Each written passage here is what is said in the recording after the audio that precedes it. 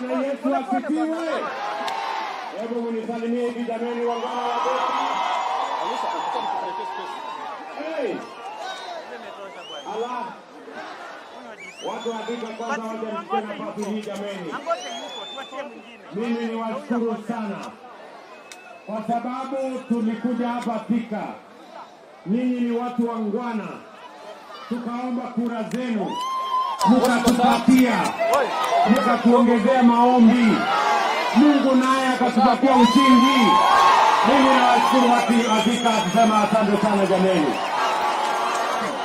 Watu wa Thika mimi nasema asante sana. Salama. Mimi vile vile nilikubaliana na nyinyi.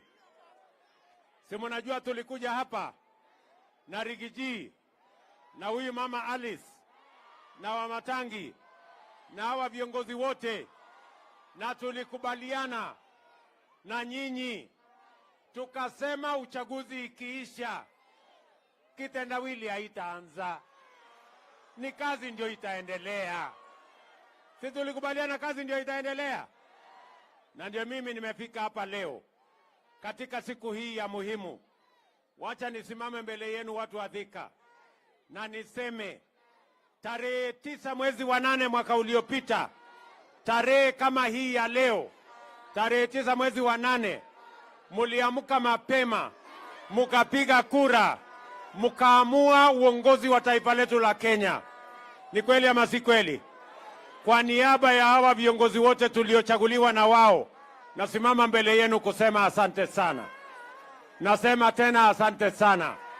Na mimi nataka niwaambie watu wa Thika na watu wa Kenya na watu wa Kiambu, mimi nawaambia hatutawaangusha. I promise you hatutawaangusha. Tunaelewana? Sikizeni. Tulikubaliana ya kwamba tubadilishe uchumi wetu. Tuache kukopa madeni, tutafute ushuru, tujenge taifa letu la Kenya. Mimi nataka niwaambie sasa tumedhibiti hali ya uchumi wa taifa letu la Kenya. Mimi nilisimama hapa nikawaambia ya kwamba wale watu wote wako kwa CRB, niliwaambia tutawatoa kwa CRB. Kenya tumeondoa watu milioni 7 kwa CRB. Tunaelewana? Niliwaambia tutakuwa na mpango wa Hustler Fund. Mimi nafurahi hapa Kiambu leo tumepatiana bilioni 3 kwa watu wa Kiambu kwa kupitia mpango wa Hustler Fund. Watu 1.2 Kiambu wako na pesa ya Hustler Fund. Ni kweli ama si kweli? Niliwaambia ya kwamba tutatatua matatizo ya CBC na elimu ya watoto wetu. Nasimama mbele yenu kuambia CBC matatizo tumeyatatua, na juu yake tumeajiri waalimu wapya 56,000 watafundisha watoto wetu shuleni. Tuko pamoja? Pia niliwaambia tutatatua matatizo ya mambo ya Tibet. Nikawaambia tutatatua matatizo ya masomo ya watoto wetu university. Hiyo matatizo yote tumetatua. Sasa watoto wetu watapata scholarship wakienda kusoma university. Niliwaambia vile vile ya kwamba tutashughulikia mambo ya cost of living ama gharama ya maisha. Si tulikubaliana? Na niliwaambia ya kwamba tutapunguza fertilizer, ile mbolea. Mbolea jameni watu wa Thika tumetoa 7,000, sasa ni shilingi 2,500. Kwa sababu ndio njia ya kusaidia mkulima ili tuzalishe chakula ya kutosha Kenya, tuondoe aibu ya njaa katika taifa letu la Kenya. Wale jamaa wengine ati wanasema wanataka kupunguza gharama ya unga kwa kuweka sufuria kwa kichwa. Nikuulize wewe mtu ya hapa Thika, tunaelewana? Tuko pamoja? Kwani unga si mnajua inatoka kwa mahindi, na mahindi inatoka shambani, ama mahindi inatoka kwa soko? Si inatoka kwa wakulima shambani? Ndio tumepeleka mambo huko kwa wakulima, tuzalishe chakula zaidi. Na wakulima wetu ni wazalendo na ni watu wa bidii. Wamezalisha ekari 1,200 kuzidi ya mwaka uliopita, na ndani ya mwezi mmoja tutakuwa na chakula ajabu katika taifa letu la Kenya, because our farmers are patriotic. And I want to tell the people of Kenya, we are on the right trajectory. Na mambo ya kupunguza gharama ya maisha tunaishughulikia. Mimi nataka niwaambie wale wengine, wacheni kutusumbua na maandamano. Wacheni kuvaa sufuria kwa kichwa. Haiwezi kupunguza gharama ya unga. Haiwezi kupunguza gharama ya maisha. Hata kwa dawa, hata kwa maandamano, hata kwa uchawi, hata kwa uganga, bei ya unga haiwezi kupungua kwa kuweka sufuria kwa kichwa. Ama namna gani jameni? Ukiweka sufuria kwa kichwa ati bei ya unga ipungue, sio ni ujinga? Si ni upumbavu? Ama ni yote mbili? Yote mbili. Sijui kama tumeelewana. Tukakubaliana ya kwamba tutapanga ajira ya hawa vijana. Tuko pamoja? Tukakubaliana vijana wa Thika mko? Mimi nataka kusikia sauti ya vijana hapa Thika. Vijana mko? Vijana mko? Vijana wa Thika mko? Nataka munisikize kwa makini. Sawa sawa? Nataka munisikize kwa makini. Tulikubaliana ya kwamba lazima tupange ajira ya vijana. Tunaelewana? Na tuko na mipango manne, nataka munisikize kwa makini. We have 4 different plans on youth employment. Moja, tukasema tutafanya affordable housing. Mimi nimekuja hapa Kiambu leo. Leo hapa tumeanzisha ujenzi wa nyumba 10,000 hapa Kiambu. Tunataka vijana 20,000 hapa Kiambu watakaofanya kazi ya affordable housing. Vijana wa Kiambu muko tayari? Muko tayari? Muko tayari kwa kazi ya affordable housing? Ama nyinyi ni wale wa kuchagua jembe? Sisi tulikubaliana wera ni wera. Sisi tulikubaliana kazi ni kazi. Hapa tumeanzisha leo 10,000 houses in Kiambu County. We are beginning today. Wiki hii, in 1 week, we have advertised 50,000 houses in Kenya for the young people, because we want to use affordable housing to grow opportunities for jobs for the young people of our country. Vijana tulikubaliana tutapanga ajira, sio? Na ndio sababu nimeweka housing fund kwa budget yetu, na nimeambia wale wadosi kama mimi na hawa wengine, sisi tutalipa pesa ya housing ndio vijana hawa wapate ajira, wafanye mambo ya affordable housing, so that they too can have an opportunity to be the best they can and have an opportunity to work in Kenya. Tunaelewana jameni? Jambo la pili, vijana munisikize tena kwa makini. Tumekubaliana na huyu Alice Ng'ang'a, si ndio? Na wabunge wale wengine wote tumekubaliana ya kwamba tutapanga ICT hub in every ward. Tunataka vijana 500 ama 1,000 kwa kila ward wafanye biashara na wafanye kazi kwa ICT hub. Tumetafuta ajira Marekani, tumetafuta ajira Ujerumani, tumetafuta ajira Ulaya, hata Canada, na wametuambia wako na nafasi ya ajira ya digital jobs kwa vijana wa taifa letu la Kenya. Nauliza vijana wa Kenya na vijana wa Thika, muko tayari kwa digital jobs? Muko tayari kufanya kazi kwa mtandao? Si unaweza kufanya kazi hapa Thika, kampuni inafanya Amerika, lakini wewe uko hapa Thika.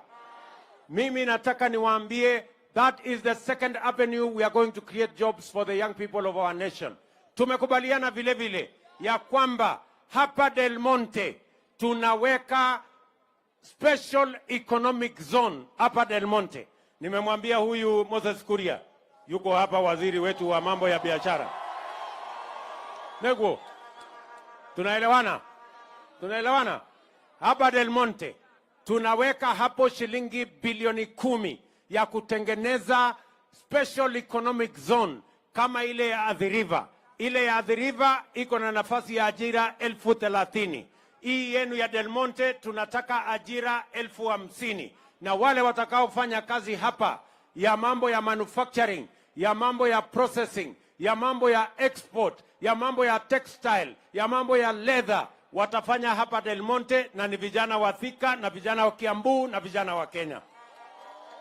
Muko tayari? Muko tayari? tunaweka special economic zone ingine Sagana, tunaweka ingine Naivasha, tunaweka ingine Njoro, tunaweka ingine Eldoret, tunaweka ingine Busia, tunatengeneza ya Dongo Kundu, because we must grow our exports and we must create opportunity for the young people of our nation to be the best that they can. Tuko tayari ndugu zangu? Tumekubaliana? Mimi niliwaambia hii Kenya tutaibadilisha, and I want to promise you we are going to change this country. Vile vile muliona jana na juzi nimetangaza, kwa sababu tulisema wera ni wera, hata biashara ya soko ni kazi. Nimetangaza masoko 180 tutajenga kwa mama mboga na wale wanafanya biashara yao, kwa sababu hata mama mboga ni kazi na tunataka afanye kazi mahali kuna heshima, mahali kuna maji, mahali kuna stima, na sisi tunataka kuendelea pamoja katika barabara hiyo. Tunaelewana? Simuliona nilitangaza juzi masoko. We are going to build those markets, na wale watajenga ni vijana wa taifa letu la Kenya. Wale watafanya biashara ni wale wanatufanyia biashara pale sokoni. Tumeelewana jameni? Tumekubaliana? Si ndio? Wacha niwaambie hivi, na nimesema katika hii budget yetu nataka msome vizuri. Ndio unaona watu wengine hatu wanaipinga.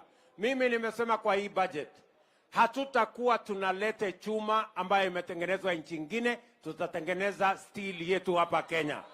Hatutakuwa tunaleta simiti kutoka nchi nyingine, simiti tutatengeneza. Tuko na lime, tuko na ile vitu yote inahitajika hapa Kenya, na tutapanua factories zetu, vijana wapate ajira katika hizo factories, tukuze uchumi wa taifa letu la Kenya.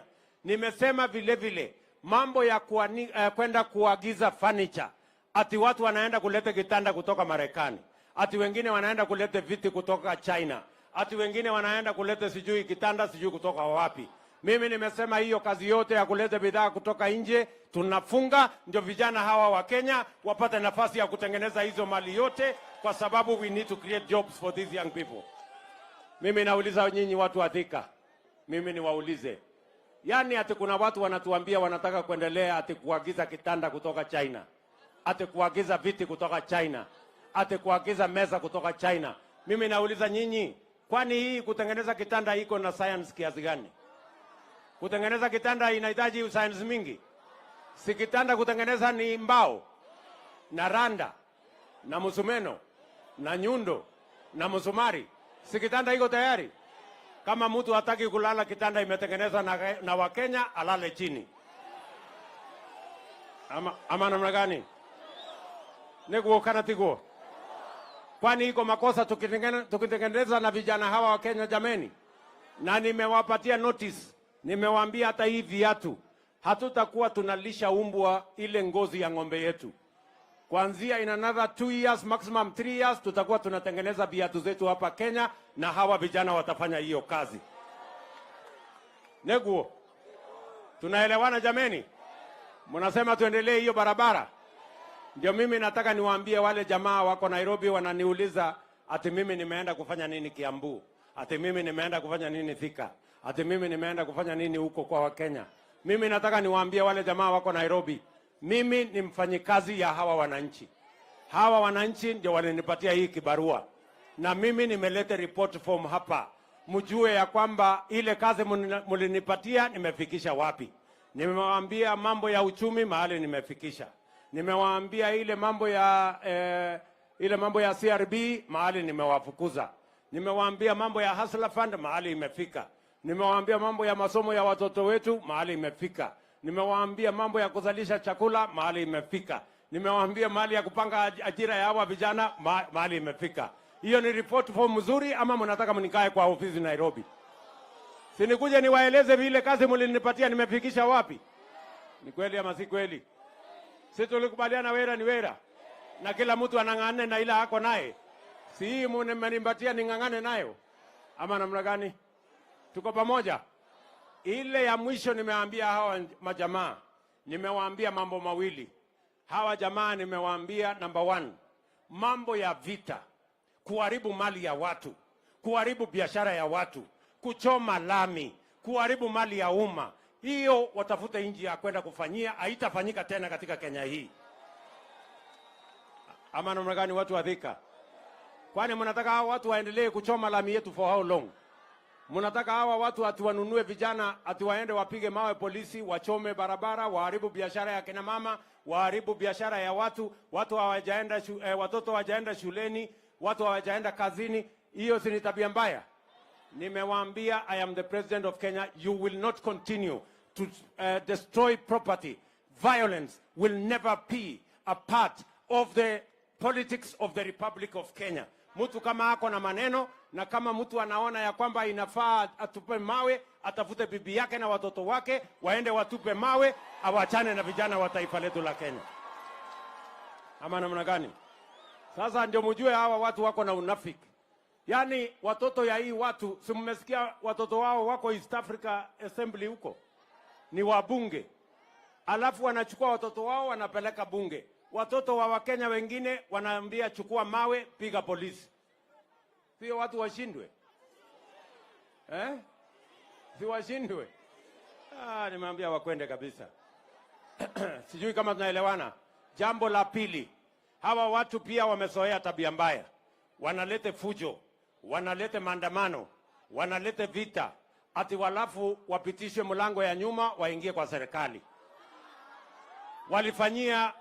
Walifanyia fujo mzee Moi, wakapata cooperation. Wakakuja wakasukuma na kuharibu nafasi ya mzee Kibaki, wakaenda na nusu mkate. Wakakuja wakazungusha ule uhuru wetu mpaka wakaenda na handshake, wakaharibu serikali yetu, wakatuletea madeni. Mimi nawatangazia mchana mapema, hii serikali ya mahasla, hakuna nusu mkate, hakuna handshake. Ama namna gani? Kwani mimi niko na kazi nyingine ya kupatia hawa watu kweli? Si ile kazi imebaki tupangie hawa mahasla nyinyi? Kwani nyinyi hamuhitaji kazi? So mimi nawaambia wale jamaa wasipoteze muda wao ati wanatufanyia maandamano. Wasipoteze muda wao ati tunaongea. Ile mambo ambayo iko Kenya, hawa wananchi walimaliza mambo ya kugawa viti ya wananchi tarehe 9 mwezi wa 8 mwaka uliopita, 1 year ago. 1 year ago, the people of Kenya decided on the leadership of Kenya, and they voted to the man for all the positions that were available. There is no more position for any leader. The only jobs we have is now for the young people of our country to move their progress forward. Tumeelewana? Mimi niwaulize hawa watu, mnataka ati watuzungushe ati alafu wapate kitu? Mumesemaje watu wa Thika? Tunawaambia hakuna handshake. Tunawaambia hakuna mambo ya nusu mkate. Hebu nione wala wanasema hiyo story hawataki kabisa. Basi. Bado iko maneno mengine. Si tusonge mbele. Ama namna gani? Sasa watu wa Thika, mnajua hii kazi ni kazi kubwa na ni kazi ngumu. Niko na muungwana ambaye ananisaidia kusukuma hii kazi. Anaitwa Rigiji. Mnamjua huyo jamaa? Mtu ya kusema ukweli. Si atusalimie huyu Rigiji. Deputy President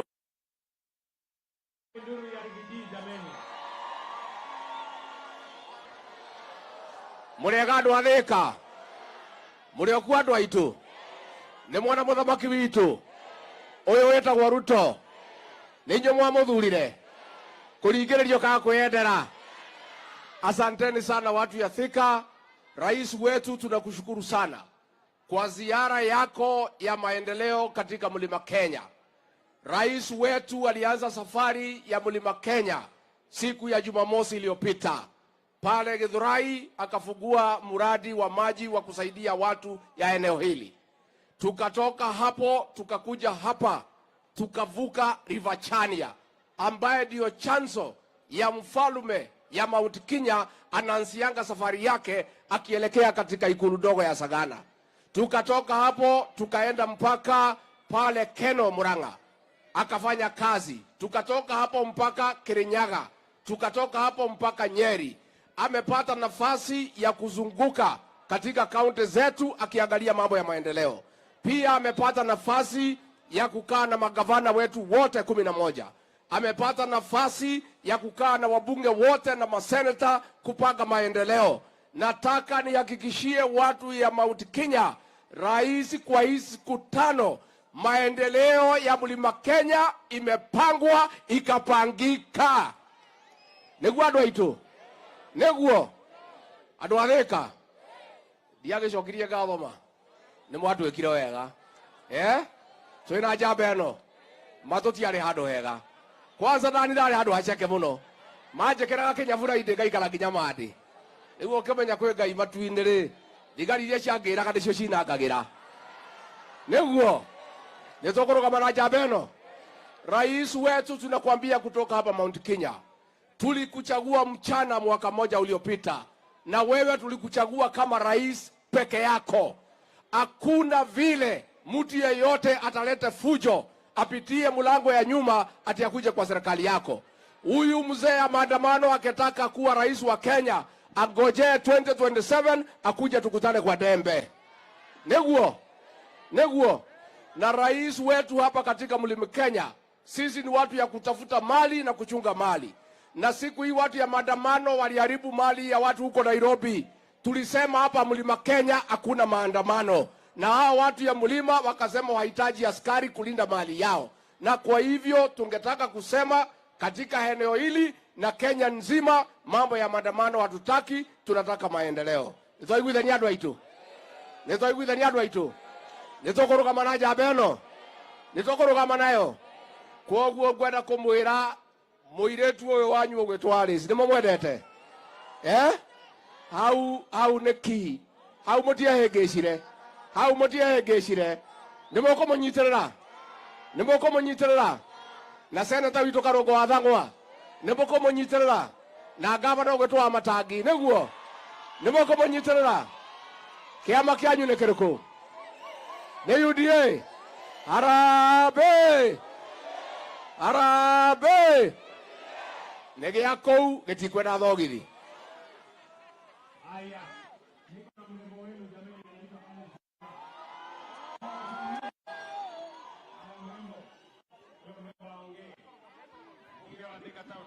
Kabla anangojea huyu, nilisimama pale nikawaambia mambo yenu ya maji, ndio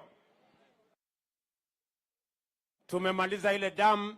Juzi nilifungua hiyo maji kule Githurai, hiyo maji inaenda mpaka Juja, hiyo maji inaenda mpaka Ruiru, lakini haikukuwa na mpango ya kuja hapa Thika Town. Leo asubuhi nimeweka shilingi bilioni 4.5 ili maji hiyo itoke mfereji mpaka Thika Town hapa. Neguo. Na ndio nimekuja asubuhi leo kuianzisha rasmi.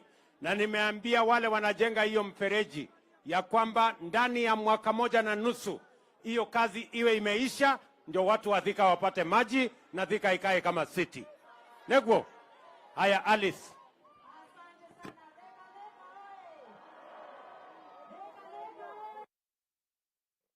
237 oye! Iko wapi makofi yetu ya rais? Andu a Thika nĩ mwakena? Ndĩrenda kwamba kwaria na Gĩkũyũ nĩgetha njarie na Gĩthweri. Ndĩrenda tisha maendeleo. Nĩwoka tiguo. Nikawaambia tisha maendeleo. Nĩwoka tiguo. Nikawaambia wanyamaze ndio wasikie, si ndio hivyo? Your Excellency, jambo ya kwanza, hii Karemeno Dam ilikuwa imegonga kona hapa Jomoko, ikapeleka maji Nairobi. Siku ya leo tunataka kukuambia asante sana. Thika tulikuwa tunapata maji once a week. Kwa hivyo asante sana, Mungu akubariki. Makofi mega. Ya pili, Your Excellency, wale vijana ambao wamesimama hapa siku ya leo kwa affordable housing huku government quarters, hao ni watu 2000 vijana wangu wa hapa Thika. Watapata ajira, tuwakupatia kongore, tuwasema asante sana. Your Excellency, ya tatu, nataka kuambia wanathika, tumecheza siasa miaka mingi na soko yetu ambayo inaitwa Madaraka Market. Tunataka kukuambia asante sana kwa sababu ulitupatia 400 million. Your Excellency, siku ya leo umesema vijana wangu ambao wanasema bogi yangu ati kazi ni kazi. Bogi yangu ya Nduthi na bogi yangu ya vijana hapa Majei, Biafra na Starehe. Umesema na diaspora. Wamesema ya kwamba kila pahali tutakuwa na IC center, vijana wetu wajiajiri. Makofi meha.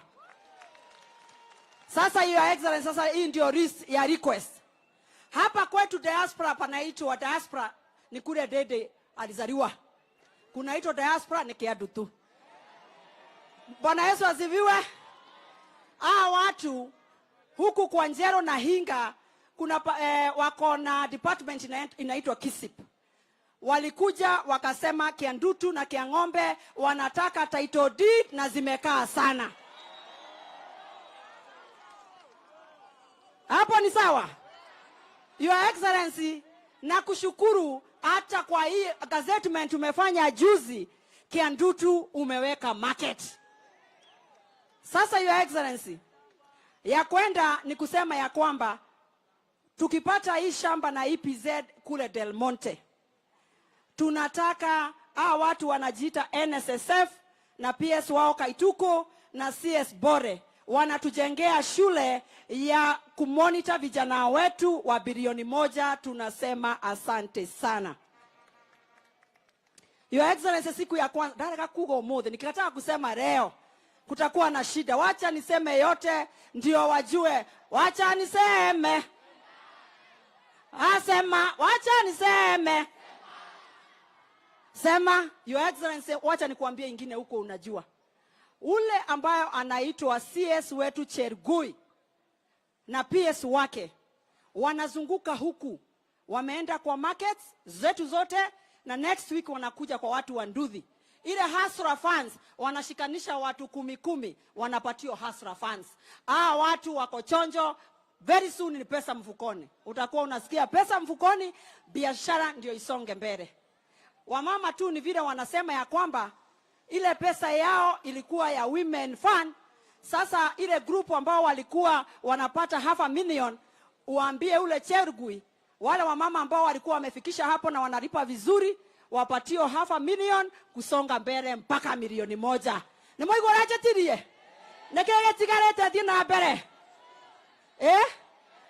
Haya, Mokereti, ukisikia Mokereti ni hapa tumesimama Your Excellency. Pale huyu Ndede Nyoro alikuwa anauza viatu.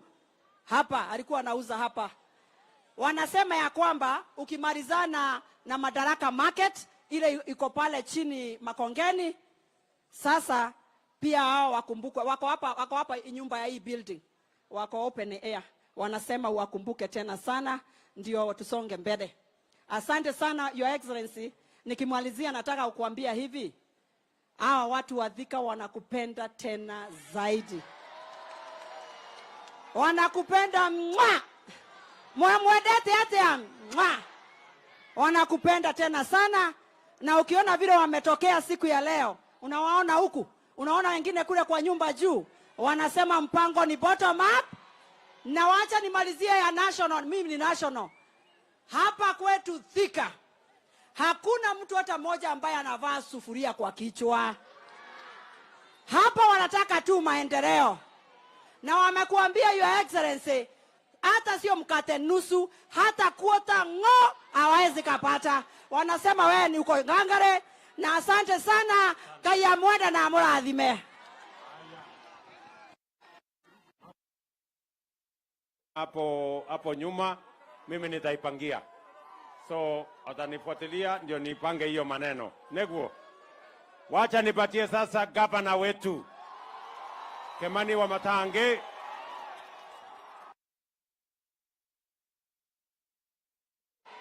Wanavika hamjambo. Hamjambo wanakiambu. Tusalimianeni hivi wanakiambu. Asante. Mmefurahi kumwona rais wetu? Ni mwaka na kuwa na rais wetu wito. Tumemwambia karibu. Your Excellency, our President, Deputy President wetu Rigathi Gachagua, Your Excellency, sisi tunawakaribisha hapa Kiambu. Na kwa vile umeshatuambia yako yote, hatutaki kuongeza mingi, alafu ile umetuambia itoke kwa kichwa ya wananchi. Tunataka wakumbuke birthday ya leo. Lakini tu wacha niseme mawili, Your Excellency, kwa vile mimi nataka nikushukuru personally. Kwa vile Your Excellency, nakumbuka asubuhi moja mapema nilikukujia na ukanialika na ukanisikiliza. Na wakati ule nilisikiliza, Your Excellency, hiyo jambo moja umetimiza, imetusumbua hapa sana Thika ya maji. Na siku ya leo rais wetu pale juu ametufungulia maji, na hiyo maji kwa muda wa miezi ambaye haitapita 3 itakuwa iko hapa Thika. Tuko sawa jameni? Ya pili, Your Excellency, kwa hizo soko zote umetupatia hapa Thika peke yake, Your Excellency, umetupatia soko moja, soko 6 kwa Thika peke yake. 6. Na Your Excellency, mimi nataka nikushukuru sana kwa vile najua sasa vijana wetu watapata kazi. Lakini kwa vile Your Excellency, hapa tuko na shida mingi. Wacha tu niseme moja. Hii stadium iko hapa Your Excellency. Nilikuomba juzi nikakwambia tunafungua ile Kirigiti. Hii Thika stadium hapa. Hii stadium mimi nimepeana pesa 95 million ya kujenga na tuweke ukuta yenye inashika vijana wetu hawa. Nimetengeneza, ngojeni kidogo. Hii ukuta Your Excellency nimetengeneza inakuwa ni stalls kwa ukuta, stalls 88 na nimeongeza sasa imekuwa stall 156. Ile Your Excellency, ukiniongeza pesa kidogo tushikiane hii mradi, tuta accommodate hao vijana wachuuzi 250 kwa hii ukuta peke yake. Bila kuingia stadium, watakuwa kwa hii ukuta.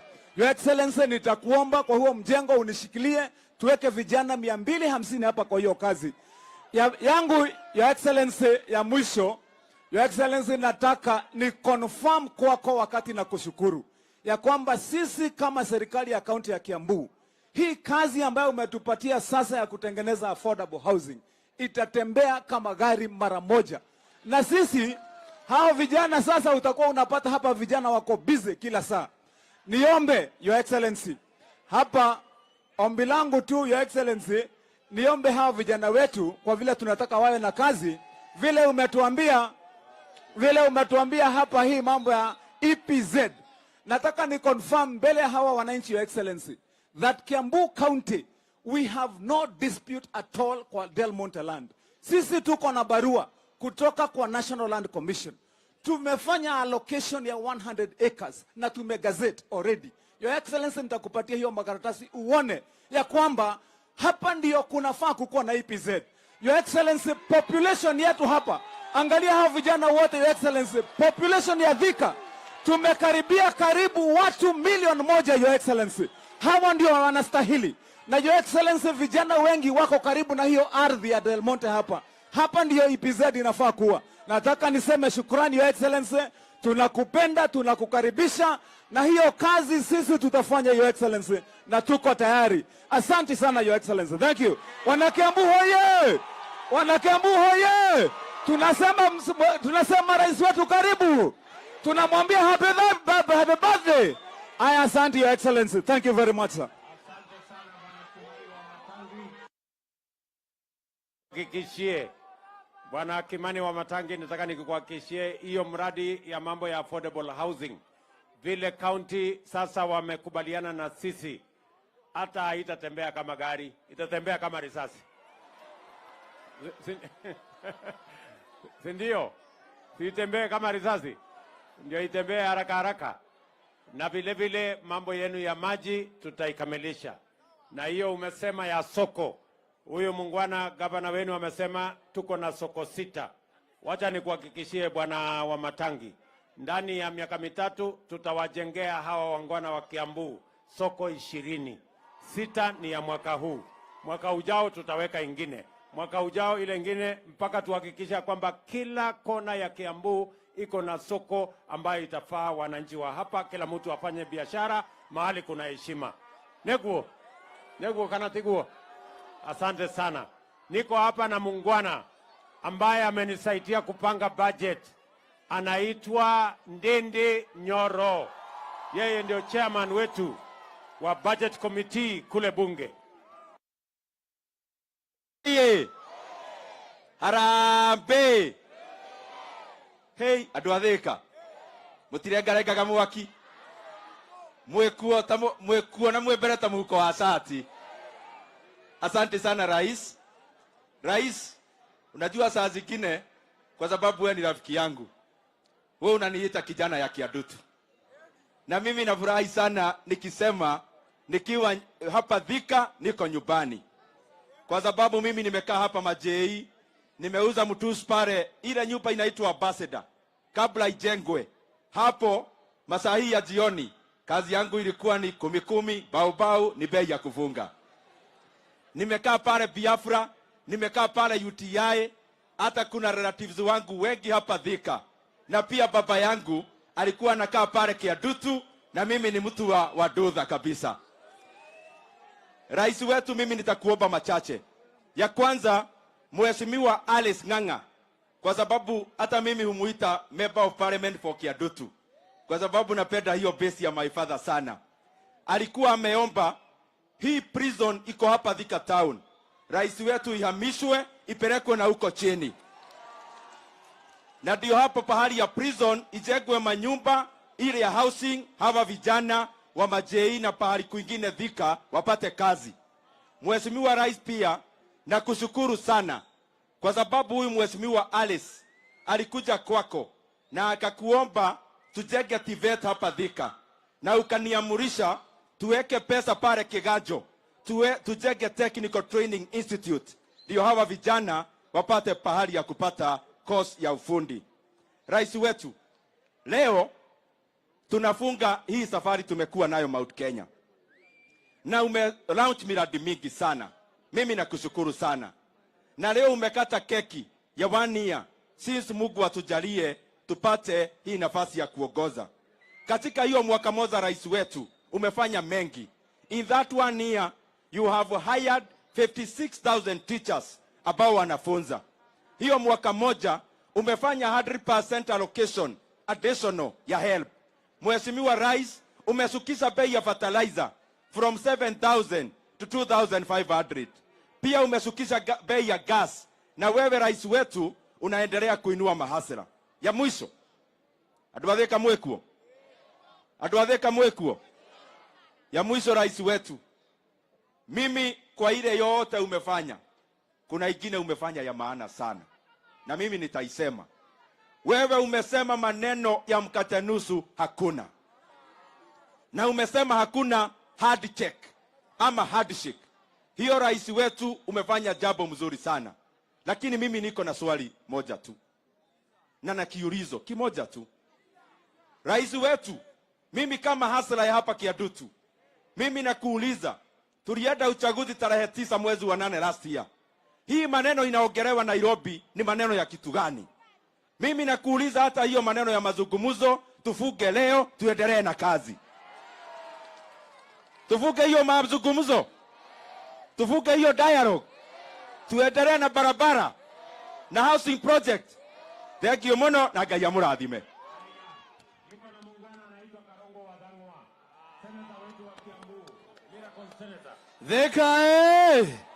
Thika, munakumbuka tulisimama hapa tukasema tarehe 9 mwezi wa 8 tutaamuka mapema, na hiyo siku si ni ya leo, si mwaka ndio imeisha, si tuhakikishe rais wetu bado ni William Ruto.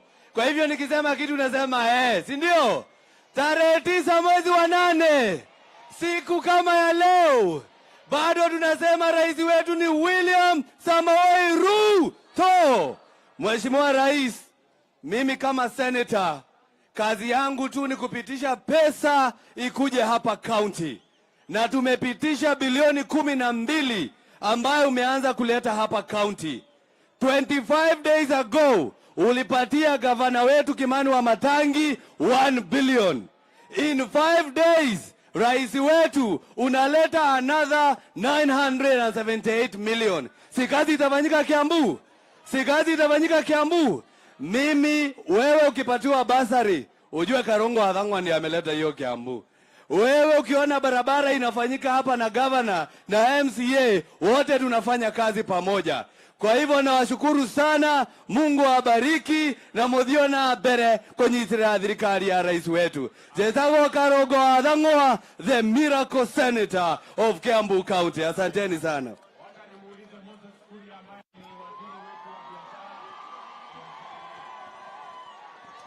Watu wa Thika hamjambo. Adoito mulega. Gethi ugo jigwa muzuri.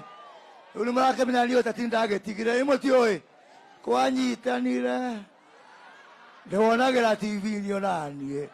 Lakini mimi nataka kuhakikishia ya kwamba chini ya rais wetu kazi tunafanya. Na mmesikia ile kazi nimepewa ya kujenga viwanda, kujenga EPZ na kuhakikisha ya kwamba vijana wetu wamepata nafasi za kazi. Nataka kumhakikishia gavana wetu wa Matangi, EPZ hapa Thinga itajengwa. Na kujenga hapa Thika sio kusema ati hatujajenga kwingine. Kwa hivyo watu wa Murang'a tutajenga yao, na yetu hapa Kiambu, hapa Thika tutajenga. Mmesikia mpaka Kiandutu tuko na soko. Na hiyo soko ni mambo ya biashara. Na rais tukushukuru kwa sababu umetuhakikishia ya kwamba hata hii soko yetu ya Mukireti pia itajengwa. Wewe kuna wakati ulikuwa unafikiria ati Kiandutu kunaweza kuwa na soko? Sisi tuko na bahati. Si mnajua hii serikali ni ya mahasala. Na niwahakikishia ya kwamba mimi kama waziri ya biashara, mimi ndio nataka amani zaidi. Kwa hivyo mimi rais nakwambia ufanye chochote kuhakikisha ya kwamba hakuna maandamano na tuko na amani hii Kenya. Na unajua wakati hiki kimutu kimetulia, mimi napataka kazi, nafasi ya kufanya kazi. Riu mukitolonie ni mukende wa ihendere mwekero kihorere. Tondu hiki hiyo kero, riu nige no guthuke muno na kunyitane. Ndukarekerekere mundu ngero, kire kihorere, hote kuruta wira. Ngai to murathime na mwike wega. Asante. Ngoja kidogo, ngoja.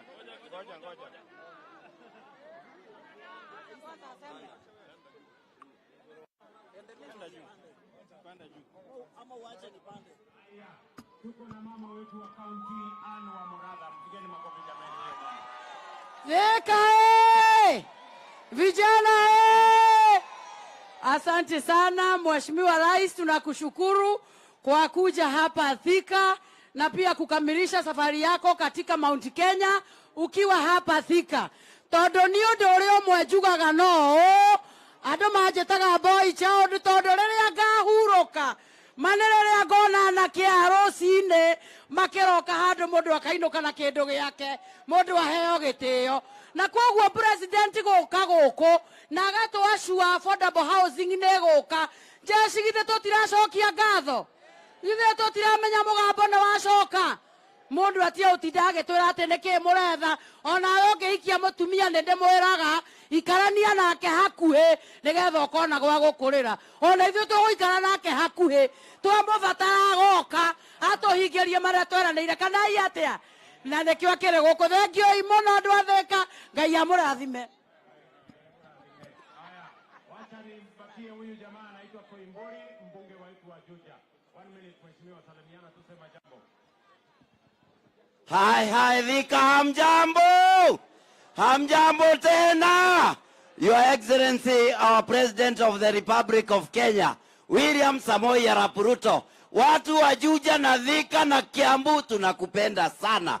Jambo lingine, Your Excellency, ninakushukuru sana sababu ile barabara ambayo ulianzisha pale Juja kwenda pahali tunaita Juja Farm imekamilika phase 1, tunagojea phase 2 ambayo inatoka Juja Farm ifike hapa Gatuanyaga na Gatuanyaga iko hapa Thika, Your Excellency. Jambo la mwisho tafadhali, mimi niko kwa kamati ya mashamba pale bungeni na hii shamba ya Del Monte imekuja pale katika meza yetu na tumeamua ya kwamba hakuna mtu yeyote ambaye atasabotage mambo ya maendeleo ambayo inakuja na hii serikali yako, Your Excellency. In Kiambu County tuko na shamba ambayo ni ya serikali ambayo tumeipatiana kwa county government 262 acres. Kwa hivyo Wamatangi tafadhali usirejeste eka 100, register shamba yote ikuje kwa county government, ndio serikali iweze kufanya kazi yake. Mbarikiwe sana, tunawapenda sana Your Excellency. God is good and all the time. Mheshimiwa Rais, nataka nichukue fursa hii ni kushukuru kwa sababu tulipokuwa tunafanya campaign uliahidi watu utawaletea soko na umelete. Uliahidi watu affordable housing na umelete. Uliahidi watu maji na umetimiza. Your Excellency, mimi nasimama nikiwa mbunge wa Kabete nikushukuru kwa sababu umelete soko Kabete. Na kualika affordable housing, tuko na uwanja, kuja next week tuanze kujenga. Mungu awabariki.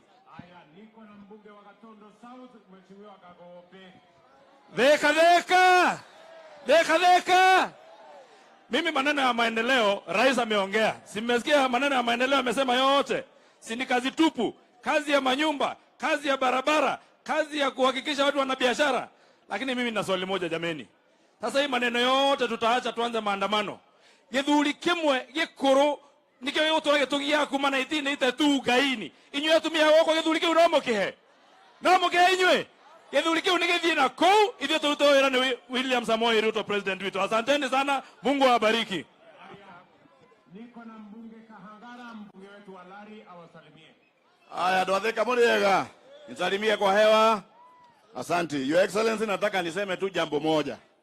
Kwamba hii safari ambayo umefanya ya kuja katika mlima tulikuwa tumeingoja sana. Kana tigwa ndo ito. Tonde turendaga kwirwo ati kwenu thumugate kana gutire. Ni murenda thumugate. Your Excellency, tumekataa hiyo. Nataka nikushukuru kwa maendeleo ambayo umetuletea hapa, mambo ya soko. Hata ile soko yangu inaitangwa soko mjinga, sasa itakuwa soko mwerevu sababu imejengwa, inaanza kujengwa. Tunakushukuru sana kwa barabara za Maumau na mengine maendeleo. Asanti watu ya Thika kujitokeza, Mungu awabariki.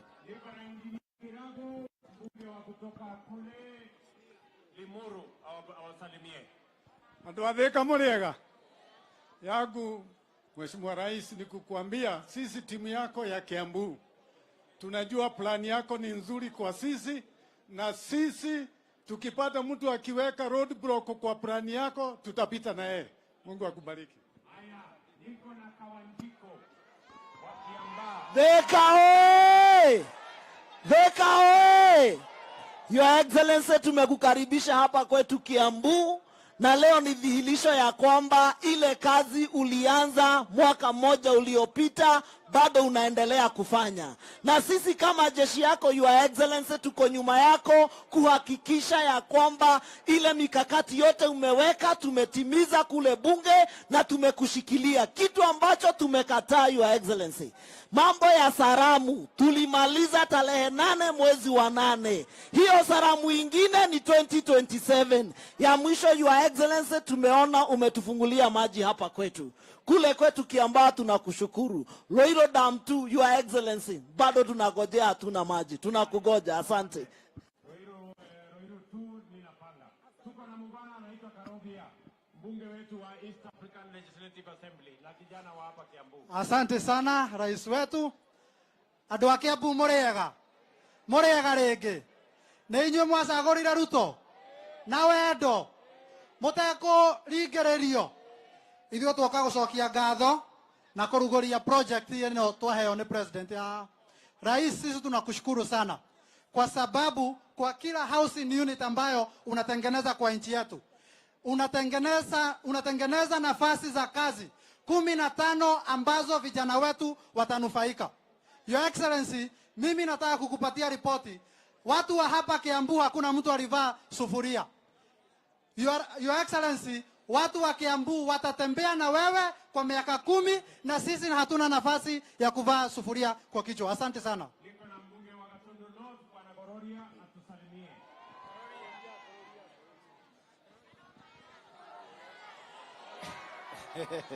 Asante sana Your Excellency. Thika. Naitwa Njoroge Kururia, mbunge Gatundu North. Karibu sana Kiambu County. On behalf of the people of Gatundu North, tunasema asanti kwa sababu ya maji ya Karemeno imetoka pale kwetu na uliniahidi utakuja hata sisi utupe maji. na pia tunakuja kufungua land registry. Tumeongea na waziri wa mashamba na koti ziko karibu kuisha. Thank you, Your Excellency.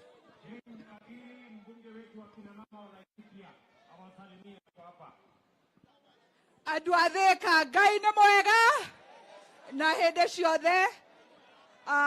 Niĩ kuma kũrĩa Laikipia ndatũmwo nĩ andũ a Laikipia njuge ithuĩ tũtirenda handshake, ithuĩ tũtirenda kwaranĩria, ithuĩ tũrenda mũnene wa bũrũri atũrutĩre wĩra, mbeũ njĩthĩ cione mawĩra, bũrũri witũ ũhote gũthiĩ na mbere. Asanteni sana na Ngai amũrathime. Niko na Jane Kiara, mbunge wetu wa Naivasha. Pigeni makofi ya wasalimie.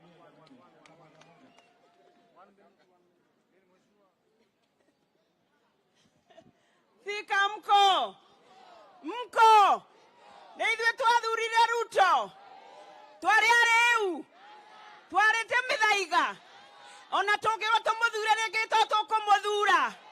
Acio maratwĩra atĩ nĩ makwenda kũgayana mũgate, nĩ mũgwĩtĩkĩra? Sisi ni watu wa Ruto na serikali yake, na hata kama tunachaguana kesho ama 2027 bado tuko gangari, Your Excellency. Thank you very much. Niko na mama anaitwa Betty Maina, mbunge wetu wa kina mama wa Murang'a. Ngai nĩ mwega na hĩndĩ ciothe. Tarehe 9 mwezi wa 8 mwaka uliopita, rais ndio tuligawa viti. Next time tunagawa viti ni tarehe 10 mwezi wa 8 2027. Kama tumekugawia kiti ujaribu kugawa, sisi hatuko hapo. Nimekwenda ngeithi kana ngeithi kwa inoro. Nimurenda arerio kana tigana nake. Kama mtu anataka kuongeleshwa aende nyumbani mapema akaongea na bibi yake. Asanteni sana.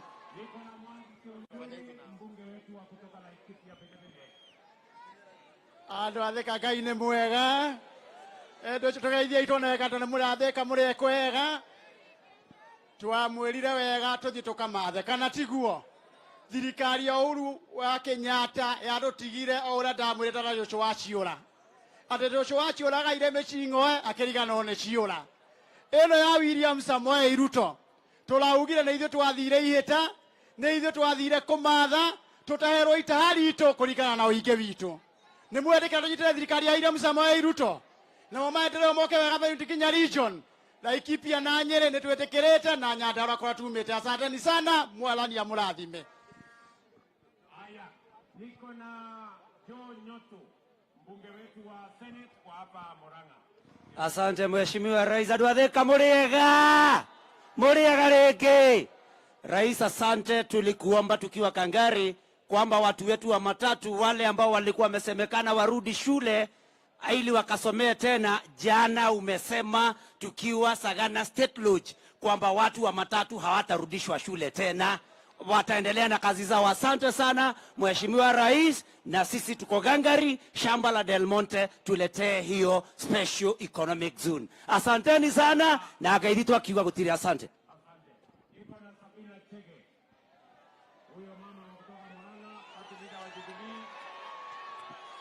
Andũ a Thika mũrĩega, nĩ mwendete njamba ĩno?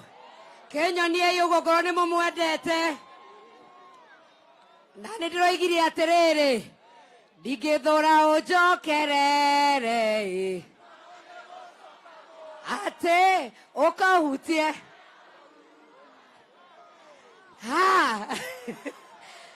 Nĩ mwendete William Samoei Ruto, nĩ inyuĩ mwaumĩrire, nĩ mũraugire mũtikwenda maandamano, na ndĩroigire nĩ ngũmũnyitĩrĩra tũthiĩ thabarĩ ĩmwe, to thabarĩ ya mũndũ mũthiagĩrwo kĩ? Ngai witũ amũrathime. Asanteni sana.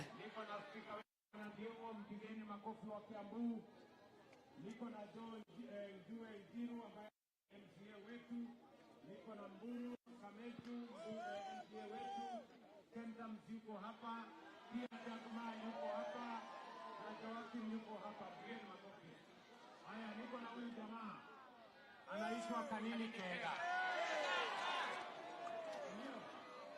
Huyu Kanini Kega alitusumbua sana, tukamuita Kanini Koru, lakini sasa amebadilika, tuko pamoja. Tusalimiane hii ya juu kabisa. You know, Your Excellency, mimi sikukupatia kura. Mimi nilikuwa nimesukumana na mzee kupata mlima, lakini ile kuanguka mayanga itulianguka. Mzee alianguka na akaniangusha. Lakini sasa mimi nimesema kwamba because I know His Excellency the President has a good plan for our country. Tumefanya kazi na yeye for long na atatusaidia sisi kama watu wa mlima na pia Kenya. He has a good plan for Kenya. And finally, the only handshake ambayo iko mzuri na ilikuwa sawa ni ile kanini walisalimiana na His Excellency William Samoei Ruto na Rigathi. Hakuna salamu nyingine. Thank you so much and God bless you. Aya, niko na Jango jameni.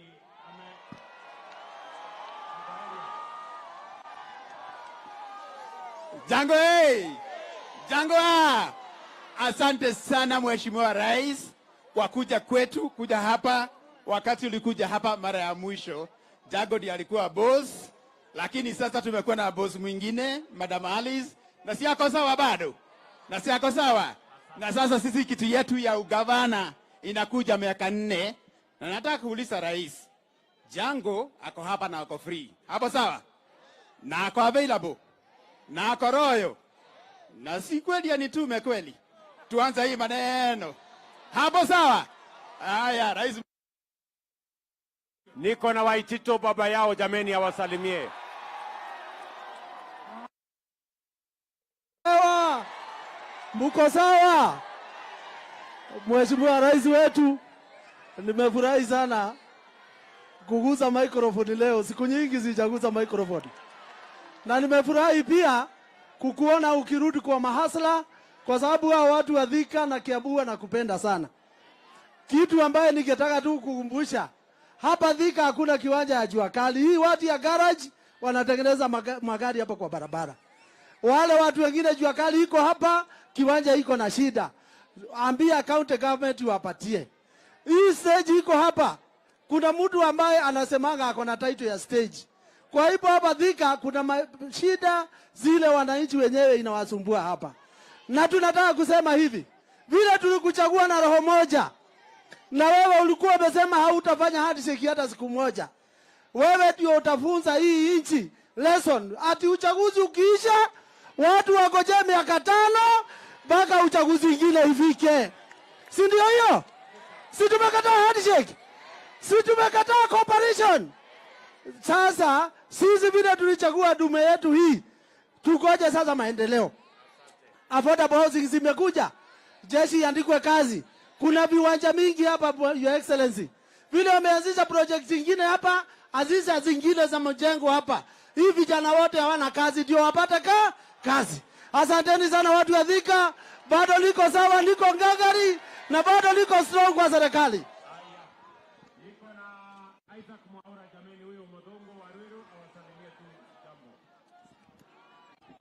Thika Thika Murega ni mwerete president witu ni ndakwenda kumucokeria ngatho tondu umuthi ni mweri 9 exactly 1 year tangu tuchague William Samoei Ruto awe rais wa Kenya, si ndio?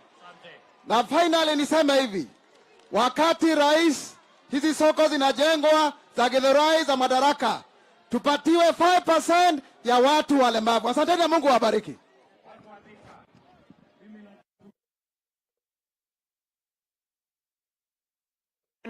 Kwa kuja kutusikiza. Mimi nawahakikishia hii safari tutatembea pamoja. Mungu atatujalia na tutafika mahali tunaenda pamoja. Nawatakia heri, nawatakia baraka ya Mungu. Mwadhani ya muradhime. Mungu wabariki sana. Asanteni sana watu wa Thika.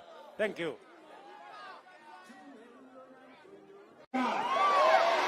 Mwadhani ya gozo. Bwana Yesu asifiwe. Hebu munisalimie hivi jameni, wangwana wa Thika. Hey! Allah! Watu wa Thika kwanza waje nafasi hii jameni. Mimi ni washukuru sana kwa sababu tulikuja hapa Thika. Ninyi ni watu wangwana. Tukaomba kura zenu. Mukatupatia. Mukatuongezea maombi. Mungu naye akatupatia ushindi. Mimi nawashukuru watu wa Thika, kusema asante sana jameni. Watu wa Thika, mimi nasema asante sana. Salama. Mimi vile vile nilikubaliana na nyinyi. Si mnajua tulikuja hapa na Rigiji na huyu mama Alice na Wamatangi na hawa viongozi wote, na tulikubaliana na nyinyi tukasema uchaguzi ikiisha kitendawili haitaanza, ni kazi ndio itaendelea. Si tulikubaliana kazi ndio itaendelea? Na ndio mimi nimefika hapa leo katika siku hii ya muhimu. Wacha nisimame mbele yenu watu wa Thika na niseme tarehe 9 mwezi wa 8 mwaka uliopita, tarehe kama hii ya leo, tarehe 9 mwezi wa 8, muliamka mapema, mukapiga kura, mukaamua uongozi wa taifa letu la Kenya. Ni kweli ama si kweli? Kwa niaba ya hawa viongozi wote tuliochaguliwa na wao, nasimama mbele yenu kusema asante sana. Nasema tena asante sana. Na mimi nataka niwaambie watu wa Thika na watu wa Kenya na watu wa Kiambu, mimi nawaambia hatutawaangusha. I promise you hatutawaangusha. Tunaelewana? Sikizeni. Tulikubaliana ya kwamba tubadilishe uchumi wetu. Tuwache kukopa madeni, tutafute ushuru, tujenge taifa letu la Kenya. Mimi nataka niwaambie sasa tumedhibiti hali ya uchumi wa taifa letu la Kenya. Mimi nilisimama hapa nikawaambia ya kwamba wale watu wote wako kwa CRB, niliwaambia tutawatoa kwa CRB. Kenya tumeondoa watu milioni 7 kwa CRB. Tunaelewana? Niliwaambia tutakuwa na mpango wa Hustler Fund. Mimi nafurahi hapa Kiambu leo tumepatiana bilioni 3 kwa watu wa Kiambu kwa kupitia mpango wa Hustler Fund. Watu milioni 1.2 Kiambu wako na pesa ya Hustler Fund. Ni kweli ama si kweli? Niliwaambia ya kwamba tutatatua matatizo ya CBC na elimu ya watoto wetu. Nasimama mbele yenu kuambia CBC matatizo tumeyatatua, na juu yake tumeajiri waalimu wapya 56,000 watafundisha watoto wetu shuleni. Tuko pamoja? Pia niliwaambia tutatatua matatizo ya mambo ya Tibet. Nikawaambia tutatatua matatizo ya masomo ya watoto wetu university. Hiyo matatizo yote tumetatua. Sasa watoto wetu watapata scholarship wakienda kusoma university. Niliwaambia vile vile ya kwamba tutashughulikia mambo ya cost of living ama gharama ya maisha. Si tulikubaliana? Na niliwaambia ya kwamba tutapunguza fertilizer, ile mbolea. Mbolea jameni, watu wa Thika, tumetoa 7,000 sasa ni shilingi 2,500, kwa sababu ndio njia ya kusaidia mkulima ili tuzalishe chakula ya kutosha Kenya, tuondoe aibu ya njaa katika taifa letu la Kenya. Wale jamaa wengine ati wanasema wanataka kupunguza gharama ya unga kwa kuweka sufuria kwa kichwa. Nikuulize wewe mtu ya hapa Thika, tunaelewana? Tuko pamoja? Kwani unga si mnajua inatoka kwa mahindi, na mahindi inatoka shambani, ama mahindi inatoka kwa soko? Si inatoka kwa wakulima shambani? Ndio tumepeleka mambo huko kwa wakulima, tuzalishe chakula zaidi. Na wakulima wetu ni wazalendo na ni watu wa bidii. Wamezalisha ekari 1,200 kuzidi ya mwaka uliopita, na ndani ya mwezi mmoja tutakuwa na chakula ajabu katika taifa letu la Kenya, because our farmers are patriotic. And I want to tell the people of Kenya, we are on the right trajectory. Na mambo ya kupunguza gharama ya maisha tunaishughulikia. Mimi nataka niwaambie wale wengine, wacheni kutusumbua na maandamano. Wacheni kuvaa sufuria kwa kichwa. Haiwezi kupunguza gharama ya unga. Haiwezi kupunguza gharama ya maisha. Hata kwa dawa, hata kwa maandamano, hata kwa uchawi, hata kwa uganga, bei ya unga haiwezi kupungua kwa kuweka sufuria kwa kichwa. Ama namna gani jameni?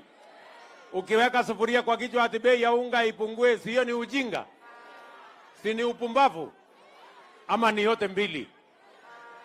Yote mbili. Sijui kama tumeelewana.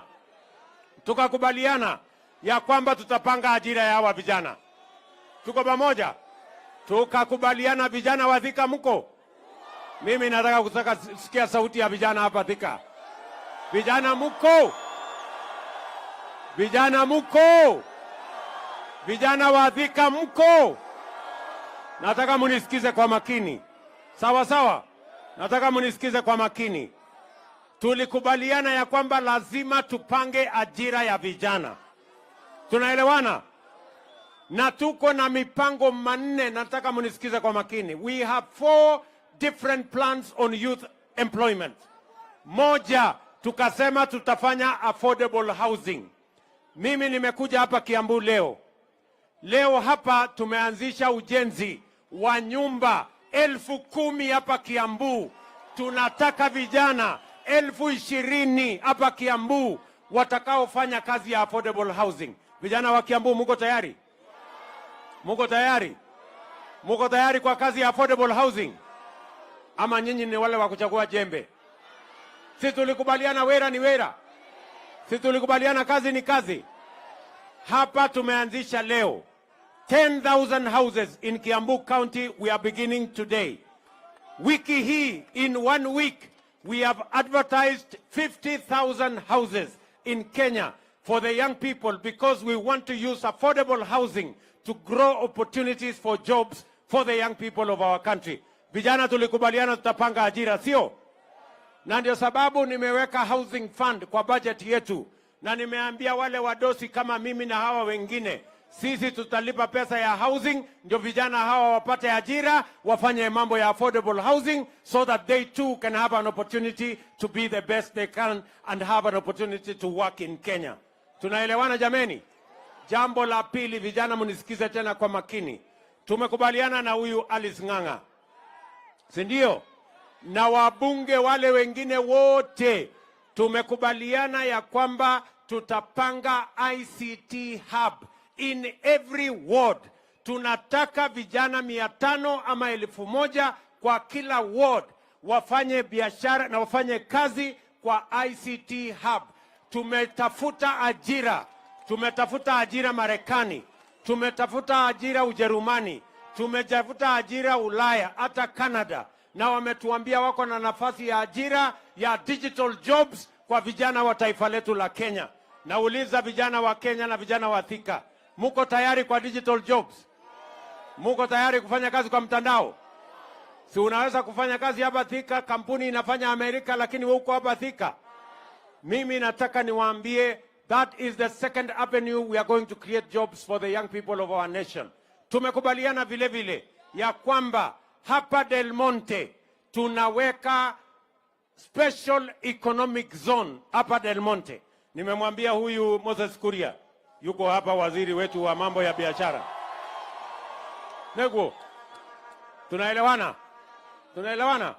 Hapa Del Monte tunaweka hapo shilingi bilioni 10 ya kutengeneza special economic zone kama ile ya Athi River. Ile ya Athi River iko na nafasi ya ajira 30,000. Hii yenu ya Del Monte tunataka ajira 50,000. Na wale watakaofanya kazi hapa ya mambo ya manufacturing, ya mambo ya processing, ya mambo ya export, ya mambo ya textile, ya mambo ya leather, watafanya hapa Del Monte, na ni vijana wa Thika na vijana wa Kiambu na vijana wa Kenya. Muko tayari? Muko tayari?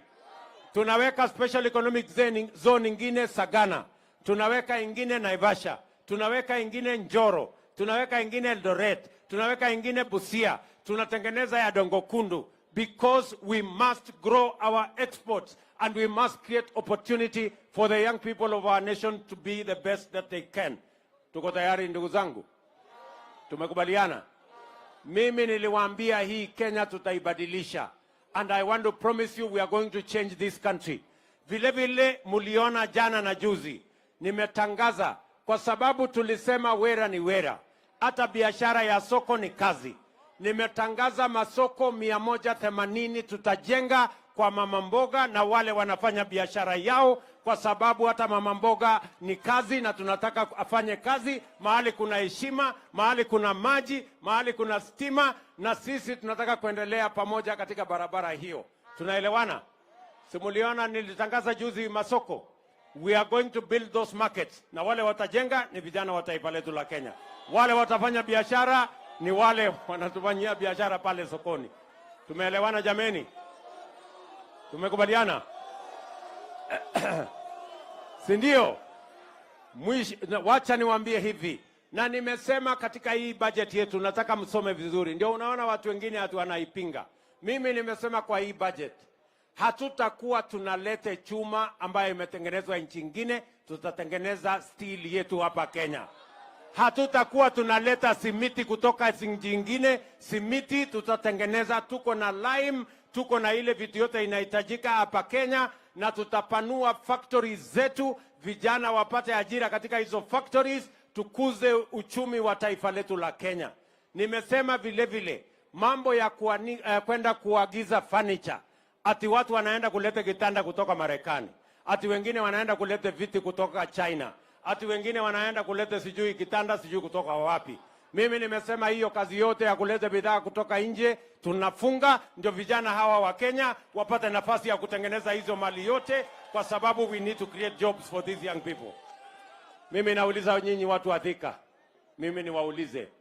Yaani ati kuna watu wanatuambia wanataka kuendelea ati kuagiza kitanda kutoka China. Ate kuagiza viti kutoka China, ate kuagiza meza kutoka China. Mimi nauliza nyinyi, kwani hii kutengeneza kitanda iko na science kiasi gani? Kutengeneza kitanda inahitaji science mingi? Si kitanda kutengeneza ni mbao na randa na musumeno na nyundo na musumari. Si kitanda iko tayari? Kama mtu hataki kulala kitanda imetengenezwa na Wakenya, alale chini. Ama namna gani? Nego kana tigo. Kwani iko makosa tukitengeneza na vijana hawa wa Kenya jameni?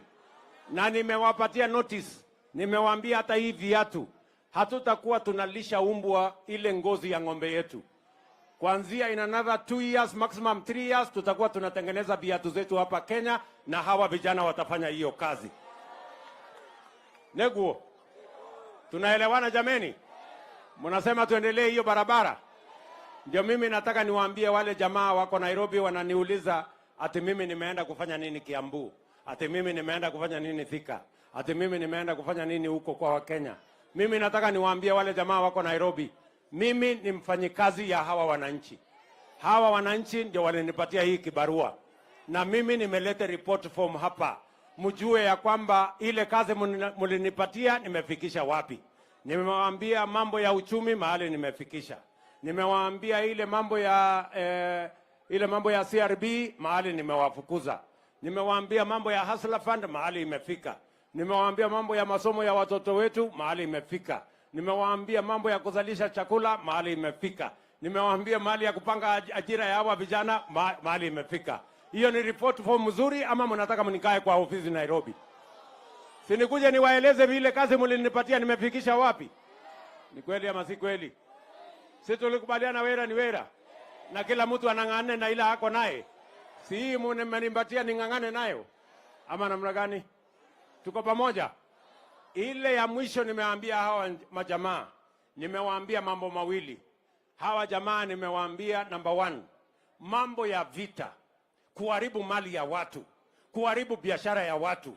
Kuchoma lami. Kuharibu mali ya umma. Hiyo watafuta nchi ya kwenda kufanyia, haitafanyika tena katika Kenya hii. Ama namna gani watu wa Thika? Kwani mnataka hawa watu waendelee kuchoma lami yetu for how long?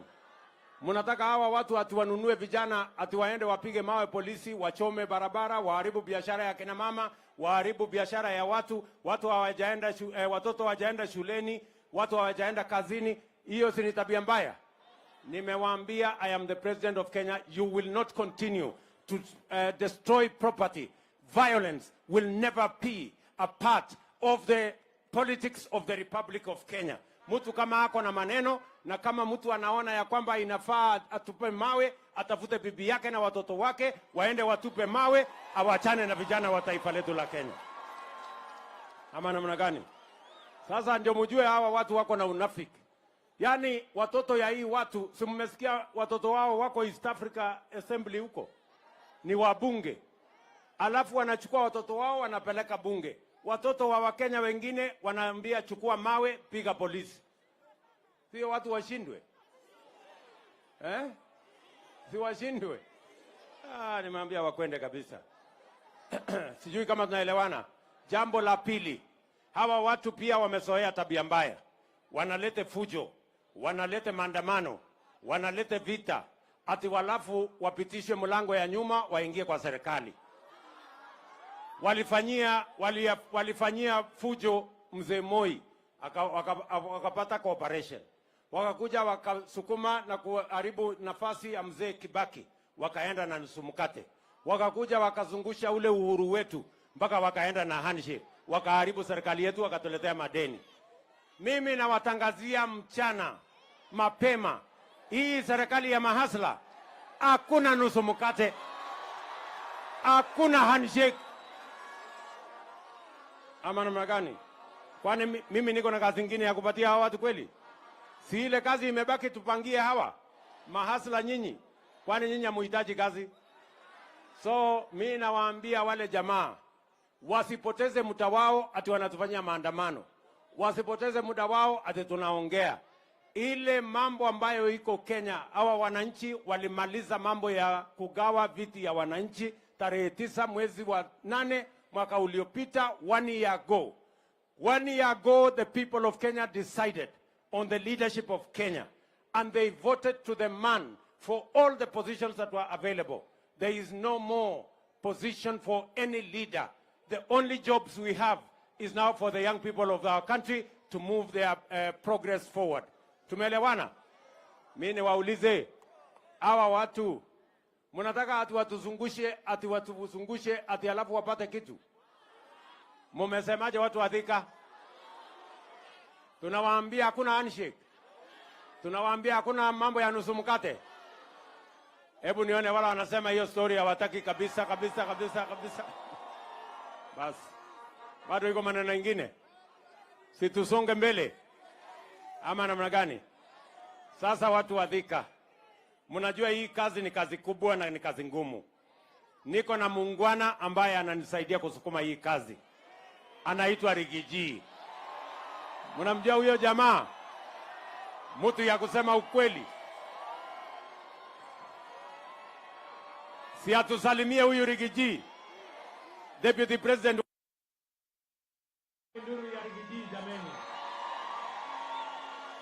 Watu wa Thika mjambo. Murega andu a Thika. Muriokuwa andu aitu. Ni mwana muthamaki witu. Uyu wetagwo Ruto. Ninyo mwamuthurire. Kuringiririo ka kwendera. Asanteni sana watu ya Thika. Rais wetu tunakushukuru sana kwa ziara yako ya maendeleo katika Mlima Kenya. Rais wetu alianza safari ya Mlima Kenya siku ya Jumamosi iliyopita. Pale Githurai akafungua mradi wa maji wa kusaidia watu ya eneo hili.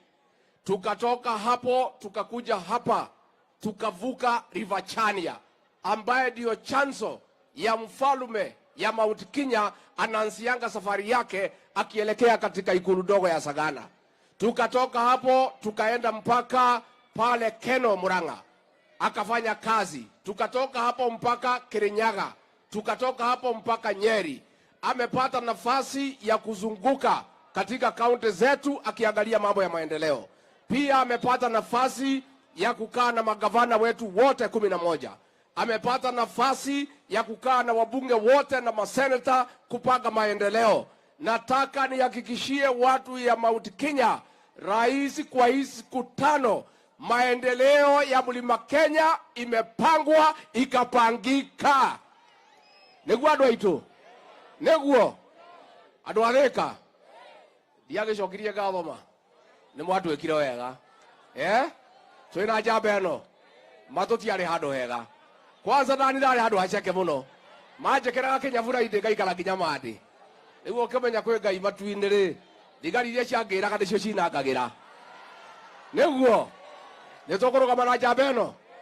Rais wetu, tunakwambia kutoka hapa Mount Kenya, tulikuchagua mchana mwaka moja uliopita, na wewe tulikuchagua kama rais peke yako. Hakuna vile mtu yeyote atalete fujo apitie mlango ya nyuma ati akuje kwa serikali yako. Huyu mzee ya maandamano akitaka kuwa rais wa Kenya, agojee 2027 akuje tukutane kwa dembe. Neguo. Na rais wetu hapa katika Mlima Kenya, sisi ni watu ya kutafuta mali na kuchunga mali. Na siku hii watu ya maandamano waliharibu mali ya watu huko Nairobi.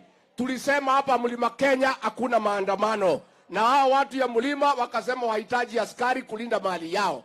Na kwa hivyo tungetaka kusema katika eneo hili na Kenya nzima, mambo ya maandamano hatutaki, tunataka maendeleo. Nitoiguithani andu aitu.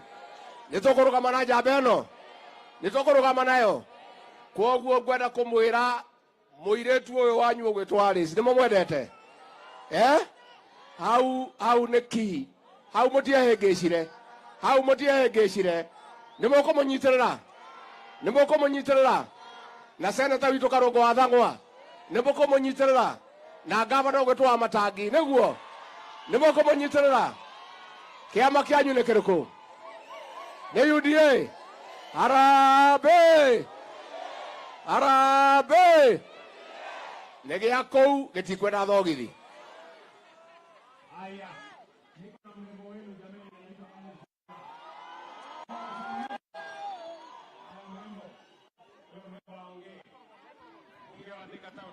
kabla anangojea huyu, nilisimama pale nikawaambia mambo yenu ya maji, ndio tumemaliza ile damu. Juzi nilifungua hiyo maji kule Githurai, hiyo maji inaenda mpaka Juja, hiyo maji inaenda mpaka Ruiru, lakini haikukuwa na mpango ya kuja hapa Thika Town. Leo asubuhi nimeweka shilingi bilioni 4.5 ili maji hiyo itoke mfereji mpaka Thika Town hapa. Neguo. Na ndio nimekuja asubuhi leo kuianzisha rasmi. Na nimeambia wale wanajenga hiyo mfereji ya kwamba ndani ya mwaka 1.5 hiyo kazi iwe imeisha, ndio watu wa Thika wapate maji na Thika ikae kama city. Neguo. Haya Alice.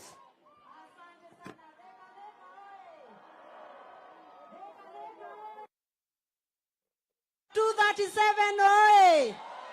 Iko wapi makofi yetu ya rais? Andu a Thika ni mwakena? Ndenda kwamba kuoya na Gikuyu nigetha njarie na Githweri. Ndenda mukiri oguo muigue ngimuhoera indo neguo. Mukiri oguo muigue ngihoya. Ni muramenya kuma twathurire Ndagĩtarĩ William Ruto ni mwaka umwe. Tumuinira happy birthday Kenya Kwanza. Happy birthday to you. Happy birthday to you. Happy birthday Kenya Kwanza. Happy birthday to you. Asante sana. Sasa Your Excellency, nimesema wanyamaze. Ukiona nimeweka lipstick ni ya kuitisha maendeleo. Ni wakati huo nikawaambia wanyamaze ndio wasikie, si ndio hivyo? Your Excellency, jambo ya kwanza, hii Karemeno Dam ilikuwa imegonga kona hapa Jomoko ikapeleka maji Nairobi. Siku ya leo tunataka kukuambia asante sana. Thika tulikuwa tunapata maji once a week. Kwa hivyo asante sana, Mungu akubariki. Makofi mega. Ya pili, Your Excellency, wale vijana ambao wamesimama hapa siku ya leo kwa affordable housing huku government quarters, hao ni watu 2000 vijana wangu wa hapa Thika. Watapata ajira, twakupatia kongore, twasema asante sana. Your Excellency, ya tatu, nataka kuambia wanathika, tumecheza siasa miaka mingi na soko yetu ambayo inaitwa Madaraka Market. Tunataka kukuambia asante sana kwa sababu ulitupatia 400 million. Your Excellency, siku ya leo umesema vijana wangu ambao wanasema bogi yangu ati kazi ni kazi. Bogi yangu ya Nduthi na bogi yangu ya vijana hapa Majei, Biafra na Starehe. Umesema na diaspora. Wamesema ya kwamba kila pahali tutakuwa na IC center, vijana wetu wajiajiri. Makofi meha. Sasa Your Excellency, sasa hii ndio ya request. Hapa kwetu diaspora panaitwa diaspora ni kule Dede alizaliwa. Kunaitwa diaspora ni Kiadu tu. Bwana Yesu asifiwe. Watu huku kwa Njero na Hinga kuna wako na department inaitwa KISIP. Walikuja wakasema Kiandutu na Kiang'ombe wanataka title deed na zimekaa sana. Hapo ni sawa? Your Excellency, na kushukuru hata kwa hii gazettement umefanya juzi, Kiandutu umeweka market. Sasa Your Excellency, ya kwenda ni kusema ya kwamba tukipata hii shamba na EPZ kule Del Monte, tunataka watu wanajiita NSSF na PS wao Kaituko na CS Bore wanatujengea shule ya kumonitor vijana wetu wa bilioni 1. Tunasema asante sana. Your Excellency, siku ya kwanza daraka kugo mode nikitaka kusema leo kutakuwa na shida. Wacha niseme yote ndio wajue. Wacha niseme. Asema wacha niseme. Sema. Your Excellency, wacha nikuambie ingine huko unajua. Ule ambayo anaitwa CS wetu Chergui na PS wake wanazunguka huku, wameenda kwa markets zetu zote, na next week wanakuja kwa watu wa Nduthi. Ile Hasra funds wanashikanisha watu 10 wanapatio Hasra funds. Watu wako chonjo, very soon ni pesa mfukoni. Utakuwa unasikia pesa mfukoni, biashara ndio isonge mbele. Wamama tu ni vile wanasema ya kwamba ile pesa yao ilikuwa ya women fund. Sasa ile group ambao walikuwa wanapata 500,000, uambie ule Chergui wale wamama ambao walikuwa wamefikisha hapo na wanalipa vizuri, wapatio 500,000 kusonga mbele mpaka milioni 1. Ni moyo goraje tirie. Nekege tigarete dina mbele. Haya, Mokereti, ukisikia Mokereti ni hapa tumesimama Your Excellency. Pale huyu Ndede Nyoro alikuwa anauza viatu. Hapa alikuwa anauza hapa. Wanasema ya kwamba ukimalizana na Madaraka Market ile iko pale chini Makongeni, sasa pia hao wakumbuke wako hapa nyumba ya hii building. Wako open air. Wanasema wakumbuke tena sana ndio tusonge mbele. Asante sana Your Excellency. Nikimalizia nataka kukuambia hivi. Watu wa Thika wanakupenda tena zaidi. Wanakupenda mwa. Mwamwedete hata mwa. Wanakupenda tena sana, na ukiona vile wametokea siku ya leo, unawaona huku, unaona wengine kule kwa nyumba juu, wanasema mpango ni bottom up. Na wacha nimalizie ya national, mimi ni national. Hapa kwetu Thika hakuna mtu hata mmoja ambaye anavaa sufuria kwa kichwa. Hapa wanataka tu maendeleo. Na wamekuambia Your Excellency, hata sio mkate nusu, hata kuota hawezi kapata. Wanasema wewe ni uko ngangare, na asante sana kaya mwenda na murathime. Hapo nyuma mimi nitaipangia. So atanifuatilia ndio nipange hiyo maneno. Neguo. Wacha nipatie sasa gavana wetu Kimani wa Matange.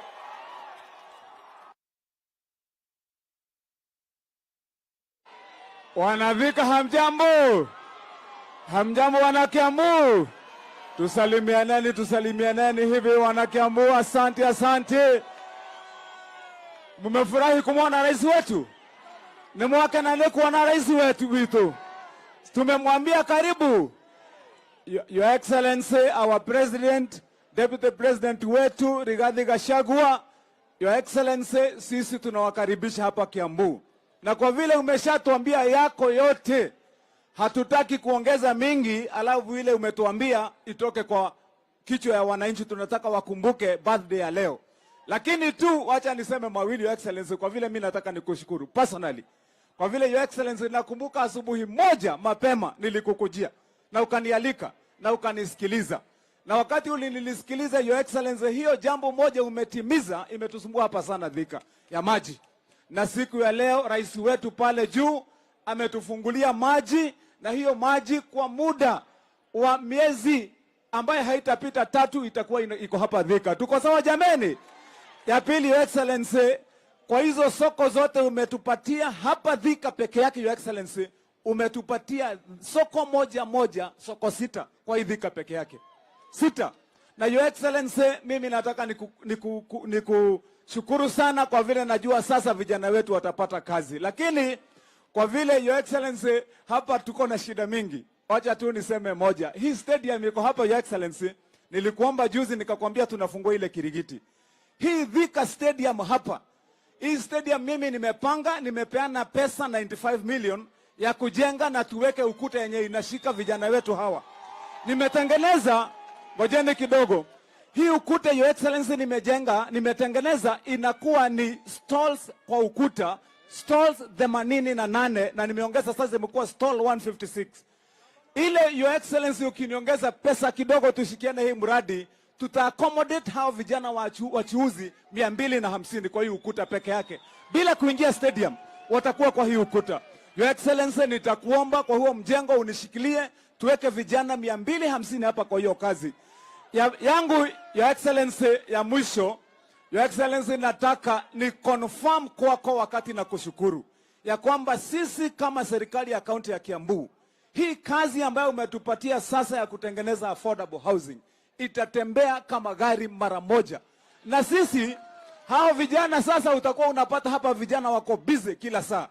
Niombe Your Excellency, hapa ombi langu tu Your Excellency, niombe hao vijana wetu kwa vile tunataka wawe na kazi, vile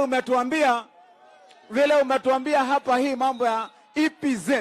Nataka ni confirm mbele hawa wananchi Your Excellency that Kiambu County we have no dispute at all kwa Del Monte land. Sisi tuko na barua kutoka kwa National Land Commission. Tumefanya allocation ya 100 acres na tumegazette already.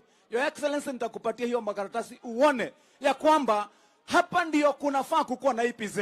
Your Excellency, population yetu hapa, angalia hao vijana wote Your Excellency, population ya Thika tumekaribia karibu watu 1,000,000 Your Excellency. Hawa ndio wanastahili. Na Your Excellency, vijana wengi wako karibu na hiyo ardhi ya Del Monte hapa. Hapa ndio EPZ inafaa kuwa. Nataka niseme shukrani Your Excellency, tunakupenda, tunakukaribisha, na hiyo kazi sisi tutafanya Your Excellency, na tuko tayari. Asante sana Your Excellency. Thank you. Wanakiambu hoye! Wanakiambu hoye! Tunasema rais wetu karibu. Tunamwambia happy birthday. Aya, asante Your Excellency. Thank you very much, sir. Kikishie Bwana Kimani wa Matangi, nataka nikuhakikishie hiyo mradi ya mambo ya affordable housing, vile county sasa wamekubaliana na sisi, hata haitatembea kama gari, itatembea kama risasi. Si ndio? Itembee kama risasi, ndio itembee haraka haraka. Na vile vile mambo yenu ya maji tutaikamilisha. Na hiyo umesema ya soko, huyu mungwana gavana wenu amesema tuko na soko 6. Wacha nikuhakikishie Bwana wa Matangi, ndani ya miaka 3 tutawajengea hawa wangwana wa Kiambu soko 20. 6 ni ya mwaka huu. Mwaka ujao tutaweka ingine. Mwaka ujao ile ingine, mpaka tuhakikisha kwamba kila kona ya Kiambu iko na soko ambayo itafaa wananchi wa hapa, kila mtu afanye biashara mahali kuna heshima. Neguo kanatiguo. Asante sana. Niko hapa na mungwana ambaye amenisaidia kupanga budget. Anaitwa Ndende Nyoro. Yeye ndio chairman wetu wa budget committee kule bunge. Harambe. Hey, andu athika. Mutirengarengaga mwaki. Mwekuo na mwembere ta muhuko wa shati. Asante sana rais. Rais, unajua saa zingine kwa sababu wewe ni rafiki yangu, wewe unaniita kijana ya Kiadutu, na mimi nafurahi sana nikisema nikiwa hapa Thika niko nyumbani, kwa sababu mimi nimekaa hapa Majei, nimeuza mtusi pale, ile nyumba inaitwa Ambassador kabla ijengwe. Hapo masaa hii ya jioni kazi yangu ilikuwa ni 10 baubau ni bei ya kufunga. Nimekaa pale Biafra, nimekaa pale UTI, hata kuna relatives wangu wengi hapa Thika. Na pia baba yangu alikuwa anakaa pale Kiadutu, na mimi ni mtu wa Dudha kabisa. Rais wetu, mimi nitakuomba machache. Ya kwanza, Mheshimiwa Alice Ng'ang'a, kwa sababu hata mimi humuita Member of Parliament for Kiadutu, kwa sababu napenda hiyo base ya my father sana. Alikuwa ameomba hii prison iko hapa Thika town, rais wetu ihamishwe ipelekwe na huko chini, na ndio hapo pahali ya prison ijengwe manyumba ile ya housing, hawa vijana wa Majei na pahali kwingine Thika wapate kazi. Mheshimiwa rais, pia na kushukuru sana kwa sababu huyu Mheshimiwa Alice alikuja kwako na akakuomba tujenge TVET hapa Thika, na ukaniamurisha tuweke pesa pale Kigajo tujenge Technical Training Institute, ndio hawa vijana wapate pahali ya kupata course ya ufundi. Rais wetu, leo tunafunga hii safari tumekuwa nayo Mount Kenya, na launch miradi mingi sana. Mimi nakushukuru sana, na leo umekata keki ya 1 year since Mungu atujalie tupate hii nafasi ya kuongoza. Katika hiyo mwaka moja rais wetu umefanya mengi. In that 1 year you have hired 56,000 teachers ambao wanafunza. Hiyo mwaka moja umefanya 100% allocation additional ya help. Mheshimiwa rais, umesukisha bei ya fertilizer from 7,000 to 2,500. Pia umesukisha bei ya gas, na wewe rais wetu unaendelea kuinua mahasira. Ya mwisho, aduatheka mwekuo. Ya mwisho rais wetu, mimi kwa ile yote umefanya, kuna ingine umefanya ya maana sana, na mimi nitaisema. Wewe umesema maneno ya mkate nusu hakuna, na umesema hakuna handshake ama handshake. Hiyo rais wetu umefanya jambo mzuri sana, lakini mimi niko na swali moja tu na kiulizo kimoja tu. Rais wetu, mimi kama hasla ya hapa Kiadutu, mimi nakuuliza, tulienda uchaguzi tarehe 9 mwezi wa 8 last year. Hii maneno inaongelewa Nairobi ni maneno ya kitu gani?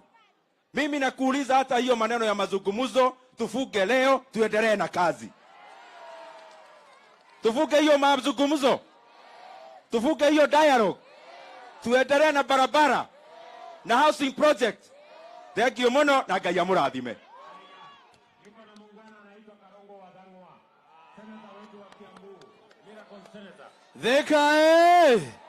Thika, munakumbuka tulisimama hapa tukasema tarehe 9 mwezi wa 8 tutaamuka mapema, na hiyo siku si ni ya leo, si mwaka ndio imeisha, si tuhakikishe rais wetu bado ni William Ruto.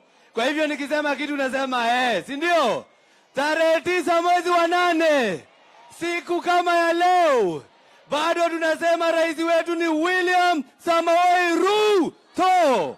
Mheshimiwa Rais, mimi kama senator kazi yangu tu ni kupitisha pesa ikuje hapa county, na tumepitisha bilioni 12 ambayo umeanza kuleta hapa county. 25 days ago ulipatia gavana wetu Kimani wa Matangi 1 billion. In 5 days rais wetu unaleta another 978 million. Si kazi itafanyika Kiambu? Si kazi itafanyika Kiambu? Mimi wewe ukipatiwa basari, ujue Karongo Athang'wa ndiye ameleta hiyo Kiambu. Wewe ukiona barabara inafanyika hapa na governor na MCA, wote tunafanya kazi pamoja. Kwa hivyo nawashukuru sana, Mungu awabariki na muthio na mbere kunyitira thirikari ya rais wetu. Jetagwo Karogo Athang'wa, the miracle senator of Kiambu County. Asanteni sana.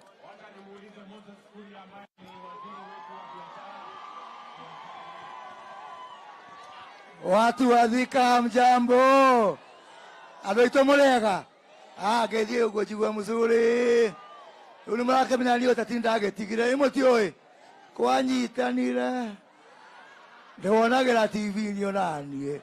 Lakini mimi nataka kuhakikishia ya kwamba chini ya rais wetu kazi tunafanya. Na mmesikia ile kazi nimepewa ya kujenga viwanda, kujenga EPZ na kuhakikisha ya kwamba vijana wetu wamepata nafasi za kazi.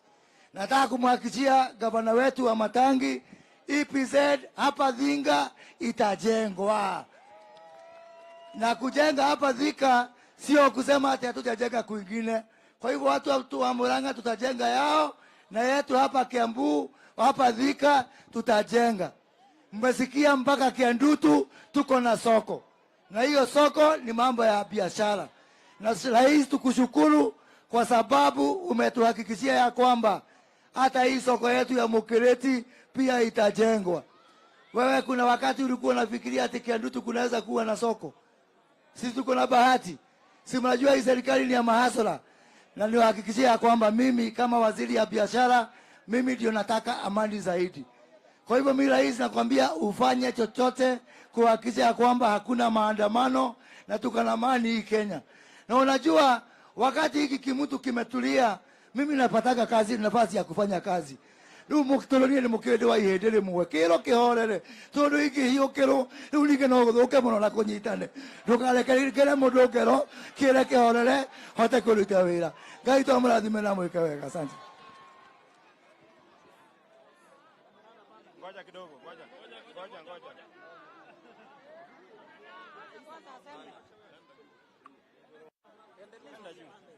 Panda juu. Ama uache nipande. Tuko na mama wetu wa kaunti Anne wa Moradha. Mpigeni makofi jamani. Thika vijana asante sana Mheshimiwa Rais, tunakushukuru kwa kuja hapa Thika na pia kukamilisha safari yako katika Mount Kenya ukiwa hapa Thika. Tondu ni undu uria mwejugaga no andu manjetaga boy chao tondu riria ngahuruka manere ngona na kiarocine makiroka handu mundu akainuka na kindu giake mundu aheo gitio na koguo president guka guku na gatwashua affordable housing ne guka jeshi githe tutiracokia ngatho githe tutiramenya mugambo ne wacoka mundu atia utinda agitwira ati niki muretha ona ungihikia mutumia nende mwiraga ikarania nake hakuhi nigetha ukona gwa gukurira ona ithu tuguikara nake hakuhi twamubatara goka atuhingirie maria tweranire kana iatia na nikio akire guku thengio imono andu a Thika Ngai amurathime. Wacha nimpatie huyu jamaa anaitwa Koimburi, mbunge wetu wa Juja. 1 minute mheshimiwa, salimiana tusema jambo. Hai Thika hamjambo. Hamjambo tena. Your Excellency, our President of the Republic of Kenya, William Samoei Arap Ruto. Watu wa Juja na Thika na Kiambu tunakupenda sana. Jambo lingine, Your Excellency, ninakushukuru sana sababu ile barabara ambayo ulianzisha pale Juja kwenda pahali tunaita Juja Farm imekamilika phase 1, tunagojea phase 2 ambayo inatoka Juja Farm ifike hapa Gatuanyaga na Gatuanyaga iko hapa Thika, Your Excellency. Jambo la mwisho tafadhali, mimi niko kwa kamati ya mashamba pale bungeni na hii shamba ya Del Monte imekuja pale katika meza yetu na tumeamua ya kwamba hakuna mtu yeyote ambaye atasabotage mambo ya maendeleo ambayo inakuja na hii serikali yako, Your Excellency. In Kiambu County tuko na shamba ambayo ni ya serikali ambayo tumeipatiana kwa county government 262 acres. Kwa hivyo Wamatangi tafadhali usirejeste eka 100, register shamba yote ikuje kwa county government, ndio serikali iweze kufanya kazi yake. Mbarikiwe sana, tunawapenda sana Your Excellency. God is good and all the time. Mheshimiwa Rais, nataka nichukue fursa hii ni kushukuru kwa sababu tulipokuwa tunafanya campaign uliahidi watu utawaletea soko na umelete. Uliahidi watu affordable housing na umelete. Uliahidi watu maji na umetimiza. Your Excellency, mimi nasimama nikiwa mbunge wa Kabete nikushukuru kwa sababu umelete soko Kabete. Na kualika affordable housing, tuko na uwanja, kuja next week tuanze kujenga. Mungu awabariki.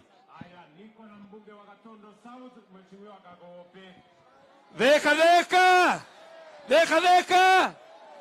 Mimi maneno ya maendeleo rais ameongea. Simesikia maneno ya maendeleo amesema yote. Si ni kazi tupu, kazi ya manyumba, kazi ya barabara, kazi ya kuhakikisha watu wana biashara. Lakini mimi nina swali moja jameni. Sasa hii maneno yote tutaacha tuanze maandamano. Githuri kimwe gikuru nikyo yotorage tugia kumana itine ite tu gaini. Inywe tumia woko githuri kiu no mukihe. No mukihe inywe. Githuri kiu nigithie na kou ithio tutoera ni William Samoei Ruto president wetu. Asanteni sana, Mungu awabariki. Niko na mbunge Kahangara, mbunge wetu wa Lari awasalimie. Aya, Dwadheka Muriega, nisalimie kwa hewa. Asante. Your Excellency, nataka niseme tu jambo moja. Kwamba hii safari ambayo umefanya ya kuja katika mlima tulikuwa tumeingoja sana. Kana tigwa andũ aitũ. Tondu turendaga kwirwo ati kwenu thumugate kana gutire. Ni murenda thumugate? Your Excellency, tumekataa hiyo. Nataka nikushukuru kwa maendeleo ambayo umetuletea hapa, mambo ya soko. Hata ile soko yangu inaitangwa soko mjinga, sasa itakuwa soko mwerevu sababu imejengwa, inaanza kujengwa. Tunakushukuru sana kwa barabara za Maumau na mengine maendeleo. Asanti watu ya Thika kujitokeza, Mungu awabariki.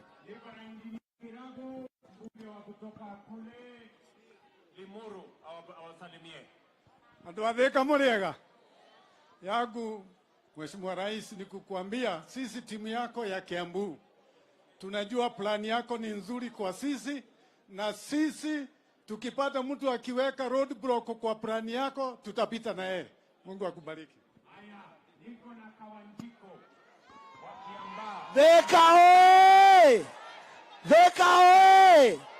Your Excellency, tumekukaribisha hapa kwetu Kiambu, na leo ni dhihirisho ya kwamba ile kazi ulianza mwaka mmoja uliopita bado unaendelea kufanya. Na sisi kama jeshi yako Your Excellency tuko nyuma yako kuhakikisha ya kwamba ile mikakati yote umeweka tumetimiza kule bunge na tumekushikilia. Kitu ambacho tumekataa Your Excellency, mambo ya saramu tulimaliza tarehe 8 mwezi wa 8. Hiyo saramu ingine ni 2027. Ya mwisho Your Excellency, tumeona umetufungulia maji hapa kwetu. Kule kwetu Kiambaa tunakushukuru. Loiro Dam 2 Your Excellency, bado tunagojea, hatuna maji. Tunakugoja, asante. Loiro 2 ninapanda. Tuko na mungwana anaitwa Karobia, mbunge wetu wa East African Legislative Assembly, na kijana wa hapa Kiambu. Asante sana rais wetu. Andũ a Kiambu Muriega. Muriega rĩngĩ. Nĩ inyuĩ mwacagũrire Ruto na wendo mũtekũringĩrĩrio.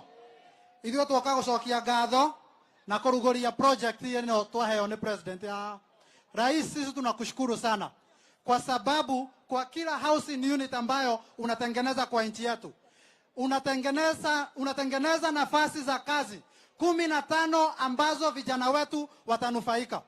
Your Excellency, mimi nataka kukupatia ripoti. Watu wa hapa Kiambu hakuna mtu alivaa sufuria. Your Excellency, watu wa Kiambu watatembea na wewe kwa miaka 10 na sisi hatuna nafasi ya kuvaa sufuria kwa kichwa. Asante sana. Niko na mbunge wa Gatundu North Bwana Gororia atusalimie.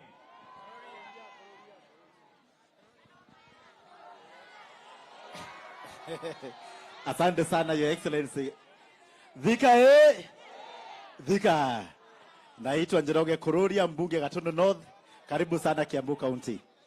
On behalf of the people of Gatundu North, tunasema asanti kwa sababu ya maji ya Karemeno imetoka pale kwetu na uliniahidi utakuja hata sisi utupe maji. na pia tunakuja kufungua land registry. Tumeongea na waziri wa mashamba na koti ziko karibu kuisha. Thank you, Your Excellency.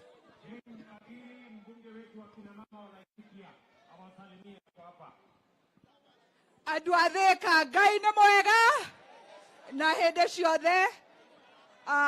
Niĩ kuma kũrĩa Laikipia ndatũmwo nĩ andũ a Laikipia njuge ithuĩ tũtirenda handshake, ithuĩ tũtirenda kwaranĩria, ithuĩ tũrenda mũnene wa bũrũri atũrutĩre wĩra, mbeũ njĩthĩ cione mawĩra, bũrũri witũ ũhote gũthiĩ na mbere. Asanteni sana na Ngai amũrathime.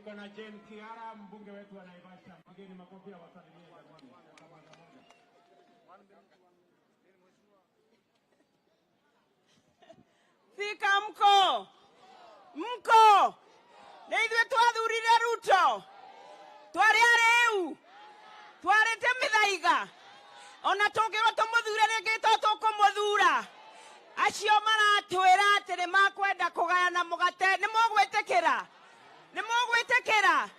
Sisi ni watu wa Ruto na serikali yake, na hata kama tunachaguana kesho ama 2027 bado tuko gangari, Your Excellency. Thank you very much. Niko na mama anaitwa Betty Maina, mbunge wetu wa kina mama wa Murang'a. Ngai nĩ mwega na hĩndĩ ciothe.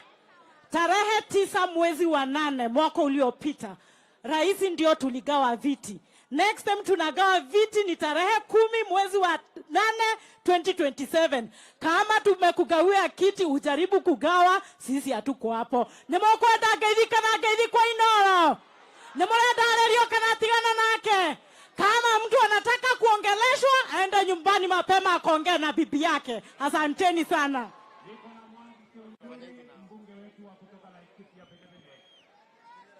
Andũ a Thika, Ngai nĩ mwega. Ndũ tũgeithie itoneka tondũ mũrathĩka mũrĩ kwega. Twamwĩrire wega tũthiĩ tũkamathe, kana tiguo? Thirikari ya ũru wa Kenyatta yarũtigire o ũrĩa ndamwĩrĩte na Joshua Ciũra. Atĩ Joshua Ciũra agaire mĩcing'oe akĩriganĩrwo nĩ Ciũra.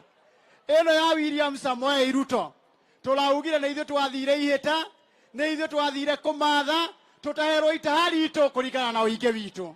Nĩ mwendekera tũnyitĩre thirikari ya William Samoei Ruto na maendeleo moke wega thĩinĩ Kinya region, Laikipia na Nyeri nĩ twĩtĩkĩrĩte na Nyandarua kũrĩa tumĩte. Asanteni sana, Mwathani amũrathime. Haya, niko na Joe Nyoto, mbunge wetu wa Senate kwa hapa Murang'a. Asante Mheshimiwa Rais. Andũ a Thika mũrĩega rĩngĩ.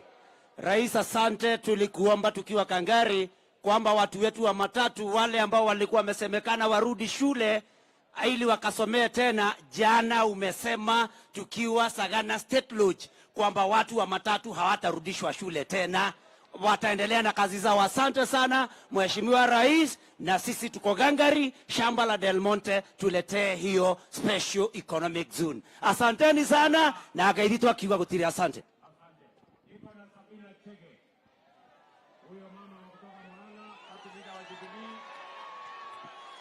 Andũ a Thika mũrĩega, nĩ mwendete njamba ĩno? Kĩnyoniei ũguo ngorwo nĩ mũmwendete. Na nĩ ndĩroigire atĩrĩrĩ, ndingĩthũra ũnjokerere atĩ ũkahutie.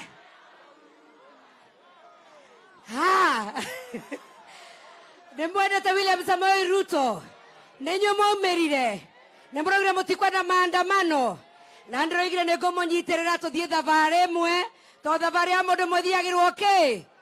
Ngai witũ amũrathime. Asanteni sana.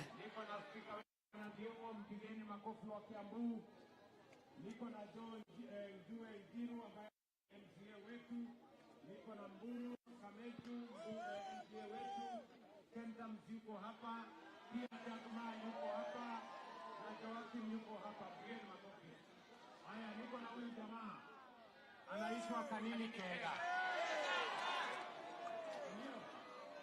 Huyu Kanini Kega alitusumbua sana, tukamuita Kanini Koru, lakini sasa amebadilika, tuko pamoja. Tusalimiane hii ya juu kabisa. You know, Your Excellency, mimi sikukupatia kura. Mimi nilikuwa nimesukumana na mzee kupata mlima, lakini ile kuaguka mayanga ituliaguka. Mzee aliaguka na akaniagusha. Lakini sasa mimi nimesema kwamba because I know His Excellency the President has a good plan for our country. Tumefanya kazi na yeye for long na atatusaidia sisi kama watu wa mlima na pia Kenya. He has a good plan for Kenya. And finally, the only handshake ambayo iko mzuri na ilikuwa sawa ni ile kanini walisalimiana na His Excellency William Samoei Ruto na Rigathi. Hakuna salamu nyingine. Thank you so much and God bless you. Aya, niko na Jango jameni.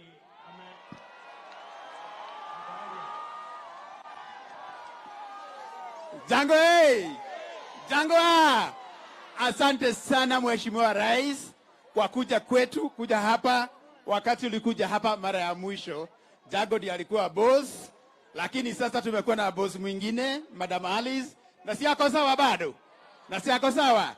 Na sasa sisi kitu yetu ya ugavana inakuja miaka 4, na nataka kuuliza Rais, Jango ako hapa na ako free. Hapo sawa?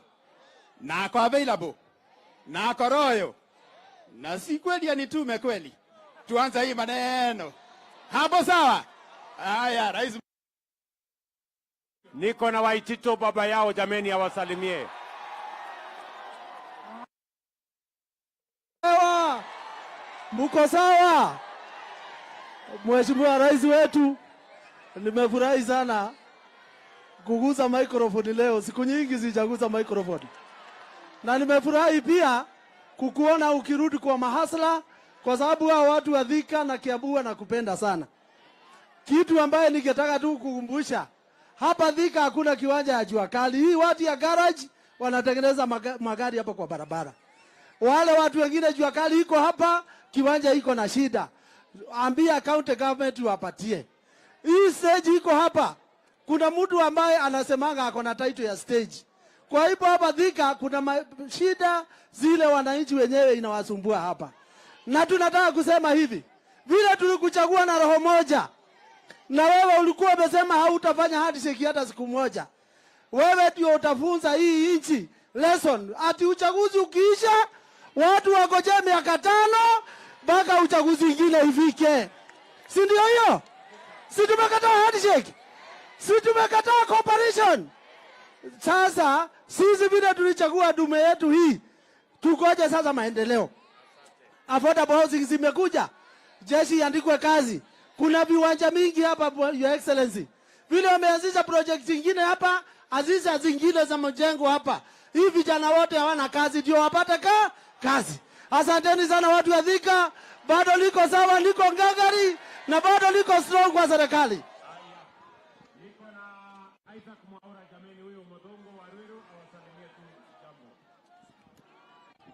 Thika Thika Murega ni mwerete president witu ni ndakwenda kumucokeria ngatho tondu umuthi ni mweri 9 exactly 1 year tangu tuchague William Samoei Ruto awe rais wa Kenya, si ndio?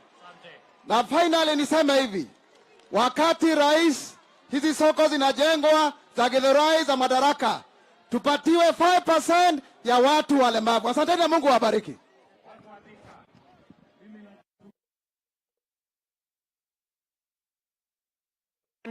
Kwa kuja kutusikiza. Mimi nawahakikishia hii safari tutatembea pamoja.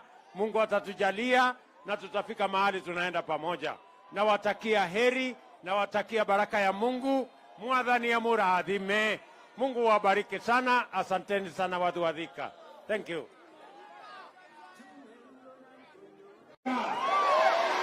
Mwathani agocwo. Bwana Yesu asifiwe. Hebu mnisalimie hivi jameni wangwana wa Thika. Hey! Allah. Watu wa Thika kwanza wajamsikia nafasi hii jameni. Mimi ni washukuru sana kwa sababu tulikuja hapa Thika.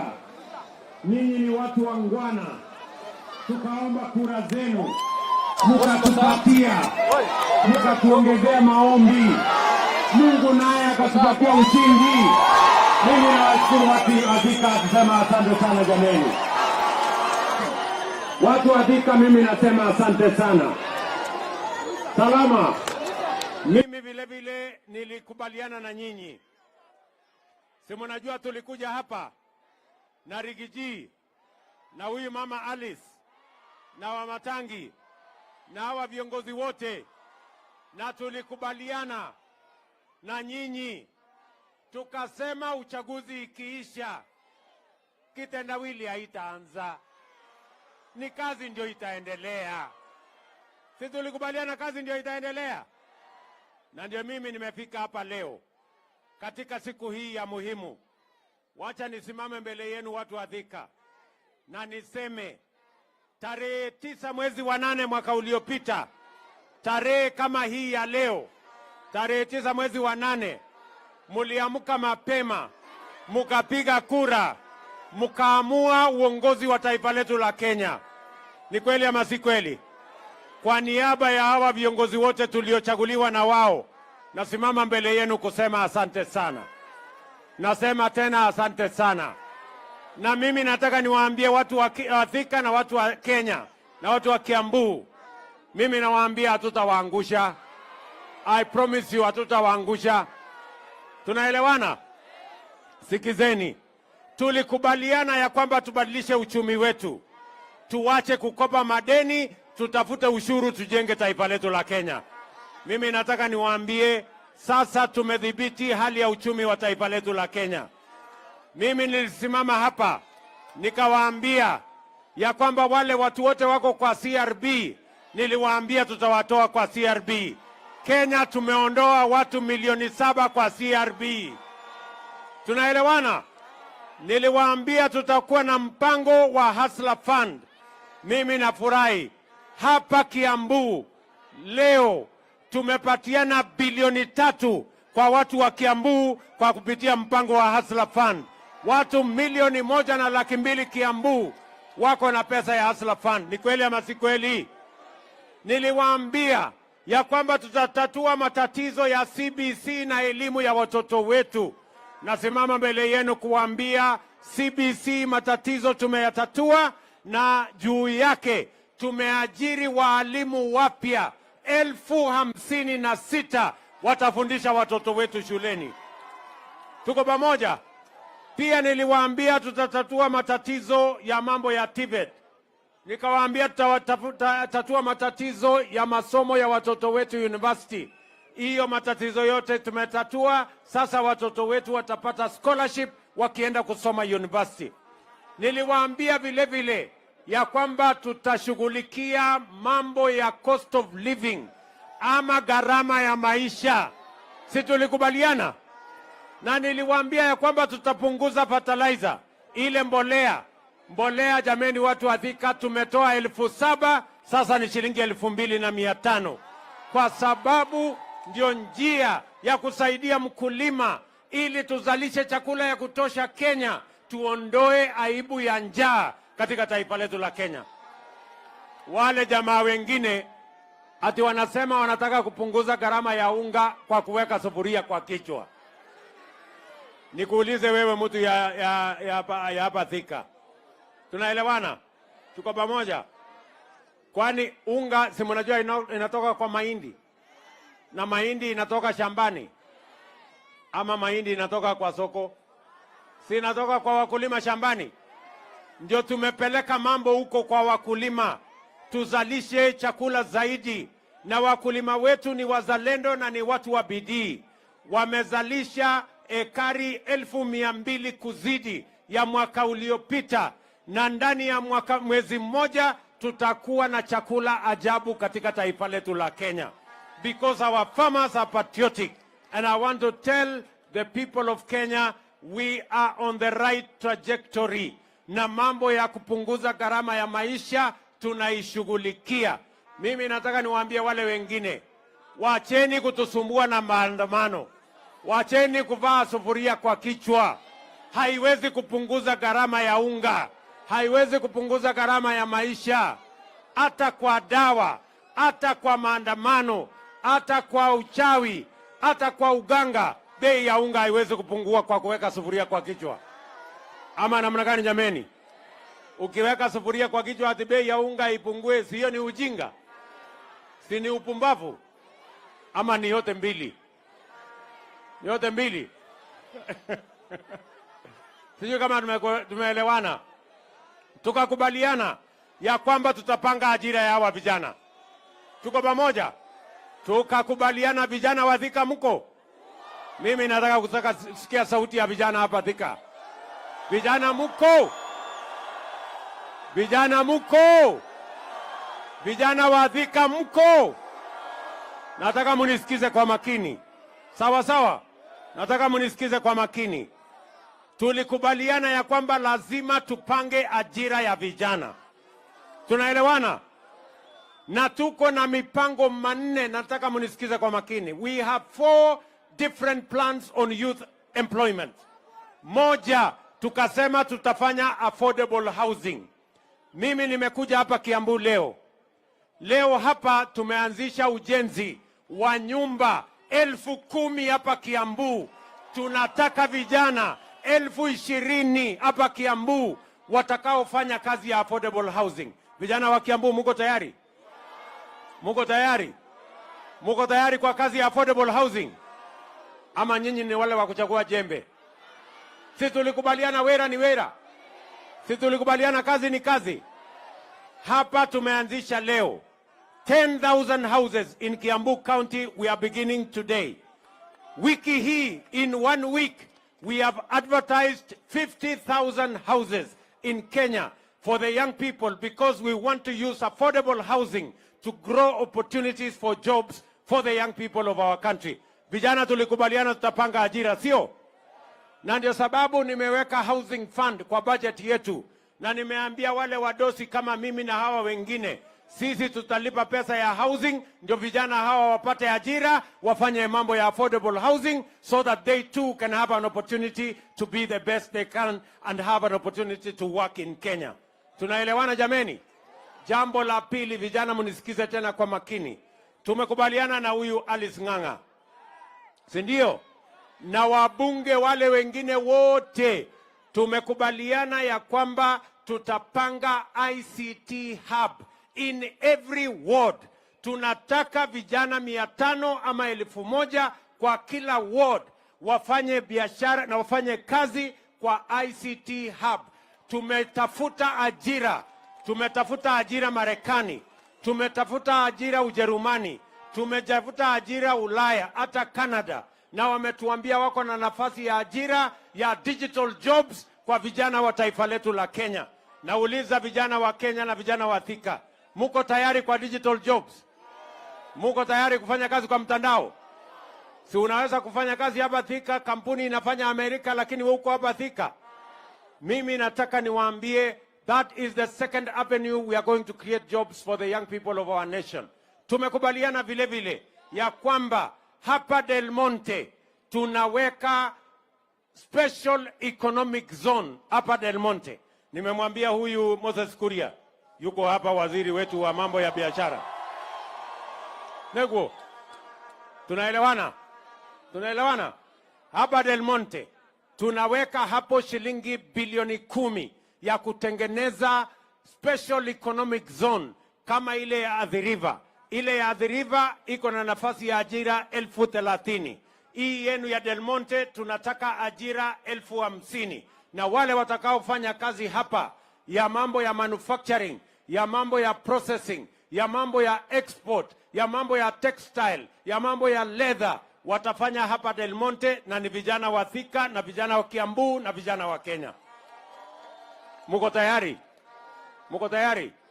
Tunaweka special economic zone ingine Sagana, tunaweka ingine Naivasha, tunaweka ingine Njoro, tunaweka ingine Eldoret, tunaweka ingine Busia, tunatengeneza ya Dongo Kundu, because we must grow our exports and we must create opportunity for the young people of our nation to be the best that they can. Tuko tayari ndugu zangu? Tumekubaliana? Mimi niliwaambia hii Kenya tutaibadilisha, and I want to promise you we are going to change this country.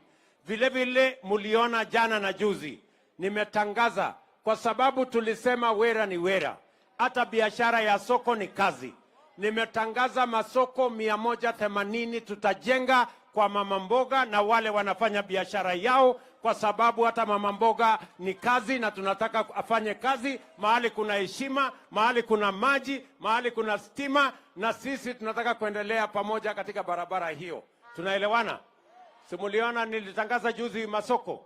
We are going to build those markets. Na wale watajenga ni vijana wa taifa letu la Kenya. Wale watafanya biashara ni wale wanatufanyia biashara pale sokoni. Tumeelewana jameni? Tumekubaliana?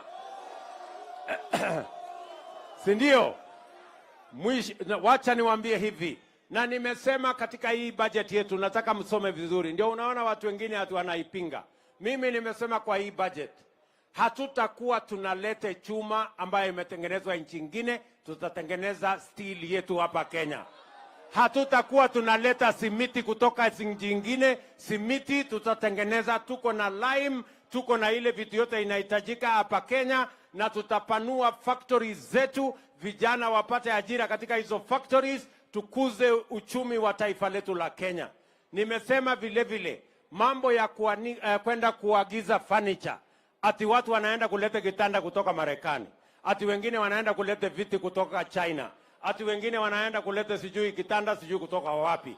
Mimi nimesema hiyo kazi yote ya kuleta bidhaa kutoka nje tunafunga, ndio vijana hawa wa Kenya wapate nafasi ya kutengeneza hizo mali yote, kwa sababu we need to create jobs for these young people.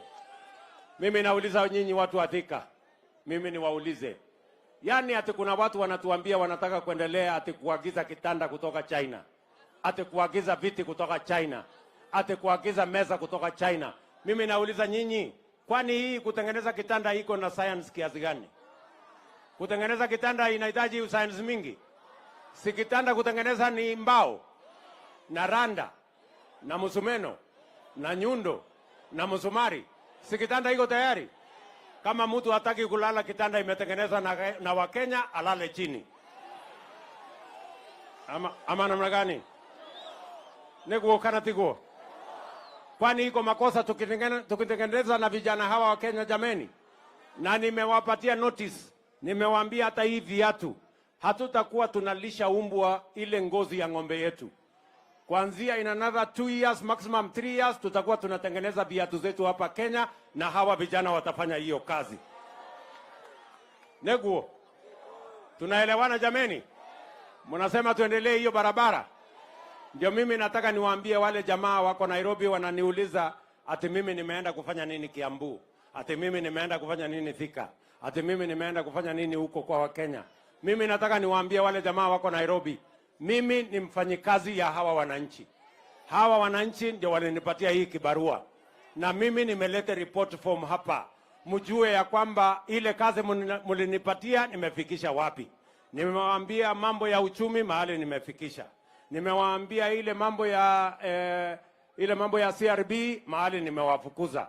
Nimewaambia mambo ya Hustler Fund mahali imefika. Nimewaambia mambo ya masomo ya watoto wetu mahali imefika. Nimewaambia mambo ya kuzalisha chakula mahali imefika. Nimewaambia mahali ya kupanga ajira ya hawa vijana mahali imefika. Hiyo ni report form mzuri ama mnataka mnikae kwa ofisi Nairobi? Sinikuje niwaeleze vile kazi mlinipatia nimefikisha wapi? Ni kweli ama si kweli? Sisi tulikubaliana wera ni wera. Na kila mtu anang'ane na ila hako naye. Si hii mmenipatia ning'ang'ane nayo? Ama namna gani? Tuko pamoja? Ile ya mwisho nimewaambia hawa majamaa. Nimewaambia mambo mawili. Hawa jamaa nimewaambia number 1. Mambo ya vita. Kuharibu mali ya watu. Kuharibu biashara ya watu. Kuchoma lami. Kuharibu mali ya umma. Hiyo watafuta nchi ya kwenda kufanyia, haitafanyika tena katika Kenya hii. Ama namna gani watu wa Thika? Kwani mnataka hawa watu waendelee kuchoma lami yetu for how long? Mnataka hawa watu atuwanunue vijana, atiwaende wapige mawe polisi, wachome barabara, waharibu biashara ya kina mama, waharibu biashara ya watu, watoto hawajaenda shuleni, watu hawajaenda kazini. Hiyo si ni tabia mbaya? Nimewaambia, I am the president of Kenya. You will not continue to destroy property. Violence will never be a part of the politics of the Republic of Kenya. Mtu kama ako na maneno na kama mtu anaona ya kwamba inafaa atupe mawe, atafute bibi yake na watoto wake waende watupe mawe, awachane na vijana wa taifa letu la Kenya. Ama namna gani? Sasa ndio mjue hawa watu wako na unafiki. Yaani watoto ya hii watu, si mmesikia watoto wao wako East Africa Assembly huko? Ni wabunge. Alafu wanachukua watoto wao wanapeleka bunge. Watoto wa Wakenya wengine wanaambia chukua mawe, piga polisi. Sio watu washindwe? Si washindwe? Nimeambia wakwende kabisa. Sijui kama tunaelewana. Jambo la pili, hawa watu pia wamezoea tabia mbaya. Wanalete fujo, wanalete maandamano, wanalete vita, ati walafu wapitishe mlango ya nyuma waingie kwa serikali. Walifanyia fujo mzee Moi, wakapata cooperation. Wakakuja wakasukuma na kuharibu nafasi ya mzee Kibaki, wakaenda na nusu mkate. Wakakuja wakazungusha ule uhuru wetu mpaka wakaenda na handshake, wakaharibu serikali yetu, wakatuletea madeni. Mimi nawatangazia mchana mapema, hii serikali ya mahasla, hakuna nusu mkate, hakuna handshake. Ama namna gani? Kwani mimi niko na kazi nyingine ya kupatia hawa watu kweli? Si ile kazi imebaki tupangie hawa mahasla nyinyi? Kwani nyinyi hamuhitaji kazi? So mimi nawaambia wale jamaa wasipoteze muda wao ati wanatufanyia maandamano. Wasipoteze muda wao ati tunaongea. Ile mambo ambayo iko Kenya, hawa wananchi walimaliza mambo ya kugawa viti ya wananchi tarehe 9 mwezi wa 8 mwaka uliopita, 1 year ago. 1 year ago, the people of Kenya decided on the leadership of Kenya, and they voted to the man for all the positions that were available. There is no more position for any leader. The only jobs we have is now for the young people of our country to move their progress forward. Tumeelewana? Mimi niwaulize hawa watu, mnataka watuzungushe ati alafu wapate kitu? Mumesemaje watu wa Thika? Tunawaambia hakuna handshake. Tunawaambia hakuna mambo ya nusu mkate. Hebu nione wala wanasema hiyo story hawataki kabisa. Basi. Bado iko maneno mengine. Si tusonge mbele. Ama namna gani? Sasa watu wa Thika, mnajua hii kazi ni kazi kubwa na ni kazi ngumu. Niko na muungwana ambaye ananisaidia kusukuma hii kazi. Anaitwa Rigiji. Mnamjua huyo jamaa? Mtu ya kusema ukweli. Si atusalimie huyu Rigiji. Deputy President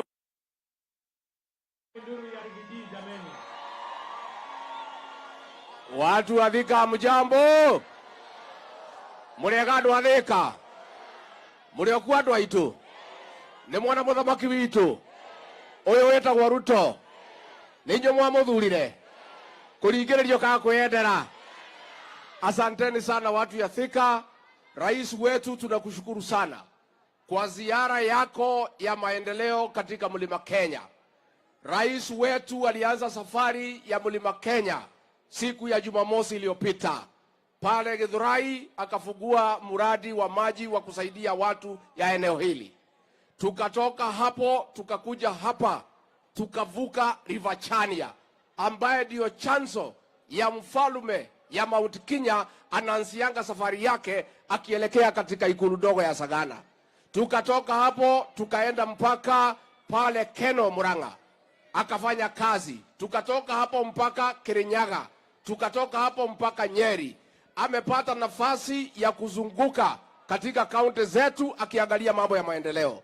Pia amepata nafasi ya kukaa na magavana wetu wote 11. Amepata nafasi ya kukaa na wabunge wote na maseneta kupanga maendeleo. Nataka nihakikishie watu ya Mount Kenya, rais kwa hizi siku 5 maendeleo ya Mlima Kenya imepangwa ikapangika. Niguo andu aitu. Niguo andu a Thika. Ndiagicokirie ngathoma. Ni mwatwikire wega. Twina njamba eno. Matutiari handu hega. Kwanza ndani ndari handu haceke muno. maje keraga kinyabura inde gaikara nginya mandi niguo kimenya kwi ngai matu-ini ri thigari iria ciangiraga nicio cinangagira niguo nitukurugama na njamba ino. Rais wetu, tunakwambia kutoka hapa Mount Kenya, tulikuchagua mchana mwaka moja uliopita, na wewe tulikuchagua kama rais peke yako. Hakuna vile mtu yeyote atalete fujo apitie mlango ya nyuma ati akuje kwa serikali yako. Huyu mzee ya maandamano akitaka kuwa rais wa Kenya angojee 2027 akuje tukutane kwa dembe. Neguo. Na rais wetu hapa katika Mlima Kenya, sisi ni watu ya kutafuta mali na kuchunga mali. Na siku hii watu ya maandamano waliharibu mali ya watu huko Nairobi. Tulisema hapa Mlima Kenya hakuna maandamano. Na hao watu ya mlima wakasema wahitaji askari kulinda mali yao. Na kwa hivyo tungetaka kusema katika eneo hili na Kenya nzima, mambo ya maandamano hatutaki, tunataka maendeleo. Nitoiguithania andũ aitũ. Nitukurugama na njamba ĩno. Nitukurugama nayo. Kwoguo ngwenda kumwira muiretu uyu wanyu ugwitwa Alice nimo mwendete hau niki hau mutiahĩngĩcire nimũkũmũnyitirĩra na seneta witũ Karũngũ wa Thang'wa nimũkũmũnyitirĩra na ngavana ugwitwa wa Matangi niguo nimũkũmũnyitirĩra. Kiama kĩanyu nĩ kĩrĩkũ? Nĩ UDA? Harambee nĩ gĩa kũu gĩtikwenda thogithi.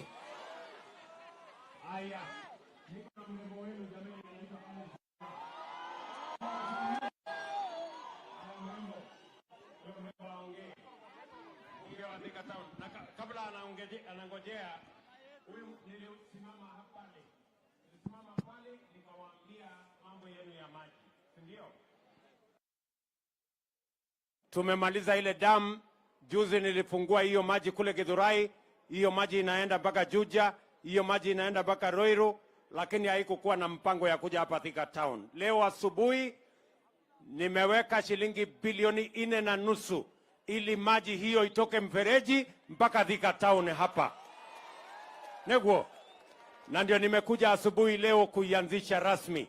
Na nimeambia wale wanajenga hiyo mfereji ya kwamba ndani ya mwaka 1.5 hiyo kazi iwe imeisha, ndio watu wa Thika wapate maji na Thika ikae kama city. Neguo. Haya Alice.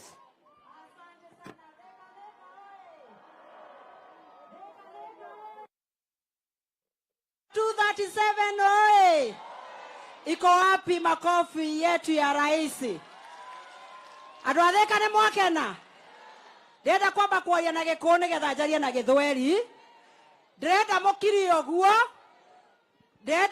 ũguo mũigue ngĩmũhoera indo. Nĩguo mũkiri ũguo mũigue ngĩhoya. Nĩ mũramenya kuma twathurire ndagĩtarĩ William Ruto nĩ mwaka ũmwe.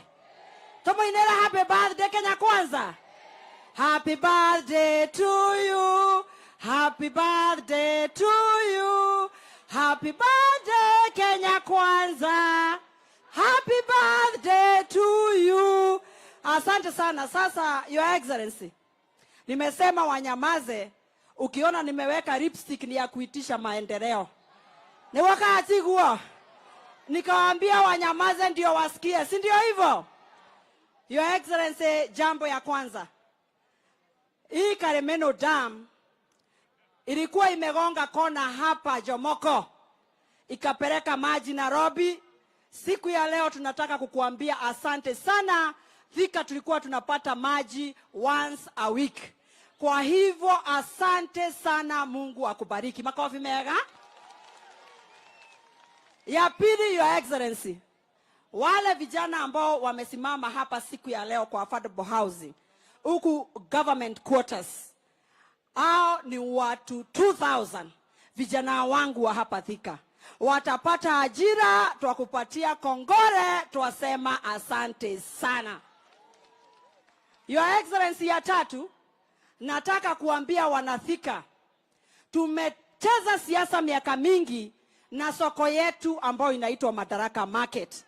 tunataka kukuambia asante sana kwa sababu ulitupatia 400 million. Your Excellency, siku ya leo umesema vijana wangu ambao wanasema bogi yangu ati kazi ni kazi. Bogi yangu ya Nduthi na bogi yangu ya vijana hapa Majei, Biafra na Starehe. Umesema na diaspora. Wamesema ya kwamba kila pahali tutakuwa na IC center, vijana wetu wajiajiri. Makofi meha. Sasa Your Excellency, sasa hii ndio list ya request. Hapa kwetu diaspora panaitwa diaspora ni kule Dede alizaliwa. Kunaitwa diaspora ni Kiadu tu. Bwana Yesu asifiwe. Watu huku kwa Njero na Hinga kuna wako na department inaitwa KISIP. Walikuja wakasema Kiandutu na Kiang'ombe wanataka title deed na zimekaa sana. Hapo ni sawa? Your Excellency, na kushukuru hata kwa hii gazettement umefanya juzi, Kiandutu umeweka market. Sasa Your Excellency, ya kwenda ni kusema ya kwamba tukipata hii shamba na EPZ kule Del Monte, tunataka watu wanajiita NSSF na PS wao Kaituko na CS Bore wanatujengea shule ya kumonita vijana wetu wa bilioni 1. Tunasema asante sana.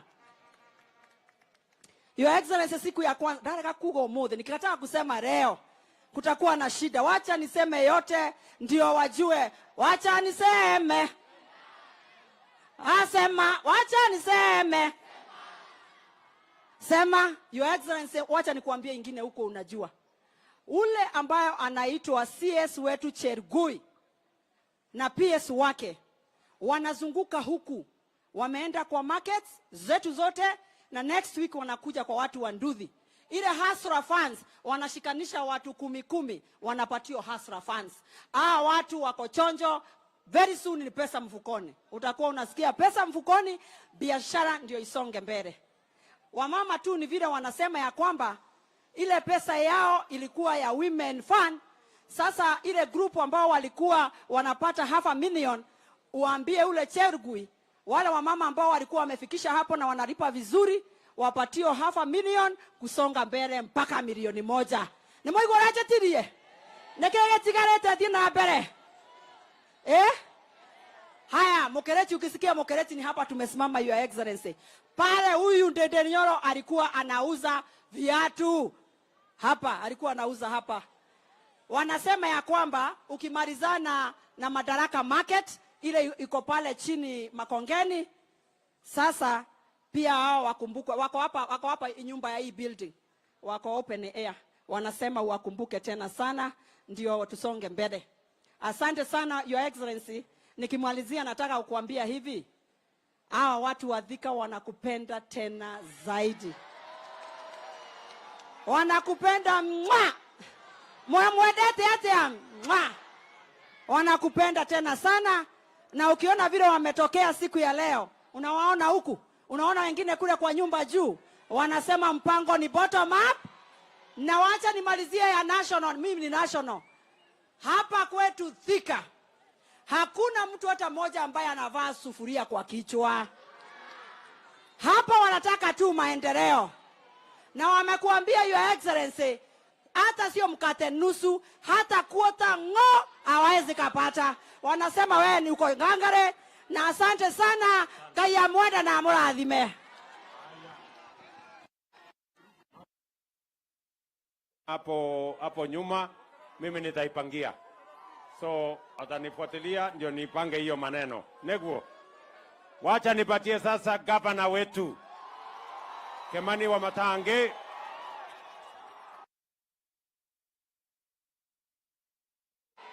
Wanavika hamjambo. Hamjambo wanakiambu. Tusalimianeni hivi wanakiambu. Asante. Mmefurahi kumwona rais wetu? Ni mwaka na kuona rais wetu. Tumemwambia karibu. Your Excellency, our President, Deputy President wetu Rigathi Gachagua, Your Excellency, sisi tunawakaribisha hapa Kiambu. Na kwa vile umeshatuambia yako yote, hatutaki kuongeza mingi, alafu ile umetuambia itoke kwa kichwa ya wananchi. Tunataka wakumbuke birthday ya leo. Lakini tu wacha niseme mawili, Your Excellency, kwa vile mimi nataka nikushukuru personally. Kwa vile Your Excellency, nakumbuka asubuhi moja mapema nilikukujia na ukanialika na ukanisikiliza. Na wakati ule nilisikiliza, Your Excellency, hiyo jambo moja umetimiza, imetusumbua hapa sana Thika ya maji. Na siku ya leo rais wetu pale juu ametufungulia maji, na hiyo maji kwa muda wa miezi ambaye haitapita 3 itakuwa iko hapa Thika. Tuko sawa jameni? Ya pili, Your Excellency, kwa hizo soko zote umetupatia hapa Thika peke yake, Your Excellency, umetupatia soko moja, soko 6 kwa hii Thika peke yake. 6. Na Your Excellency, mimi nataka nikushukuru sana kwa vile najua sasa vijana wetu watapata kazi. Lakini kwa vile Your Excellency, hapa tuko na shida mingi. Wacha tu niseme moja. Hii stadium iko hapa Your Excellency. Nilikuomba juzi nikakwambia tunafungua ile Kirigiti. Hii Thika stadium hapa. Hii stadium mimi nimepeana pesa 95 million ya kujenga na tuweke ukuta yenye inashika vijana wetu hawa. Nimetengeneza, ngojeni kidogo. Hii ukuta Your Excellency nimetengeneza inakuwa ni stalls kwa ukuta, stalls 88 na nimeongeza sasa imekuwa stall 156. Ile Your Excellency, ukiniongeza pesa kidogo tushikiane hii mradi, tuta accommodate hao vijana wachuuzi 250 kwa hii ukuta peke yake. Bila kuingia stadium, watakuwa kwa hii ukuta. Your Excellency, nitakuomba kwa huo mjengo unishikilie, tuweke vijana 250 hapa kwa hiyo kazi. Yangu Your Excellency, ya mwisho, Your Excellency, nataka ni confirm kwako wakati na kushukuru ya kwamba sisi kama serikali ya kaunti ya Kiambu, hii kazi ambayo umetupatia sasa ya kutengeneza affordable housing itatembea kama gari mara moja. Na sisi hao vijana sasa utakuwa unapata hapa vijana wako busy kila saa. Niombe Your Excellency, hapa ombi langu tu Your Excellency, niombe hao vijana wetu kwa vile tunataka wawe na kazi, vile umetuambia hapa hii mambo ya EPZ. Nataka ni confirm mbele hawa wananchi Your Excellency that Kiambu County we have no dispute at all kwa Del Monte land. Sisi tuko na barua kutoka kwa National Land Commission. Tumefanya allocation ya 100 acres na tumegazette already. Your Excellency, nitakupatia hiyo makaratasi uone ya kwamba hapa ndio kunafaa kukuwa na EPZ. Your Excellency, population yetu hapa, angalia hao vijana wote Your Excellency, population ya Thika tumekaribia karibu watu 1,000,000 Your Excellency. Hawa ndio wanastahili. Na Your Excellency, vijana wengi wako karibu na hiyo ardhi ya Del Monte hapa. Hapa ndio EPZ inafaa kuwa. Nataka niseme shukrani Your Excellency, tunakupenda, tunakukaribisha, na hiyo kazi sisi tutafanya Your Excellency, na tuko tayari. Asante sana Your Excellency. Thank you. Wanakiambu hoye! Wanakiambu hoye! Tunasema rais wetu karibu. Tunamwambia happy birthday. Asante Your Excellency. Thank you very much, sir. Kikishie Bwana Kimani wa Matangi, nataka nikuhakikishie hiyo mradi ya mambo ya affordable housing, vile county sasa wamekubaliana na sisi, hata haitatembea kama gari, itatembea kama risasi. Sindio? Siitembee kama risasi, ndio itembee haraka haraka. Na vile vile mambo yenu ya maji tutaikamilisha. Na hiyo umesema ya soko, huyu mungwana gavana wenu amesema tuko na soko 6. Wacha nikuhakikishie Bwana wa Matangi, ndani ya miaka 3 tutawajengea hawa wangwana wa Kiambu soko 20. 6 ni ya mwaka huu.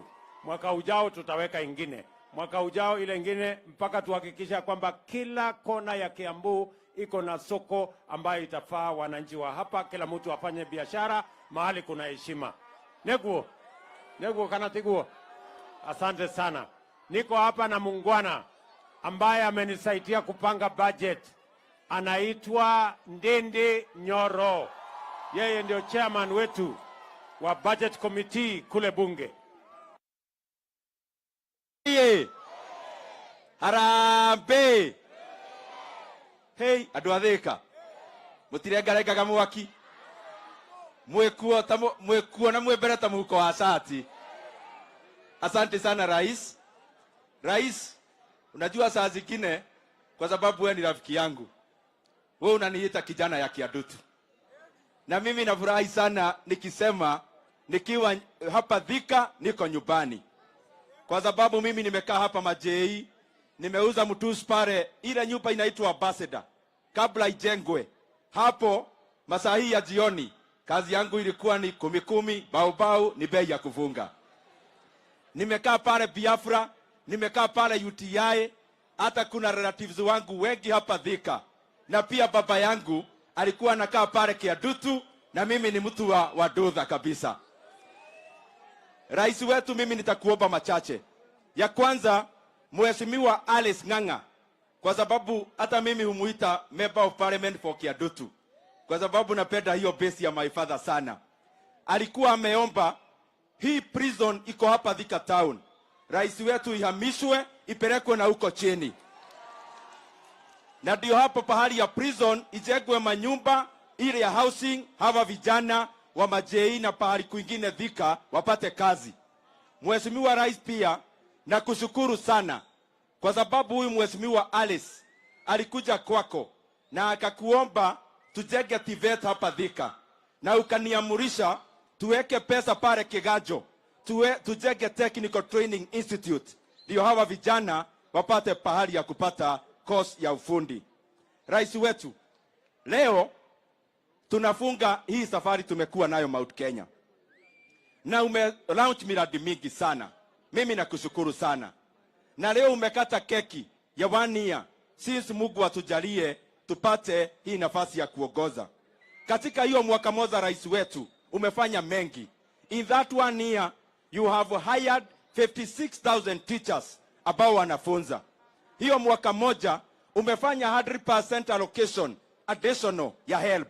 Mheshimiwa rais, umesukisha bei ya fertilizer from 7,000 to 2,500. Pia umesukisha bei ya gas, na wewe rais wetu unaendelea kuinua mahasira. Ya mwisho, Adwatheka mwekuo. Ya mwisho rais wetu, mimi kwa ile yote umefanya, kuna ingine umefanya ya maana sana, na mimi nitaisema. Wewe umesema maneno ya mkate nusu hakuna, na umesema hakuna handshake ama handshake. Hiyo rais wetu umefanya jambo mzuri sana, lakini mimi niko na swali moja tu na kiulizo kimoja tu. Rais wetu, mimi kama hasla ya hapa Kiadutu, mimi nakuuliza, tulienda uchaguzi tarehe 9 mwezi wa 8 last year. Hii maneno inaongelewa Nairobi ni maneno ya kitu gani? Mimi nakuuliza, hata hiyo maneno ya mazungumzo tufuge leo, tuendelee na kazi. Tufuge hiyo mazungumzo, tufuge hiyo dialogue, tuendelee na barabara na housing project. Thank you mono, na Ngai amurathime.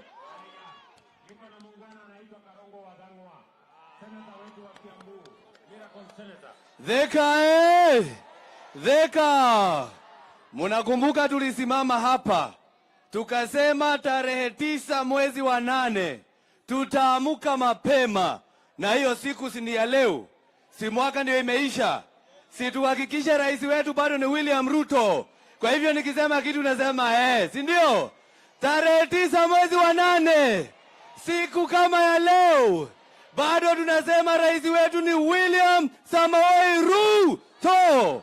Mheshimiwa Rais, mimi kama senator, kazi yangu tu ni kupitisha pesa ikuje hapa county, na tumepitisha bilioni 12 ambayo umeanza kuleta hapa county. 25 days ago ulipatia gavana wetu Kimani wa Matangi 1 billion. In 5 days rais wetu unaleta another 978 million. Si kazi itafanyika Kiambu? Si kazi itafanyika Kiambu? Mimi wewe ukipatiwa basari, ujue Karongo Athang'wa ndiye ameleta hiyo Kiambu. Wewe ukiona barabara inafanyika hapa na governor na MCA, wote tunafanya kazi pamoja. Kwa hivyo nawashukuru sana, Mungu awabariki na muthio na mbere kunyitira thirikari ya rais wetu. Jetagwo Karongo Athang'wa, the miracle senator of Kiambu County. Asanteni sana.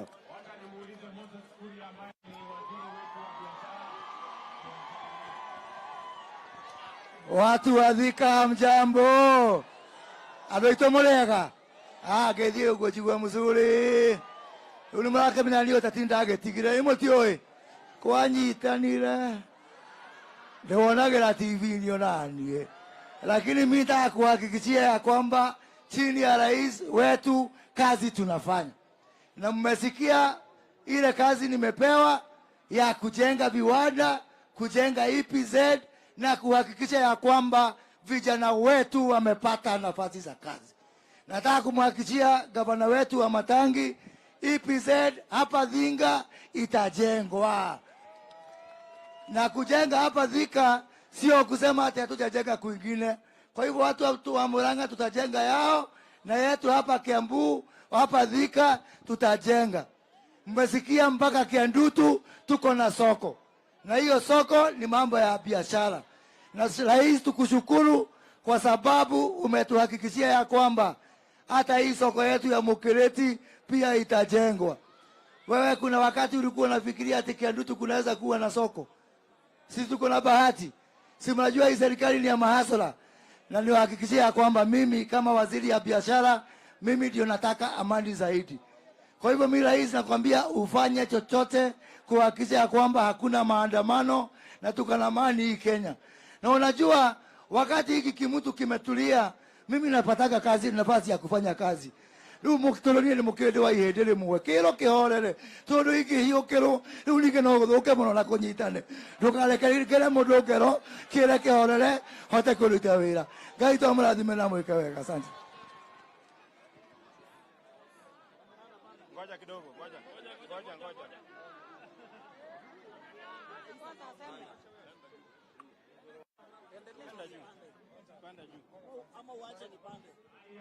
Tuko na mama wetu wa kaunti Anne wa Murang'a. Mpigeni makofi jamani.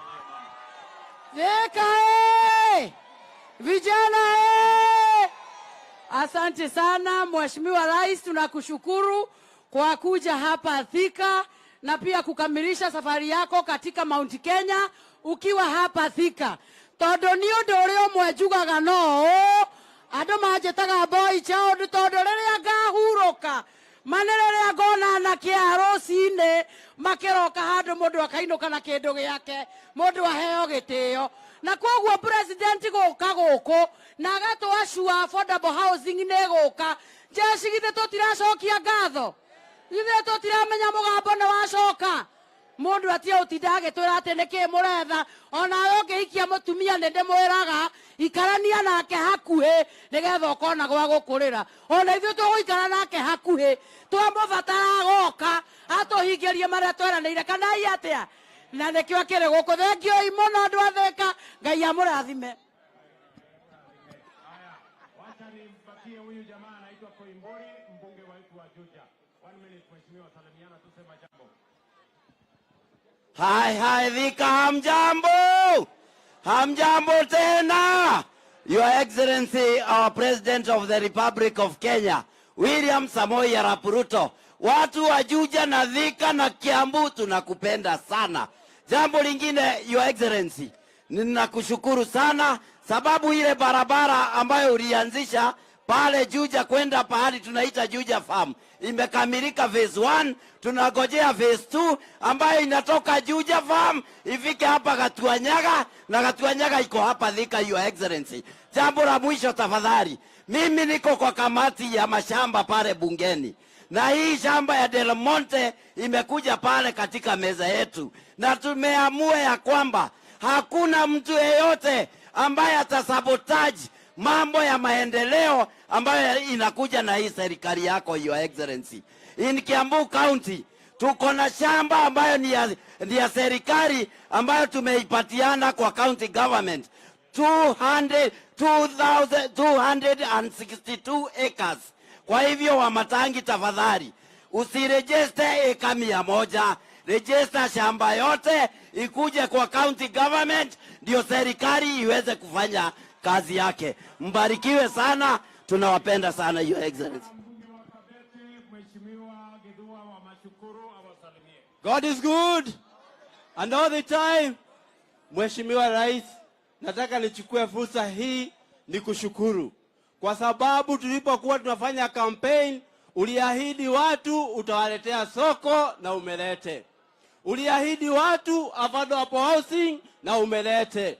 Uliahidi watu maji na umetimiza. Your Excellency, mimi nasimama nikiwa mbunge wa Kabete nikushukuru kwa sababu umelete soko Kabete. Na kualika affordable housing, tuko na uwanja, kuja next week tuanze kujenga. Mungu awabariki.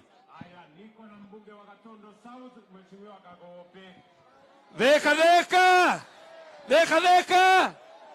Mimi maneno ya maendeleo rais ameongea. Simesikia maneno ya maendeleo amesema yote. Si ni kazi tupu, kazi ya manyumba, kazi ya barabara, kazi ya kuhakikisha watu wana biashara. Lakini mimi nina swali moja jameni. Sasa hii maneno yote tutaacha tuanze maandamano. Githuri kimwe gikuru nikyo yotorage tugia kumana itine itatu gaini. Inywe tumia goko githuri kiu no mukihe.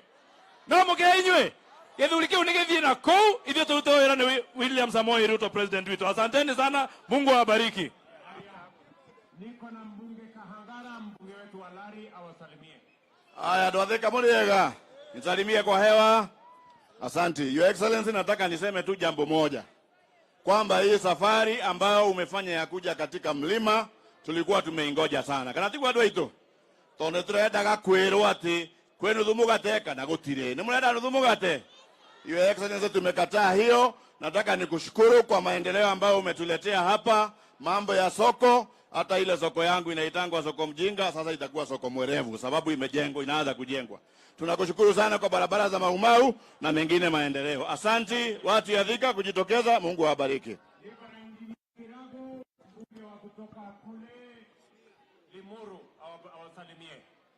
Ndwathika Muriega. Yangu Mheshimiwa Rais, ni kukuambia sisi timu yako ya Kiambu tunajua plani yako ni nzuri kwa sisi, na sisi tukipata mtu akiweka roadblock kwa plani yako tutapita na yeye. Mungu akubariki. Haya, niko na Kawanjiko wa Kiambaa. Thika oye! Thika oye! Your Excellency, tumekukaribisha hapa kwetu Kiambu, na leo ni dhihirisho ya kwamba ile kazi ulianza mwaka mmoja uliopita bado unaendelea kufanya. Na sisi kama jeshi yako Your Excellency tuko nyuma yako kuhakikisha ya kwamba ile mikakati yote umeweka tumetimiza kule bunge na tumekushikilia. Kitu ambacho tumekataa Your Excellency, mambo ya saramu tulimaliza tarehe 8 mwezi wa 8. Hiyo saramu ingine ni 2027. Ya mwisho Your Excellency, tumeona umetufungulia maji hapa kwetu. Kule kwetu Kiambaa tunakushukuru. Loiro Dam 2 Your Excellency, bado tunagojea, hatuna maji. Tunakugoja, asante. Loiro 2 ninapanga. Tuko na muungano anaitwa Karobia, mbunge wetu wa East African Legislative Assembly na kijana wa hapa Kiambu. Asante sana rais wetu. Andu a Kiambu Muriega. Muriega ringi. Ni inyuĩ mwacagũrire Ruto na wendo mutekũringĩrĩrio. Ithuĩ twoka gũcokia ngatho na kũrugũria project ĩno twaheo ni president ya rais. Sisi tunakushukuru sana kwa sababu kwa kila housing unit ambayo unatengeneza kwa nchi yetu unatengeneza nafasi za kazi 15 ambazo vijana wetu watanufaika. Your Excellency, mimi nataka kukupatia ripoti. Watu wa hapa Kiambu hakuna mtu alivaa sufuria. Your Excellency, watu wa Kiambu watatembea na wewe kwa miaka 10 na sisi hatuna nafasi ya kuvaa sufuria kwa kichwa. Asante sana. Niko na mbunge wa Gatundu North Bwana Gororia atusalimie.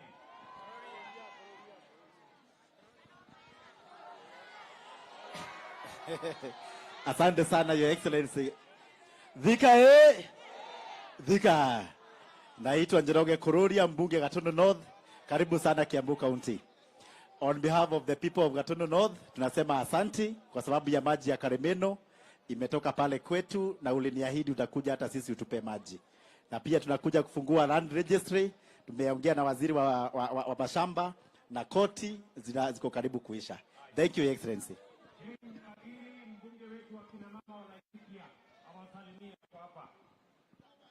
Andũ a Thika, Ngai nĩ mwega na hĩndĩ ciothe.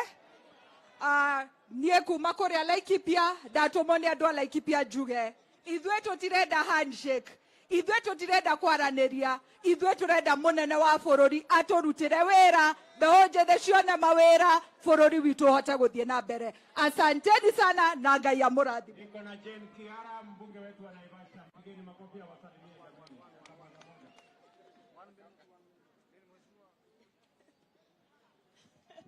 Thika mko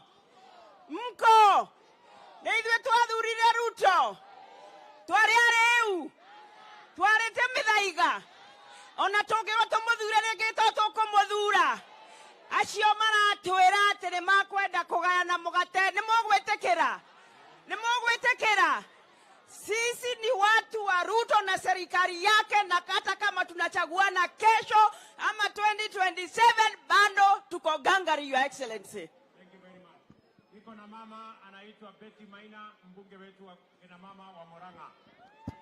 Ngai nĩ mwega na hĩndĩ ciothe. Tarehe 9 mwezi wa 8 mwaka uliopita, rais ndio tuligawa viti. Next time tunagawa viti ni tarehe 10 mwezi wa 8 2027. Kama tumekugawia kiti ujaribu kugawa, sisi hatuko hapo. Nĩmũkwenda ngeithi kana ngeithi kwa inoro? Nĩmũrenda arĩrio kana tigana nake? Kama mtu anataka kuongeleshwa aende nyumbani mapema akaongea na bibi yake. Asanteni sana.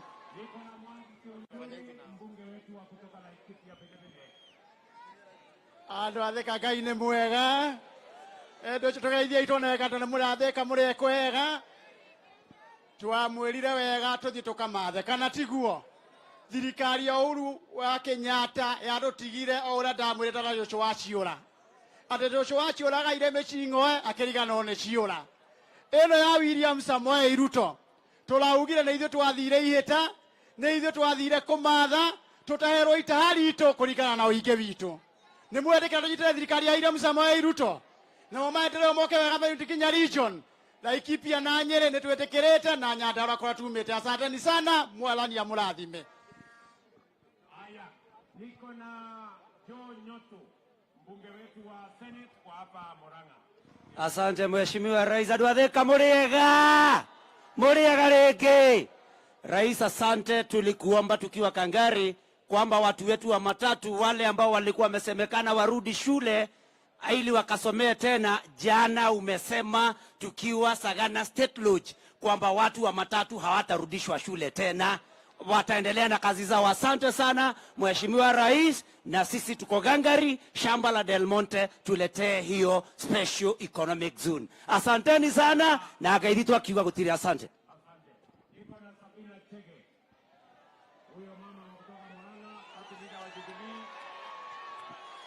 Andũ a Thika mũrĩega, nĩ mwendete njamba ĩno? Kĩnyoniei ũguo ngorwo nĩ mũmwendete. Na nĩ ndĩroigire atĩrĩrĩ, ndingĩthũra ũnjokerere atĩ ũkahutie.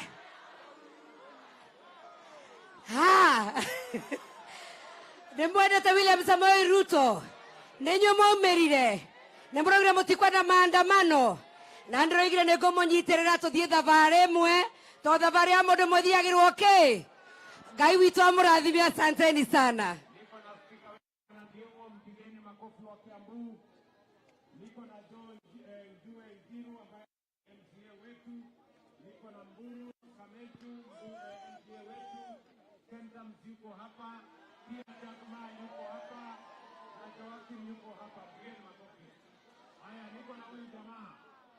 Anaitwa Kanini Kega. Huyu Kanini Kega alitusumbua sana,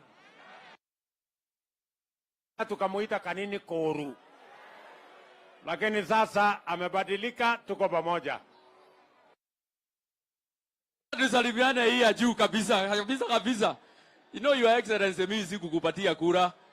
Mimi nilikuwa nimesukumana na mzee kupata mlima, lakini ile kuanguka mayanga itulianguka. Mzee alianguka na akaniangusha. Lakini sasa mimi nimesema kwamba because I know His Excellency the President has a good plan for our country. Tumefanya kazi na yeye for long na atatusaidia sisi kama watu wa mlima na pia Kenya. He has a good plan for Kenya. And finally, the only handshake ambayo iko mzuri na ilikuwa sawa ni ile kanini walisalimiana na His Excellency William Samoei Ruto na Rigathi. Hakuna salamu nyingine. Thank you so much and God bless you. Aya, niko na Jango jameni.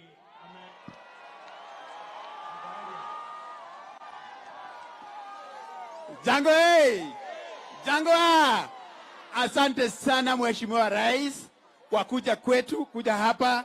Wakati ulikuja hapa mara ya mwisho, Jango ndiye alikuwa boss, lakini sasa tumekuwa na boss mwingine, Madam Alice, na si yako sawa bado. Na si yako sawa. Na sasa sisi kitu yetu ya ugavana inakuja miaka 4, na nataka kuuliza Rais, Jango ako hapa na ako free. Hapo sawa? Na ako available. Na ako royo. Na si kweli anitume kweli. Tuanze hii maneno. Hapo sawa? Haya, Rais. Niko na Waitito baba yao jameni, awasalimie. Sawa. Mko sawa?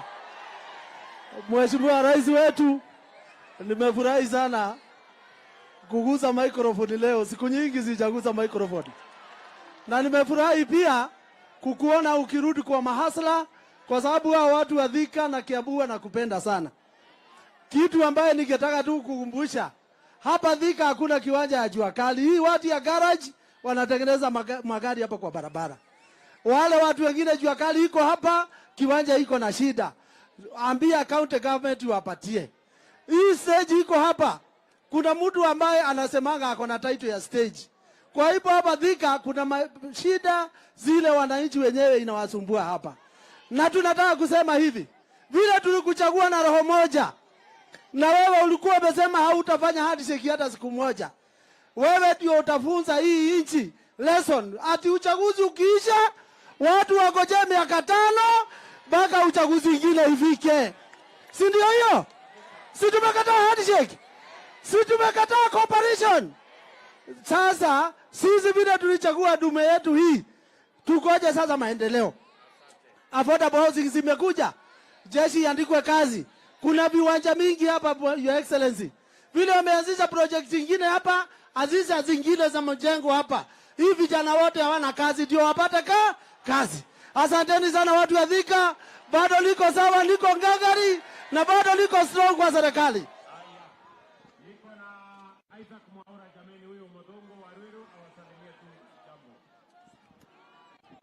Thika Thika Murega ni mwerete president witu ni ndakwenda kumucokeria ngatho tondu umuthi ni mweri 9 exactly 1 year tangu tuchague William Samoei Ruto awe rais wa Kenya, si ndio?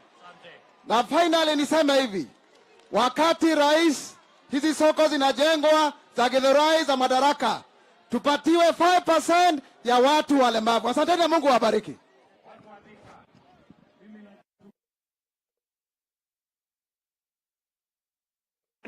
Kwa kuja kutusikiza. Mimi nawahakikishia hii safari tutatembea pamoja. Mungu atatujalia na tutafika mahali tunaenda pamoja. Nawatakia heri, nawatakia baraka ya Mungu. Mwadhani ya muradhime. Mungu wabariki sana. Asanteni sana watu wa Thika. Thank you.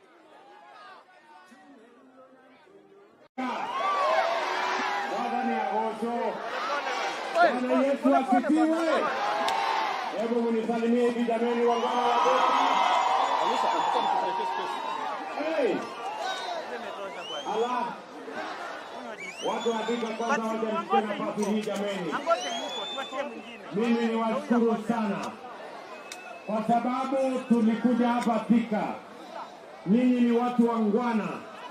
Tukaomba kura zenu. Mukatupatia. Mukatuongezea maombi. Mungu naye akatupatia ushindi. Mimi nawashukuru watu wa Thika kusema asante sana jameni. Watu wa Thika, mimi nasema asante sana. Salama. Mimi vile vile nilikubaliana na nyinyi. Si mnajua tulikuja hapa na Rigiji na huyu mama Alice na Wamatangi na hawa viongozi wote, na tulikubaliana na nyinyi, tukasema uchaguzi ikiisha kitendawili haitaanza, ni kazi ndio itaendelea. Si tulikubaliana kazi ndio itaendelea? Na ndio mimi nimefika hapa leo katika siku hii ya muhimu.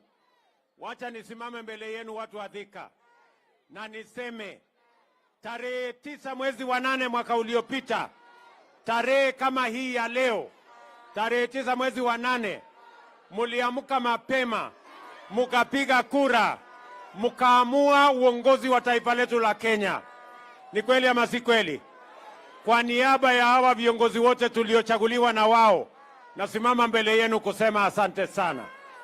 Nasema tena asante sana. Na mimi nataka niwaambie watu wa Thika na watu wa Kenya na watu wa Kiambu, mimi nawaambia hatutawaangusha. I promise you hatutawaangusha. Tunaelewana? Sikizeni. Tulikubaliana ya kwamba tubadilishe uchumi wetu. Tuache kukopa madeni, tutafute ushuru, tujenge taifa letu la Kenya. Mimi nataka niwaambie sasa tumedhibiti hali ya uchumi wa taifa letu la Kenya. Mimi nilisimama hapa nikawaambia ya kwamba wale watu wote wako kwa CRB, niliwaambia tutawatoa kwa CRB. Kenya tumeondoa watu milioni 7 kwa CRB. Tunaelewana? Niliwaambia tutakuwa na mpango wa Hustler Fund. Mimi nafurahi hapa Kiambu leo tumepatiana bilioni 3 kwa watu wa Kiambu kwa kupitia mpango wa Hustler Fund. Watu 1.2 Kiambu wako na pesa ya Hustler Fund. Ni kweli ama si kweli? Niliwaambia ya kwamba tutatatua matatizo ya CBC na elimu ya watoto wetu. Nasimama mbele yenu kuambia CBC matatizo tumeyatatua, na juu yake tumeajiri waalimu wapya 56,000 watafundisha watoto wetu shuleni. Tuko pamoja? Pia niliwaambia tutatatua matatizo ya mambo ya Tibet. Nikawaambia tutatatua matatizo ya masomo ya watoto wetu university. Hiyo matatizo yote tumetatua. Sasa watoto wetu watapata scholarship wakienda kusoma university. Niliwaambia vile vile ya kwamba tutashughulikia mambo ya cost of living ama gharama ya maisha. Si tulikubaliana? Na niliwaambia ya kwamba tutapunguza fertilizer, ile mbolea. Mbolea jameni, watu wa Thika, tumetoa 7,000 sasa ni shilingi 2,500, kwa sababu ndio njia ya kusaidia mkulima ili tuzalishe chakula ya kutosha Kenya, tuondoe aibu ya njaa katika taifa letu la Kenya. Wale jamaa wengine ati wanasema wanataka kupunguza gharama ya unga kwa kuweka sufuria kwa kichwa.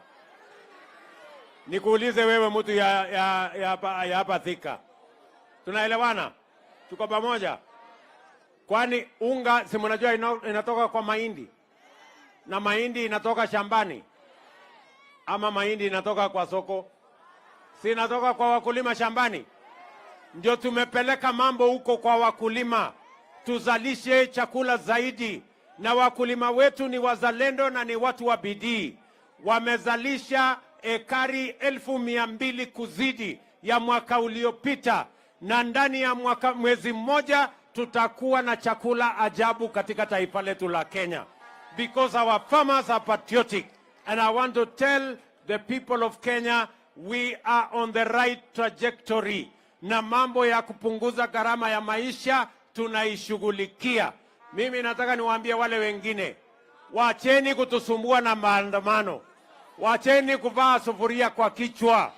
Haiwezi kupunguza gharama ya unga. Haiwezi kupunguza gharama ya maisha. Hata kwa dawa, hata kwa maandamano, hata kwa uchawi, hata kwa uganga, bei ya unga haiwezi kupungua kwa kuweka sufuria kwa kichwa. Ama namna gani jameni?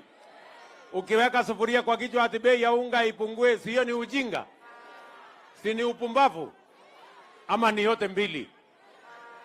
Yote mbili. Sijui kama tumeelewana. Tukakubaliana ya kwamba tutapanga ajira ya hawa vijana. Tuko pamoja? Tukakubaliana vijana wa Thika mko? Mimi nataka kusikia sauti ya vijana hapa Thika. Vijana mko? Vijana mko? Vijana wa Thika mko? Nataka munisikize kwa makini. Sawa sawa? Nataka munisikize kwa makini. Tulikubaliana ya kwamba lazima tupange ajira ya vijana. Tunaelewana? Na tuko na mipango manne, nataka munisikize kwa makini. We have 4 different plans on youth employment. Moja, tukasema tutafanya affordable housing. Mimi nimekuja hapa Kiambu leo. Leo hapa tumeanzisha ujenzi wa nyumba 10,000 hapa Kiambu. Tunataka vijana 20,000 hapa Kiambu watakaofanya kazi ya affordable housing. Vijana wa Kiambu muko tayari? Muko tayari? Muko tayari kwa kazi ya affordable housing? Ama nyinyi ni wale wa kuchagua jembe? Si tulikubaliana wera ni wera? Si tulikubaliana kazi ni kazi? Hapa tumeanzisha leo 10,000 houses in Kiambu County. We are beginning today. Wiki hii, in 1 week, we have advertised 50,000 houses in Kenya for the young people because we want to use affordable housing to grow opportunities for jobs for the young people of our country. Vijana tulikubaliana tutapanga ajira, sio? Na ndio sababu nimeweka housing fund kwa budget yetu, na nimeambia wale wadosi kama mimi na hawa wengine, sisi tutalipa pesa ya housing ndio vijana hawa wapate ajira, wafanye mambo ya affordable housing so that they too can have an opportunity to be the best they can and have an opportunity to work in Kenya. Tunaelewana jameni? Jambo la pili, vijana munisikize tena kwa makini. Tumekubaliana na huyu Alice Ng'ang'a, si ndio? Na wabunge wale wengine wote tumekubaliana ya kwamba tutapanga ICT hub in every ward. Tunataka vijana 500 ama 1,000 kwa kila ward wafanye biashara na wafanye kazi kwa ICT hub. Tumetafuta ajira Marekani, tumetafuta ajira Ujerumani, tumetafuta ajira Ulaya, hata Canada, na wametuambia wako na nafasi ya ajira ya digital jobs kwa vijana wa taifa letu la Kenya. Nauliza vijana wa Kenya na vijana wa Thika, muko tayari kwa digital jobs? Muko tayari kufanya kazi kwa mtandao? Si unaweza kufanya kazi hapa Thika, kampuni inafanya Amerika, lakini wewe uko hapa Thika. Mimi nataka niwaambie, that is the second avenue we are going to create jobs for the young people of our nation. Tumekubaliana vile vile ya kwamba hapa Del Monte tunaweka special economic zone hapa Del Monte. Nimemwambia huyu Moses Kuria, yuko hapa waziri wetu wa mambo ya biashara. Nego, tunaelewana? Tunaelewana? Hapa Del Monte tunaweka hapo shilingi bilioni 10 ya kutengeneza special economic zone kama ile ya Athi River. Ile ya Athi River iko na nafasi ya ajira 30,000. Hii yenu ya Del Monte tunataka ajira 50,000. Na wale watakaofanya kazi hapa ya mambo ya manufacturing, ya mambo ya processing, ya mambo ya export, ya mambo ya textile, ya mambo ya leather, watafanya hapa Del Monte, na ni vijana wa Thika na vijana wa Kiambu na vijana wa Kenya. Muko tayari? Muko tayari?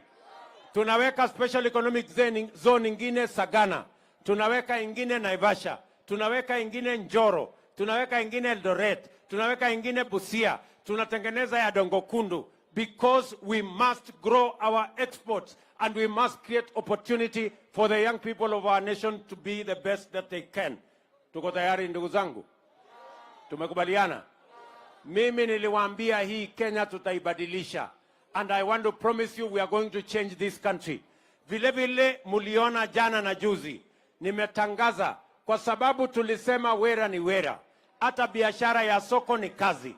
nimetangaza masoko 180 tutajenga kwa mama mboga na wale wanafanya biashara yao, kwa sababu hata mama mboga ni kazi na tunataka afanye kazi mahali kuna heshima, mahali kuna maji, mahali kuna stima, na sisi tunataka kuendelea pamoja katika barabara hiyo. Tunaelewana? Simuliona nilitangaza juzi masoko. We are going to build those markets. Na wale watajenga ni vijana wa taifa letu la Kenya. Wale watafanya biashara ni wale wanatufanyia biashara pale sokoni. Tumeelewana jameni? Tumekubaliana? Si ndio? Wacha niwaambie hivi. Na nimesema katika hii budget yetu nataka msome vizuri. Ndio unaona watu wengine hatu wanaipinga. Mimi nimesema kwa hii budget hatutakuwa tunalete chuma ambayo imetengenezwa nchi nyingine, tutatengeneza steel yetu hapa Kenya. Hatutakuwa tunaleta simiti kutoka nchi nyingine, simiti tutatengeneza, tuko na lime, tuko na ile vitu yote inahitajika hapa Kenya, na tutapanua factories zetu, vijana wapate ajira katika hizo factories, tukuze uchumi wa taifa letu la Kenya. Nimesema vile vile mambo ya kwenda kuagiza furniture. Ati watu wanaenda kuleta kitanda kutoka Marekani. Ati wengine wanaenda kuleta viti kutoka China. Ati wengine wanaenda kuleta sijui kitanda sijui kutoka wapi. Mimi nimesema hiyo kazi yote ya kuleta bidhaa kutoka nje tunafunga, ndio vijana hawa wa Kenya wapate nafasi ya kutengeneza hizo mali yote, kwa sababu we need to create jobs for these young people. Mimi nauliza nyinyi watu wa Thika. Mimi niwaulize. Yaani ati kuna watu wanatuambia wanataka kuendelea ati kuagiza kitanda kutoka China. Ate kuagiza viti kutoka China, ate kuagiza meza kutoka China. Mimi nauliza nyinyi, kwani hii kutengeneza kitanda iko na science kiasi gani? Kutengeneza kitanda inahitaji science mingi? Si kitanda kutengeneza ni mbao na randa na musumeno na nyundo na musumari. Si kitanda iko tayari? Kama mtu hataki kulala kitanda imetengenezwa na Wakenya, alale chini. Ama namna gani? Neguo kana tiguo. Kwani iko makosa tukitengeneza na vijana hawa wa Kenya jameni? Na nimewapatia notice. Nimewaambia hata hii viatu hatutakuwa tunalisha umbwa ile ngozi ya ng'ombe yetu. Kuanzia in another 2 years maximum 3 years tutakuwa tunatengeneza viatu zetu hapa Kenya, na hawa vijana watafanya hiyo kazi. Neguo. Tunaelewana jameni? Mnasema tuendelee hiyo barabara? Ndio mimi nataka niwaambie wale jamaa wako Nairobi wananiuliza ati mimi nimeenda kufanya nini Kiambu, ati mimi nimeenda kufanya nini Thika, ati mimi nimeenda kufanya nini huko kwa Wakenya. Mimi nataka niwaambie wale jamaa wako Nairobi, mimi ni mfanyikazi ya hawa wananchi. Hawa wananchi ndio walinipatia hii kibarua, na mimi nimeleta report form hapa, mjue ya kwamba ile kazi mlinipatia nimefikisha wapi. Nimewaambia mambo ya uchumi mahali nimefikisha. Nimewaambia ile mambo ya CRB mahali nimewafukuza. Nimewaambia mambo ya Hustler Fund mahali imefika. Nimewaambia mambo ya masomo ya watoto wetu mahali imefika. Nimewaambia mambo ya kuzalisha chakula mahali imefika. Nimewaambia mahali ya kupanga ajira ya hawa vijana mahali imefika. Hiyo ni report form mzuri ama mnataka mnikae kwa ofisi Nairobi? Si nikuje niwaeleze vile kazi mlinipatia nimefikisha wapi? Ni kweli ama si kweli? Sisi tulikubaliana wera ni wera. Na kila mtu anang'ane na ila hako naye. Si hii mmenipatia ning'ang'ane nayo? Ama namna gani? Tuko pamoja? Ile ya mwisho nimewaambia hawa majamaa. Nimewaambia mambo mawili. Hawa jamaa nimewaambia number 1. Mambo ya vita. Kuharibu mali ya watu. Kuharibu biashara ya watu. Kuchoma lami. Kuharibu mali ya umma. Hiyo watafuta nchi ya kwenda kufanyia, haitafanyika tena katika Kenya hii. Ama namna gani watu wa Thika? Kwani mnataka hawa watu waendelee kuchoma lami yetu for how long? Mnataka hawa watu atiwanunue vijana, atiwaende wapige mawe polisi, wachome barabara, waharibu biashara ya kina mama, waharibu biashara ya watu, watoto hawajaenda shuleni, watu hawajaenda kazini. Hiyo si tabia mbaya? Nimewaambia, I am the president of Kenya. You will not continue to destroy property.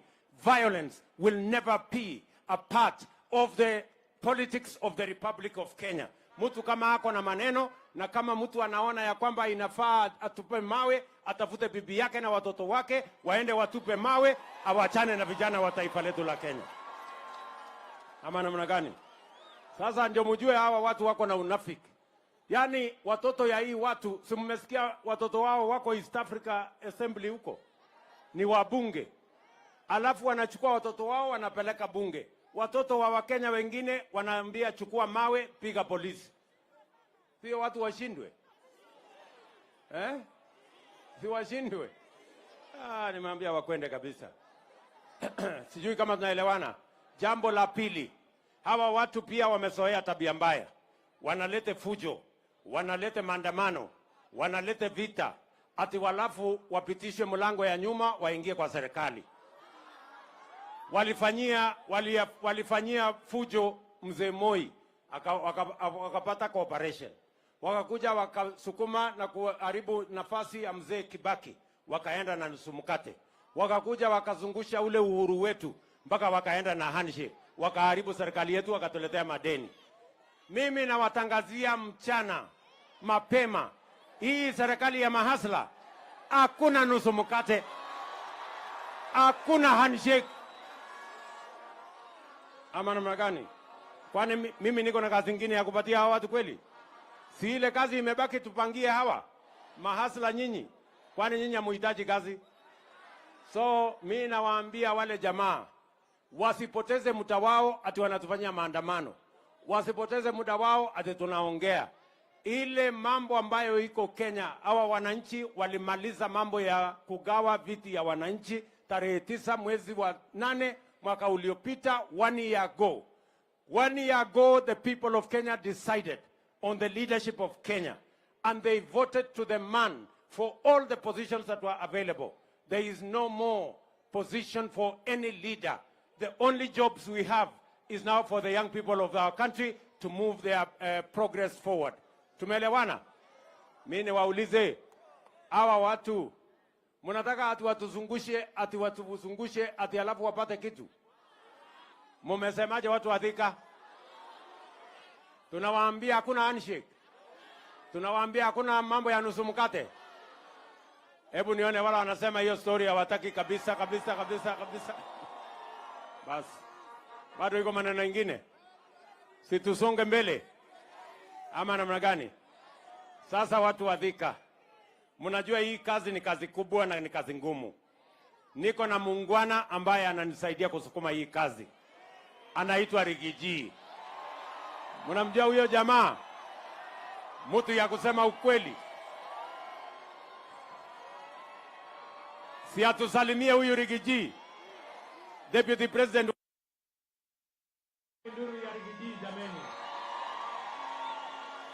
Watu wa Thika mjambo. Murega andu a Thika. Murioku andu aitu. Ni mwana muthamaki witu. Uyu wetagwo Ruto. Ninyo mwamuthurire. Kuringiririo ka kwendera. Asanteni sana watu ya Thika. Rais wetu tunakushukuru sana kwa ziara yako ya maendeleo katika Mlima Kenya.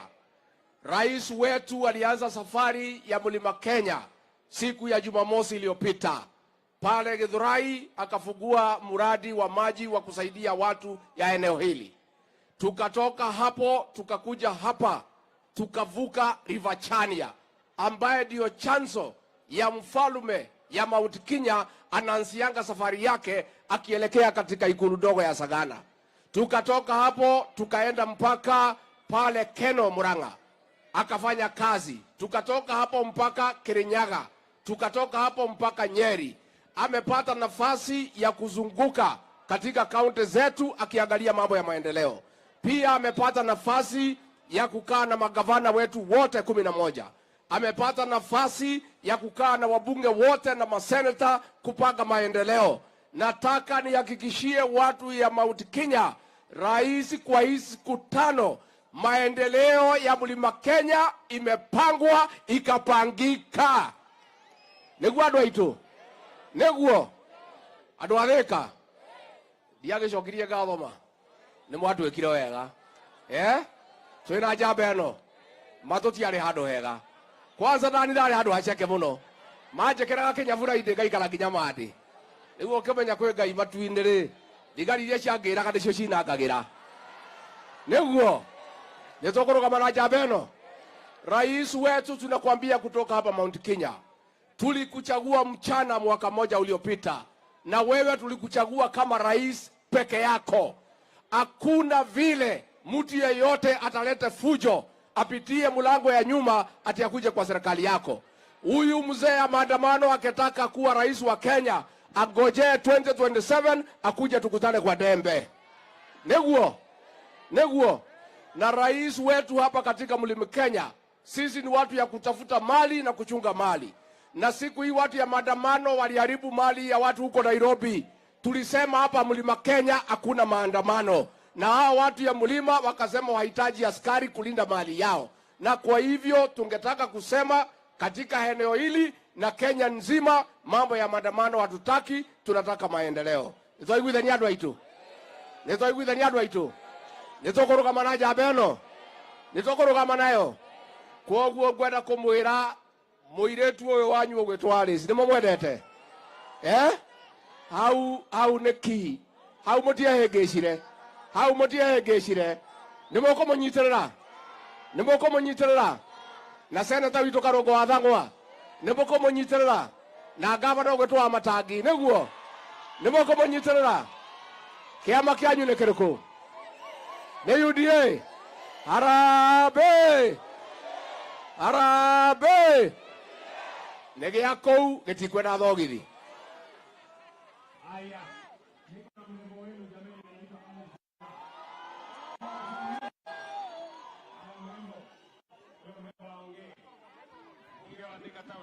Kabla anangojea huyu nilisimama pale nikawaambia mambo yenu ya maji, si ndio?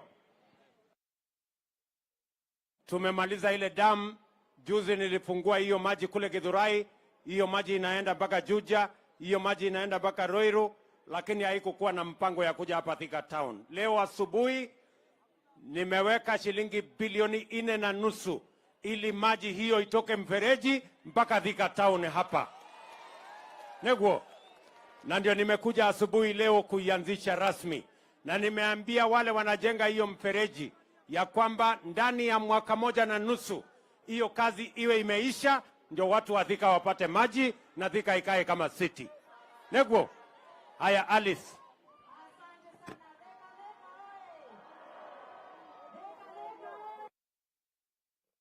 237 oye!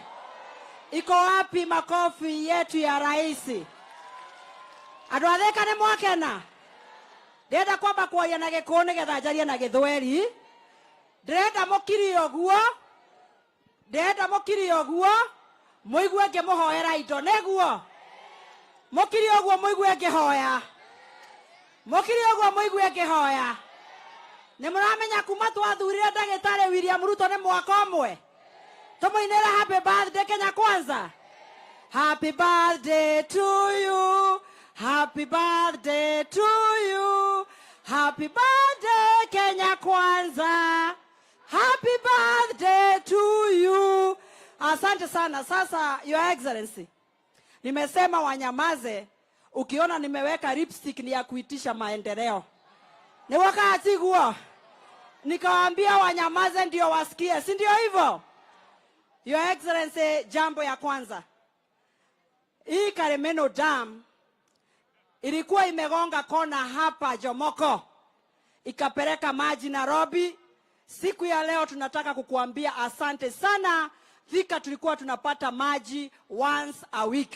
Kwa hivyo asante sana, Mungu akubariki. Makofi mega. Ya pili, Your Excellency, wale vijana ambao wamesimama hapa siku ya leo kwa affordable housing huku government quarters, hao ni watu 2000 vijana wangu wa hapa Thika. Watapata ajira, twakupatia kongole, twasema asante sana. Your Excellency, ya tatu, nataka kuambia wanathika, tumecheza siasa miaka mingi na soko yetu ambayo inaitwa Madaraka Market. tunataka kukuambia asante sana kwa sababu ulitupatia 400 million. Your Excellency, siku ya leo umesema vijana wangu ambao wanasema bogi yangu ati kazi ni kazi. Bogi yangu ya Nduthi na bogi yangu ya vijana hapa Majei, Biafra na Starehe. Umesema na diaspora. Wamesema ya kwamba kila pahali tutakuwa na IC center, vijana wetu wajiajiri. Makofi meha. Sasa Your Excellency, sasa hii ndio ya request. Hapa kwetu diaspora panaitwa diaspora ni kule Dede alizaliwa. Kunaitwa diaspora ni Kiadu tu. Bwana Yesu asifiwe. Watu huku kwa Njero na Hinga kuna wako na department inaitwa KISIP. Walikuja wakasema Kiandutu na Kiang'ombe wanataka title deed na zimekaa sana. Hapo ni sawa? Your Excellency, na kushukuru hata kwa hii gazettement umefanya juzi, Kiandutu umeweka market. Sasa Your Excellency, ya kwenda ni kusema ya kwamba tukipata hii shamba na EPZ kule Del Monte, tunataka watu wanajiita NSSF na PS wao Kaituko na CS Bore wanatujengea shule ya kumonita vijana wetu wa bilioni 1. Tunasema asante sana. Your Excellency, siku ya kwanza daraka kugo mode nikitaka kusema leo kutakuwa na shida. Wacha niseme yote ndio wajue. Wacha niseme.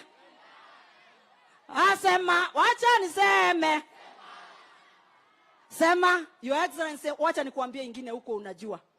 Ule ambayo anaitwa CS wetu Chergui na PS wake wanazunguka huku, wameenda kwa markets zetu zote, na next week wanakuja kwa watu wa Nduthi. Ile Hasra funds wanashikanisha watu 10 wanapatio Hasra funds. Watu wako chonjo, very soon ni pesa mfukoni. Utakuwa unasikia pesa mfukoni, biashara ndio isonge mbele. Wamama tu ni vile wanasema ya kwamba ile pesa yao ilikuwa ya women fund. Sasa ile group ambao walikuwa wanapata 500,000, uambie ule Chergui wale wamama ambao walikuwa wamefikisha hapo na wanalipa vizuri, wapatio 500,000 kusonga mbele mpaka milioni 1. Ni moigo racha tirie. Nekege tigarete tina mbele. Haya, Mokereti, ukisikia Mokereti ni hapa tumesimama Your Excellency. Pale huyu Ndede Nyoro alikuwa anauza viatu. Hapa alikuwa anauza hapa. Wanasema ya kwamba ukimalizana na Madaraka Market ile iko pale chini Makongeni, sasa pia hao wakumbuke, wako hapa nyumba ya hii building, wako open air. Wanasema wakumbuke tena sana ndio tusonge mbele. Asante sana Your Excellency. Nikimalizia nataka kukuambia hivi, watu wa Thika wanakupenda tena zaidi. Wanakupenda mwamwedete hata wanakupenda tena sana. Na ukiona vile wametokea siku ya leo, unawaona huku, unaona wengine kule kwa nyumba juu, wanasema mpango ni bottom up. Na wacha nimalizie ya national. Mimi ni national. Hapa kwetu Thika hakuna mtu hata mmoja ambaye anavaa sufuria kwa kichwa. Hapa wanataka tu maendeleo. Na wamekuambia Your Excellency, hata sio mkate nusu, hata kuota hawezi kapata. Wanasema wewe ni uko ngangare. Na asante sana, kaya mwenda na murathime. Hapo nyuma mimi nitaipangia. So atanifuatilia ndio nipange hiyo maneno. Neguo. Wacha nipatie sasa gavana wetu Kimani wa Matange.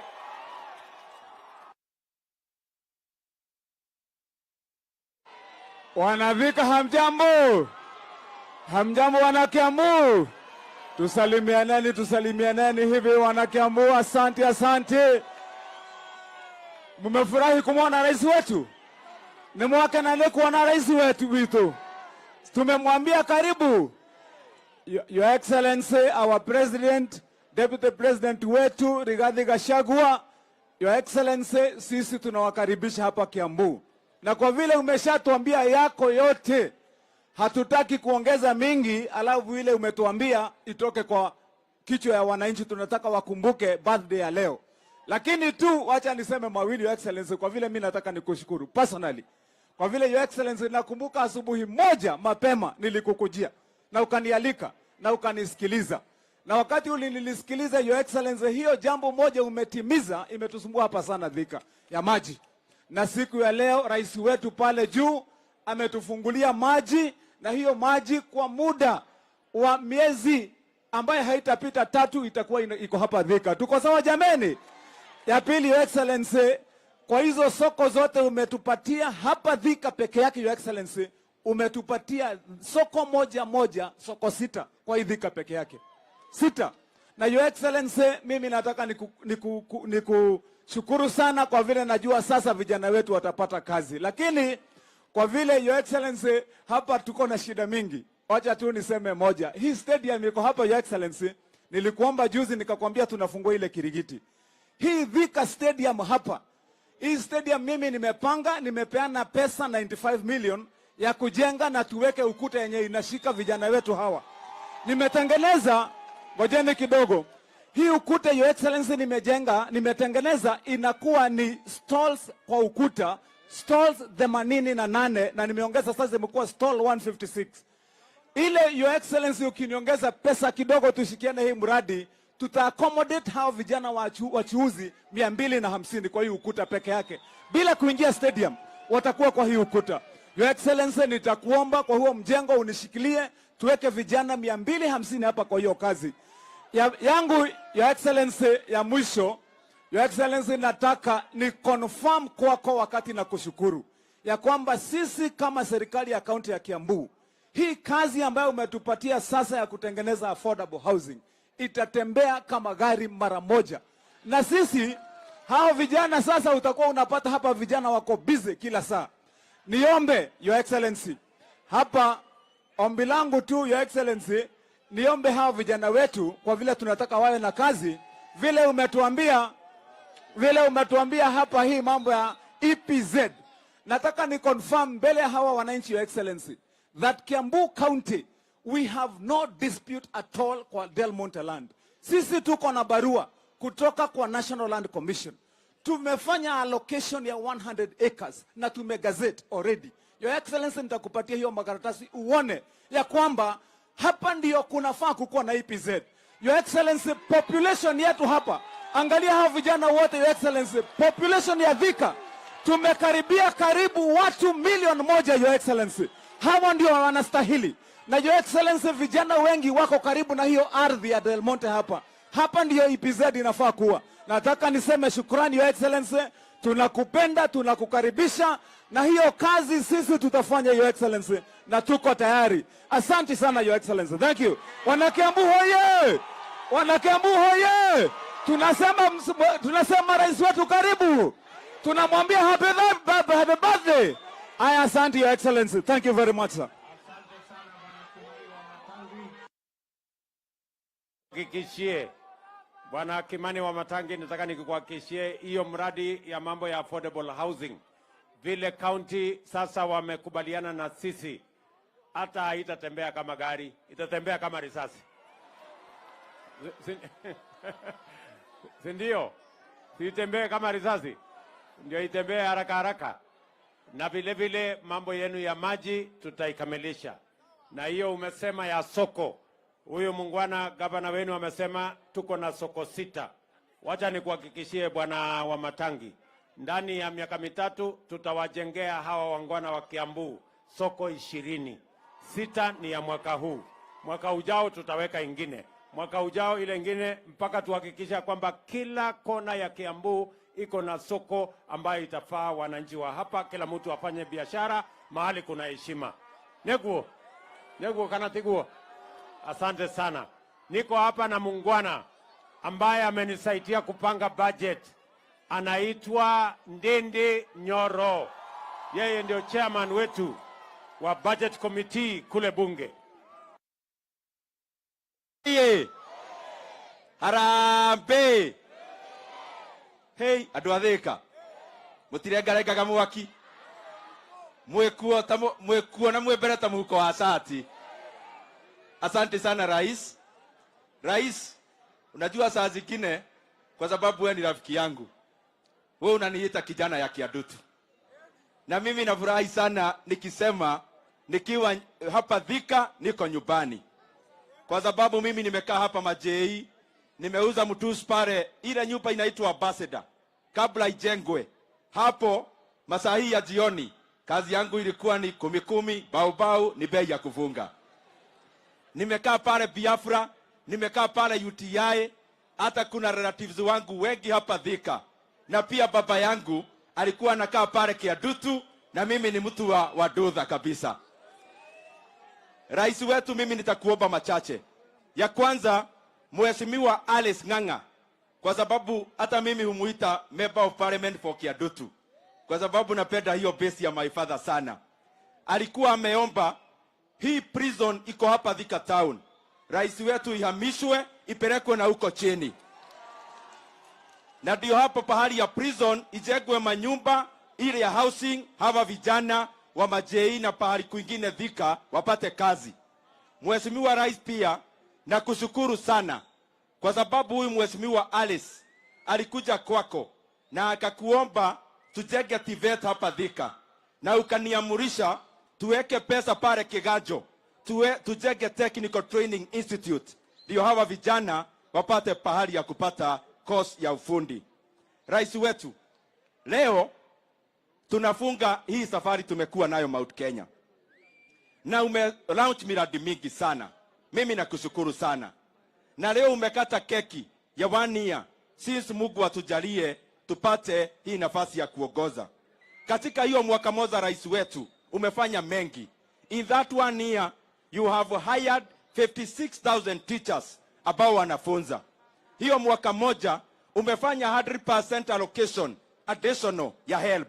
Mheshimiwa Rais, umesukisha bei ya fertilizer from 7,000 to 2,500. Pia umesukisha bei ya gas, na wewe rais wetu unaendelea kuinua mahasira. Ya mwisho, aduadheka mwekuo. Ya mwisho rais wetu, mimi kwa ile yote umefanya, kuna ingine umefanya ya maana sana, na mimi nitaisema. Wewe umesema maneno ya mkate nusu hakuna, na umesema hakuna handshake ama handshake. Hiyo rais wetu umefanya jambo mzuri sana, lakini mimi niko na swali moja tu na kiulizo kimoja tu. Rais wetu, mimi kama hasla ya hapa Kiadutu, mimi nakuuliza, tulienda uchaguzi tarehe 9 mwezi wa 8 last year. Hii maneno inaongelewa Nairobi ni maneno ya kitu gani? Mimi nakuuliza, hata hiyo maneno ya mazungumzo tufuge leo, tuendelee na kazi. Tufuge hiyo mazungumzo, tufuge hiyo dialogue, tuendelee na barabara na housing project. Thank you muno, na Ngai amurathime.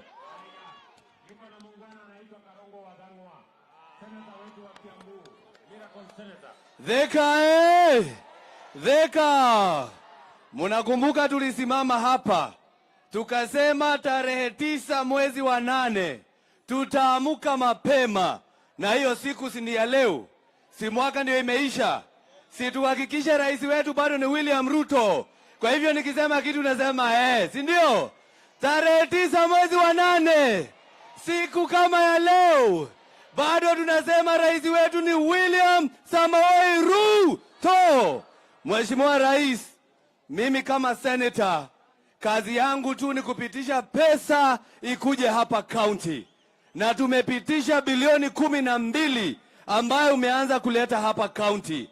25 days ago ulipatia gavana wetu Kimani wa Matangi 1 billion.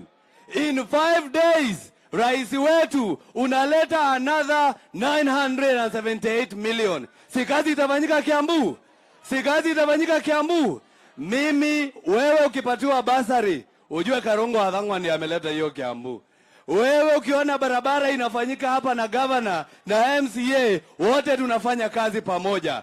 Kwa hivyo nawashukuru sana, Mungu awabariki na muthio na mbere kunyitira thirikari ya rais wetu. Jetagwo Karogo Athang'wa, the miracle senator of Kiambu County. Asanteni sana.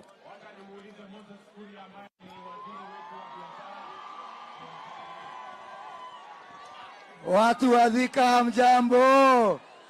Adoito Mulega. Gethi ugo jigwa muzuri. Uri marake minalio tatinda agetigire imotioe. Kwanyitanira. Ndewonagira TV nionanie. Lakini mimi nataka kuhakikishia ya kwamba chini ya rais wetu kazi tunafanya. Na mmesikia ile kazi nimepewa ya kujenga viwanda, kujenga EPZ na kuhakikisha ya kwamba vijana wetu wamepata nafasi za kazi. Nataka kumhakikishia gavana wetu wa Matangi, EPZ hapa Thinga itajengwa. Na kujenga hapa Thika sio kusema ati hatujajenga kwingine. Kwa hivyo watu wa Murang'a tutajenga yao, na yetu hapa Kiambu, hapa Thika tutajenga. Mmesikia mpaka Kiandutu tuko na soko. Na hiyo soko ni mambo ya biashara. Na rais, tukushukuru kwa sababu umetuhakikishia ya kwamba hata hii soko yetu ya Mukireti pia itajengwa. Wewe kuna wakati ulikuwa unafikiria ati Kiandutu kunaweza kuwa na soko? Sisi tuko na bahati. Si mnajua hii serikali ni ya mahasara. Na niwahakikishia ya kwamba mimi kama waziri ya biashara, mimi ndio nataka amani zaidi. Kwa hivyo mimi rais nakwambia ufanye chochote kuhakikisha ya kwamba hakuna maandamano na tuko na amani hii Kenya. Na unajua wakati hiki kimutu kimetulia, mimi napataga kazi, nafasi ya kufanya kazi. Ndio mukitolonie ni mukede wa ihedele muwekero kihorere. Todo hiki hiyo kero, ndio no guthuke muno na kunyitane. Ndukareke kile mundu kero, kile kihorere hote kuruta wira. Ngai to murathime na mwike wega. Asante. Ngoja kidogo, ngoja.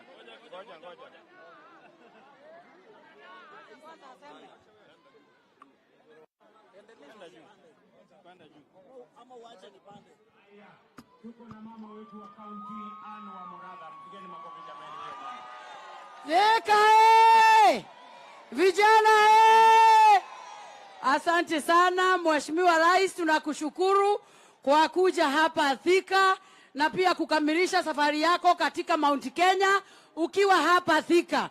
Todo ni undu uria mwejugaga no andu manjetaga boy chao todo riria ngahuruka manereria ngona na kiaro cine makiroka handu mundu akainuka na kindu giake mundu aheo gitio na koguo president guka guku na agatwa sure affordable housing ne guka jeshi githe tutiracokia ngatho githe tutiramenya mugambo na wacoka mundu atia utindage twira ati niki muretha ona ungihikia mutumia nende mwiraga ikarania nake hakuhi nigetha ukona gwa gukurira ona ithu tuguikara nake hakuhi twamubatara goka atuhingirie maria tweranire kana iatia na nikio akire guku thengio imuno andu atheka Ngai amurathime. Wacha nimpatie huyu jamaa anaitwa Koimburi, mbunge wetu wa Juja. 1 minute mheshimiwa, salimiana tuseme jambo. Hai Thika hamjambo. Hamjambo tena. Your Excellency, our President of the Republic of Kenya, William Samoei Arap Ruto. Watu wa Juja na Thika na Kiambu tunakupenda sana. Jambo lingine, Your Excellency, ninakushukuru sana sababu ile barabara ambayo ulianzisha pale Juja kwenda pahali tunaita Juja Farm imekamilika phase 1, tunagojea phase 2 ambayo inatoka Juja Farm ifike hapa Gatuanyaga na Gatuanyaga iko hapa Thika, Your Excellency. Jambo la mwisho tafadhali, mimi niko kwa kamati ya mashamba pale bungeni na hii shamba ya Del Monte imekuja pale katika meza yetu na tumeamua ya kwamba hakuna mtu yeyote ambaye atasabotage mambo ya maendeleo ambayo inakuja na hii serikali yako, Your Excellency. In Kiambu County tuko na shamba ambayo ni ya serikali ambayo tumeipatiana kwa county government 262 acres. Kwa hivyo Wamatangi, tafadhali usirejeste eka 100, register shamba yote ikuje kwa county government ndio serikali iweze kufanya kazi yake. Mbarikiwe sana, tunawapenda sana Your Excellency. God is good and all the time. Mheshimiwa Rais, nataka nichukue fursa hii ni kushukuru kwa sababu tulipokuwa tunafanya campaign uliahidi watu utawaletea soko na umelete. Uliahidi watu affordable housing na umelete. Uliahidi watu maji na umetimiza. Your Excellency, mimi nasimama nikiwa mbunge wa Kabete nikushukuru kwa sababu umelete soko Kabete. Na kualika affordable housing, tuko na uwanja, kuja next week tuanze kujenga. Mungu awabariki.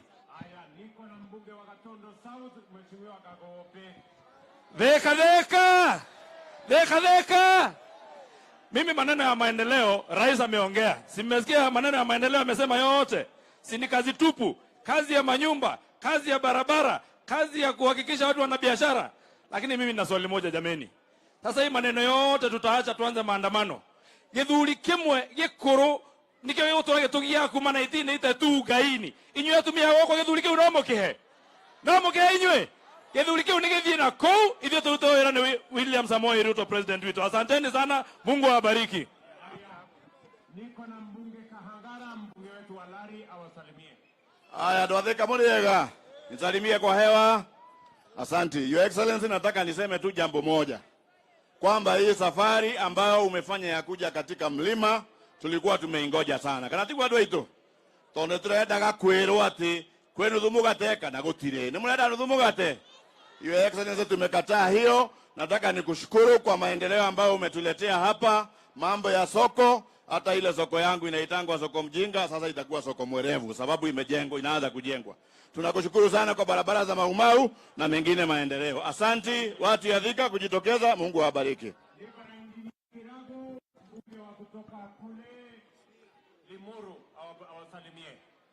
Ndwathika Muriega.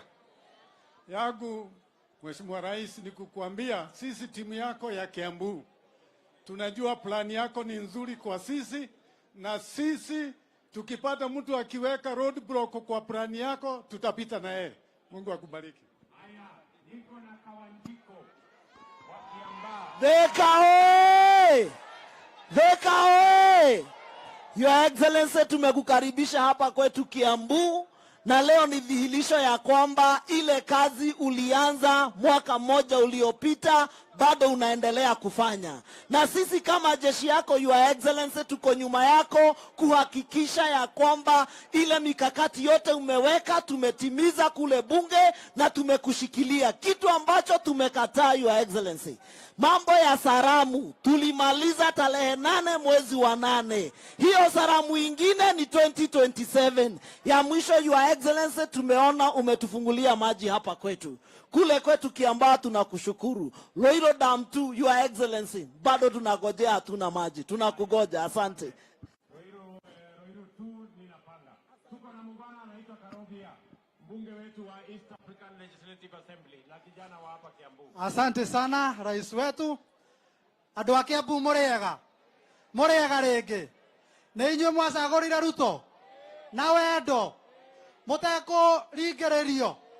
Ithuĩ twoka gũcokia ngatho na kũrugũria project ĩno twaheo nĩ president ya rais. Sisi tunakushukuru sana kwa sababu kwa kila housing unit ambayo unatengeneza kwa nchi yetu unatengeneza nafasi za kazi 15 ambazo vijana wetu watanufaika. Your Excellency, mimi nataka kukupatia ripoti. Watu wa hapa Kiambu hakuna mtu alivaa sufuria. Your Excellency, watu wa Kiambu watatembea na wewe kwa miaka 10 na sisi hatuna nafasi ya kuvaa sufuria kwa kichwa. Asante sana. Niko na mbunge wa Gatundu North Bwana Gororia atusalimie.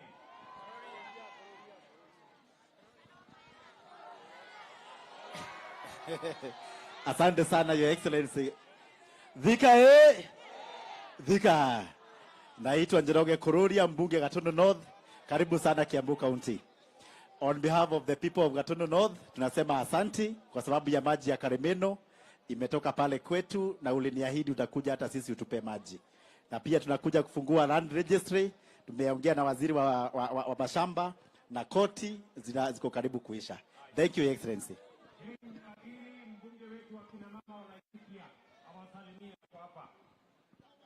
Andũ a Thika, Ngai nĩ mwega na hĩndĩ ciothe. Niĩ kuma kũrĩa Laikipia ndatũmwo nĩ andũ a Laikipia njuge ithuĩ tũtirenda handshake, ithuĩ tũtirenda kwaranĩria, ithuĩ tũrenda mũnene wa bũrũri atũrutĩre wĩra, mbeũ njĩthĩ cione mawĩra, bũrũri witũ ũhote gũthiĩ na mbere. Asanteni sana na Ngai amũrathime.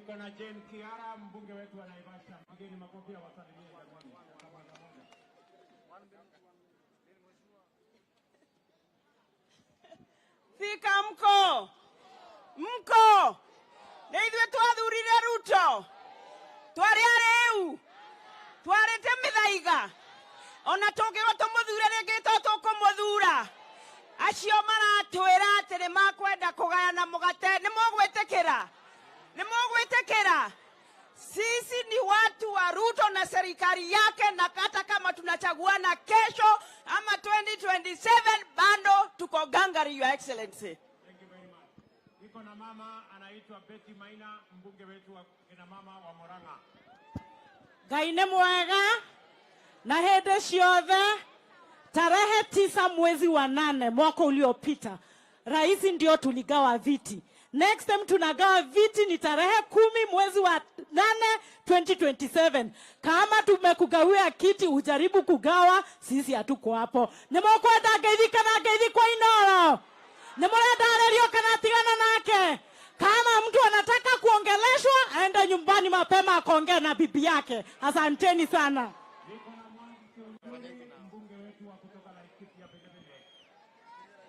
Andũ a Thika, Ngai nĩ mwega.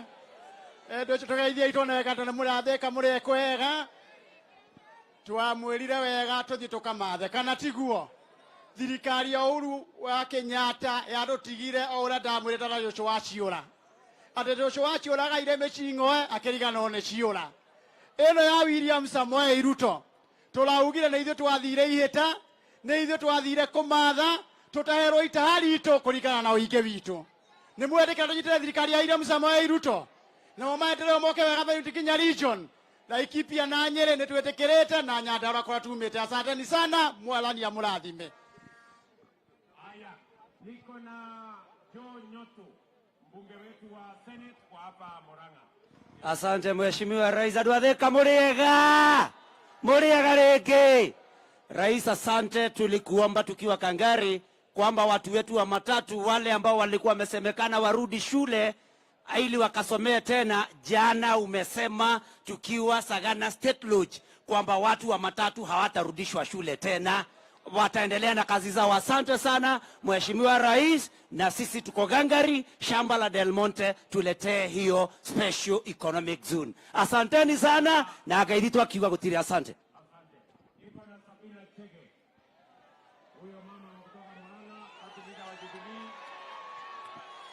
Andũ a Thika mũrĩega, nĩ mwendete njamba ĩno? Kĩnyonie ũguo ngorwo nĩ mũmwendete. Na nĩ ndĩroigire atĩrĩrĩ, ndingĩthũra ũnjokerere atĩ ũkahutie.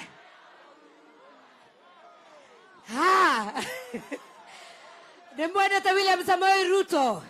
Nĩ inyuĩ mwaumĩrire? Nĩ mũraugire mũtikwenda maandamano?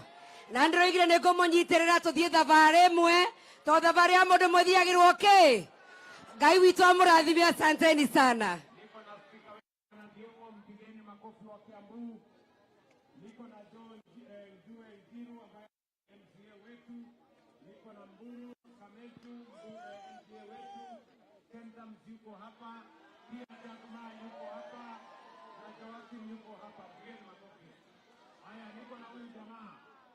Anaitwa Kanini Kega. Huyu Kanini Kega alitusumbua sana, tukamuita Kanini Koru, lakini sasa amebadilika, tuko pamoja. Tusalimiane hii ya juu kabisa. You know, Your Excellency, mimi sikukupatia kura. Mimi nilikuwa nimesukumana na mzee kupata mlima, lakini ile kuanguka mayanga itulianguka. Mzee alianguka na akaniagusha. Lakini sasa mimi nimesema kwamba because I know His Excellency the President has a good plan for our country. Tumefanya kazi na yeye for long na atatusaidia sisi kama watu wa mlima na pia Kenya. He has a good plan for Kenya. And finally, the only handshake ambayo iko mzuri na ilikuwa sawa ni ile kanini walisalimiana na His Excellency William Samoei Ruto na Rigathi. Hakuna salamu nyingine. Thank you so much and God bless you. Aya, niko na Jango jameni.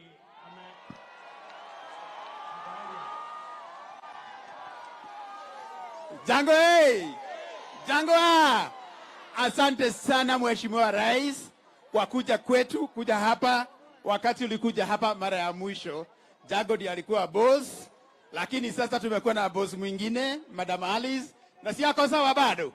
Na si yako sawa.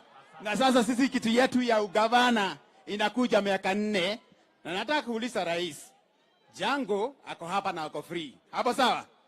Na ako available. Na ako royo. Na si kweli anitume kweli. Tuanze hii maneno. Hapo sawa? Haya, Rais.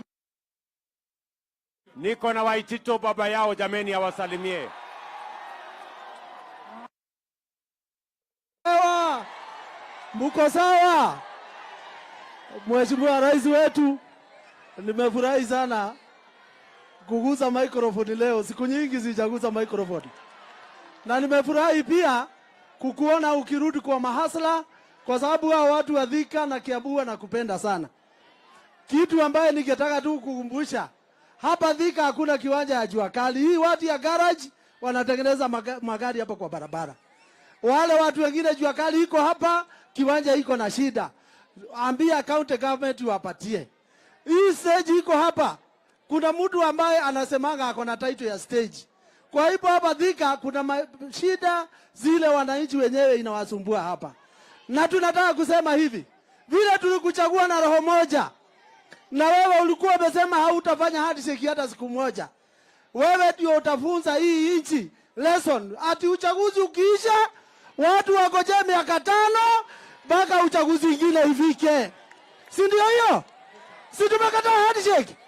Si tumekataa cooperation?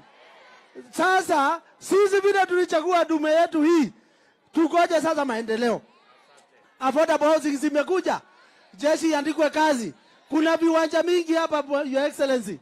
Vile wameanzisha project nyingine hapa, azisha zingine za mjengo hapa. Hii vijana wote hawana kazi, ndio wapate kazi. Asanteni sana watu wa Thika, bado liko sawa, liko ngangari na bado liko strong kwa serikali.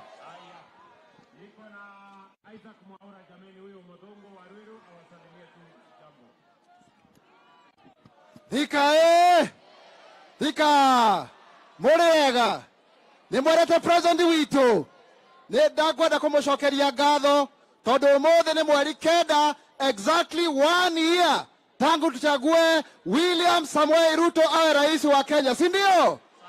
Na finally niseme hivi, wakati rais hizi soko zinajengwa za Githurai za Madaraka, tupatiwe 5% ya watu walemavu. Asanteni na Mungu awabariki.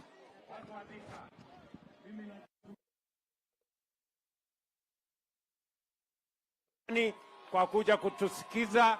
Mimi nawahakikishia hii safari tutatembea pamoja, Mungu atatujalia na tutafika mahali tunaenda pamoja. Nawatakia heri, nawatakia baraka ya Mungu, mwadhani ya muradhime. Mungu wabariki sana, asanteni sana watu wa Thika. Thank you.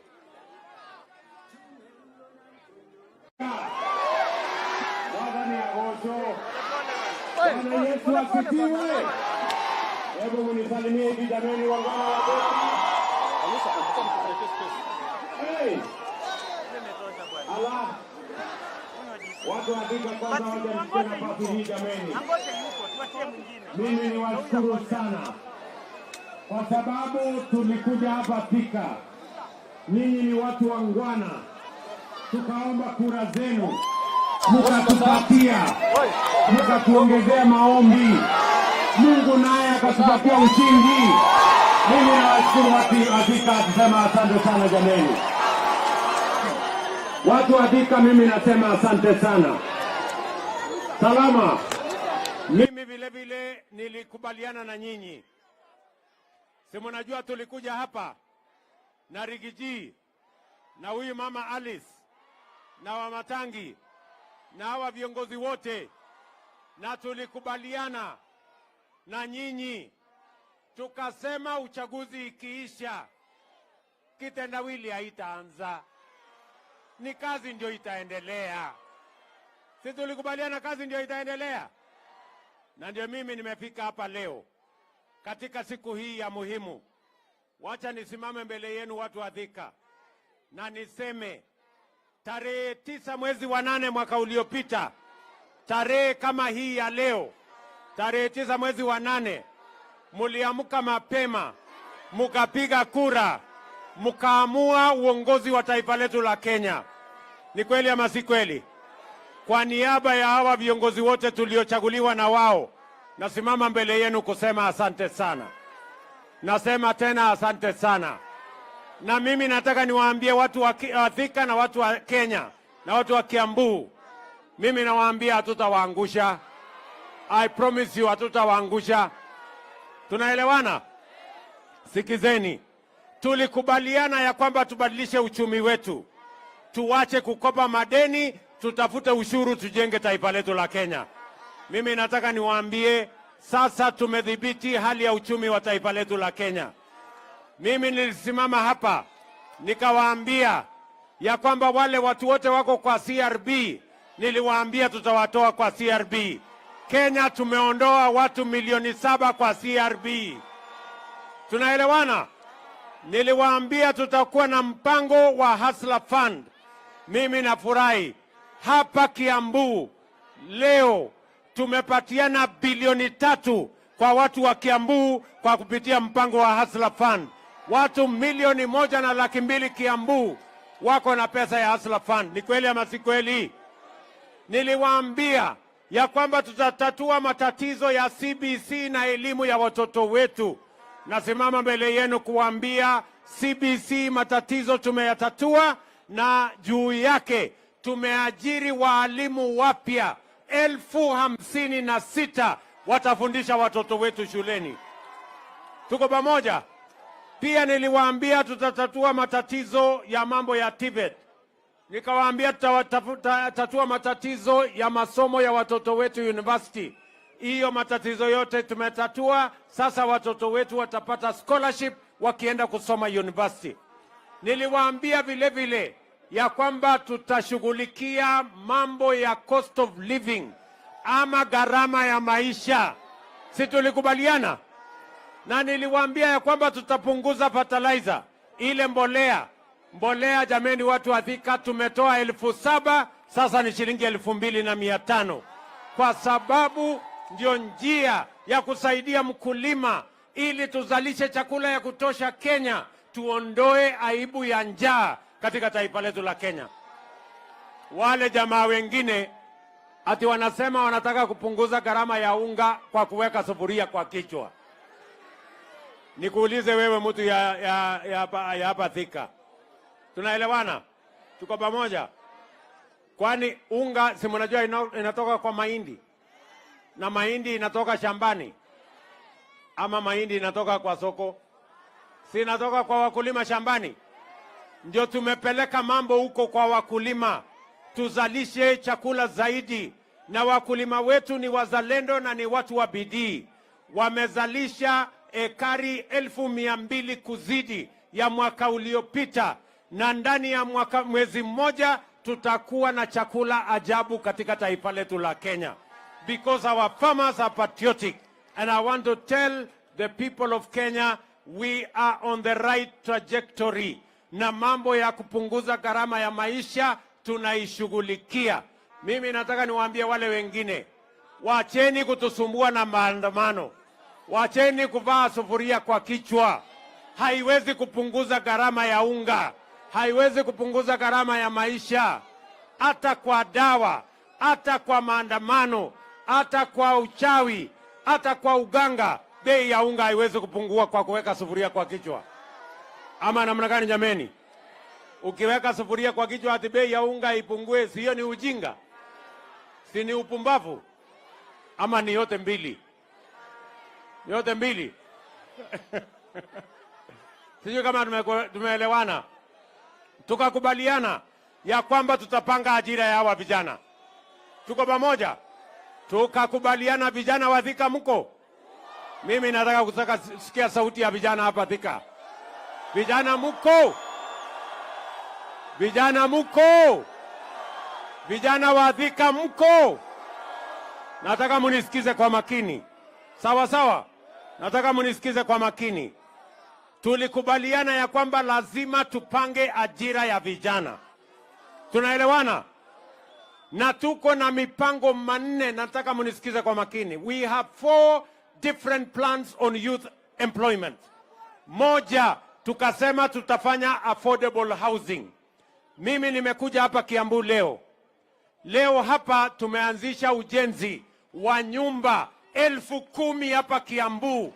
Tunataka vijana 20,000 hapa Kiambu watakaofanya kazi ya affordable housing. Vijana wa Kiambu muko tayari? Muko tayari? Muko tayari kwa kazi ya affordable housing? Ama nyinyi ni wale wa kuchagua jembe? Si tulikubaliana wera ni wera? Si tulikubaliana kazi ni kazi? Hapa tumeanzisha leo 10,000 houses in Kiambu County. We are beginning today. Wiki hii, in 1 week, we have advertised 50,000 houses in Kenya for the young people because we want to use affordable housing to grow opportunities for jobs for the young people of our country. Vijana tulikubaliana tutapanga ajira, sio?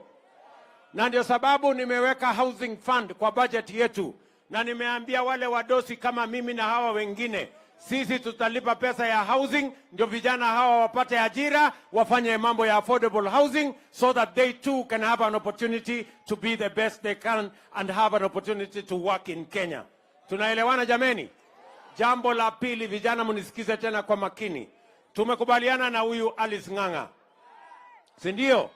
Na wabunge wale wengine wote tumekubaliana ya kwamba tutapanga ICT hub in every ward. Tunataka vijana 500 ama 1,000 kwa kila ward wafanye biashara na wafanye kazi kwa ICT hub. Tumetafuta ajira Marekani, tumetafuta ajira Ujerumani, tumetafuta ajira Ulaya, hata Canada, na wametuambia wako na nafasi ya ajira ya digital jobs kwa vijana wa taifa letu la Kenya. Nauliza vijana wa Kenya na vijana wa Thika, muko tayari kwa digital jobs? Muko tayari kufanya kazi kwa mtandao? Si unaweza kufanya kazi hapa Thika, kampuni inafanya Amerika, lakini wewe uko hapa Thika.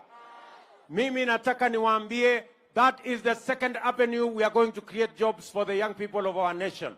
Tumekubaliana vile vile ya kwamba hapa Del Monte tunaweka special economic zone hapa Del Monte. Nimemwambia huyu Moses Kuria, yuko hapa waziri wetu wa mambo ya biashara. Nego, tunaelewana? Tunaelewana? Hapa Del Monte tunaweka hapo shilingi bilioni 10 ya kutengeneza special economic zone kama ile ya Athi River. Ile ya Athi River iko na nafasi ya ajira 30,000. Hii yenu ya Del Monte tunataka ajira 50,000. Na wale watakaofanya kazi hapa ya mambo ya manufacturing, ya mambo ya processing, ya mambo ya export, ya mambo ya textile, ya mambo ya leather, watafanya hapa Del Monte, na ni vijana wa Thika na vijana wa Kiambu na vijana wa Kenya. Muko tayari? Muko tayari? Tunaweka special economic zone ingine Sagana, tunaweka ingine Naivasha, tunaweka ingine Njoro, tunaweka ingine Eldoret, tunaweka ingine Busia, tunatengeneza ya Dongo Kundu, because we must grow our exports and we must create opportunity for the young people of our nation to be the best that they can. Tuko tayari ndugu zangu? Tumekubaliana? Mimi niliwaambia hii Kenya tutaibadilisha, and I want to promise you we are going to change this country. Vile vile muliona jana na juzi nimetangaza, kwa sababu tulisema wera ni wera, hata biashara ya soko ni kazi.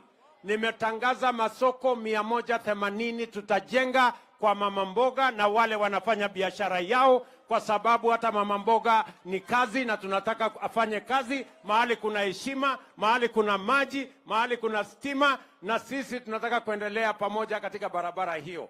Tunaelewana? Simuliona nilitangaza juzi masoko. We are going to build those markets. Na wale watajenga ni vijana wa taifa letu la Kenya. Wale watafanya biashara ni wale wanatufanyia biashara pale sokoni. Tumeelewana jameni?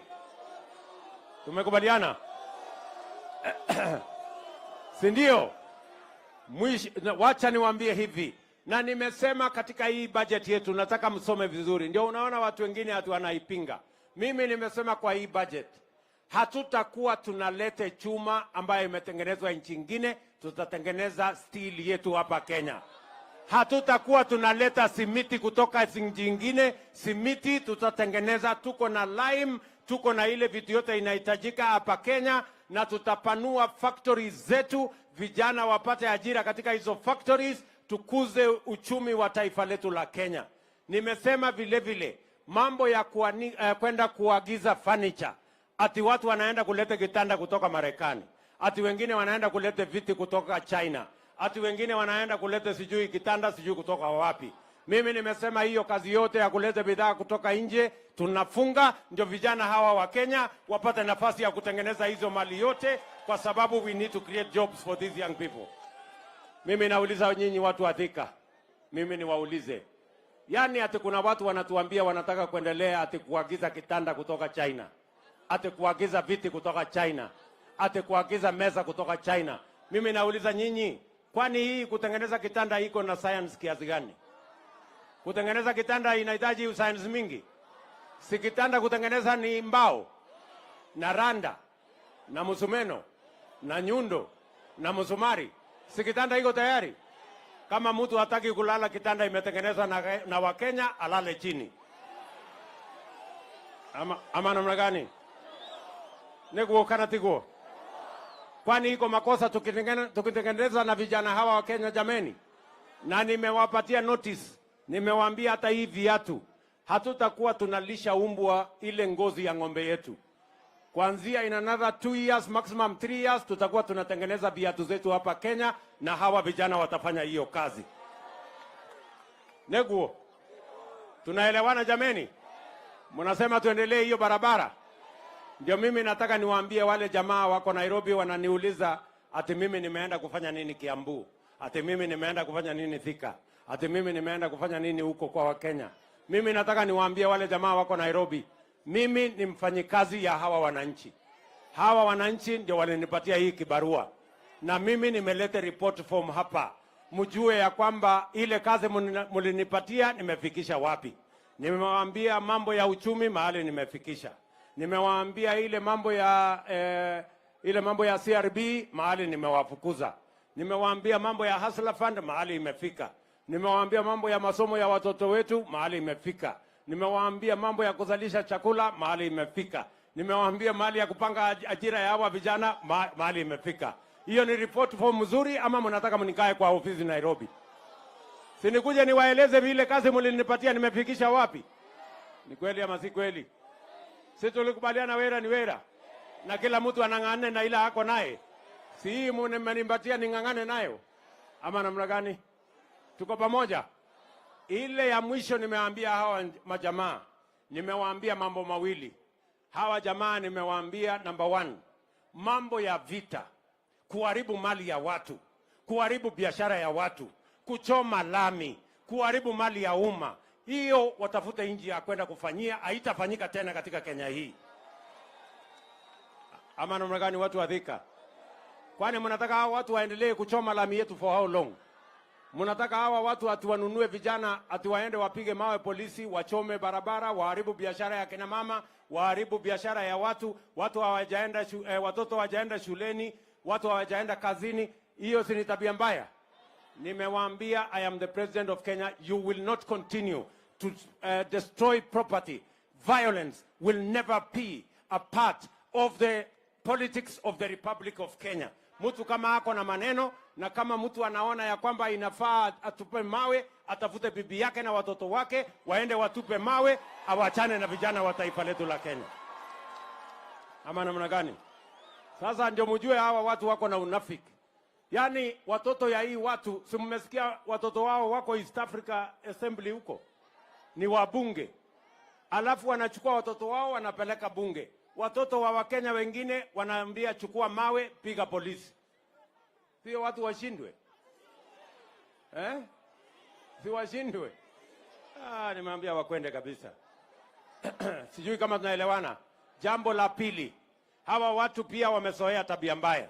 Wanalete fujo, wanalete maandamano, wanalete vita, ati walafu wapitishwe mlango ya nyuma waingie kwa serikali. Walifanyia fujo mzee Moi, wakapata cooperation. Wakakuja wakasukuma na kuharibu nafasi ya mzee Kibaki, wakaenda na nusu mkate. Wakakuja wakazungusha ule uhuru wetu mpaka wakaenda na handshake, wakaharibu serikali yetu, wakatuletea madeni. Mimi nawatangazia mchana mapema, hii serikali ya mahasla, hakuna nusu mkate, hakuna handshake. Ama namna gani? Kwani mimi niko na kazi nyingine ya kupatia hawa watu kweli? Si ile kazi imebaki tupangie hawa mahasla nyinyi? Kwani nyinyi hamuhitaji kazi? So mimi nawaambia wale jamaa wasipoteze muda wao ati wanatufanyia maandamano. Wasipoteze muda wao ati tunaongea. Ile mambo ambayo iko Kenya, hawa wananchi walimaliza mambo ya kugawa viti ya wananchi tarehe 9 mwezi wa 8 mwaka uliopita, 1 year ago. 1 year ago, the people of Kenya decided on the leadership of Kenya, and they voted to the man for all the positions that were available. There is no more position for any leader. The only jobs we have is now for the young people of our country to move their progress forward. Tumeelewana? Mimi niwaulize hawa watu, mnataka ati watuzungushe ati alafu wapate kitu? Mumesemaje watu wa Thika? Tunawaambia hakuna handshake. Tunawaambia hakuna mambo ya nusu mkate. Hebu nione wala wanasema hiyo story hawataki kabisa. Basi. Bado iko maneno mengine. Si tusonge mbele. Ama namna gani? Sasa watu wa Thika, mnajua hii kazi ni kazi kubwa na ni kazi ngumu. Niko na muungwana ambaye ananisaidia kusukuma hii kazi. Anaitwa Rigiji. Mnamjua huyo jamaa? Mtu ya kusema ukweli. Si atusalimie huyu Rigiji. Deputy President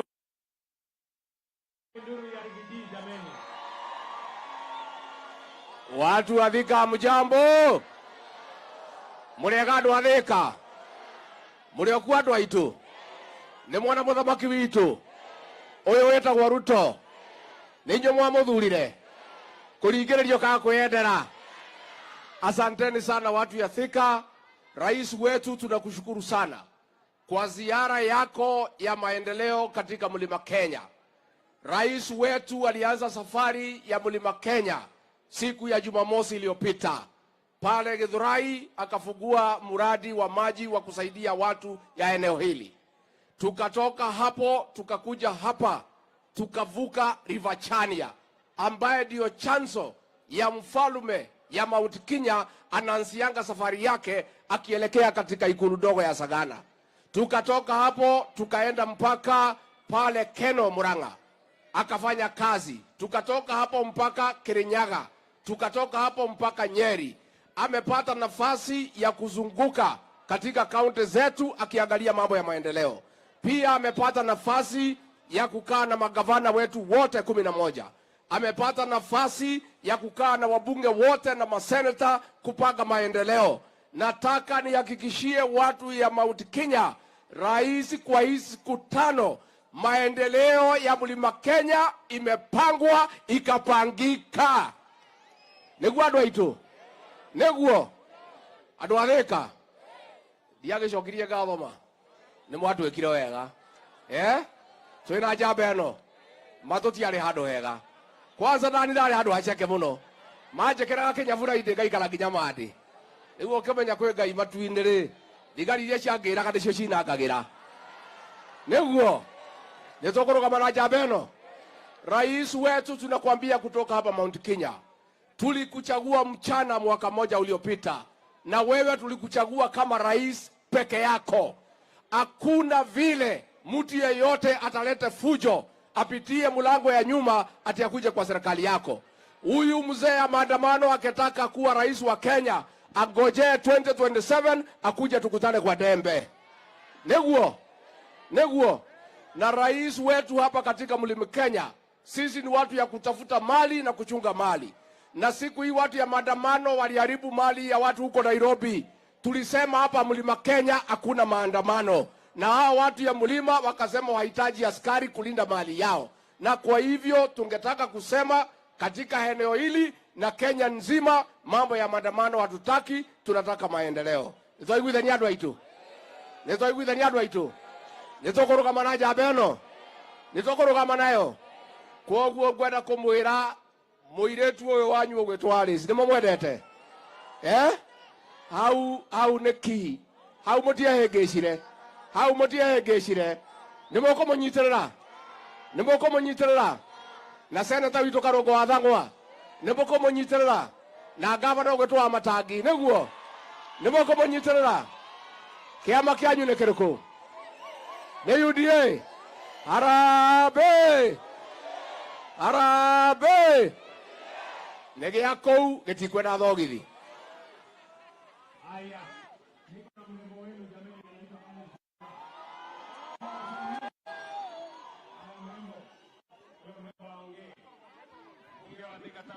Kabla anangojea huyu, nilisimama pale nikawaambia mambo yenu ya maji, ndio tumemaliza ile damu.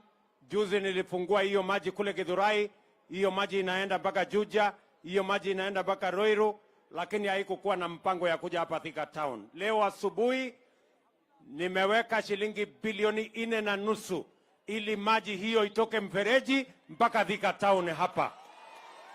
Neguo. Na ndio nimekuja asubuhi leo kuianzisha rasmi. Na nimeambia wale wanajenga hiyo mfereji ya kwamba ndani ya mwaka 1.5 hiyo kazi iwe imeisha, ndio watu wa Thika wapate maji na Thika ikae kama city. Neguo. Haya Alice.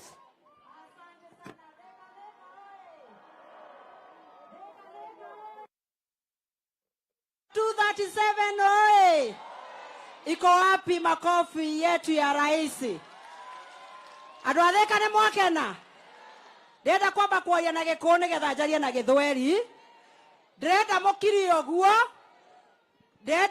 ũguo mũigue ngĩmũhoera indo, nĩguo? Mũkiri ũguo mũigue ngĩhoya. Nĩ mũramenya kuma twathurire ndagĩtarĩ William Ruto nĩ mwaka ũmwe? Tũmũinĩre happy birthday Kenya Kwanza. Happy birthday to you. Happy birthday to you. Happy birthday Kenya Kwanza. Happy birthday to you. Asante sana. Sasa Your Excellency, nimesema wanyamaze. Ukiona nimeweka lipstick ni ya kuitisha maendeleo. Ni wakati huo nikawaambia wanyamaze ndio wasikie, si ndio hivyo? Your Excellency, jambo ya kwanza, hii Karemeno Dam ilikuwa imegonga kona hapa Jomoko ikapeleka maji Nairobi. Siku ya leo tunataka kukuambia asante sana. Thika tulikuwa tunapata maji once a week. Kwa hivyo asante sana, Mungu akubariki. Makofi mega. Ya pili, Your Excellency, wale vijana ambao wamesimama hapa siku ya leo kwa affordable housing huku government quarters, hao ni watu 2000 vijana wangu wa hapa Thika. Watapata ajira, twakupatia kongore, twasema asante sana. Your Excellency, ya tatu, nataka kuambia wanathika, tumecheza siasa miaka mingi na soko yetu ambayo inaitwa Madaraka Market. Tunataka kukuambia asante sana kwa sababu ulitupatia 400 million. Your Excellency, siku ya leo umesema vijana wangu ambao wanasema bogi yangu ati kazi ni kazi, bogi yangu ya Nduthi na bogi yangu ya vijana hapa Majei, Biafra na Starehe. Umesema na diaspora wamesema ya kwamba kila pahali tutakuwa na IC center, vijana wetu wajiajiri. Makofi meha. Sasa Your Excellency, sasa hii ndio ya request. Hapa kwetu diaspora panaitwa diaspora ni kule Dede alizaliwa. Kunaitwa diaspora ni Kiadu tu. Bwana Yesu asifiwe. Watu huku kwa Njero na Hinga kuna wako na department inaitwa KISIP. Walikuja wakasema Kiandutu na Kiang'ombe wanataka title deed na zimekaa sana. Hapo ni sawa? Your Excellency, na kushukuru hata kwa hii gazettement umefanya juzi, Kiandutu umeweka market. Sasa Your Excellency, ya kwenda ni kusema ya kwamba tukipata hii shamba na EPZ kule Del Monte, tunataka watu wanajiita NSSF na PS wao Kaituko na CS Bore wanatujengea shule ya kumonitor vijana wetu wa bilioni 1. Tunasema asante sana. Your Excellency, siku ya kwanza daraka kugo mode nikitaka kusema leo kutakuwa na shida. Wacha niseme yote ndio wajue. Wacha niseme. Asema wacha niseme. Sema. Your Excellency, wacha nikuambie ingine huko unajua.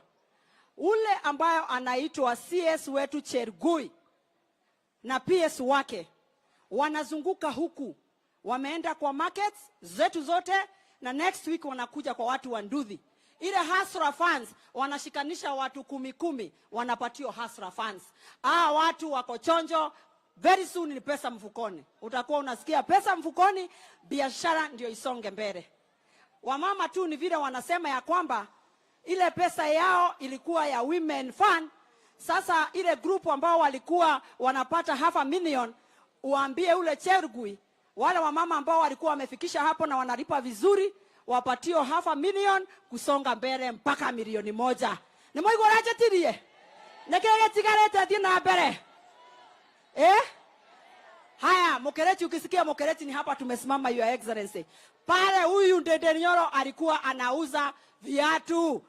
Hapa alikuwa anauza hapa.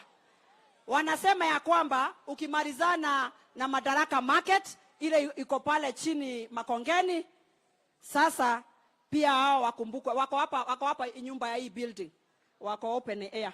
Wanasema wakumbuke tena sana ndio tusonge mbele. Asante sana Your Excellency. Nikimalizia nataka kukuambia hivi. Watu wa Thika wanakupenda tena zaidi. Wanakupenda mwa. Mwedete hata mwa. Wanakupenda tena sana, na ukiona vile wametokea siku ya leo, unawaona huku, unaona wengine kule kwa nyumba juu, wanasema mpango ni bottom up. Na wacha nimalizie ya national, mimi ni national. Hapa kwetu Thika hakuna mtu hata mmoja ambaye anavaa sufuria kwa kichwa. Hapa wanataka tu maendeleo. Na wamekuambia Your Excellency, hata sio mkate nusu, hata kuota ngo hawezi kapata. Wanasema wewe ni uko ngangare, na asante sana kaya mwenda na murathime. Hapo nyuma mimi nitaipangia. So atanifuatilia ndio nipange hiyo maneno. Neguo. Wacha nipatie sasa gavana wetu Kimani wa Matange.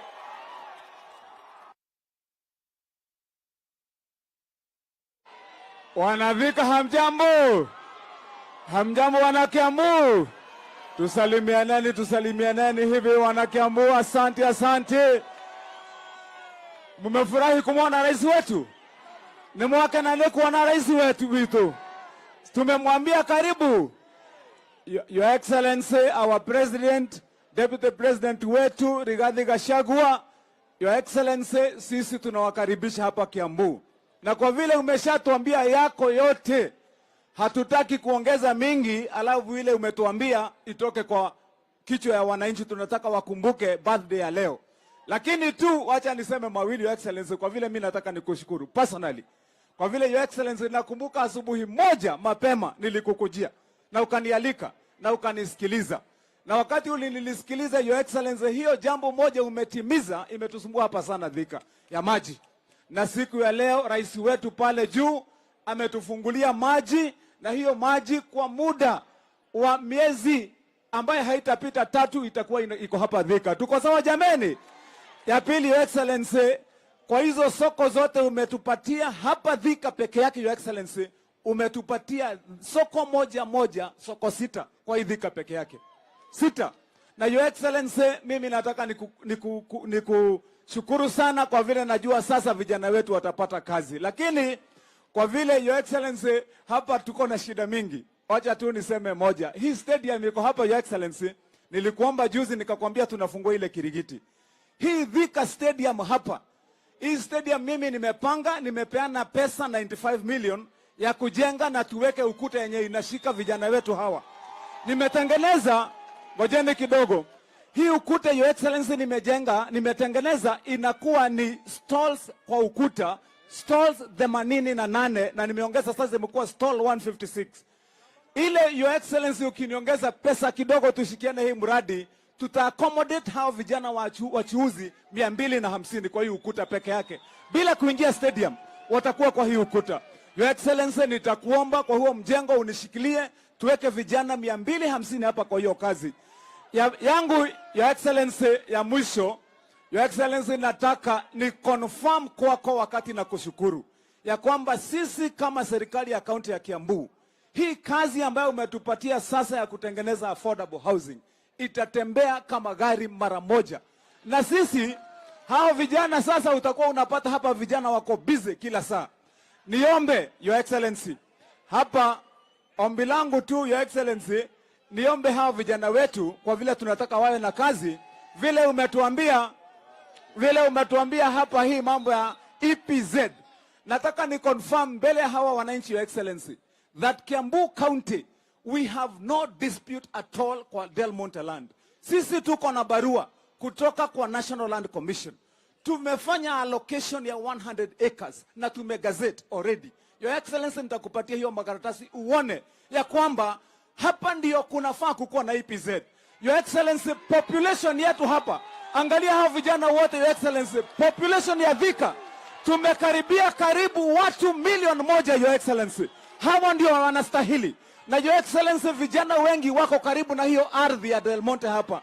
Hapa ndio EPZ inafaa kuwa. Nataka niseme shukrani Your Excellency, tunakupenda, tunakukaribisha, na hiyo kazi sisi tutafanya Your Excellency, na tuko tayari. Asante sana Your Excellency. Thank you. Wanakiambu hoye!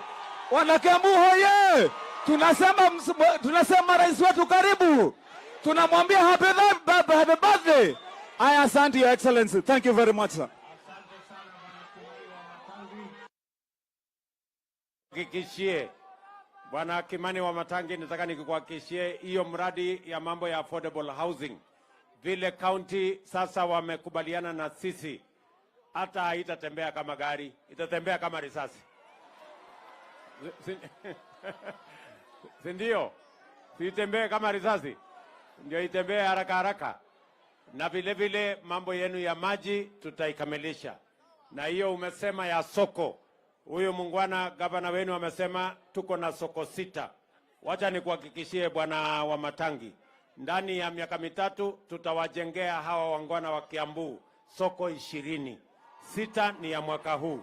Mwaka ujao tutaweka ingine. Mwaka ujao ile ingine, mpaka tuhakikisha kwamba kila kona ya Kiambu iko na soko ambayo itafaa wananchi wa hapa, kila mtu afanye biashara mahali kuna heshima. Neguo kana tiguo. Asante sana. Niko hapa na mungwana ambaye amenisaidia kupanga budget. Anaitwa Ndende Nyoro. Yeye ndio chairman wetu wa budget committee kule bunge. Harambe. Hey, andũ a Thika. Mũtirengarengaga mwaki. mwekuo na mwebere ta muko wa shati. Asante sana rais. Rais, unajua saa zingine kwa sababu wewe ni rafiki yangu, wewe unaniita kijana ya Kiadutu, na mimi nafurahi sana nikisema nikiwa hapa Thika niko nyumbani, kwa sababu mimi nimekaa hapa Majei, nimeuza mtusi pale, ile nyumba inaitwa Ambassador kabla ijengwe.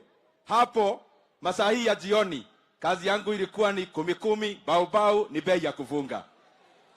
Nimekaa pale Biafra, nimekaa pale UTI, hata kuna relatives wangu wengi hapa Thika, na pia baba yangu alikuwa anakaa pale Kiadutu, na mimi ni mtu wa Dudha kabisa. Rais wetu, mimi nitakuomba machache. Ya kwanza, Mheshimiwa Alice Ng'ang'a, kwa sababu hata mimi humuita member of parliament for Kiadutu, kwa sababu napenda hiyo base ya my father sana. Alikuwa ameomba hii prison iko hapa Thika town, rais wetu ihamishwe ipelekwe na huko chini, na ndio hapo pahali ya prison ijengwe manyumba ile ya housing, hawa vijana wa Majei na pahali kwingine Thika wapate kazi.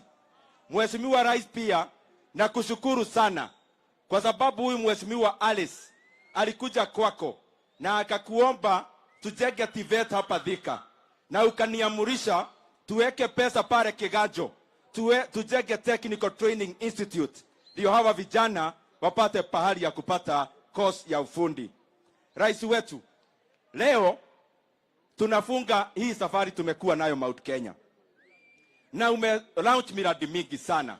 Mimi nakushukuru sana, na leo umekata keki ya 1 year since Mungu atujalie tupate hii nafasi ya kuongoza. Katika hiyo mwaka moja rais wetu umefanya mengi. In that 1 year you have hired 56,000 teachers ambao wanafunza. Hiyo mwaka moja umefanya 100% allocation additional ya help. Mheshimiwa Rais, umesukisha bei ya fertilizer from 7,000 to 2,500. Pia umesukisha bei ya gas, na wewe rais wetu unaendelea kuinua mahasira. Ya mwisho, aduadheka mwekuo. Ya mwisho rais wetu, mimi kwa ile yote umefanya, kuna ingine umefanya ya maana sana, na mimi nitaisema. Wewe umesema maneno ya mkate nusu hakuna, na umesema hakuna handshake ama handshake. Hiyo rais wetu umefanya jambo mzuri sana, lakini mimi niko na swali moja tu na nakiulizo kimoja tu. Rais wetu, mimi kama hasla ya hapa Kiadutu, mimi nakuuliza, tulienda uchaguzi tarehe 9 mwezi wa 8 last year. Hii maneno inaongelewa Nairobi ni maneno ya kitu gani? Mimi nakuuliza, hata hiyo maneno ya mazungumzo tufuge leo, tuendelee na kazi.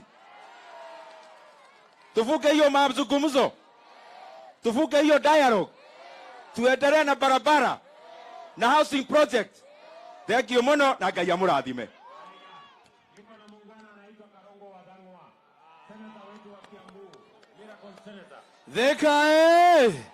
Thika, munakumbuka tulisimama hapa tukasema tarehe 9 mwezi wa 8 tutaamuka mapema, na hiyo siku si ya leo, si mwaka ndio imeisha, si tuhakikishe rais wetu bado ni William Ruto. Kwa hivyo nikisema kitu nasema si ndio? Tarehe 9 mwezi wa 8, siku kama ya leo, bado tunasema rais wetu ni William Samoei Ruto.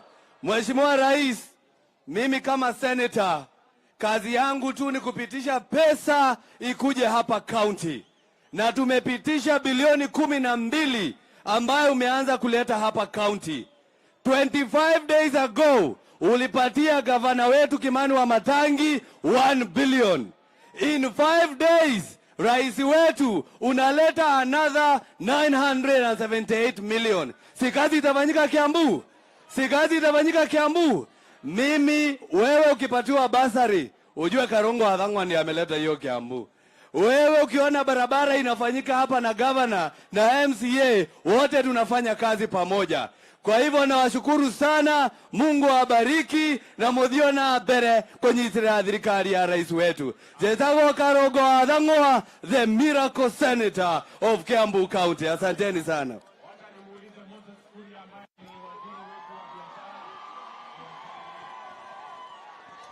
Watu wa Thika hamjambo. Abeito mulega. Gethi ugo jigwa muzuri. Uli maraka minalio tatinda agetigire imotioe. Kwanyitanira. Ndewonagira TV nionanie. Lakini mimi nataka kuhakikishia ya kwamba chini ya rais wetu kazi tunafanya. Na mmesikia ile kazi nimepewa ya kujenga viwanda, kujenga EPZ na kuhakikisha ya kwamba vijana wetu wamepata nafasi za kazi. Nataka kumhakikishia gavana wetu wa Matangi, EPZ hapa Thinga itajengwa. Na kujenga hapa Thika sio kusema ati hatujajenga kwingine. Kwa hivyo watu wa Murang'a tutajenga yao, na yetu hapa Kiambu, hapa Thika tutajenga. Mmesikia mpaka Kiandutu tuko na soko. Na hiyo soko ni mambo ya biashara. Na rais tukushukuru kwa sababu umetuhakikishia ya kwamba hata hii soko yetu ya Mukireti pia itajengwa. Wewe kuna wakati ulikuwa unafikiria ati Kiandutu kunaweza kuwa na soko? Sisi tuko na bahati. Si mnajua hii serikali ni ya mahasala. Na niwahakikishia ya kwamba mimi kama waziri ya biashara, mimi ndio nataka amani zaidi. Kwa hivyo mimi rais nakwambia ufanye chochote kuhakikisha ya kwamba hakuna maandamano na tuko na amani hii Kenya. Na unajua wakati hiki kimutu kimetulia, mimi napataka kazi, nafasi ya kufanya kazi. Ndio mukitolonie ni mukende wa ihendere muwe kero kihorere tondu iki hiyo kero ndio nige no guthuke muno na kunyitane ndukareke kere mundu kero kire kihorere hote kuruta wira. Ngai to murathime na mwike wega. Asante. Ngoja kidogo, ngoja.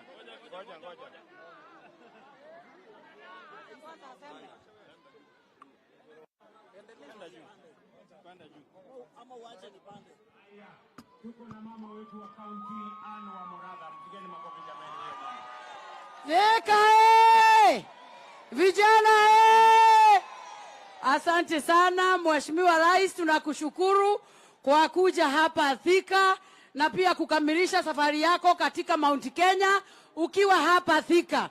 Tondu ni undu uria umwe njugaga no andu manjetaga boy chao tondu riria ngahuruka manererea ngona na kiarocine makiroka handu mundu akainuka na kindu giake mundu aheo gitio na koguo president guka guku na agatwacua affordable housing ne guka jeshi githe tutiracokia ngatho githe tutiramenya mugambo na wacoka mundu atia utinda agitwira ati niki muretha ona ungiikia mutumia ninde mwiraga ikarania nake hakuhi nigetha ukona gwa gukurira ona ithuĩ tũgũikara nake hakuhi twamubatara goka atuhingirie maria tweranĩire kana i atia na nikĩo kĩrĩ gũkũ. Thengioi mũno andũ a Thika, Ngai amũrathime. Wacha nimpatie huyu jamaa anaitwa Koimburi, mbunge wetu wa Juja. 1 minute mheshimiwa, salimiana tusema jambo. Hai Thika hamjambo. Hamjambo tena. Your Excellency, our President of the Republic of Kenya, William Samoei Arap Ruto. Watu wa Juja na Thika na Kiambu tunakupenda sana. Jambo lingine, Your Excellency, ninakushukuru sana sababu ile barabara ambayo ulianzisha pale Juja kwenda pahali tunaita Juja Farm imekamilika phase 1, tunagojea phase 2 ambayo inatoka Juja Farm ifike hapa Gatuanyaga na Gatuanyaga iko hapa Thika, Your Excellency. Jambo la mwisho tafadhali, mimi niko kwa kamati ya mashamba pale bungeni na hii shamba ya Del Monte imekuja pale katika meza yetu na tumeamua ya kwamba hakuna mtu yeyote ambaye atasabotage mambo ya maendeleo ambayo inakuja na hii serikali yako, Your Excellency. In Kiambu County tuko na shamba ambayo ni ya serikali ambayo tumeipatiana kwa county government 262 acres. Kwa hivyo Wamatangi tafadhali, Usirejeste eka 100, register shamba yote ikuje kwa county government, ndio serikali iweze kufanya kazi yake. Mbarikiwe sana, tunawapenda sana Your Excellency. God is good and all the time. Mheshimiwa Rais, nataka nichukue fursa hii ni kushukuru kwa sababu tulipokuwa tunafanya campaign uliahidi watu utawaletea soko na umelete. Uliahidi watu affordable housing na umelete. Uliahidi watu maji na umetimiza. Your Excellency, mimi nasimama nikiwa mbunge wa Kabete nikushukuru kwa sababu umelete soko Kabete. Na kualika affordable housing, tuko na uwanja, kuja next week tuanze kujenga. Mungu awabariki.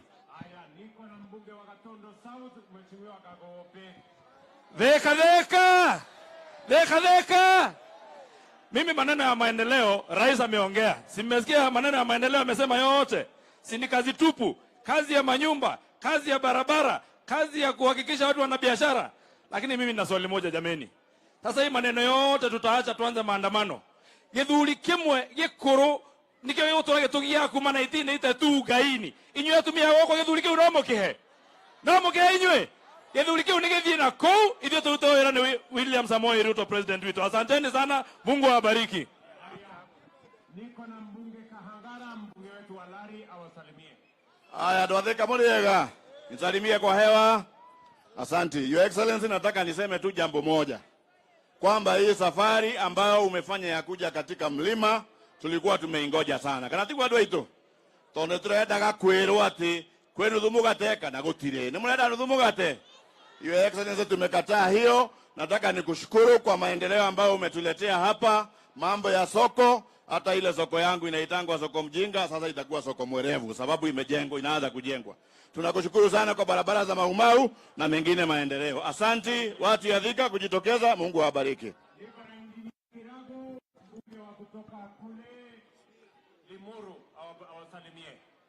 Ndwathika Muriega. Yangu Mheshimiwa Rais, ni kukuambia sisi timu yako ya Kiambu tunajua plani yako ni nzuri kwa sisi, na sisi tukipata mtu akiweka roadblock kwa plani yako tutapita na yeye. Mungu akubariki. Haya, niko na Kawanjiko wa Kiambaa. Thika oye! Thika oye! Your Excellency, tumekukaribisha hapa kwetu Kiambu, na leo ni dhihirisho ya kwamba ile kazi ulianza mwaka mmoja uliopita bado unaendelea kufanya. Na sisi kama jeshi yako Your Excellency tuko nyuma yako kuhakikisha ya kwamba ile mikakati yote umeweka tumetimiza kule bunge na tumekushikilia. Kitu ambacho tumekataa Your Excellency, mambo ya saramu tulimaliza tarehe 8 mwezi wa 8. Hiyo saramu ingine ni 2027. Ya mwisho Your Excellency, tumeona umetufungulia maji hapa kwetu. Kule kwetu Kiambaa tunakushukuru. Loiro Dam tu Your Excellency, bado tunagojea, hatuna maji. Tunakugoja, asante. Loiro tu ninapanda. Tuko na mbana anaitwa Karobia, mbunge wetu wa East African Legislative Assembly, na kijana wa hapa Kiambu. Asante sana rais wetu. Andũ a Kiambu Muriega. Muriega rĩngĩ. Nĩ inyuĩ mwacagũrire Ruto na wendo mũtekũringĩrĩrio. Ithuĩ twoka gũcokia ngatho na kũrugũria project ĩno twaheo nĩ president ya rais. Sisi tunakushukuru sana kwa sababu kwa kila housing unit ambayo unatengeneza kwa nchi yetu unatengeneza nafasi za kazi 15 ambazo vijana wetu watanufaika. Your Excellency, mimi nataka kukupatia ripoti. Watu wa hapa Kiambu hakuna mtu alivaa sufuria. Your Excellency, watu wa Kiambu watatembea na wewe kwa miaka 10 na sisi hatuna nafasi ya kuvaa sufuria kwa kichwa. Asante sana. Niko na mbunge wa Gatundu North Bwana Gororia atusalimie.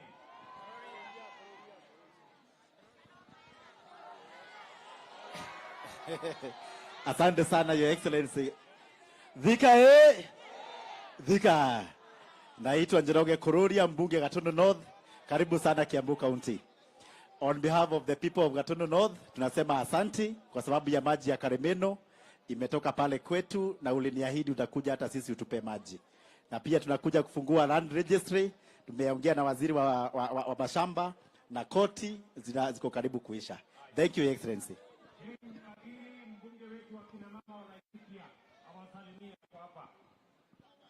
Andũ a Thika, Ngai nĩ mwega na hĩndĩ ciothe. Niĩ kuma kũrĩa Laikipia ndatũmwo nĩ andũ a Laikipia njuge ithuĩ tũtirenda handshake, ithuĩ tũtirenda kwaranĩria, ithuĩ tũrenda mũnene wa bũrũri atũrutĩre wĩra, mbeũ njĩthĩ cione mawĩra, bũrũri witũ ũhote gũthiĩ na mbere. Asanteni sana na Ngai amũrathime. Niko na James Kiara, mbunge wetu wa Naivasha. Pigeni makofi awasalimie.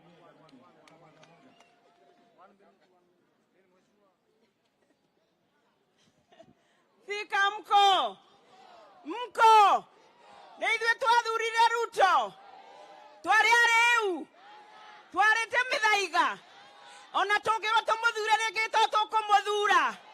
Acio maratwĩra atĩ nĩ makwenda kũgayana mũgate, nĩ mũgwĩtĩkĩra?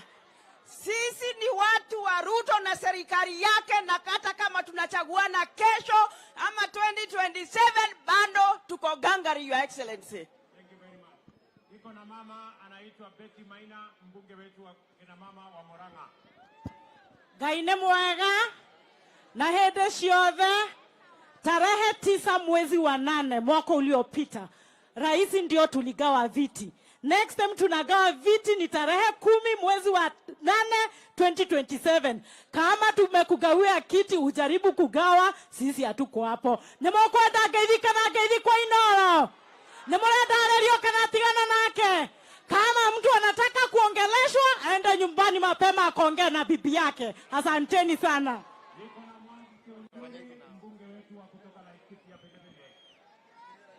Andũ a Thika, Ngai nĩ mwega.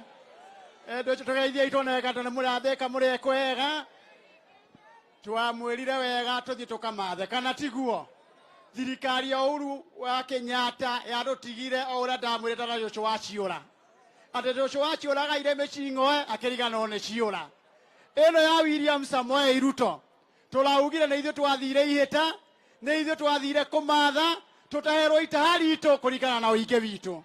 Nĩ mwendekera tũnyitĩre thirikari ya William Samoei Ruto na maendeleo moke wega Barinti Kinya region, Laikipia na Nyeri nĩ twĩtĩkĩrĩte na Nyandarua kũrĩa tumĩte. Asanteni sana, Mwathani amũrathime. Haya, niko na Joe Nyoto, mbunge wetu wa Senate kwa hapa Murang'a. Asante Mheshimiwa Rais. Andũ a Thika mũrĩega rĩngĩ. Rais, asante. Tulikuomba tukiwa Kangari kwamba watu wetu wa matatu wale ambao walikuwa wamesemekana warudi shule ili wakasomee tena. Jana umesema tukiwa Sagana State Lodge kwamba watu wa matatu hawatarudishwa shule tena, wataendelea na kazi zao. Asante sana Mheshimiwa Rais, na sisi tuko gangari shamba la Del Monte tuletee hiyo special economic zone. Asanteni sana na akaidhitu akiwa gutiri. Asante.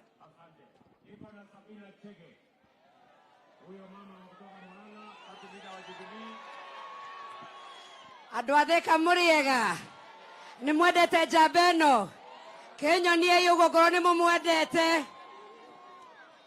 Na nĩ ndĩroigire atĩrĩrĩ, ndingĩthũra ũnjokerere atĩ ũkahutie.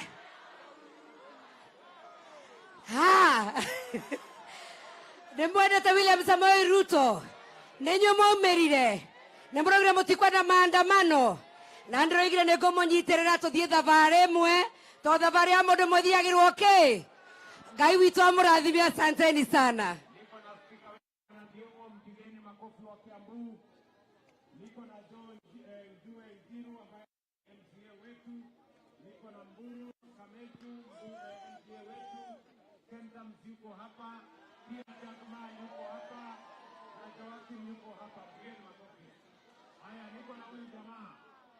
Anaitwa Kanini Kega. Huyu Kanini Kega alitusumbua sana, tukamuita Kanini Koru, lakini sasa amebadilika, tuko pamoja. Tusalimiane hii ya juu kabisa. You know, Your Excellency, mimi sikukupatia kura. Mimi nilikuwa nimesukumana na mzee kupata mlima. Lakini ile kuanguka Mayanga itulianguka. Mzee alianguka na akaniangusha. Lakini sasa mimi nimesema kwamba because I know His Excellency the President has a good plan for our country. Tumefanya kazi na yeye for long na atatusaidia sisi kama watu wa mlima na pia Kenya. He has a good plan for Kenya. And finally, the only handshake ambayo iko mzuri na ilikuwa sawa ni ile kanini walisalimiana na His Excellency William Samoei Ruto na Rigathi. Hakuna salamu nyingine. Thank you so much and God bless you. Aya, niko na Jango jameni.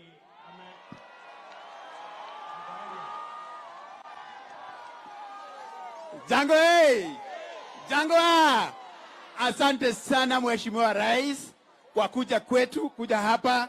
Wakati ulikuja hapa mara ya mwisho, Jango ndiye alikuwa boss, lakini sasa tumekuwa na boss mwingine, Madam Alice, na si yako sawa bado.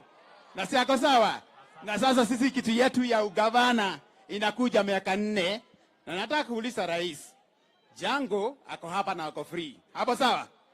Na ako available. Na ako royo. Na si kweli anitume kweli. Tuanze hii maneno. Hapo sawa? Haya, Rais. Niko na Waitito baba yao jameni, awasalimie. Sawa. Mko sawa? Mheshimiwa Rais wetu, nimefurahi sana kugusa microphone leo. Siku nyingi sijagusa microphone. Na nimefurahi pia kukuona ukirudi kwa mahasla, kwa sababu hao watu wa Thika na Kiambu na kupenda sana. Kitu ambaye ningetaka tu kukumbusha, hapa Thika hakuna kiwanja ya jua kali. Hii watu ya garage wanatengeneza magari hapa kwa barabara. Wale watu wengine jua kali iko hapa, kiwanja iko na shida. Ambia county government wapatie. Hii stage iko hapa. Kuna mtu ambaye anasemanga ako na title ya stage. Kwa hivyo hapa Thika kuna shida zile wananchi wenyewe inawasumbua hapa. Na tunataka kusema hivi, vile tulikuchagua na roho moja, na wewe ulikuwa umesema hautafanya handshake hata siku moja. Wewe ndio utafunza hii nchi lesson. Ati uchaguzi ukiisha, watu wagoje miaka 5 mpaka uchaguzi mwingine ifike. Si ndio hiyo? Si tumekataa handshake? Si tumekataa cooperation? Sasa sisi vile tulichagua dume yetu hii, tukoje sasa maendeleo? Affordable housing zimekuja, jeshi iandikwe kazi. Kuna viwanja mingi hapa Your Excellency. Vile wameanzisha project zingine hapa, anzisha zingine za mjengo hapa. Hii vijana wote hawana kazi, ndio wapate kazi. Asanteni sana watu wa Thika, bado liko sawa, liko ngangari na bado liko strong kwa serikali.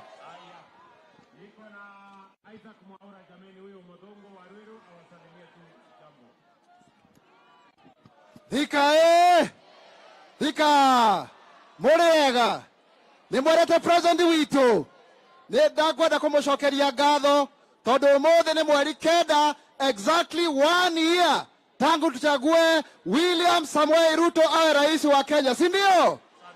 Na finally niseme hivi, wakati rais hizi soko zinajengwa za Githurai za Madaraka, tupatiwe 5% ya watu walemavu. Asante na Mungu awabariki.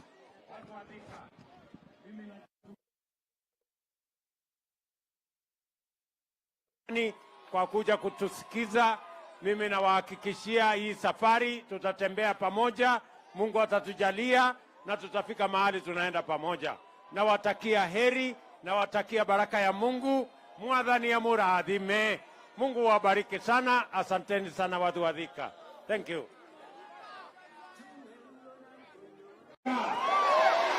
Mwadhani ya gozo. Bwana Yesu asifiwe. Hebu munisalimie hivi jameni wangwana wa Thika. Hey! Allah! Watu wa Thika kwanza wajanichukua nafasi hii jameni. Mimi ni washukuru sana kwa sababu tulikuja hapa Thika. Nyinyi ni watu wangwana. Tukaomba kura zenu. Mukatupatia. Mukatuongezea maombi. Mungu naye akatupatia ushindi. Mimi nawashukuru watu wa Thika kusema asante sana jameni. Watu wa Thika, mimi nasema asante sana. Salama. Mimi vile vile nilikubaliana na nyinyi. Si mnajua tulikuja hapa na Rigiji na huyu mama Alice na Wamatangi na hawa viongozi wote, na tulikubaliana na nyinyi tukasema uchaguzi ikiisha kitendawili haitaanza, ni kazi ndio itaendelea. Si tulikubaliana kazi ndio itaendelea? Na ndio mimi nimefika hapa leo katika siku hii ya muhimu. Wacha nisimame mbele yenu watu wa Thika na niseme tarehe 9 mwezi wa 8 mwaka uliopita, tarehe kama hii ya leo, tarehe 9 mwezi wa 8, muliamka mapema, mukapiga kura, mukaamua uongozi wa taifa letu la Kenya. Ni kweli ama si kweli? Kwa niaba ya hawa viongozi wote tuliochaguliwa na wao, nasimama mbele yenu kusema asante sana. Nasema tena asante sana. Na mimi nataka niwaambie watu wa Thika na watu wa Kenya na watu wa Kiambu, mimi nawaambia hatutawaangusha. I promise you hatutawaangusha. Tunaelewana? Sikizeni. Tulikubaliana ya kwamba tubadilishe uchumi wetu. Tuache kukopa madeni, tutafute ushuru, tujenge taifa letu la Kenya. Mimi nataka niwaambie sasa tumedhibiti hali ya uchumi wa taifa letu la Kenya. Mimi nilisimama hapa nikawaambia ya kwamba wale watu wote wako kwa CRB, niliwaambia tutawatoa kwa CRB. Kenya tumeondoa watu milioni 7 kwa CRB. Tunaelewana? Niliwaambia tutakuwa na mpango wa Hustler Fund. Mimi nafurahi hapa Kiambu leo tumepatiana bilioni 3 kwa watu wa Kiambu kwa kupitia mpango wa Hustler Fund. Watu milioni 1.2 Kiambu wako na pesa ya Hustler Fund. Ni kweli ama si kweli? Niliwaambia ya kwamba tutatatua matatizo ya CBC na elimu ya watoto wetu. Nasimama mbele yenu kuambia CBC matatizo tumeyatatua, na juu yake tumeajiri waalimu wapya 56,000 watafundisha watoto wetu shuleni. Tuko pamoja? Pia niliwaambia tutatatua matatizo ya mambo ya TVET. Nikawaambia tutatatua matatizo ya masomo ya watoto wetu university. Hiyo matatizo yote tumetatua. Sasa watoto wetu watapata scholarship wakienda kusoma university. Niliwaambia vile vile ya kwamba tutashughulikia mambo ya cost of living ama gharama ya maisha. Si tulikubaliana? Na niliwaambia ya kwamba tutapunguza fertilizer, ile mbolea. Jameni watu wa Thika, tumetoa 7,000, sasa ni shilingi 2,500. Kwa sababu ndio njia ya kusaidia mkulima ili tuzalishe chakula ya kutosha Kenya, tuondoe aibu ya njaa katika taifa letu la Kenya. Wale jamaa wengine ati wanasema wanataka kupunguza gharama ya unga kwa kuweka sufuria kwa kichwa. Nikuulize wewe mtu ya hapa Thika, tunaelewana? Tuko pamoja? Kwani unga si mnajua inatoka kwa mahindi, na mahindi inatoka shambani, ama mahindi inatoka kwa soko? Si inatoka kwa wakulima shambani? Ndio tumepeleka mambo huko kwa wakulima, tuzalishe chakula zaidi. Na wakulima wetu ni wazalendo na ni watu wa bidii. Wamezalisha ekari 200,000 kuzidi ya mwaka uliopita, na ndani ya mwezi mmoja tutakuwa na chakula ajabu katika taifa letu la Kenya, because our farmers are patriotic.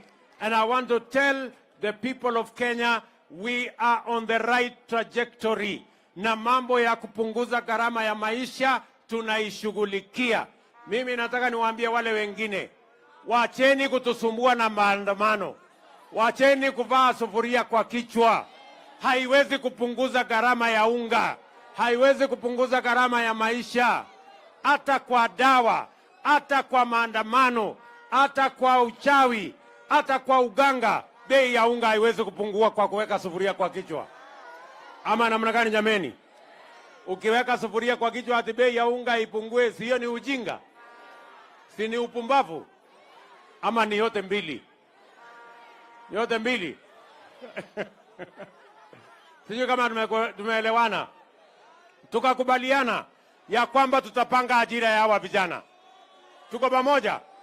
Tukakubaliana vijana wa Thika mko? Mimi nataka kusikia sauti ya vijana hapa Thika. Vijana mko? Vijana mko? Vijana wa Thika mko? Nataka munisikize kwa makini. Sawa sawa? Nataka munisikize kwa makini. Tulikubaliana ya kwamba lazima tupange ajira ya vijana. Tunaelewana? Na tuko na mipango manne, nataka munisikize kwa makini. We have 4 different plans on youth employment. Moja, tukasema tutafanya affordable housing. Mimi nimekuja hapa Kiambu leo. Leo hapa tumeanzisha ujenzi wa nyumba 10,000 hapa Kiambu. Tunataka vijana 20,000 hapa Kiambu watakaofanya kazi ya affordable housing. Vijana wa Kiambu muko tayari? Muko tayari? Muko tayari kwa kazi ya affordable housing? Ama nyinyi ni wale wa kuchagua jembe? Si tulikubaliana wera ni wera? Si tulikubaliana kazi ni kazi? Hapa tumeanzisha leo 10,000 houses in Kiambu County. We are beginning today. Wiki hii, in 1 week, we have advertised 50,000 houses in Kenya for the young people because we want to use affordable housing to grow opportunities for jobs for the young people of our country. Vijana tulikubaliana tutapanga ajira, sio? Na ndio sababu nimeweka housing fund kwa budget yetu, na nimeambia wale wadosi kama mimi na hawa wengine, sisi tutalipa pesa ya housing ndio vijana hawa wapate ajira, wafanye mambo ya affordable housing so that they too can have an opportunity to be the best they can and have an opportunity to work in Kenya. Tunaelewana jameni? Jambo la pili, vijana munisikize tena kwa makini. Tumekubaliana na huyu Alice Ng'ang'a, si ndio? Na wabunge wale wengine wote tumekubaliana ya kwamba tutapanga ICT hub in every ward. Tunataka vijana 500 ama 1,000 kwa kila ward wafanye biashara na wafanye kazi kwa ICT hub. Tumetafuta ajira Marekani, tumetafuta ajira Ujerumani, tumetafuta ajira Ulaya, hata Canada, na wametuambia wako na nafasi ya ajira ya digital jobs kwa vijana wa taifa letu la Kenya. Nauliza vijana wa Kenya na vijana wa Thika, muko tayari kwa digital jobs? Muko tayari kufanya kazi kwa mtandao? Si unaweza kufanya kazi hapa Thika, kampuni inafanya Amerika, lakini wewe uko hapa Thika. Mimi nataka niwaambie, that is the second avenue we are going to create jobs for the young people of our nation. Tumekubaliana vile vile ya kwamba hapa Del Monte tunaweka special economic zone hapa Del Monte. Nimemwambia huyu Moses Kuria, yuko hapa waziri wetu wa mambo ya biashara. Nego, tunaelewana? Tunaelewana? Hapa Del Monte tunaweka hapo shilingi bilioni 10 ya kutengeneza special economic zone kama ile ya Athi River. Ile ya Athi River iko na nafasi ya ajira 30,000. Hii yenu ya Del Monte tunataka ajira 50,000. Na wale watakaofanya kazi hapa ya mambo ya manufacturing, ya mambo ya processing, ya mambo ya export, ya mambo ya textile, ya mambo ya leather, watafanya hapa Del Monte, na ni vijana wa Thika na vijana wa Kiambu na vijana wa Kenya. Muko tayari? Muko tayari? Tunaweka special economic zone ingine Sagana, tunaweka ingine Naivasha, tunaweka ingine Njoro, tunaweka ingine Eldoret, tunaweka ingine Busia, tunatengeneza ya Dongokundu, because we must grow our exports and we must create opportunity for the young people of our nation to be the best that they can. Tuko tayari ndugu zangu? Tumekubaliana? Mimi niliwaambia hii Kenya tutaibadilisha, and I want to promise you we are going to change this country. Vile vile muliona jana na juzi nimetangaza, kwa sababu tulisema wera ni wera, hata biashara ya soko ni kazi. Nimetangaza masoko 180 tutajenga kwa mama mboga na wale wanafanya biashara yao, kwa sababu hata mama mboga ni kazi na tunataka afanye kazi mahali kuna heshima, mahali kuna maji, mahali kuna stima, na sisi tunataka kuendelea pamoja katika barabara hiyo. Tunaelewana? Simuliona nilitangaza juzi masoko. We are going to build those markets. Na wale watajenga ni vijana wa taifa letu la Kenya. Wale watafanya biashara ni wale wanatufanyia biashara pale sokoni. Tumeelewana jameni? Tumekubaliana? Si ndio? Wacha niwaambie hivi. Na nimesema katika hii budget yetu nataka msome vizuri. Ndio unaona watu wengine hatu wanaipinga. Mimi nimesema kwa hii budget hatutakuwa tunalete chuma ambayo imetengenezwa nchi nyingine, tutatengeneza steel yetu hapa Kenya. Hatutakuwa tunaleta simiti kutoka nchi nyingine, simiti tutatengeneza, tuko na lime, tuko na ile vitu yote inahitajika hapa Kenya, na tutapanua factories zetu, vijana wapate ajira katika hizo factories, tukuze uchumi wa taifa letu la Kenya. Nimesema vile vile mambo ya kwenda kuagiza furniture. Ati watu wanaenda kuleta kitanda kutoka Marekani. Ati wengine wanaenda kuleta viti kutoka China. Ati wengine wanaenda kuleta sijui kitanda sijui kutoka wapi.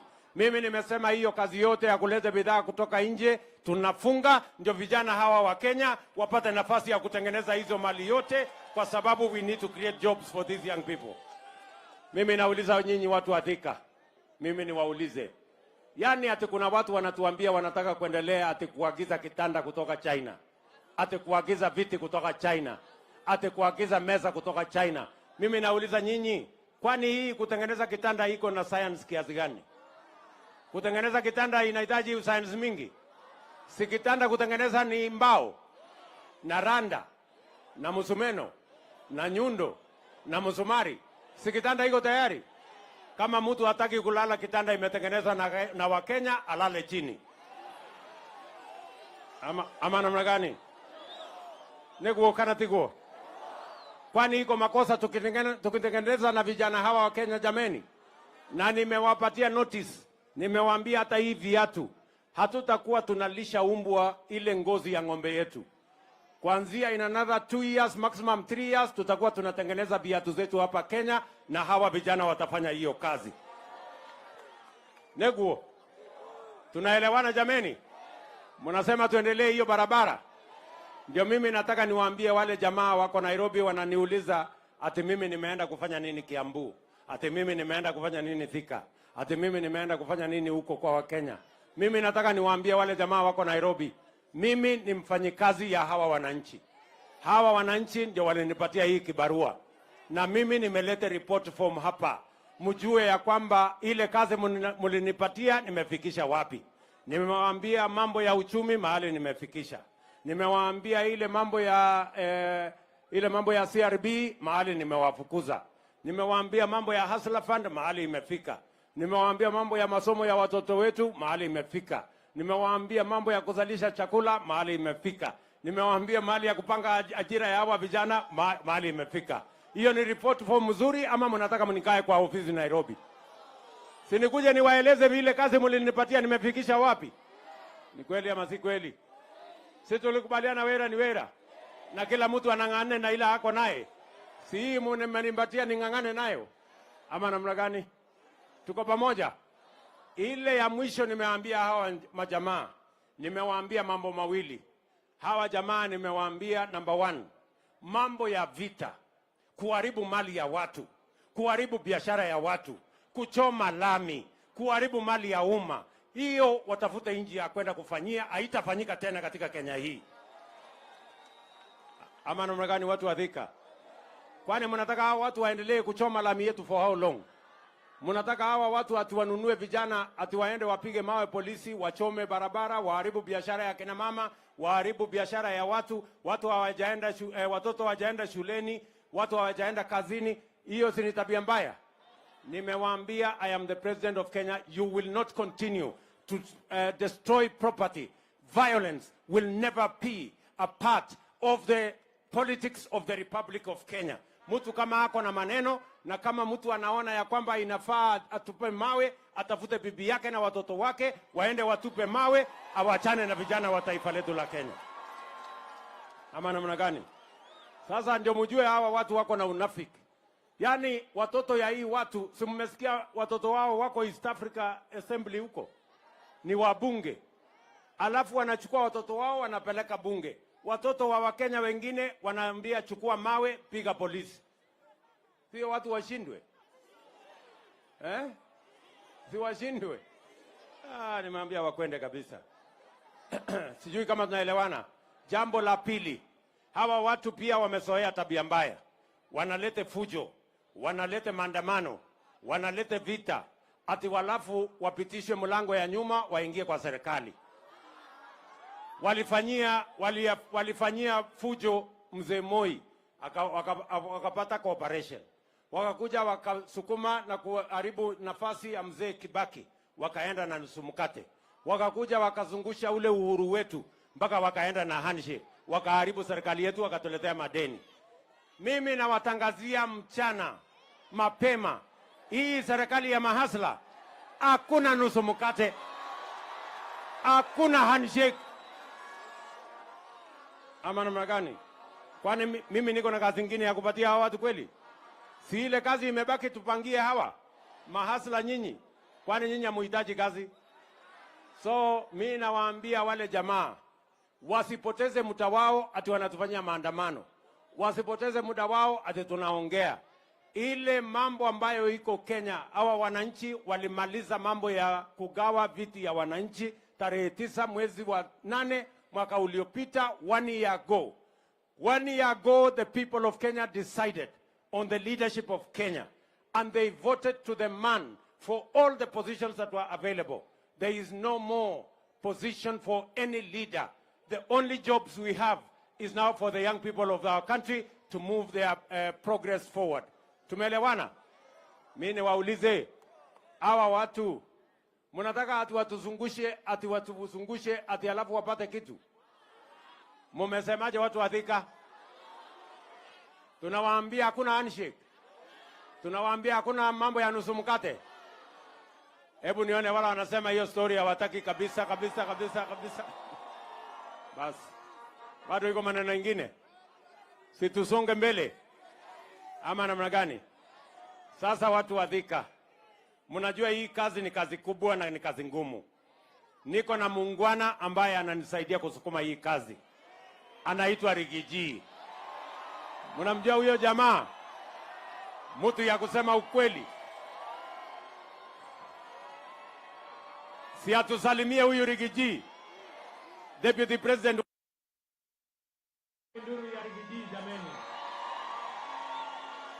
Watu wa Thika mjambo. Murega andu a Thika. Muriokuwa andu aitu. Ni mwana muthamaki witu. Uyu wetagwo Ruto. Ni nyo mwamuthurire. Kuringiririo kana kwendera. Asanteni sana watu ya Thika. Rais wetu tunakushukuru sana kwa ziara yako ya maendeleo katika Mlima Kenya. Rais wetu alianza safari ya Mlima Kenya siku ya Jumamosi iliyopita. Pale Githurai akafungua mradi wa maji wa kusaidia watu ya eneo hili. Tukatoka hapo tukakuja hapa tukavuka River Chania ambaye ndio chanzo ya mfalme ya Mount Kenya anaanzianga safari yake akielekea katika ikulu ndogo ya Sagana. Tukatoka hapo tukaenda mpaka pale Keno Murang'a akafanya kazi. Tukatoka hapo mpaka Kirinyaga, tukatoka hapo mpaka Nyeri. Amepata nafasi ya kuzunguka katika kaunti zetu akiangalia mambo ya maendeleo. Pia amepata nafasi ya kukaa na magavana wetu wote 11. Amepata nafasi ya kukaa na wabunge wote na maseneta kupanga maendeleo.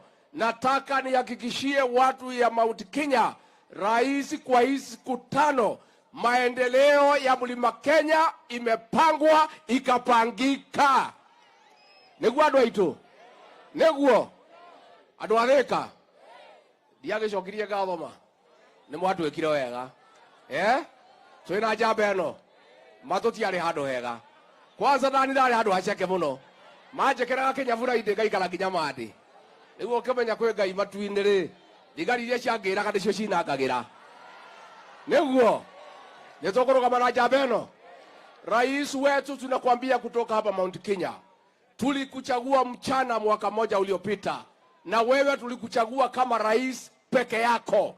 Hakuna vile mtu yeyote atalete fujo apitie mlango ya nyuma ati akuje kwa serikali yako. Huyu mzee ya maandamano akitaka kuwa rais wa Kenya, agojee 2027 akuje tukutane kwa Dembe. Neguo. Na rais wetu hapa katika Mlima Kenya, sisi ni watu ya kutafuta mali na kuchunga mali. Na siku hii watu ya maandamano waliharibu mali ya watu huko Nairobi. Tulisema hapa Mlima Kenya hakuna maandamano. Na hao watu ya mlima wakasema wahitaji askari kulinda mali yao. Na kwa hivyo tungetaka kusema katika eneo hili na Kenya nzima, mambo ya maandamano hatutaki, tunataka maendeleo. Nitoiguithani andũ aitũ. Nitũkũrũgama na njamba ĩno. Nitũkũrũgama nayo.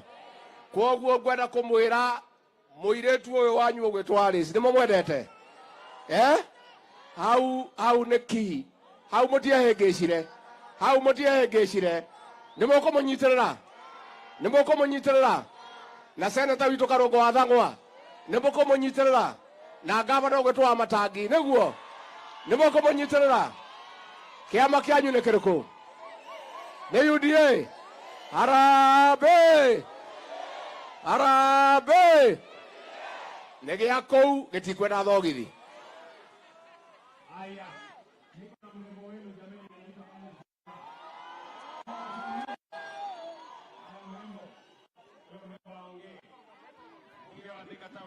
Kabla anangojea huyu, nilisimama pale nikawaambia mambo yenu ya maji, ndio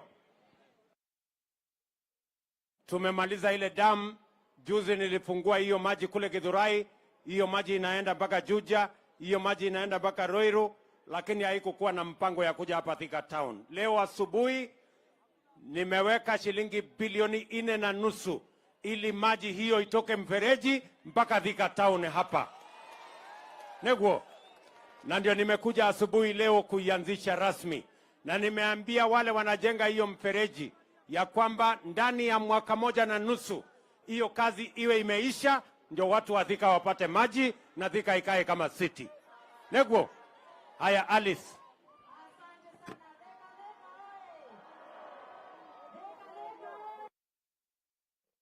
237 oye! Iko wapi makofi yetu ya rais? Andũ a Thika nĩ mwakena? Ndĩrenda kwamba kwaria na Gĩkũyũ nĩgetha njarie na Gĩthweri. Ndĩrenda mũkiri ũguo mũigue ngĩmũhoera indo, nĩguo mũkiri ũguo mũigue ngĩhoya. Nĩ mũramenya kuma twathurire ndagĩtarĩ William Ruto nĩ mwaka ũmwe. Tũmũinĩre happy birthday Kenya Kwanza. Happy birthday to you. Happy birthday to you. Happy birthday Kenya Kwanza. Happy birthday to you. Asante sana. Sasa Your Excellency, nimesema wanyamaze. Ukiona nimeweka lipstick ni ya kuitisha maendeleo. Ni wakati huo nikawaambia wanyamaze ndio wasikie, si ndio hivyo? Your Excellency, jambo ya kwanza, hii Karemeno Dam ilikuwa imegonga kona hapa Jomoko ikapeleka maji Nairobi. Siku ya leo tunataka kukuambia asante sana. Thika tulikuwa tunapata maji once a week. Kwa hivyo asante sana, Mungu akubariki. Makofi mega. Ya pili, Your Excellency, wale vijana ambao wamesimama hapa siku ya leo kwa affordable housing huku government quarters, hao ni watu 2000 vijana wangu wa hapa Thika. Watapata ajira, twakupatia kongole, twasema asante sana.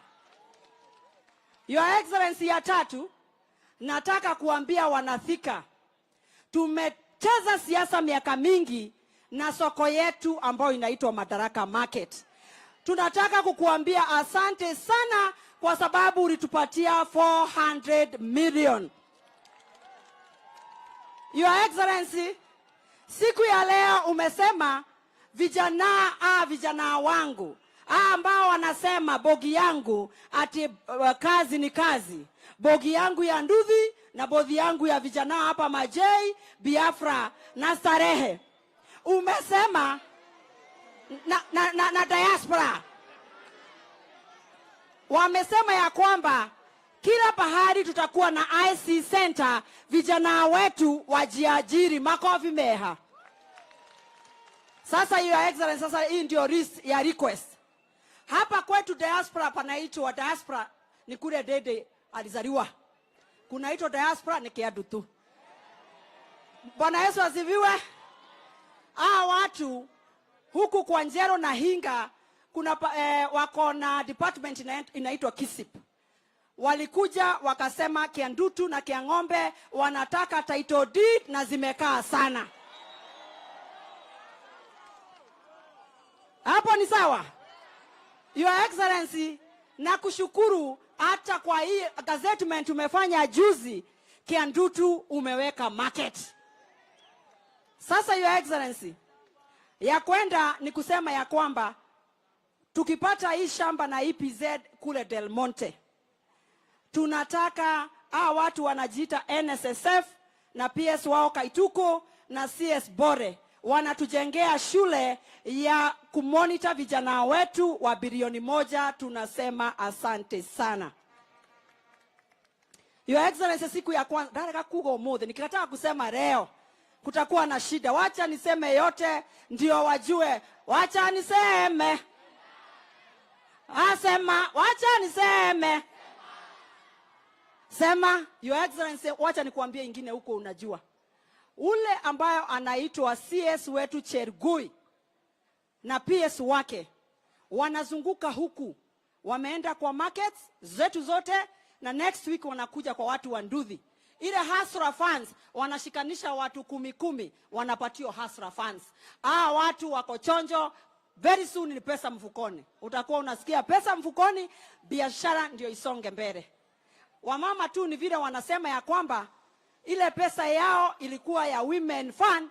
Sasa ile group ambao walikuwa wanapata $500,000, uambie ule Chergui wale wamama ambao walikuwa wamefikisha hapo na wanalipa vizuri, wapatio $500,000 kusonga mbele mpaka milioni 1.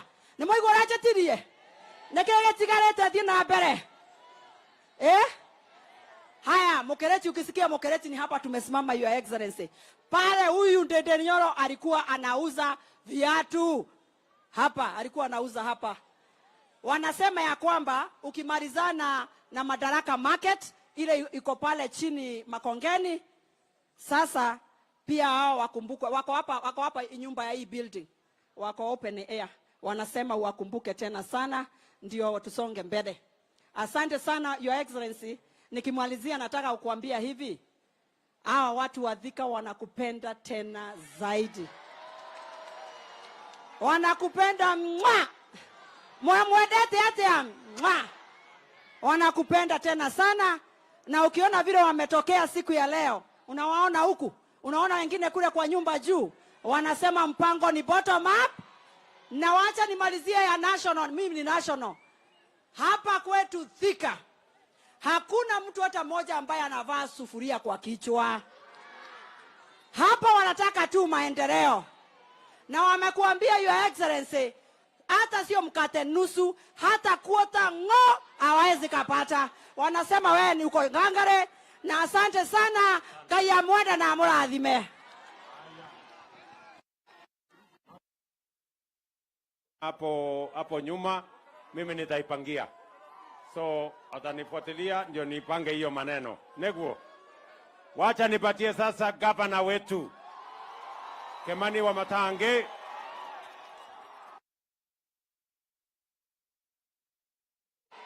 Wanavika hamjambo. Hamjambo wanakiambu. Tusalimianeni hivi wanakiambu. Asante.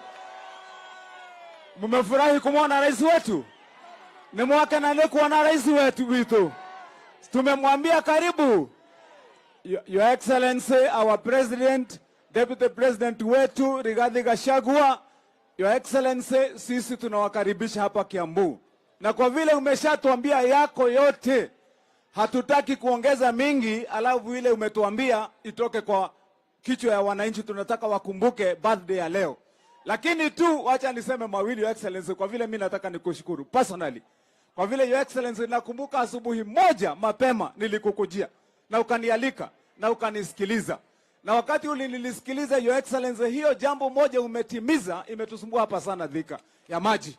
Na siku ya leo rais wetu pale juu ametufungulia maji, na hiyo maji kwa muda wa miezi ambaye haitapita 3 itakuwa iko hapa Thika. Tuko sawa jameni?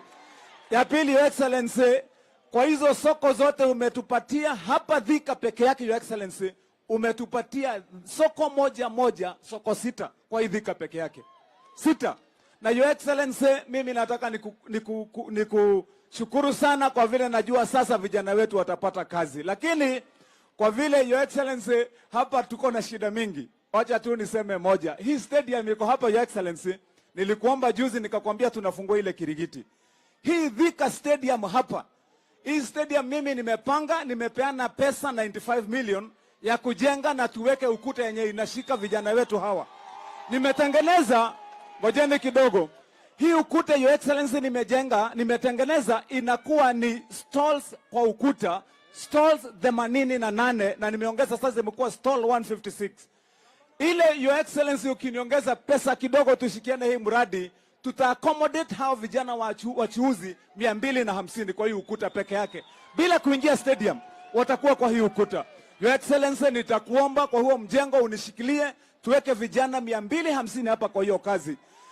Yangu Your Excellency, ya mwisho, Your Excellency, nataka ni confirm kwako wakati na kushukuru ya kwamba sisi kama serikali ya kaunti ya Kiambu, hii kazi ambayo umetupatia sasa ya kutengeneza affordable housing itatembea kama gari mara moja. Na sisi hao vijana sasa utakuwa unapata hapa vijana wako busy kila saa.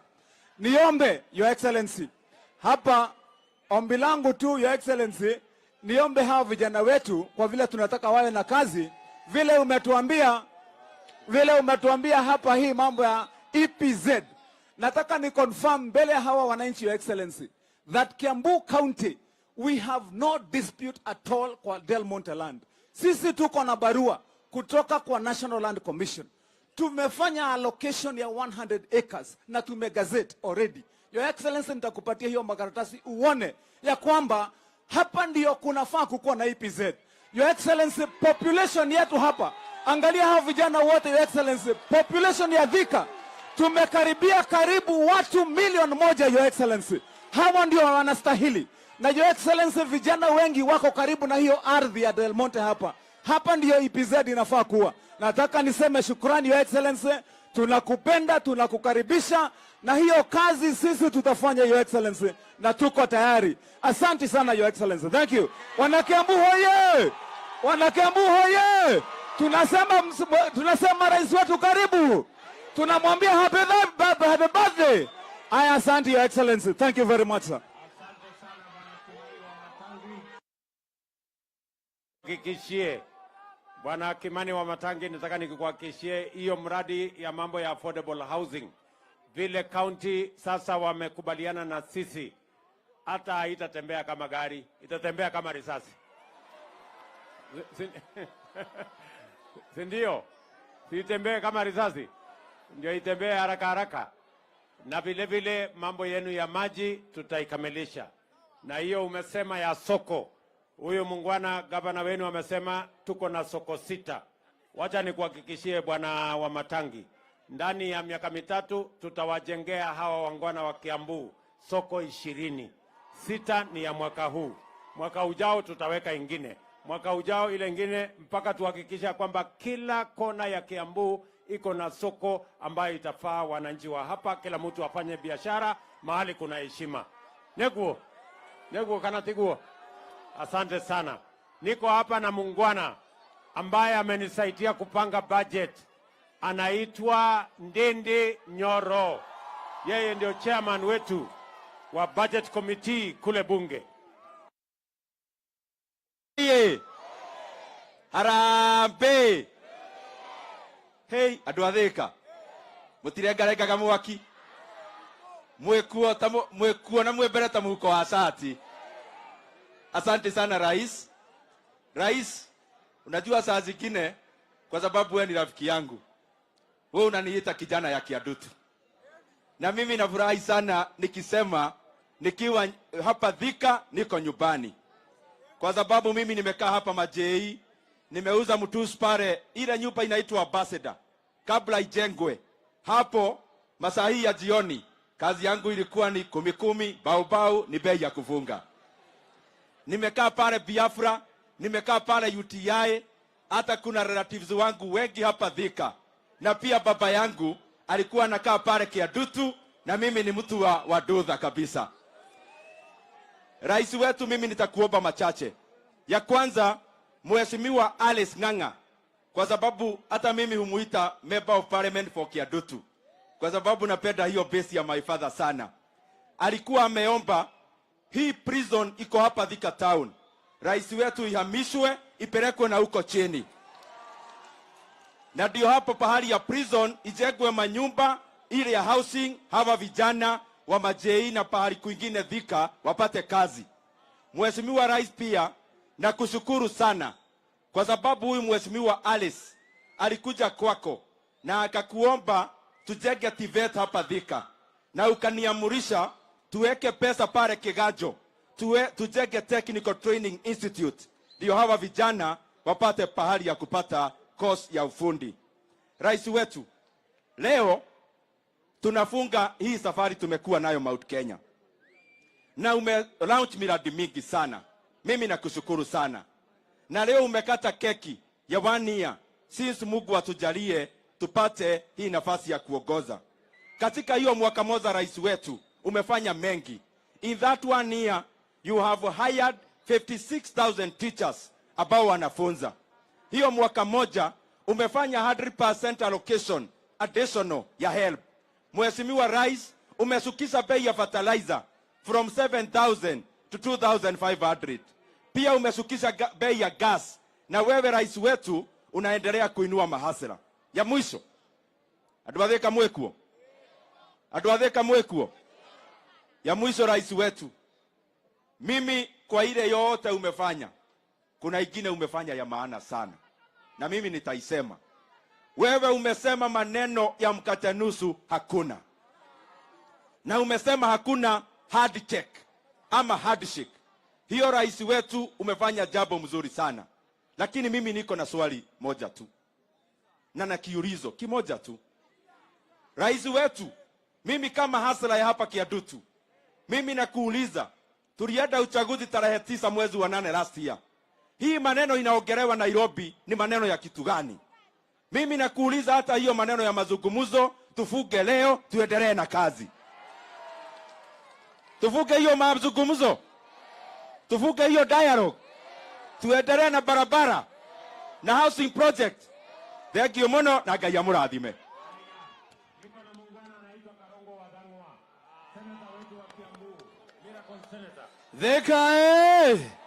Thika, munakumbuka tulisimama hapa tukasema tarehe 9 mwezi wa 8 tutaamuka mapema, na hiyo siku si ni ya leo? Si mwaka ndio imeisha? Si tuhakikishe rais wetu bado ni William Ruto? Kwa hivyo nikisema kitu nasema si ndio? Tarehe 9 mwezi wa 8, siku kama ya leo, bado tunasema rais wetu ni William Samoei Ruto. Mheshimiwa Rais, mimi kama senator, kazi yangu tu ni kupitisha pesa ikuje hapa county, na tumepitisha bilioni 12 ambayo umeanza kuleta hapa county. 25 days ago ulipatia gavana wetu Kimani wa Matangi 1 billion. In 5 days rais wetu unaleta another 978 million. Si kazi itafanyika Kiambu? Si kazi itafanyika Kiambu? Mimi wewe ukipatiwa basari, ujue Karongo Athang'wa ndiye ameleta hiyo Kiambu. Wewe ukiona barabara inafanyika hapa na governor na MCA, wote tunafanya kazi pamoja. Kwa hivyo nawashukuru sana, Mungu awabariki na muthiona mbere kunyitira thirikari ya rais wetu. Jetagwo Karogo Athang'wa, the miracle senator of Kiambu County. Asanteni sana.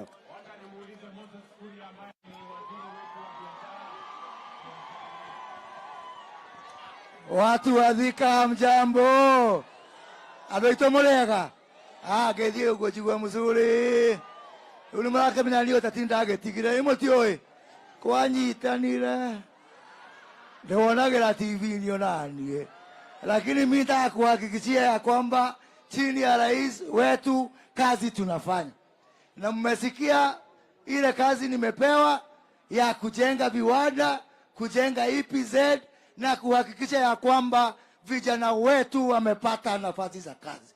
Nataka kumhakikishia gavana wetu wa Matangi, EPZ hapa Thinga itajengwa. Na kujenga hapa Thika sio kusema ati hatujajenga kwingine. Kwa hivyo watu wa Murang'a tutajenga yao, na yetu hapa Kiambu, hapa Thika tutajenga. Mmesikia mpaka Kiandutu tuko na soko. Na hiyo soko ni mambo ya biashara. Na rais tukushukuru kwa sababu umetuhakikishia ya kwamba hata hii soko yetu ya Mukireti pia itajengwa. Wewe kuna wakati ulikuwa unafikiria ati Kiandutu kunaweza kuwa na soko? Sisi tuko na bahati. Si mnajua hii serikali ni ya mahasala. Na niwahakikishia ya kwamba mimi kama waziri ya biashara, mimi ndio nataka amani zaidi. Kwa hivyo mimi rais nakwambia ufanye chochote kuhakikisha ya kwamba hakuna maandamano na tuko na amani hii Kenya. Na unajua wakati hiki kimutu kimetulia, mimi napataka kazi, nafasi ya kufanya kazi. Ndio mukitolonia ni mukede wa ihedele muwe kero kihorere todo hiki hiyo kero nige no guthuke muno na kunyitane ndukareke kere mundu kero kire kihorere hote kuruta wira. Ngai to murathime na mwike wega. Asante. Ngoja kidogo, ngoja.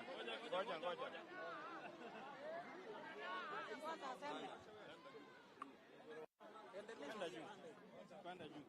Ama uache nipande. Tuko na mama wetu wa kaunti Anne wa Moradha. Mpigeni makofi jamani. Thika vijana asante sana Mheshimiwa Rais, tunakushukuru kwa kuja hapa Thika na pia kukamilisha safari yako katika Mount Kenya ukiwa hapa Thika.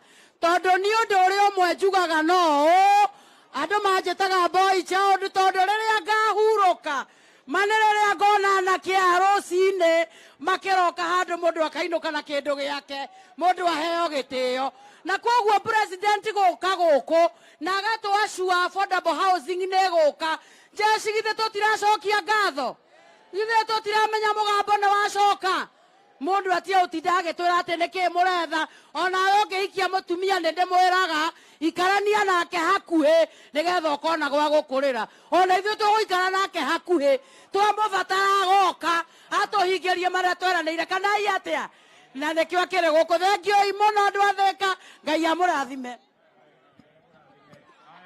Wacha nimpatie huyu jamaa anaitwa Koimburi, mbunge wetu wa Juja. 1 minute mheshimiwa, salimiana tusema jambo. Hai Thika hamjambo. Hamjambo tena. Your Excellency, our President of the Republic of Kenya, William Samoei Arap Ruto, watu wa Juja na Thika na Kiambu tunakupenda sana. Jambo lingine, Your Excellency, ninakushukuru sana sababu ile barabara ambayo ulianzisha pale Juja kwenda pahali tunaita Juja Farm imekamilika phase 1, tunagojea phase 2 ambayo inatoka Juja Farm ifike hapa Gatuanyaga na Gatuanyaga iko hapa Thika, Your Excellency. Jambo la mwisho tafadhali, mimi niko kwa kamati ya mashamba pale bungeni na hii shamba ya Del Monte imekuja pale katika meza yetu na tumeamua ya kwamba hakuna mtu yeyote ambaye atasabotage mambo ya maendeleo ambayo inakuja na hii serikali yako, Your Excellency. In Kiambu County tuko na shamba ambayo ni ya serikali ambayo tumeipatiana kwa county government 262 acres.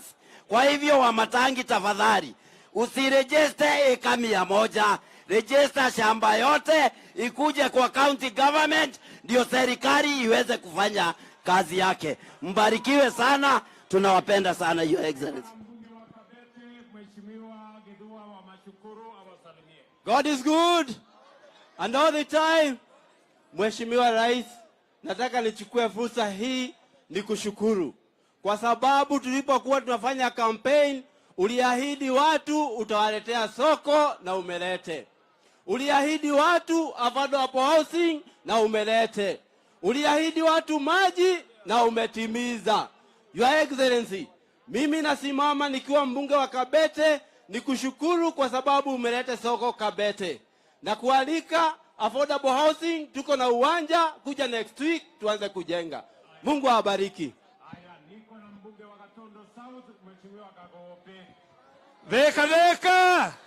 Dheka. Mimi maneno ya maendeleo rais ameongea. Simesikia maneno ya maendeleo amesema yote. Si ni kazi tupu, kazi ya manyumba, kazi ya barabara, kazi ya kuhakikisha watu wana biashara. Lakini mimi nina swali moja jameni. Sasa hii maneno yote tutaacha tuanze maandamano. Githuri kimwe gikuru nikyo yotoge tugia kumana itine ite tu gaini. Inyo yatumia wako githuri kiu no mukihe. No mukihe inywe. Githuri kiu nigithie na kou ithio tutoera ni William Samoei Ruto president wetu. Asanteni sana, Mungu awabariki. Niko na mbunge Kahangara, mbunge wetu Walari awasalimie. Aya, Ndwathika Muriega, nisalimie kwa hewa. Asante. Your Excellency, nataka niseme tu jambo moja. Kwamba hii safari ambayo umefanya ya kuja katika mlima tulikuwa tumeingoja sana. Kana tigwa andũ aitũ. Tondu turendaga kwirwo ati kwenu thumugate kana gutire. Ni murenda thumugate? Your Excellency, tumekataa hiyo. Nataka nikushukuru kwa maendeleo ambayo umetuletea hapa, mambo ya soko. Hata ile soko yangu inaitangwa soko mjinga, sasa itakuwa soko mwerevu sababu imejengwa, inaanza kujengwa. Tunakushukuru sana kwa barabara za Maumau na mengine maendeleo. Asanti watu ya Thika kujitokeza, Mungu awabariki.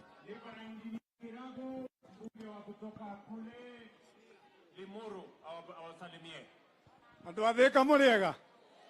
Yangu Mheshimiwa Rais, ni kukuambia sisi timu yako ya Kiambu tunajua plani yako ni nzuri kwa sisi, na sisi tukipata mtu akiweka roadblock kwa plani yako tutapita na yeye. Mungu akubariki. Haya, niko na Kawanjiko wa Kiambaa. Thika oye! Thika oye!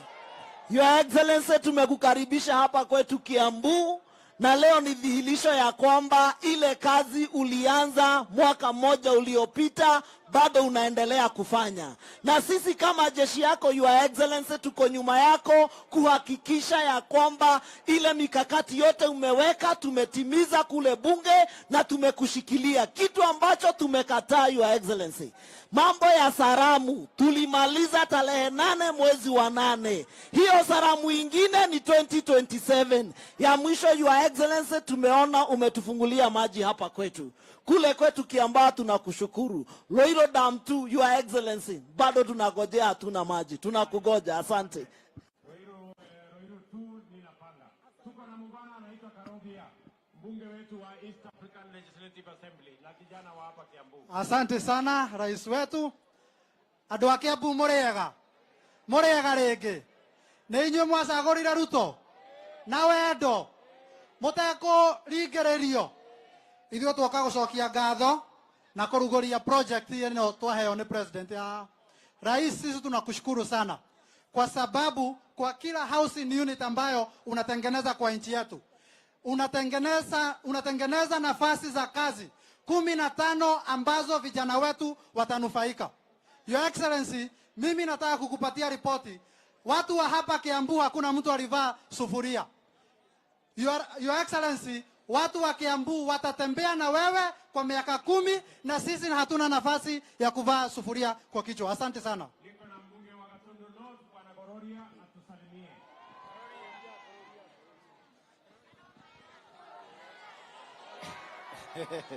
Asante sana Your Excellency. Thika Thika. Naitwa Njoroge Kururia, mbunge Gatundu North. Karibu sana Kiambu County. On behalf of the people of Gatundu North, tunasema asanti kwa sababu ya maji ya Karemeno imetoka pale kwetu, na uliniahidi utakuja hata sisi utupe maji, na pia tunakuja kufungua land registry. Tumeongea na waziri wa mashamba na koti ziko karibu kuisha. Thank you, Your Excellency.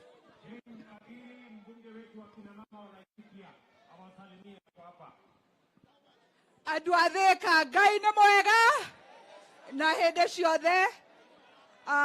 Niĩ kuma kũrĩa Laikipia ndatũmwo nĩ andũ a Laikipia njuge ithuĩ tũtirenda handshake, ithuĩ tũtirenda kwaranĩria, ithuĩ tũrenda mũnene wa bũrũri atũrutĩre wĩra, mbeũ njĩthĩ cione mawĩra, bũrũri witũ ũhote gũthiĩ na mbere. Asanteni sana na Ngai amũrathime. Niko na Jane Kiara, mbunge wetu wa Naivasha. Pigeni makofi awasalimie jamani.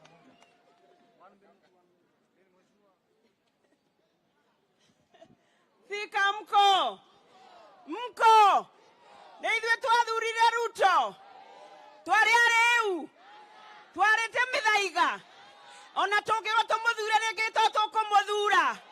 Acio maratwĩra atĩ nĩ makwenda kũgayana mũgate, nĩ mũgwĩtĩkĩra? Sisi ni watu wa Ruto na serikali yake, na hata kama tunachaguana kesho ama 2027 bado tuko gangari, Your Excellency. Thank you very much. Niko na mama anaitwa Betty Maina, mbunge wetu wa kina mama wa Murang'a. Ngai nĩ mwega na hĩndĩ ciothe. Tarehe 9 mwezi wa 8 mwaka uliopita, rais ndio tuligawa viti. Next time tunagawa viti ni tarehe 10 mwezi wa 8 2027. Kama tumekugawia kiti ujaribu kugawa, sisi hatuko hapo. Nimekwenda ngeithi kana ngeithi kwa inoro. Nimurenda arerio kana tigana nake. Kama mtu anataka kuongeleshwa aende nyumbani mapema akaongea na bibi yake. Asanteni sana.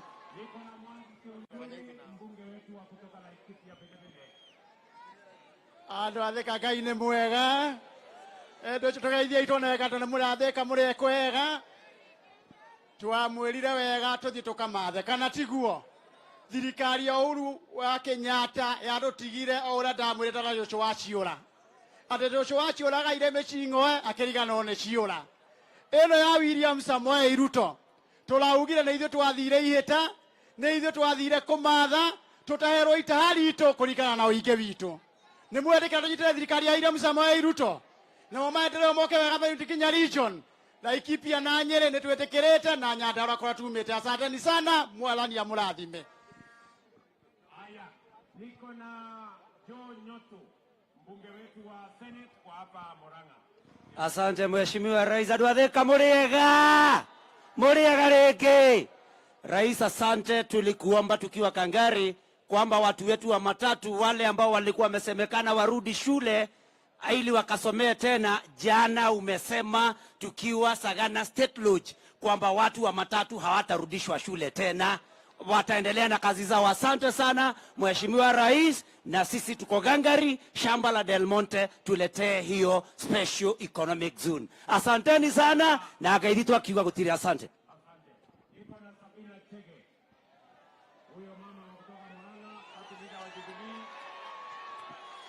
Andũ a Thika mũrĩega, nĩ mwendete njamba ĩno, kĩnyoniei ũguo ngorwo nĩ mũmwendete.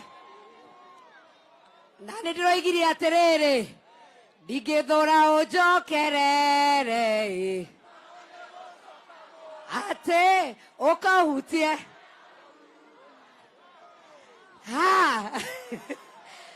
Nĩ mwendete William Samoei Ruto, nĩ inyuĩ mwaumĩrire, nĩ mũraugire mũtikwenda maandamano, na ndĩroigire nĩ ngũmũnyitĩrĩra tũthiĩ thabarĩ ĩmwe, tondũ thabarĩ ya mũndũ mũthiagĩrwo kĩ? Ngai witũ amũrathime. Asanteni sana.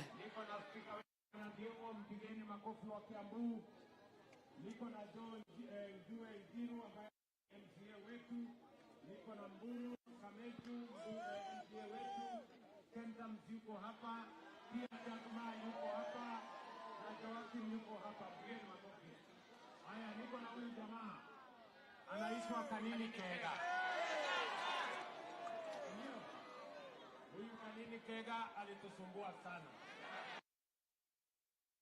tukamuita Kanini Koru, lakini sasa amebadilika, tuko pamoja. Tusalimiane hii ya juu kabisa kabisa kabisa. You know, Your Excellency, mimi sikukupatia kura. Mimi nilikuwa nimesukumana na mzee kupata mlima. Lakini ile kuanguka mayanga itulianguka. Mzee alianguka na akaniangusha. Lakini sasa mimi nimesema kwamba because I know His Excellency the President has a good plan for our country. Tumefanya kazi na yeye for long na atatusaidia sisi kama watu wa mlima na pia Kenya. He has a good plan for Kenya. And finally, the only handshake ambayo iko mzuri na ilikuwa sawa ni ile kanini walisalimiana na His Excellency William Samoei Ruto na Rigathi. Hakuna salamu nyingine. Thank you so much and God bless you. Aya, niko na Jango jameni.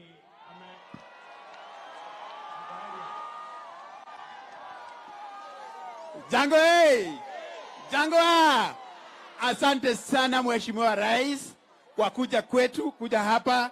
Wakati ulikuja hapa mara ya mwisho, Jango ndiye alikuwa boss, lakini sasa tumekuwa na boss mwingine, Madam Alice, na si yako sawa bado. Na si yako sawa. Na sasa sisi kitu yetu ya ugavana inakuja miaka 4. Na nataka kuuliza Rais, Jango ako hapa na ako free. Hapo sawa? Na ako available. Na ako royo. Na si kweli anitume kweli. Tuanze hii maneno. Hapo sawa? Haya, Rais. Niko na Waitito baba yao jameni, awasalimie. Sawa. Mko sawa? Mheshimiwa Rais wetu, nimefurahi sana kuguza microphone leo. Siku nyingi sijaguza microphone. Na nimefurahi pia kukuona ukirudi kwa mahasla, kwa sababu hao watu wa Thika na Kiambu na kupenda sana. Kitu ambaye ningetaka tu kukumbusha, hapa Thika hakuna kiwanja ya jua kali. Hii watu ya garage wanatengeneza magari hapa kwa barabara. Wale watu wengine jua kali iko hapa, kiwanja iko na shida. Ambia county government wapatie. Hii stage iko hapa. Kuna mtu ambaye anasemanga ako na title ya stage. Kwa hivyo hapa Thika kuna shida zile wananchi wenyewe inawasumbua hapa. Na tunataka kusema hivi, vile tulikuchagua na roho moja, na wewe ulikuwa umesema hautafanya handshake hata siku moja. Wewe ndio utafunza hii nchi lesson. Ati uchaguzi ukiisha, watu wagoje miaka 5 mpaka uchaguzi mwingine ifike. Si ndio hiyo? Si tumekataa handshake? Si tumekataa cooperation? Sasa sisi vile tulichagua dume yetu hii, tukoje sasa maendeleo? Affordable housing zimekuja, jeshi iandikwe kazi. Kuna viwanja mingi hapa Your Excellency.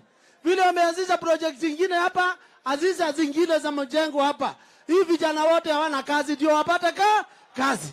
Asanteni sana watu wa Thika, bado liko sawa, liko ngangari na bado liko strong kwa serikali.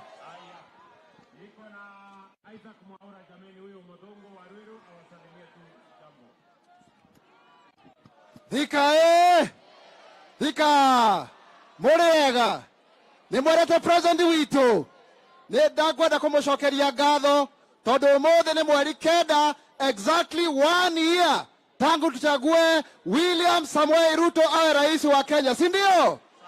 Na finally niseme hivi, wakati rais hizi soko zinajengwa za Githurai za Madaraka, tupatiwe 5% ya watu walemavu. Asanteni na Mungu awabariki.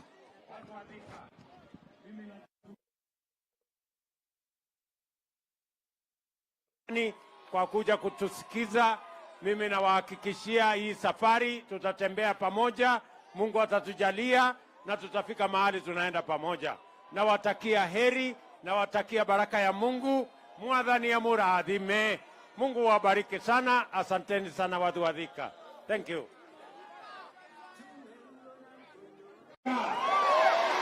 Mwathani ya gozo. Bwana Yesu asifiwe. Hebu munisalimie hivi jameni wangwana wa Thika. Hey! Allah! Watu wa Thika kwanza wajanichukua nafasi hii jameni. Mimi ni washukuru sana kwa sababu tulikuja hapa Thika. Ninyi ni watu wangwana. Tukaomba kura zenu. Mukatupatia. Mukatuongezea maombi. Mungu naye akatupatia ushindi. Mimi nawashukuru watu wa Thika kusema asante sana jameni. Watu wa Thika, mimi nasema asante sana. Salama. Mimi vile vile nilikubaliana na nyinyi. Si mnajua tulikuja hapa na Rigiji na huyu mama Alice na Wamatangi na hawa viongozi wote, na tulikubaliana na nyinyi tukasema uchaguzi ikiisha kitendawili haitaanza, ni kazi ndio itaendelea. Si tulikubaliana kazi ndio itaendelea? Na ndio mimi nimefika hapa leo katika siku hii ya muhimu. Wacha nisimame mbele yenu watu wa Thika na niseme tarehe 9 mwezi wa 8 mwaka uliopita, tarehe kama hii ya leo, tarehe 9 mwezi wa 8, muliamka mapema, mukapiga kura, mukaamua uongozi wa taifa letu la Kenya. Ni kweli ama si kweli? Kwa niaba ya hawa viongozi wote tuliochaguliwa na wao, nasimama mbele yenu kusema asante sana. Nasema tena asante sana. Na mimi nataka niwaambie watu wa Thika na watu wa Kenya na watu wa Kiambu, mimi nawaambia hatutawaangusha. I promise you hatutawaangusha. Tunaelewana? Sikizeni. Tulikubaliana ya kwamba tubadilishe uchumi wetu. Tuwache kukopa madeni, tutafute ushuru, tujenge taifa letu la Kenya. Mimi nataka niwaambie sasa tumedhibiti hali ya uchumi wa taifa letu la Kenya. Mimi nilisimama hapa nikawaambia ya kwamba wale watu wote wako kwa CRB, niliwaambia tutawatoa kwa CRB. Kenya tumeondoa watu milioni 7 kwa CRB. Tunaelewana? Niliwaambia tutakuwa na mpango wa Hustler Fund.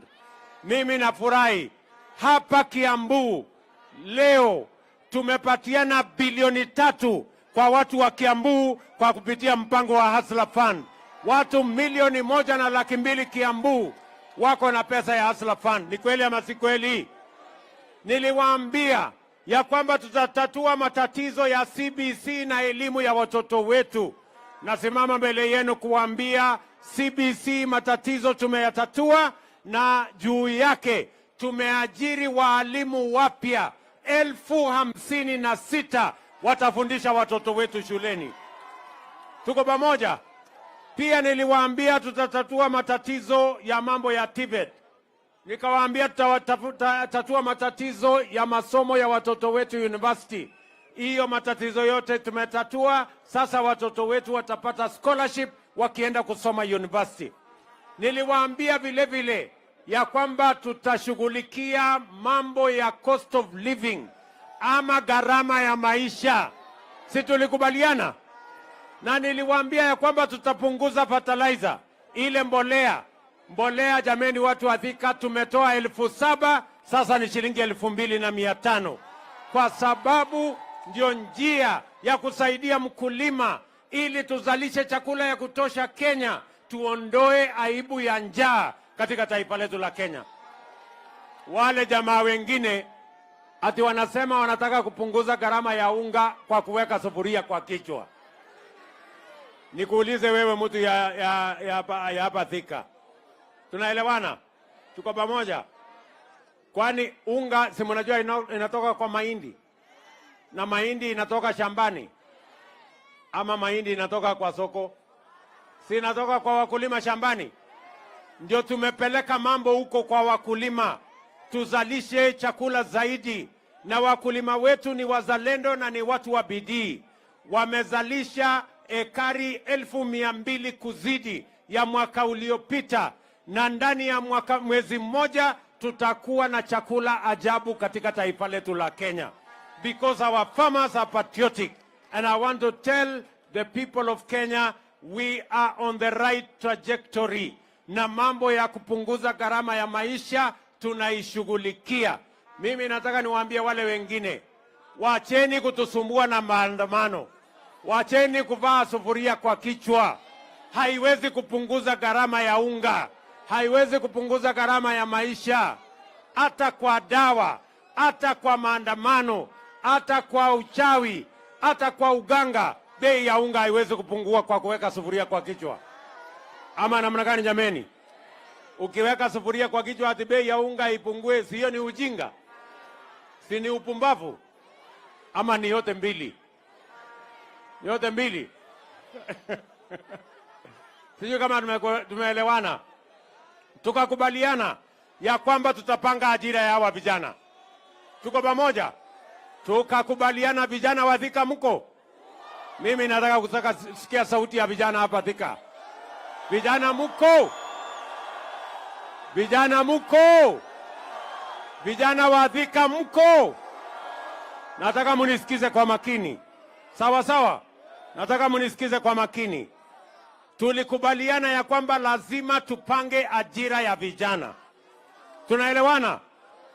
Na tuko na mipango manne, nataka munisikize kwa makini. We have 4 different plans on youth employment. Moja, tukasema tutafanya affordable housing. Mimi nimekuja hapa Kiambu leo. Leo hapa tumeanzisha ujenzi wa nyumba 10,000 hapa Kiambu. Tunataka vijana 20,000 hapa Kiambu watakaofanya kazi ya affordable housing. Vijana wa Kiambu muko tayari? Muko tayari? Muko tayari kwa kazi ya affordable housing? Ama nyinyi ni wale wa kuchagua jembe? Si tulikubaliana wera ni wera? Si tulikubaliana kazi ni kazi? Hapa tumeanzisha leo 10,000 houses in Kiambu County. We are beginning today. Wiki hii, in 1 week, we have advertised 50,000 houses in Kenya for the young people because we want to use affordable housing to grow opportunities for jobs for the young people of our country. Vijana tulikubaliana tutapanga ajira, sio? Na ndio sababu nimeweka housing fund kwa budget yetu, na nimeambia wale wadosi kama mimi na hawa wengine, sisi tutalipa pesa ya housing ndio vijana hawa wapate ajira, wafanye mambo ya affordable housing so that they too can have an opportunity to be the best they can and have an opportunity to work in Kenya. Tunaelewana jameni? Jambo la pili, vijana munisikize tena kwa makini. Tumekubaliana na huyu Alice Ng'ang'a, si ndio? Na wabunge wale wengine wote tumekubaliana ya kwamba tutapanga ICT hub in every ward. Tunataka vijana 500 ama 1,000 kwa kila ward wafanye biashara na wafanye kazi kwa ICT hub. Tumetafuta ajira Marekani, tumetafuta ajira Ujerumani, tumetafuta ajira Ulaya, hata Canada, na wametuambia wako na nafasi ya ajira ya digital jobs kwa vijana wa taifa letu la Kenya. Nauliza vijana wa Kenya na vijana wa Thika, muko tayari kwa digital jobs? Muko tayari kufanya kazi kwa mtandao? Si unaweza kufanya kazi hapa Thika, kampuni inafanya Amerika, lakini wewe uko hapa Thika. Mimi nataka niwaambie, that is the second avenue we are going to create jobs for the young people of our nation. Tumekubaliana vile vile ya kwamba hapa Del Monte tunaweka special economic zone hapa Del Monte. Nimemwambia huyu Moses Kuria, yuko hapa waziri wetu wa mambo ya biashara. Nego, tunaelewana? Tunaelewana? Hapa Del Monte tunaweka hapo shilingi bilioni 10 ya kutengeneza special economic zone kama ile ya Athi River. Ile ya Athi River iko na nafasi ya ajira 30,000. Hii yenu ya Del Monte tunataka ajira 50,000. Na wale watakaofanya kazi hapa ya mambo ya manufacturing, ya mambo ya processing, ya mambo ya export, ya mambo ya textile, ya mambo ya leather, watafanya hapa Del Monte, na ni vijana wa Thika na vijana wa Kiambu na vijana wa Kenya. Muko tayari? Muko tayari? Tunaweka special economic zone ingine Sagana, tunaweka ingine Naivasha, tunaweka ingine Njoro, tunaweka ingine Eldoret, tunaweka ingine Busia, tunatengeneza ya Dongokundu, because we must grow our exports and we must create opportunity for the young people of our nation to be the best that they can. Tuko tayari ndugu zangu? Tumekubaliana?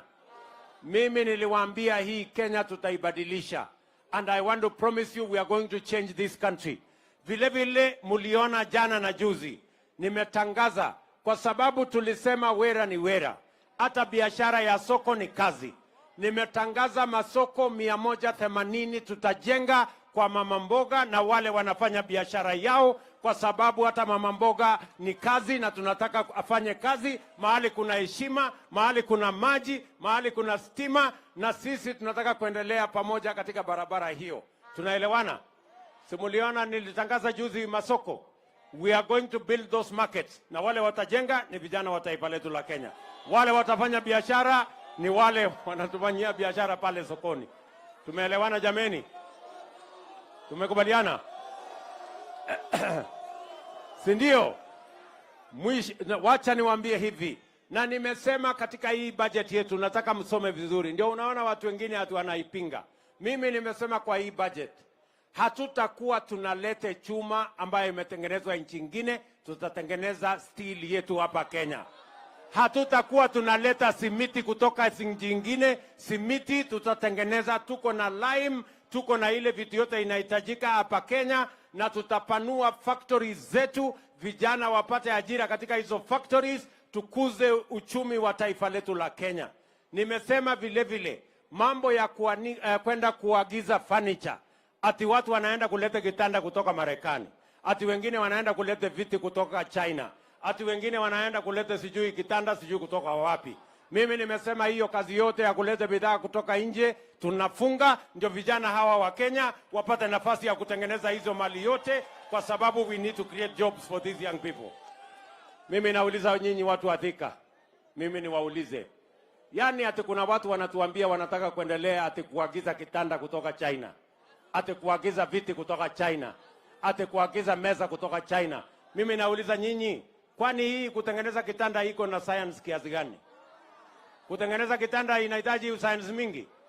Si kitanda kutengeneza ni mbao na randa na musumeno na nyundo na musumari. Si kitanda iko tayari? Kama mtu hataki kulala kitanda imetengenezwa na Wakenya, alale chini. Ama namna gani? Nego kana tigo. Kwani iko makosa tukitengeneza na vijana hawa wa Kenya jameni? Na nimewapatia notice. Nimewaambia hata hii viatu hatutakuwa tunalisha umbwa ile ngozi ya ng'ombe yetu. Kuanzia in another 2 years, maximum 3 years, tutakuwa tunatengeneza viatu zetu hapa Kenya, na hawa vijana watafanya hiyo kazi. Neguo. Tunaelewana jameni? Mnasema tuendelee hiyo barabara? Ndio mimi nataka niwaambie wale jamaa wako Nairobi wananiuliza ati mimi nimeenda kufanya nini Kiambu? Ati mimi nimeenda kufanya nini Thika? Ati mimi nimeenda kufanya nini huko kwa Wakenya? Mimi nataka niwaambie wale jamaa wako Nairobi, mimi ni mfanyikazi ya hawa wananchi. Hawa wananchi ndio walinipatia hii kibarua. Na mimi nimeleta report form hapa. Mjue ya kwamba ile kazi mulinipatia nimefikisha wapi. Nimewaambia mambo ya uchumi mahali nimefikisha. Nimewaambia ile mambo ya CRB mahali nimewafukuza. Nimewaambia mambo ya Hustler Fund mahali imefika. Nimewaambia mambo ya masomo ya watoto wetu mahali imefika. Nimewaambia mambo ya kuzalisha chakula mahali imefika. Nimewaambia mahali ya kupanga ajira ya hawa vijana mahali imefika. Hiyo ni report form mzuri ama mnataka mnikae kwa ofisi Nairobi? Sinikuje niwaeleze vile kazi mlinipatia nimefikisha wapi? Ni kweli ama si kweli? Sisi tulikubaliana wera ni wera. Na kila mtu anang'ane na ila hako naye. Si hii mmenipatia ning'ang'ane nayo. Ama namna gani? Tuko pamoja? Ile ya mwisho nimewaambia hawa majamaa. Nimewaambia mambo mawili. Hawa jamaa nimewaambia number 1. Mambo ya vita. Kuharibu mali ya watu. Kuharibu biashara ya watu. Kuchoma lami. Kuharibu mali ya umma. Hiyo watafute nchi ya kwenda kufanyia, haitafanyika tena katika Kenya hii. Ama namna gani watu wa Thika? Kwani mnataka hawa watu waendelee kuchoma lami yetu for how long? Mnataka hawa watu atuwanunue vijana, atiwaende wapige mawe polisi, wachome barabara, waharibu biashara ya kina mama, waharibu biashara ya watu, watoto hawajaenda shuleni, watu hawajaenda kazini. Hiyo si ni tabia mbaya? Nimewaambia, I am the president of Kenya. You will not continue to destroy property. Violence will never be a part of the politics of the Republic of Kenya. Mtu kama ako na maneno na kama mtu anaona ya kwamba inafaa atupe mawe, atafute bibi yake na watoto wake waende watupe mawe, awachane na vijana wa taifa letu la Kenya. Ama namna gani? Sasa ndio mjue hawa watu wako na unafiki. Yaani watoto ya hii watu, si mmesikia watoto wao wako East Africa Assembly huko, ni wabunge, alafu wanachukua watoto wao wanapeleka bunge. Watoto wa Wakenya wengine wanaambia chukua mawe, piga polisi. Sio watu washindwe? Si washindwe? Nimeambia wakwende kabisa. Sijui kama tunaelewana. Jambo la pili, hawa watu pia wamezoea tabia mbaya. Wanalete fujo, wanalete maandamano, wanalete vita, ati walafu wapitishe mlango ya nyuma waingie kwa serikali. Walifanyia fujo mzee Moi, wakapata cooperation. Wakakuja wakasukuma na kuharibu nafasi ya mzee Kibaki, wakaenda na nusu mkate. Wakakuja wakazungusha ule uhuru wetu mpaka wakaenda na handshake, wakaharibu serikali yetu, wakatuletea madeni. Mimi nawatangazia mchana mapema, hii serikali ya mahasla, hakuna nusu mkate, hakuna handshake. Ama namna gani? Kwani mimi niko na kazi nyingine ya kupatia hawa watu kweli? Si ile kazi imebaki tupangie hawa mahasla nyinyi? Kwani nyinyi hamuhitaji kazi? So mimi nawaambia wale jamaa wasipoteze muda wao ati wanatufanyia maandamano. Wasipoteze muda wao ati tunaongea. Ile mambo ambayo iko Kenya, hawa wananchi walimaliza mambo ya kugawa viti ya wananchi tarehe 9 mwezi wa 8 mwaka uliopita, 1 year ago. 1 year ago, the people of Kenya decided on the leadership of Kenya, and they voted to the man for all the positions that were available. There is no more position for any leader. The only jobs we have is now for the young people of our country to move their progress forward. Tumeelewana?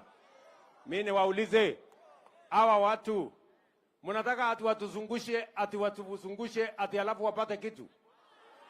Mumesemaje watu wa Thika? Tunawaambia hakuna handshake. Tunawaambia hakuna mambo ya nusu mkate. Hebu nione wala wanasema hiyo story hawataki kabisa. Basi. Bado iko maneno mengine. Si tusonge mbele. Ama namna gani? Sasa watu wa Thika, mnajua hii kazi ni kazi kubwa na ni kazi ngumu. Niko na muungwana ambaye ananisaidia kusukuma hii kazi. Anaitwa Rigiji. Mnamjua huyo jamaa? Mtu ya kusema ukweli. Si atusalimie huyu Rigiji. Deputy President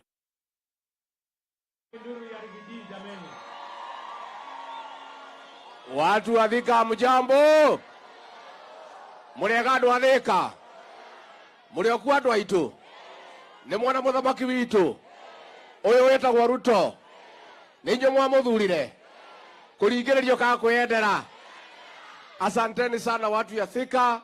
Rais wetu tunakushukuru sana kwa ziara yako ya maendeleo katika Mlima Kenya. Rais wetu alianza safari ya Mlima Kenya siku ya Jumamosi iliyopita. Pale Githurai akafungua mradi wa maji wa kusaidia watu ya eneo hili.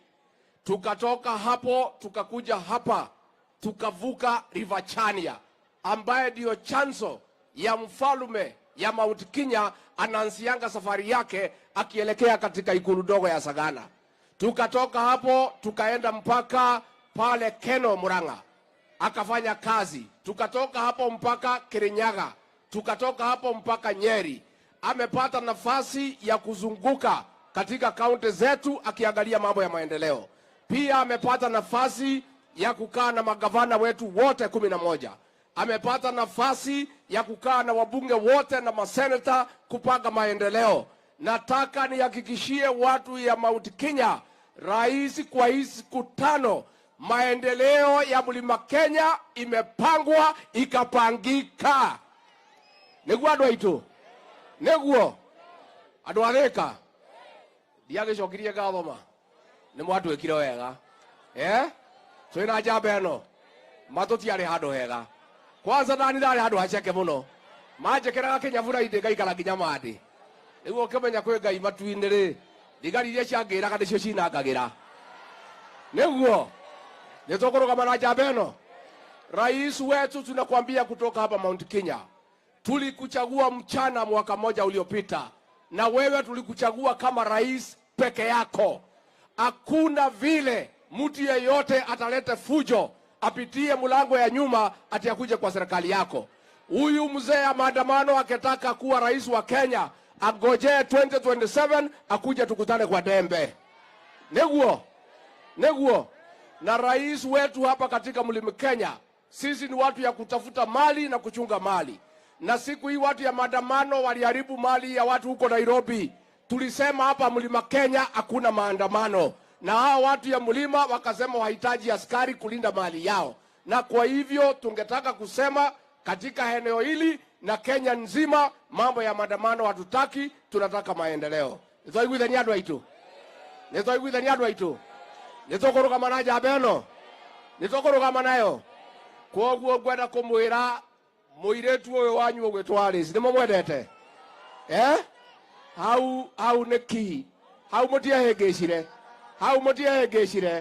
Nĩ mũkũmũnyitĩrĩra. Na seneta witũ Karũngũ wa Thang'wa, nĩ mũkũmũnyitĩrĩra. Na ngavana ũgwĩtwo wa Matangi, nĩguo? Nĩ mũkũmũnyitĩrĩra. Kĩama kĩanyu nĩ kĩrĩkũ? Nĩ UDA. Harambee. Nĩ gĩa kũu gĩtikwenda thogithi.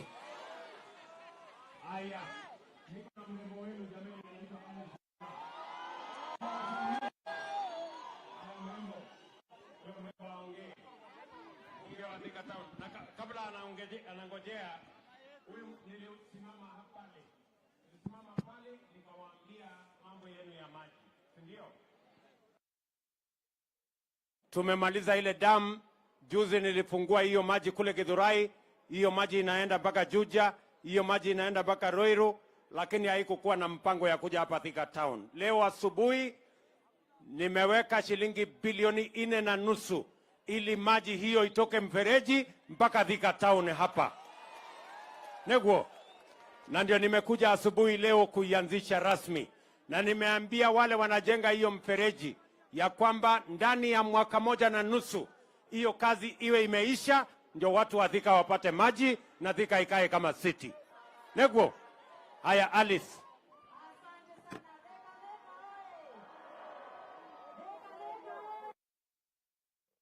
237 oye! Iko wapi makofi yetu ya rais? Andu a Thika ni mwakena? Ndenda kwamba kuoya na Gĩkũyũ nĩgetha njarie na Gĩthweri. Ndĩrenda mũkiri ũguo mũigue ngĩmũhoera indo, nĩguo? Mũkiri ũguo mũigue ngĩhoya. Nĩ mũramenya kuma twathurire ndagĩtarĩ William Ruto nĩ mwaka ũmwe? Tũmũinĩre happy birthday Kenya Kwanza. Happy birthday to you. Happy birthday to you. Happy birthday Kenya Kwanza. Happy birthday to you. Asante sana. Sasa Your Excellency, nimesema wanyamaze. Ukiona nimeweka lipstick ni ya kuitisha maendeleo.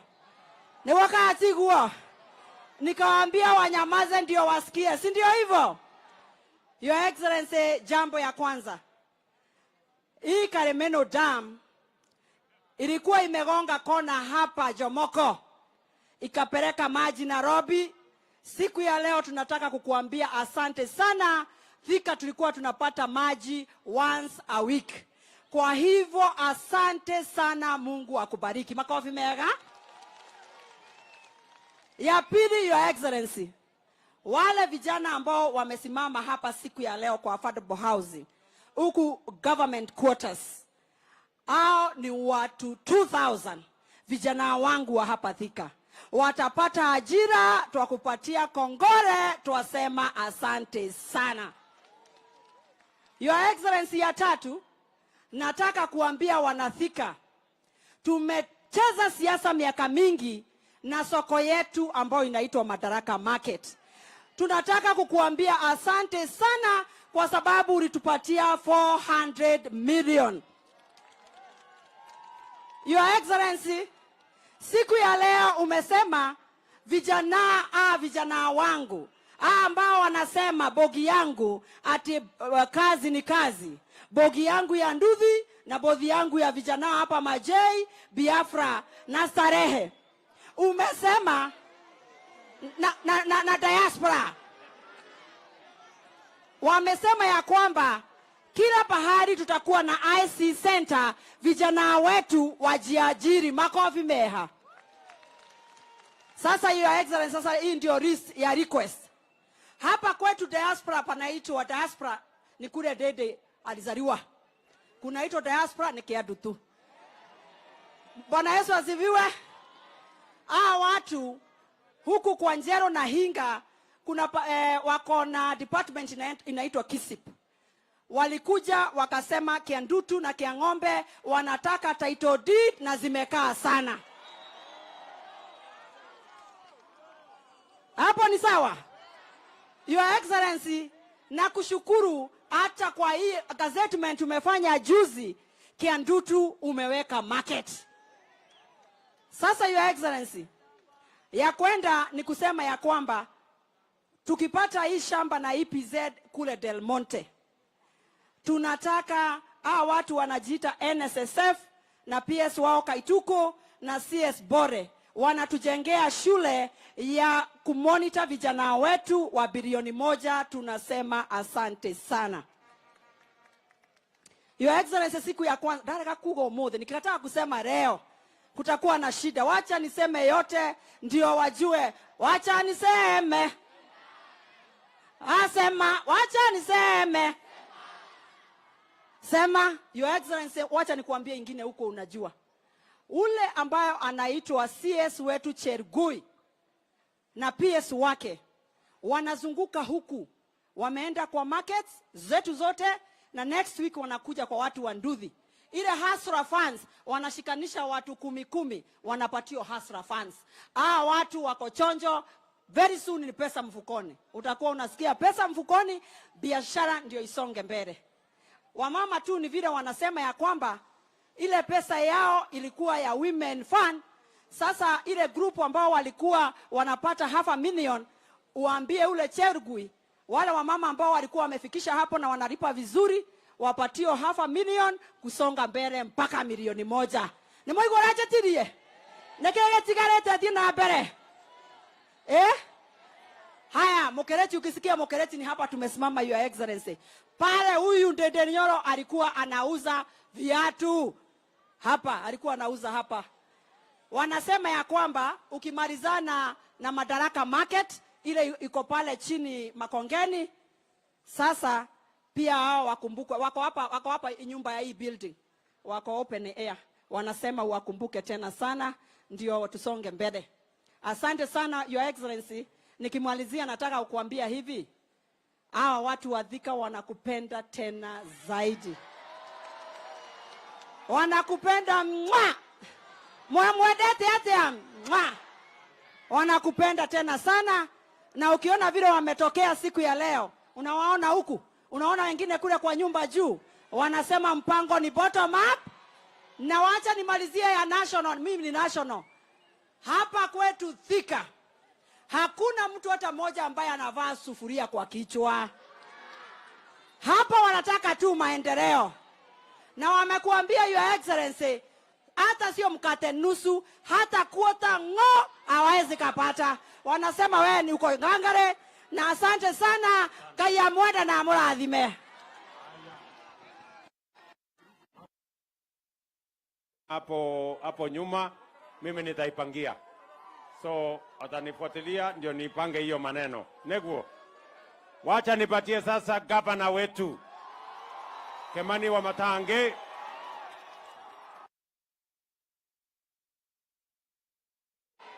Wanavika hamjambo. Hamjambo wanakiambu. Tusalimianeni hivi wanakiambu. Asante. Mmefurahi kumwona rais wetu? Ni mwaka na kuona rais wetu. Tumemwambia karibu. Your Excellency, our President, Deputy President wetu Rigathi Gachagua, Your Excellency, sisi tunawakaribisha hapa Kiambu. Na kwa vile umeshatuambia yako yote, hatutaki kuongeza mingi, alafu ile umetuambia itoke kwa kichwa ya wananchi. Tunataka wakumbuke birthday ya leo. Lakini tu wacha niseme mawili, Your Excellency, kwa vile mimi nataka nikushukuru personally. Kwa vile Your Excellency, nakumbuka asubuhi moja mapema nilikukujia na ukanialika na ukanisikiliza. Na wakati ulinilisikiliza Your Excellency, hiyo jambo moja umetimiza, imetusumbua hapa sana Thika ya maji. Na siku ya leo rais wetu pale juu ametufungulia maji, na hiyo maji kwa muda wa miezi ambaye haitapita 3 itakuwa iko hapa Thika. Tuko sawa jameni? Ya pili, Your Excellency, kwa hizo soko zote umetupatia hapa Thika peke yake, Your Excellency, umetupatia soko moja, soko 6 kwa hii Thika peke yake. 6. Na Your Excellency, mimi nataka nikushukuru sana kwa vile najua sasa vijana wetu watapata kazi. Lakini kwa vile Your Excellency, hapa tuko na shida mingi. Wacha tu niseme moja. Hii stadium iko hapa Your Excellency. Nilikuomba juzi nikakwambia tunafungua ile Kirigiti. Hii Thika stadium hapa. Hii stadium mimi nimepeana pesa 95 million ya kujenga na tuweke ukuta yenye inashika vijana wetu hawa. Nimetengeneza, ngojeni kidogo. Hii ukuta Your Excellency nimetengeneza inakuwa ni stalls kwa ukuta, stalls 88 na nimeongeza sasa imekuwa stall 156. Ile Your Excellency, ukiniongeza pesa kidogo tushikiane hii mradi, tuta accommodate hao vijana wachuuzi 250 kwa hii ukuta peke yake. Bila kuingia stadium, watakuwa kwa hii ukuta. Your Excellency, nitakuomba kwa huo mjengo unishikilie, tuweke vijana 250 hapa kwa hiyo kazi. Yangu Your Excellency, ya mwisho, Your Excellency, nataka ni confirm kwako wakati na kushukuru ya kwamba sisi kama serikali ya kaunti ya Kiambu, hii kazi ambayo umetupatia sasa ya kutengeneza affordable housing itatembea kama gari mara moja. Na sisi hao vijana sasa utakuwa unapata hapa vijana wako busy kila saa. Niombe Your Excellency, hapa ombi langu tu Your Excellency, niombe hao vijana wetu kwa vile tunataka wawe na kazi, vile umetuambia hapa hii mambo ya EPZ. Nataka ni confirm mbele hawa wananchi Your Excellency that Kiambu County we have no dispute at all kwa Del Monte land. Sisi tuko na barua kutoka kwa National Land Commission. Tumefanya allocation ya 100 acres na tumegazette already. Your Excellency, nitakupatia hiyo makaratasi uone ya kwamba hapa ndio kunafaa kukuwa na EPZ. Your Excellency, population yetu hapa, angalia hao vijana wote Your Excellency, population ya Thika tumekaribia karibu watu 1,000,000 Your Excellency. Hawa ndio wanastahili.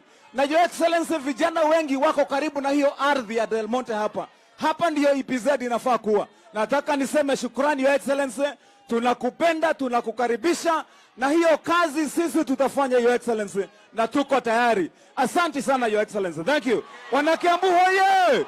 Wanakiambu hoye! Tunasema rais wetu karibu. Tunamwambia happy birthday. Aya, asante Your Excellency. Thank you very much, sir. Kikishie Bwana Kimani wa Matangi, nataka nikuhakikishie hiyo mradi ya mambo ya affordable housing, vile county sasa wamekubaliana na sisi, hata haitatembea kama gari, itatembea kama risasi. Si ndio? Itembee kama risasi, ndio itembee haraka haraka. Na vile vile mambo yenu ya maji tutaikamilisha. Na hiyo umesema ya soko, huyu mungwana gavana wenu amesema tuko na soko 6. Wacha nikuhakikishie Bwana wa Matangi, ndani ya miaka 3 tutawajengea hawa wangwana wa Kiambu soko 20. 6 ni ya mwaka huu. Mwaka ujao tutaweka ingine. Mwaka ujao ile ingine, mpaka tuhakikisha kwamba kila kona ya Kiambu iko na soko ambayo itafaa wananchi wa hapa, kila mtu afanye biashara mahali kuna heshima. Neguo kanatiguo. Asante sana. Niko hapa na mungwana ambaye amenisaidia kupanga budget. Anaitwa Ndende Nyoro. Yeye ndio chairman wetu wa budget committee kule bunge. Harambe. Hey, andũ a Thika. Mũtirengarengaga mwaki. Mwekuo na mwembere ta mũhuko wa shati. Asante sana rais. Rais, unajua saa zingine kwa sababu wewe ni rafiki yangu, wewe unaniita kijana ya kiadutu. Na mimi nafurahi sana nikisema nikiwa hapa Thika niko nyumbani. Kwa sababu mimi nimekaa hapa Majei, nimeuza mtusi pale, ile nyumba inaitwa Ambassador kabla ijengwe. Hapo masaa hii ya jioni kazi yangu ilikuwa ni 10 baubau ni bei ya kufunga. Nimekaa pale Biafra, nimekaa pale UTI, hata kuna relatives wangu wengi hapa Thika. Na pia baba yangu alikuwa anakaa pale Kiadutu, na mimi ni mtu wa Dudha kabisa. Rais wetu, mimi nitakuomba machache. Ya kwanza, Mheshimiwa Alice Ng'ang'a, kwa sababu hata mimi humuita member of parliament for Kiadutu, kwa sababu napenda hiyo base ya my father sana. Alikuwa ameomba hii prison iko hapa Thika town, rais wetu ihamishwe ipelekwe na huko chini. Na ndio hapo pahali ya prison ijengwe manyumba ile ya housing, hawa vijana wa Majei na pahali kwingine Thika wapate kazi. Mheshimiwa rais, pia na kushukuru sana kwa sababu huyu Mheshimiwa Alice alikuja kwako na akakuomba tujenge TVET hapa Thika, na ukaniamurisha tuweke pesa pale Kigajo tujenge Technical Training Institute, ndio hawa vijana wapate pahali ya kupata course ya ufundi. Rais wetu, leo tunafunga hii safari tumekuwa nayo Mount Kenya, na launch miradi mingi sana. Mimi nakushukuru sana, na leo umekata keki ya 1 year since Mungu atujalie tupate hii nafasi ya kuongoza. Katika hiyo mwaka moja rais wetu umefanya mengi. In that 1 year you have hired 56,000 teachers ambao wanafunza. Hiyo mwaka moja umefanya 100% allocation additional ya help. Mheshimiwa rais, umesukisha bei ya fertilizer from 7,000 to 2,500. Pia umesukisha bei ya gas, na wewe rais wetu unaendelea kuinua mahasira. Ya mwisho, Adwatheka mwekuo. Ya mwisho rais wetu, mimi kwa ile yote umefanya, kuna ingine umefanya ya maana sana, na mimi nitaisema. Wewe umesema maneno ya mkate nusu hakuna, na umesema hakuna handshake ama handshake. Hiyo rais wetu umefanya jambo mzuri sana, lakini mimi niko na swali moja tu na kiulizo kimoja tu. Rais wetu, mimi kama hasla ya hapa Kiadutu, mimi nakuuliza, tulienda uchaguzi tarehe 9 mwezi wa 8 last year. Hii maneno inaongelewa Nairobi ni maneno ya kitu gani? Mimi nakuuliza, hata hiyo maneno ya mazungumzo tufuge leo, tuendelee na kazi. Tufuge hiyo mazungumzo, tufuge hiyo dialogue, tuendelee na barabara na housing project. Thank you mono, na Ngai amurathime.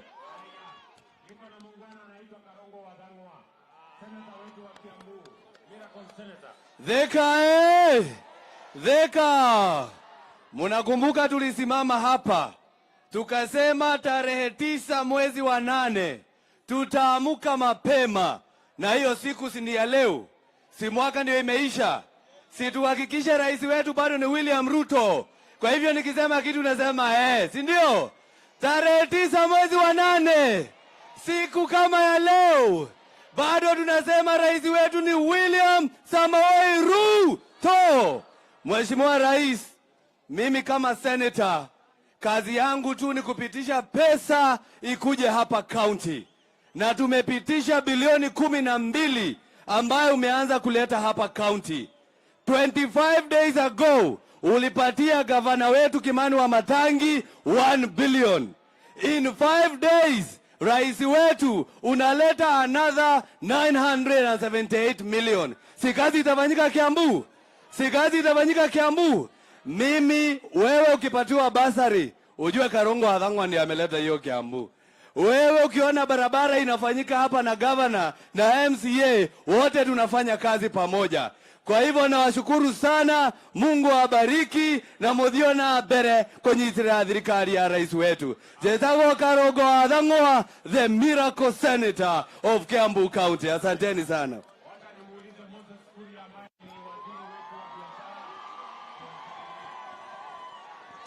Watu wa Thika hamjambo. Abeito Mulega. Gethi ugo jigwa muzuri. Uli murake minalio tatinda agetigira imoti oe. Kwanyitanira. Ndonagira TV nionanie. Lakini mimi nataka kuhakikishia ya kwamba chini ya rais wetu kazi tunafanya. Na mmesikia ile kazi nimepewa ya kujenga viwanda, kujenga EPZ na kuhakikisha ya kwamba vijana wetu wamepata nafasi za kazi. Nataka kumhakikishia gavana wetu wa Matangi, EPZ hapa Thinga itajengwa. Na kujenga hapa Thika sio kusema ati hatujajenga kwingine. Kwa hivyo watu wa Murang'a tutajenga yao, na yetu hapa Kiambu, hapa Thika tutajenga. Mmesikia mpaka Kiandutu tuko na soko. Na hiyo soko ni mambo ya biashara. Na rais tukushukuru kwa sababu umetuhakikishia ya kwamba hata hii soko yetu ya Mukireti pia itajengwa. Wewe kuna wakati ulikuwa unafikiria ati Kiandutu kunaweza kuwa na soko? Sisi tuko na bahati. Si mnajua hii serikali ni ya mahasala. Na niwahakikishia ya kwamba mimi kama waziri ya biashara, mimi ndio nataka amani zaidi. Kwa hivyo mimi rais nakwambia ufanye chochote kuhakikisha ya kwamba hakuna maandamano na tuko na amani hii Kenya. Na unajua wakati hiki kimutu kimetulia, mimi napataka kazi, nafasi ya kufanya kazi. Ndio mukitolonie ni mukede wa ihedere muwekero kihorere. Todo hiki hiyo kero, ndio nige no guthuke muno na kunyitane.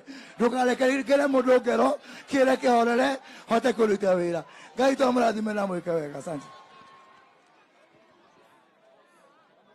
Ngoja kidogo, ngoja.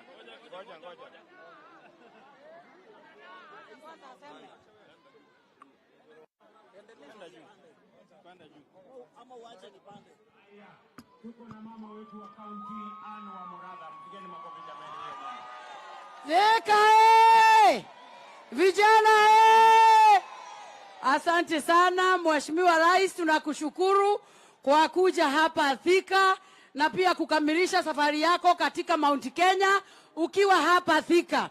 Todo ni undu uria mwejugaga no andu manjetaga boy chao todo riria ngahuruka manere ngona na kiarocine makeroka handu mundu akainuka na kindu giake mundu aheo gitio na koguo president guka guku na gatwashua affordable housing ne guka jeshi githe tutiracokia ngatho githe tutiramenya mugambo ne wacoka mundu atia utinda agitwira ati niki muretha ona ungihikia mutumia nende mwiraga ikarania nake hakuhi nigetha ukona gwa gukurira ona ithuĩ tũgũikara nake hakuhi twamubatara goka atuhingirie maria tweranĩire kana atia na nikĩo kĩrĩ gũkũ. Thengiũi mũno andũ a Thika, Ngai amũrathime.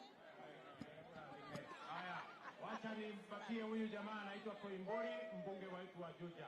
1 minute mheshimiwa, salimiana tusema jambo. Hai Thika hamjambo. Hamjambo tena. Your Excellency, our President of the Republic of Kenya, William Samoei Arap Ruto. Watu wa Juja na Thika na Kiambu tunakupenda sana. Jambo lingine, Your Excellency, ninakushukuru sana sababu ile barabara ambayo ulianzisha pale Juja kwenda pahali tunaita Juja Farm imekamilika phase 1, tunagojea phase 2 ambayo inatoka Juja Farm ifike hapa Gatuanyaga na Gatuanyaga iko hapa Thika, Your Excellency. Jambo la mwisho tafadhali, mimi niko kwa kamati ya mashamba pale bungeni na hii shamba ya Del Monte imekuja pale katika meza yetu na tumeamua ya kwamba hakuna mtu yeyote ambaye atasabotage mambo ya maendeleo ambayo inakuja na hii serikali yako, Your Excellency.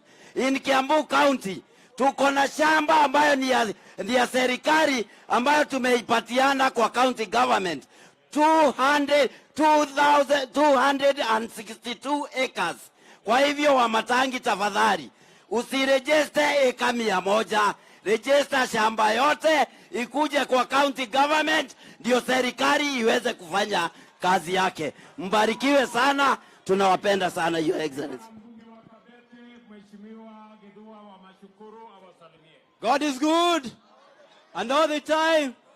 Mheshimiwa Rais, nataka nichukue fursa hii ni kushukuru kwa sababu tulipokuwa tunafanya campaign uliahidi watu utawaletea soko na umelete.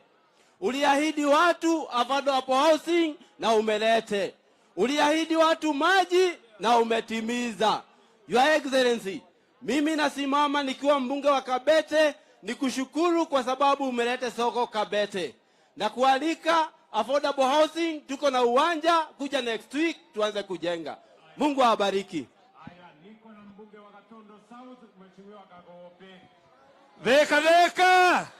Dheka. Mimi maneno ya maendeleo rais ameongea. Simesikia maneno ya maendeleo amesema yote. Si ni kazi tupu, kazi ya manyumba, kazi ya barabara, kazi ya kuhakikisha watu wana biashara. Lakini mimi nina swali moja jameni. Sasa hii maneno yote tutaacha tuanze maandamano.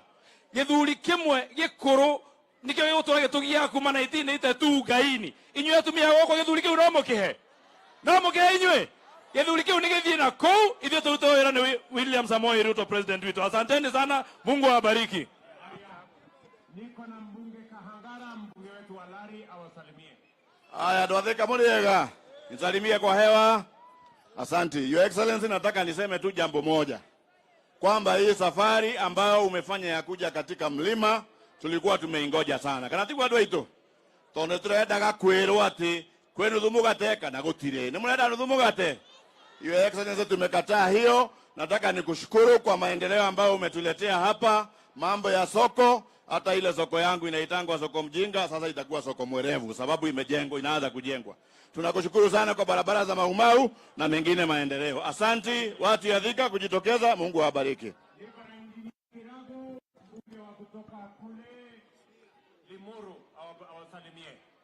Andũ a Thika Muriega, yangu Mheshimiwa Rais, ni kukuambia sisi timu yako ya Kiambu tunajua plani yako ni nzuri kwa sisi, na sisi tukipata mtu akiweka roadblock kwa plani yako tutapita na yeye.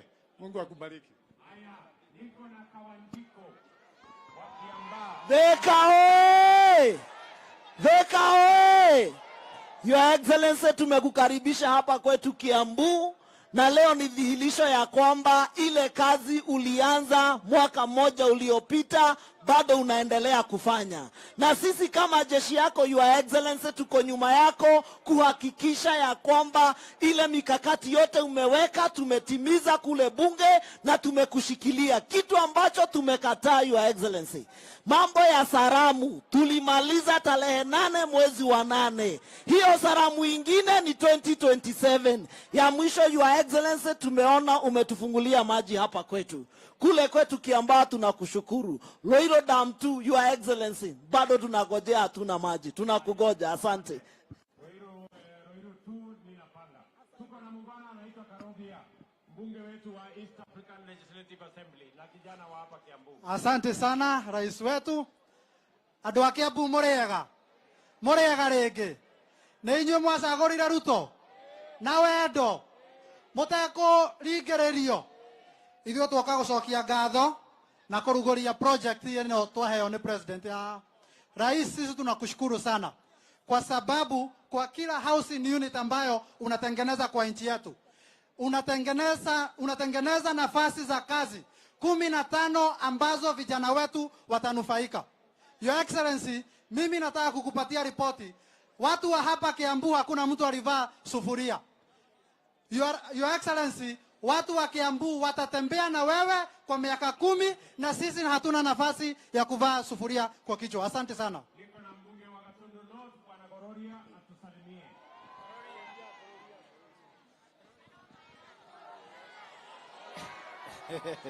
Asante sana Your Excellency. Thika Thika. Naitwa Njoroge Kururia, mbunge Gatundu North. Karibu sana Kiambu County. On behalf of the people of Gatundu North, tunasema asanti kwa sababu ya maji ya Karemeno imetoka pale kwetu na uliniahidi utakuja hata sisi utupe maji. na pia tunakuja kufungua land registry. Tumeongea na waziri wa mashamba na koti ziko karibu kuisha. Thank you, Your Excellency.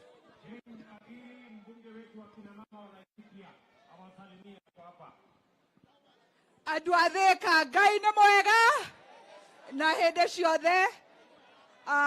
Niĩ kuma kũrĩa Laikipia ndatũmwo nĩ andũ a Laikipia njuge ithuĩ tũtirenda handshake, ithuĩ tũtirenda kwaranĩria, ithuĩ tũrenda mũnene wa bũrũri atũrutĩre wĩra, mbeũ njĩthĩ cione mawĩra, bũrũri witũ ũhote gũthiĩ na mbere. Asanteni sana na Ngai amũrathime. Niko na Jane Kiara, mbunge wetu wa Naivasha. Pigeni makofi ya wasalimie.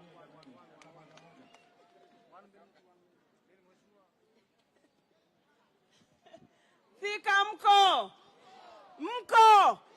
na ithuĩ twathurire Ruto, twarĩ arĩu, twarĩte mĩthaiga, ona tũngĩrwo tũmũthure rĩngĩ to tũkũmũthura. Acio maratwĩra atĩ nĩ makwenda kũgayana mũgate, nĩ mũgwĩtĩkĩra? Sisi ni watu wa Ruto na serikali yake, na hata kama tunachaguana kesho ama 2027 bado tuko gangari, Your Excellency. Thank you very much. Niko na mama anaitwa Betty Maina, mbunge wetu wa kina mama wa Murang'a. Ngai nĩ mwega na hĩndĩ ciothe. Tarehe 9 mwezi wa 8 mwaka uliopita, rais ndio tuligawa viti. Next time tunagawa viti ni tarehe 10 mwezi wa 8 2027. Kama tumekugawia kiti ujaribu kugawa, sisi hatuko hapo. Nimekwenda ngeithi kana ngeithi kwa inoro. Nimurenda arerio kana tigana nake. Kama mtu anataka kuongeleshwa aende nyumbani mapema akaongea na bibi yake. Asanteni sana.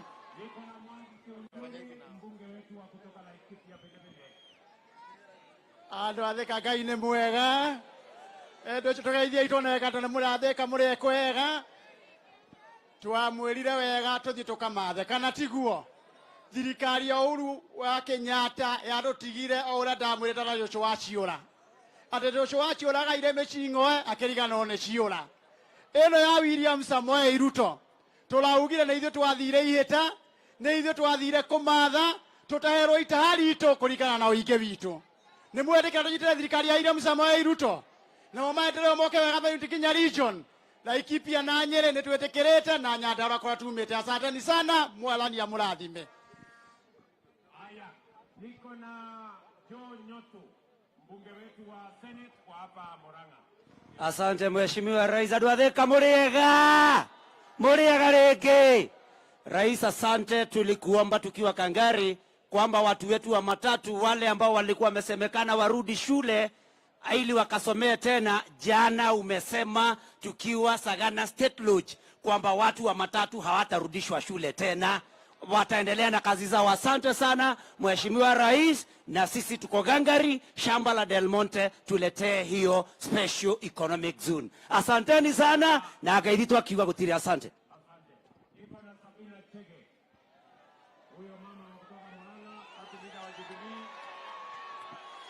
Andũ a Thika mũrĩega, nĩ mwendete njamba ĩno? Kĩnyoniei ũguo ngorwo nĩ mũmwendete. Na nĩ ndĩroigire atĩrĩrĩ, ndingĩthũra ũnjokerere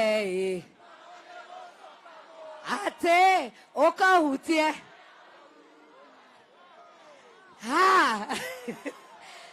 Nĩ mwendete William Samoei Ruto, nĩ inyuĩ mwaumĩrire, nĩ mũraugire mũtikwenda maandamano, na ndĩroigire nĩ ngũmũnyitĩrĩra tũthiĩ thabarĩ ĩmwe, to thabarĩ ya mũndũ mũthiagĩrwo kĩ? Ngai witũ amũrathime. Asanteni sana.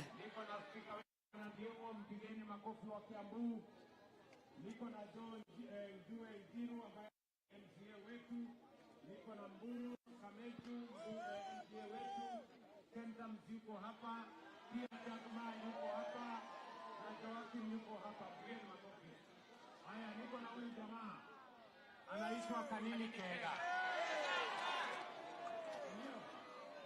Huyu Kanini Kega alitusumbua sana, tukamuita Kanini Koru, lakini sasa amebadilika, tuko pamoja. Tusalimiane hii ya juu kabisa. You know, Your Excellency, mimi sikukupatia kura. Mimi nilikuwa nimesukumana na mzee kupata mlima, lakini ile kuanguka mayanga itulianguka. Mzee alianguka na akaniangusha. Lakini sasa mimi nimesema kwamba because I know His Excellency the President has a good plan for our country. Tumefanya kazi na yeye for long na atatusaidia sisi kama watu wa mlima na pia Kenya. He has a good plan for Kenya. And finally, the only handshake ambayo iko mzuri na ilikuwa sawa ni ile kanini walisalimiana na His Excellency William Samoei Ruto na Rigathi. Hakuna salamu nyingine. Thank you so much and God bless you. Aya, niko na Jango jameni.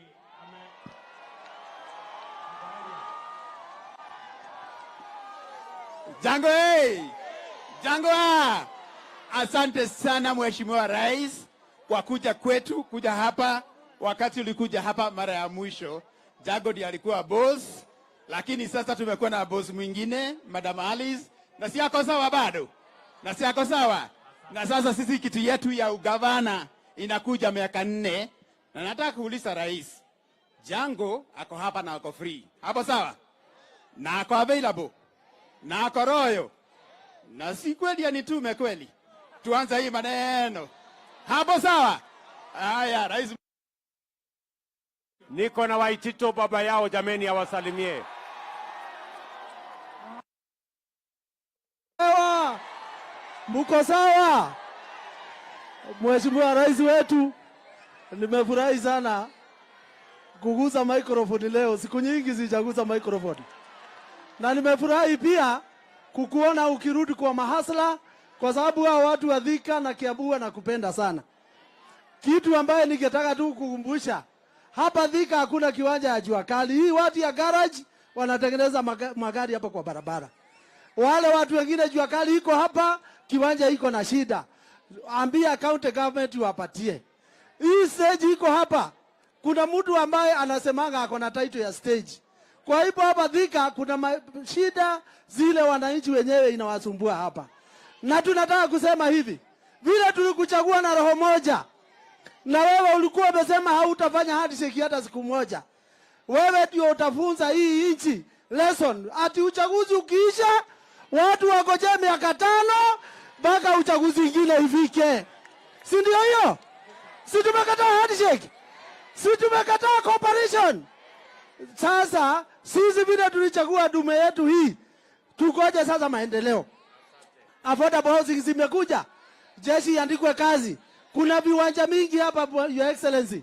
Vile wameanzisha project nyingine hapa, azisha zingine za mjengo hapa. Hii vijana wote hawana kazi, ndio wapate kazi. Asanteni sana watu wa Thika, bado liko sawa, liko ngangari na bado liko strong kwa serikali.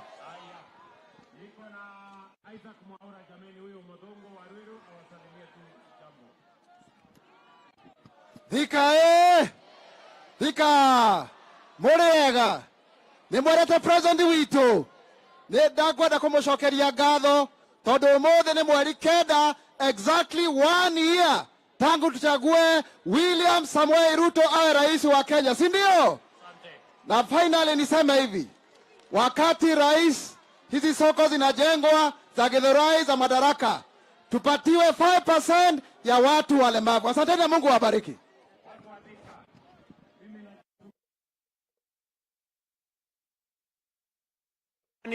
Kwa kuja kutusikiza. Mimi nawahakikishia hii safari tutatembea pamoja. Mungu atatujalia na tutafika mahali tunaenda pamoja.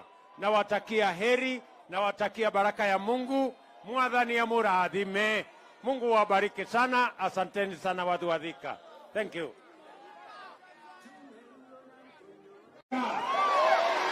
Mwadhani ya gozo. Bwana Yesu asifiwe. Hebu mnisalimie hivi jameni wangwana wa Thika. Hey! Allah. Watu wa Thika kwanza waje nafasi hii jameni. Mimi ni washukuru sana kwa sababu tulikuja hapa Thika. Ninyi ni watu wangwana. Tukaomba kura zenu. Mkatupatia. Mkatuongezea maombi. Mungu naye akatupatia ushindi. Mimi nawashukuru watu wa Thika, kusema asante sana jameni. Watu wa Thika, mimi nasema asante sana. Salama. Mimi vile vile nilikubaliana na nyinyi. Si mnajua tulikuja hapa na Rigiji na huyu mama Alice na Wamatangi na hawa viongozi wote, na tulikubaliana na nyinyi tukasema uchaguzi ikiisha kitendawili haitaanza, ni kazi ndio itaendelea. Si tulikubaliana kazi ndio itaendelea? Na ndio mimi nimefika hapa leo katika siku hii ya muhimu. Wacha nisimame mbele yenu watu wa Thika na niseme tarehe 9 mwezi wa 8 mwaka uliopita, tarehe kama hii ya leo, tarehe 9 mwezi wa 8, muliamka mapema, mukapiga kura, mukaamua uongozi wa taifa letu la Kenya. Ni kweli ama si kweli? Kwa niaba ya hawa viongozi wote tuliochaguliwa na wao, nasimama mbele yenu kusema asante sana. Nasema tena asante sana. Na mimi nataka niwaambie watu wa Thika na watu wa Kenya na watu wa Kiambu, mimi nawaambia hatutawaangusha. I promise you hatutawaangusha. Tunaelewana? Sikizeni. Tulikubaliana ya kwamba tubadilishe uchumi wetu. Tuwache kukopa madeni, tutafute ushuru, tujenge taifa letu la Kenya. Mimi nataka niwaambie sasa tumedhibiti hali ya uchumi wa taifa letu la Kenya. Mimi nilisimama hapa nikawaambia ya kwamba wale watu wote wako kwa CRB, niliwaambia tutawatoa kwa CRB. Kenya tumeondoa watu milioni 7 kwa CRB. Tunaelewana? Niliwaambia tutakuwa na mpango wa Hustler Fund. Mimi nafurahi hapa Kiambu leo tumepatiana bilioni 3 kwa watu wa Kiambu kwa kupitia mpango wa Hustler Fund. Watu milioni 1.2 Kiambu wako na pesa ya Hustler Fund. Ni kweli ama si kweli? Niliwaambia ya kwamba tutatatua matatizo ya CBC na elimu ya watoto wetu. Nasimama mbele yenu kuambia CBC matatizo tumeyatatua, na juu yake tumeajiri waalimu wapya 56,000 watafundisha watoto wetu shuleni. Tuko pamoja? Pia niliwaambia tutatatua matatizo ya mambo ya TVET. Nikawaambia tutatatua matatizo ya masomo ya watoto wetu university. Hiyo matatizo yote tumetatua. Sasa watoto wetu watapata scholarship wakienda kusoma university. Niliwaambia vile vile ya kwamba tutashughulikia mambo ya cost of living ama gharama ya maisha. Si tulikubaliana? Na niliwaambia ya kwamba tutapunguza fertilizer, ile mbolea. Mbolea jameni, watu wa Thika, tumetoa 7,000 sasa ni shilingi 2,500, kwa sababu ndio njia ya kusaidia mkulima ili tuzalishe chakula ya kutosha Kenya, tuondoe aibu ya njaa katika taifa letu la Kenya. Wale jamaa wengine ati wanasema wanataka kupunguza gharama ya unga kwa kuweka sufuria kwa kichwa. Nikuulize wewe mtu ya hapa Thika, tunaelewana? Tuko pamoja? Kwani unga si mnajua inatoka kwa mahindi, na mahindi inatoka shambani, ama mahindi inatoka kwa soko? Si inatoka kwa wakulima shambani? Ndio tumepeleka mambo huko kwa wakulima, tuzalishe chakula zaidi. Na wakulima wetu ni wazalendo na ni watu wa bidii. Wamezalisha ekari 1,200 kuzidi ya mwaka uliopita, na ndani ya mwezi mmoja tutakuwa na chakula ajabu katika taifa letu la Kenya, because our farmers are patriotic. And I want to tell the people of Kenya, we are on the right trajectory. Na mambo ya kupunguza gharama ya maisha tunaishughulikia. Mimi nataka niwaambie wale wengine, wacheni kutusumbua na maandamano. Wacheni kuvaa sufuria kwa kichwa. Haiwezi kupunguza gharama ya unga, haiwezi kupunguza gharama ya maisha. Hata kwa dawa, hata kwa maandamano, hata kwa uchawi, hata kwa uganga, bei ya unga haiwezi kupungua kwa kuweka sufuria kwa kichwa. Ama namna gani jameni? Ukiweka sufuria kwa kichwa ati bei ya unga ipungue, sio ni ujinga? Si ni upumbavu? Ama ni yote mbili? Yote mbili. Sijui kama tumeelewana. Tukakubaliana ya kwamba tutapanga ajira ya hawa vijana. Tuko pamoja? Tukakubaliana vijana wa Thika mko? Mimi nataka kusikia sauti ya vijana hapa Thika. Vijana mko? Vijana mko? Vijana wa Thika mko? Nataka munisikize kwa makini. Sawa sawa? Nataka munisikize kwa makini. Tulikubaliana ya kwamba lazima tupange ajira ya vijana. Tunaelewana? Na tuko na mipango manne, nataka munisikize kwa makini. We have 4 different plans on youth employment. Moja, tukasema tutafanya affordable housing. Mimi nimekuja hapa Kiambu leo. Leo hapa tumeanzisha ujenzi wa nyumba 10,000 hapa Kiambu. Tunataka vijana 20,000 hapa Kiambu watakaofanya kazi ya affordable housing. Vijana wa Kiambu muko tayari? Muko tayari? Muko tayari kwa kazi ya affordable housing? Ama nyinyi ni wale wa kuchagua jembe? Sisi tulikubaliana wera ni wera. Sisi tulikubaliana kazi ni kazi. Hapa tumeanzisha leo 10,000 houses in Kiambu County. We are beginning today.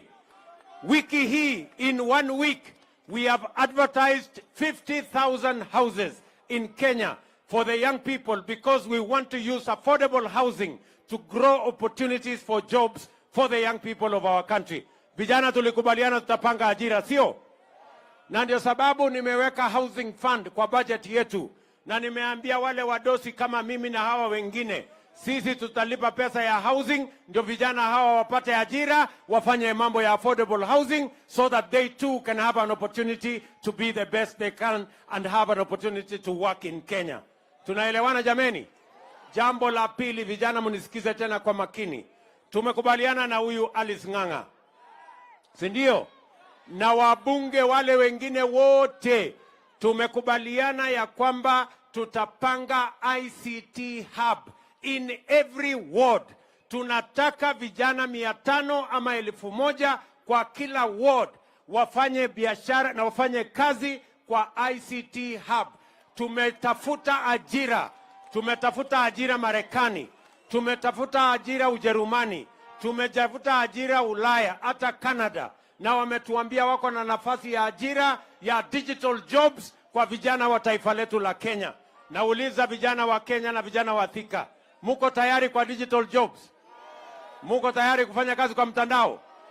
Si unaweza kufanya kazi hapa Thika, kampuni inafanya Amerika, lakini wewe uko hapa Thika. Mimi nataka niwaambie, that is the second avenue we are going to create jobs for the young people of our nation. Tumekubaliana vile vile ya kwamba hapa Del Monte tunaweka special economic zone hapa Del Monte.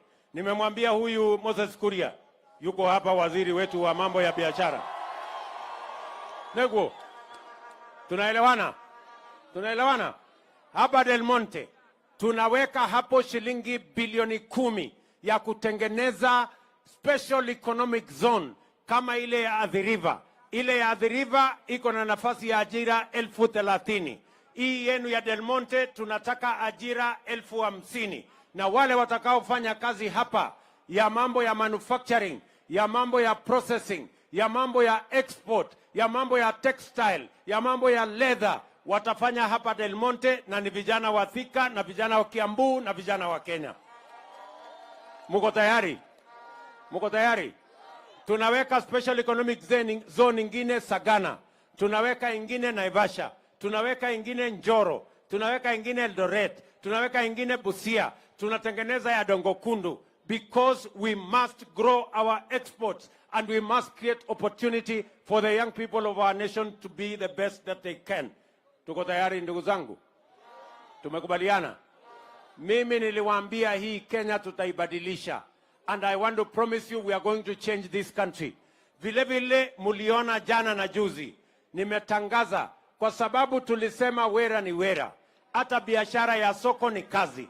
nimetangaza masoko 180 tutajenga kwa mama mboga na wale wanafanya biashara yao, kwa sababu hata mama mboga ni kazi na tunataka afanye kazi mahali kuna heshima, mahali kuna maji, mahali kuna stima, na sisi tunataka kuendelea pamoja katika barabara hiyo. Tunaelewana? Simuliona nilitangaza juzi masoko. We are going to build those markets. Na wale watajenga ni vijana wa taifa letu la Kenya. Wale watafanya biashara ni wale wanatufanyia biashara pale sokoni. Tumeelewana jameni? Tumekubaliana? Si ndio? Wacha niwaambie hivi. Na nimesema katika hii budget yetu nataka msome vizuri. Ndio unaona watu wengine hatu wanaipinga. Mimi nimesema kwa hii budget hatutakuwa tunalete chuma ambayo imetengenezwa nchi nyingine, tutatengeneza steel yetu hapa Kenya. Hatutakuwa tunaleta simiti kutoka nchi nyingine, simiti tutatengeneza, tuko na lime, tuko na ile vitu yote inahitajika hapa Kenya, na tutapanua factories zetu, vijana wapate ajira katika hizo factories, tukuze uchumi wa taifa letu la Kenya. Nimesema vile vile mambo ya kwenda kuagiza furniture. Ati watu wanaenda kuleta kitanda kutoka Marekani. Ati wengine wanaenda kuleta viti kutoka China. Ati wengine wanaenda kuleta sijui kitanda sijui kutoka wapi. Mimi nimesema hiyo kazi yote ya kuleta bidhaa kutoka nje tunafunga, ndio vijana hawa wa Kenya wapate nafasi ya kutengeneza hizo mali yote, kwa sababu we need to create jobs for these young people. Mimi nauliza nyinyi watu wa Thika. Mimi niwaulize. Yaani ati kuna watu wanatuambia wanataka kuendelea ati kuagiza kitanda kutoka China. Ati kuagiza viti kutoka China, ati kuagiza meza kutoka China. Mimi nauliza nyinyi, kwani hii kutengeneza kitanda iko na science kiasi gani? Kutengeneza kitanda inahitaji science mingi? Si kitanda kutengeneza ni mbao na randa na musumeno na nyundo na musumari. Si kitanda iko tayari? Kama mtu hataki kulala kitanda imetengenezwa na Wakenya, alale chini. Ama namna gani?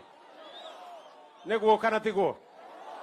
Kwani iko makosa tukitengeneza na vijana hawa wa Kenya jameni? Na nimewapatia notice. Nimewaambia hata hii viatu hatutakuwa tunalisha umbwa ile ngozi ya ng'ombe yetu. Kuanzia in another 2 years maximum 3 years tutakuwa tunatengeneza viatu zetu hapa Kenya, na hawa vijana watafanya hiyo kazi. Neguo. Tunaelewana jameni? Mnasema tuendelee hiyo barabara? Ndio mimi nataka niwaambie wale jamaa wako Nairobi wananiuliza ati mimi nimeenda kufanya nini Kiambu, ati mimi nimeenda kufanya nini Thika, ati mimi nimeenda kufanya nini huko kwa Wakenya. Mimi nataka niwaambie wale jamaa wako Nairobi, mimi ni mfanyikazi ya hawa wananchi. Hawa wananchi ndio walinipatia hii kibarua, na mimi nimeleta report form hapa, mjue ya kwamba ile kazi mlinipatia nimefikisha wapi. Nimewaambia mambo ya uchumi mahali nimefikisha. Nimewaambia ile mambo ya CRB mahali nimewafukuza. Nimewaambia mambo ya Hustler Fund mahali imefika. Nimewaambia mambo ya masomo ya watoto wetu mahali imefika. Nimewaambia mambo ya kuzalisha chakula mahali imefika. Nimewaambia mahali ya kupanga ajira ya hawa vijana mahali imefika. Hiyo ni report form mzuri ama mnataka mnikae kwa ofisi Nairobi? Si nikuje niwaeleze vile kazi mlinipatia nimefikisha wapi? Ni kweli ama si kweli? Sisi tulikubaliana wera ni wera. Na kila mtu anang'ane na ila hako naye. Si hii mmenipatia ning'ang'ane nayo. Ama namna gani? Tuko pamoja? Ile ya mwisho nimewaambia hawa majamaa. Nimewaambia mambo mawili. Hawa jamaa nimewaambia number 1. Mambo ya vita. Kuharibu mali ya watu. Kuharibu biashara ya watu. Kuchoma lami. Kuharibu mali ya umma. Hiyo watafuta nchi ya kwenda kufanyia, haitafanyika tena katika Kenya hii. Ama namna gani watu wa Thika? Kwani mnataka hawa watu waendelee kuchoma lami yetu for how long? Mnataka hawa watu atuwanunue vijana, atuwaende wapige mawe polisi, wachome barabara, waharibu biashara ya kina mama, waharibu biashara ya watu, watoto hawajaenda shuleni, watu hawajaenda kazini. Hiyo si tabia mbaya? Nimewaambia, I am the president of Kenya. You will not continue to destroy property. Violence will never be a part of the politics of the Republic of Kenya. Mtu kama ako na maneno na kama mtu anaona ya kwamba inafaa atupe mawe, atafute bibi yake na watoto wake waende watupe mawe, awachane na vijana wa taifa letu la Kenya. Ama namna gani? Sasa ndio mjue hawa watu wako na unafiki. Yaani watoto ya hii watu, si mmesikia watoto wao wako East Africa Assembly huko? Ni wabunge. Alafu wanachukua watoto wao wanapeleka bunge. Watoto wa Wakenya wengine wanaambia chukua mawe, piga polisi. Sio watu washindwe? Si washindwe? Nimeambia wakwende kabisa. Sijui kama tunaelewana. Jambo la pili, hawa watu pia wamezoea tabia mbaya. Wanalete fujo, wanalete maandamano, wanalete vita, ati walafu wapitishe mlango ya nyuma waingie kwa serikali. Walifanyia fujo mzee Moi, wakapata cooperation. Wakakuja wakasukuma na kuharibu nafasi ya mzee Kibaki, wakaenda na nusu mkate. Wakakuja wakazungusha ule uhuru wetu mpaka wakaenda na handshake, wakaharibu serikali yetu, wakatuletea madeni. Mimi nawatangazia mchana mapema, hii serikali ya mahasla, hakuna nusu mkate, hakuna handshake. Ama namna gani? Kwani mimi niko na kazi nyingine ya kupatia hawa watu kweli? Si ile kazi imebaki tupangie hawa mahasla nyinyi? Kwani nyinyi hamuhitaji kazi? So mimi nawaambia wale jamaa wasipoteze muda wao ati wanatufanyia maandamano. Wasipoteze muda wao ati tunaongea. Ile mambo ambayo iko Kenya, hawa wananchi walimaliza mambo ya kugawa viti ya wananchi tarehe 9 mwezi wa 8 mwaka uliopita, 1 year ago. 1 year ago, the people of Kenya decided on the leadership of Kenya, and they voted to the man for all the positions that were available. There is no more position for any leader. The only jobs we have is now for the young people of our country to move their progress forward. Tumeelewana?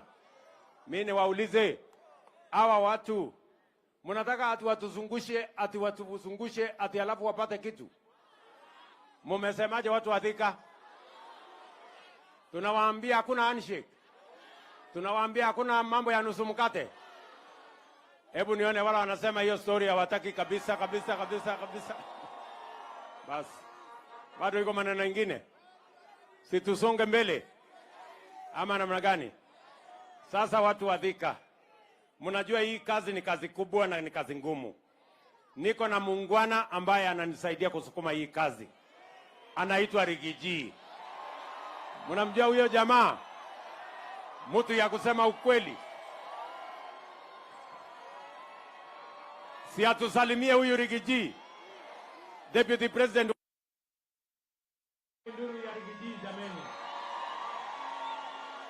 Watu wa Thika mjambo.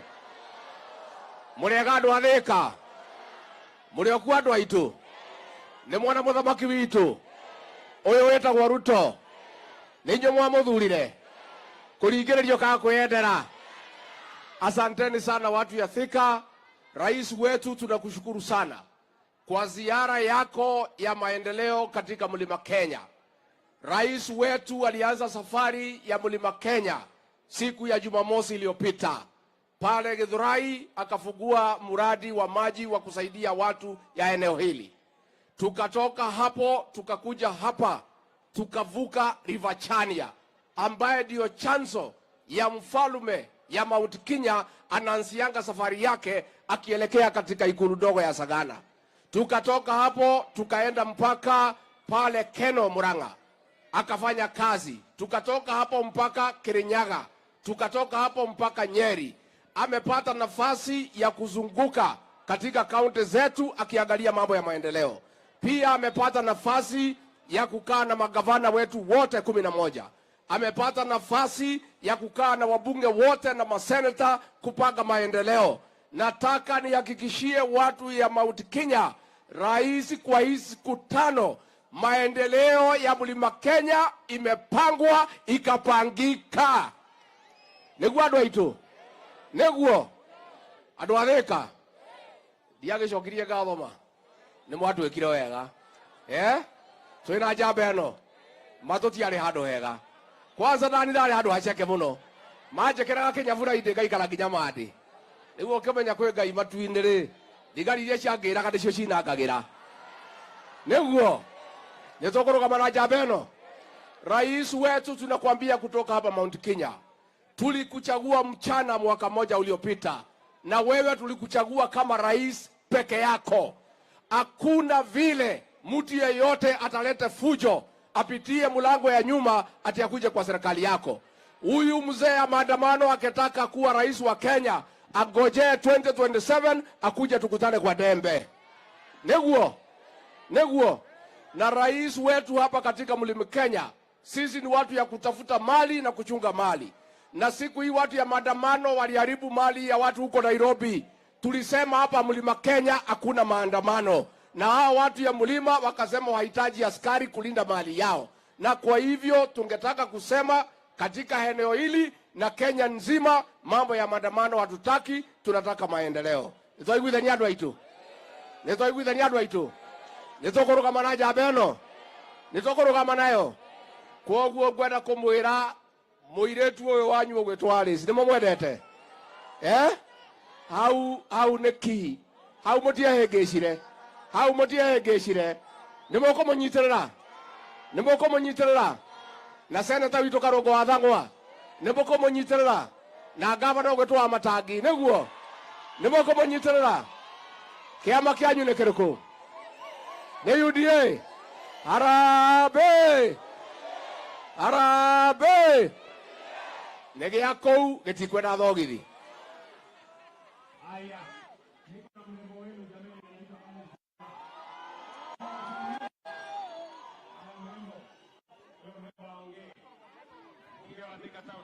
Kabla anangojea huyu, nilisimama pale nikawaambia mambo yenu ya maji, ndio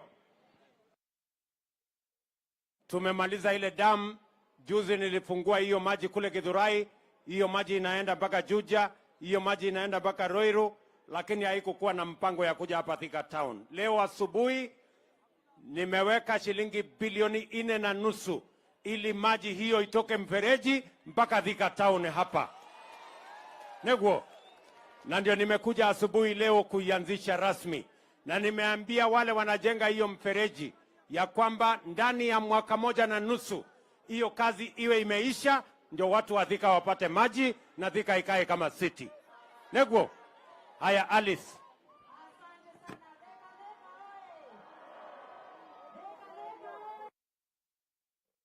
237 oye! Iko wapi makofi yetu ya rais? Andũ a Thika nĩ mwakena? Ndĩrenda kwamba kuoya na Gĩkũyũ nĩgetha njarie na Gĩthweri. Ndĩrenda mũkiri ũguo mũigue ngĩmũhoera indo. Nĩguo mũkiri ũguo mũigue ngĩhoya. Nĩ mũramenya kuma twathurire ndagĩtarĩ William Ruto nĩ mwaka ũmwe. Tũmũinĩre happy birthday Kenya Kwanza. Happy birthday to you. Happy birthday to you. Happy birthday Kenya Kwanza. Happy birthday to you. Asante sana. Sasa Your Excellency, nimesema wanyamaze. Ukiona nimeweka lipstick ni ya kuitisha maendeleo. Ni wakati guo nikawaambia wanyamaze ndio wasikie, si ndio hivyo?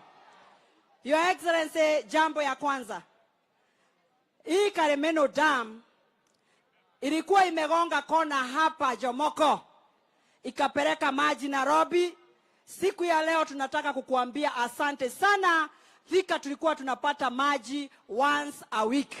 Kwa hivyo asante sana, Mungu akubariki. Makofi mega. Ya pili, Your Excellency, wale vijana ambao wamesimama hapa siku ya leo kwa affordable housing huku government quarters, hao ni watu 2000 vijana wangu wa hapa Thika. Watapata ajira, tuwakupatia kongore, tuwasema asante sana. Your Excellency, ya tatu, nataka kuambia wanathika, tumecheza siasa miaka mingi na soko yetu ambayo inaitwa Madaraka Market. Tunataka kukuambia asante sana kwa sababu ulitupatia 400 million. Your Excellency, siku ya leo umesema vijana wangu ambao wanasema bogi yangu ati kazi ni kazi.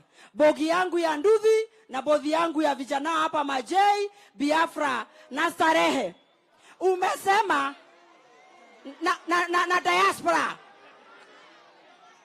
Wamesema ya kwamba kila pahali tutakuwa na IC center, vijana wetu wajiajiri. Makofi meha. Sasa Your Excellency, sasa hii ndio ya request. Hapa kwetu diaspora panaitwa diaspora ni kule Dede alizaliwa. Kunaitwa diaspora ni Kiadu tu. Bwana Yesu asifiwe. Watu huku kwa Njero na Hinga kuna wako na department inaitwa KISIP. Walikuja wakasema Kiandutu na Kiang'ombe wanataka title deed na zimekaa sana. Hapo ni sawa? Your Excellency, na kushukuru hata kwa hii gazettement umefanya juzi, Kiandutu umeweka market. Sasa Your Excellency, ya kwenda ni kusema ya kwamba tukipata hii shamba na EPZ kule Del Monte, tunataka watu wanajiita NSSF na PS wao Kaituko na CS Bore wanatujengea shule ya kumonita vijana wetu wa bilioni 1. Tunasema asante sana. Your Excellency, siku ya kwanza daraka kugo mode nikitaka kusema leo kutakuwa na shida. Wacha niseme yote ndio wajue. Wacha niseme. Asema wacha niseme. Sema. Your Excellency, wacha nikuambie ingine huko unajua. Ule ambayo anaitwa CS wetu Chergui na PS wake wanazunguka huku, wameenda kwa markets zetu zote, na next week wanakuja kwa watu wa Nduthi. Ile Hasra funds wanashikanisha watu 10 wanapatio Hasra funds. Watu wako chonjo, very soon ni pesa mfukoni. Utakuwa unasikia pesa mfukoni, biashara ndio isonge mbele. Wamama tu ni vile wanasema ya kwamba ile pesa yao ilikuwa ya women fund. Sasa ile group ambao walikuwa wanapata 500,000, uambie ule Chergui wale wamama ambao walikuwa wamefikisha hapo na wanalipa vizuri, wapatio 500,000 kusonga mbele mpaka 1,000,000. Ni moigo raje tirie. Nekege tigarete tina mbele. Haya, Mokereti, ukisikia Mokereti ni hapa tumesimama Your Excellency. Pale huyu Ndende Nyoro alikuwa anauza viatu. Hapa alikuwa anauza hapa. Wanasema ya kwamba ukimalizana na Madaraka Market ile iko pale chini Makongeni, sasa pia hao wakumbuke wako hapa nyumba ya hii building. Wako open air. Wanasema uwakumbuke tena sana ndio tusonge mbele. Asante sana Your Excellency. Nikimalizia nataka kukuambia hivi. Watu wa Thika wanakupenda tena zaidi. Wanakupenda mwa. Mwamwedete hata mwa. Wanakupenda tena sana, na ukiona vile wametokea siku ya leo, unawaona huku, unaona wengine kule kwa nyumba juu, wanasema mpango ni bottom up. Na wacha nimalizie ya national, mimi ni national. Hapa kwetu Thika hakuna mtu hata mmoja ambaye anavaa sufuria kwa kichwa. Hapa wanataka tu maendeleo. Na wamekuambia Your Excellency, hata sio mkate nusu, hata kuota ngo hawezi kapata. Wanasema wewe ni uko ngangare, na asante sana. Kaya mwenda na muradhime. Hapo nyuma mimi nitaipangia. So atanifuatilia ndio nipange hiyo maneno. Neguo. Wacha nipatie sasa gavana wetu Kimani wa Matange.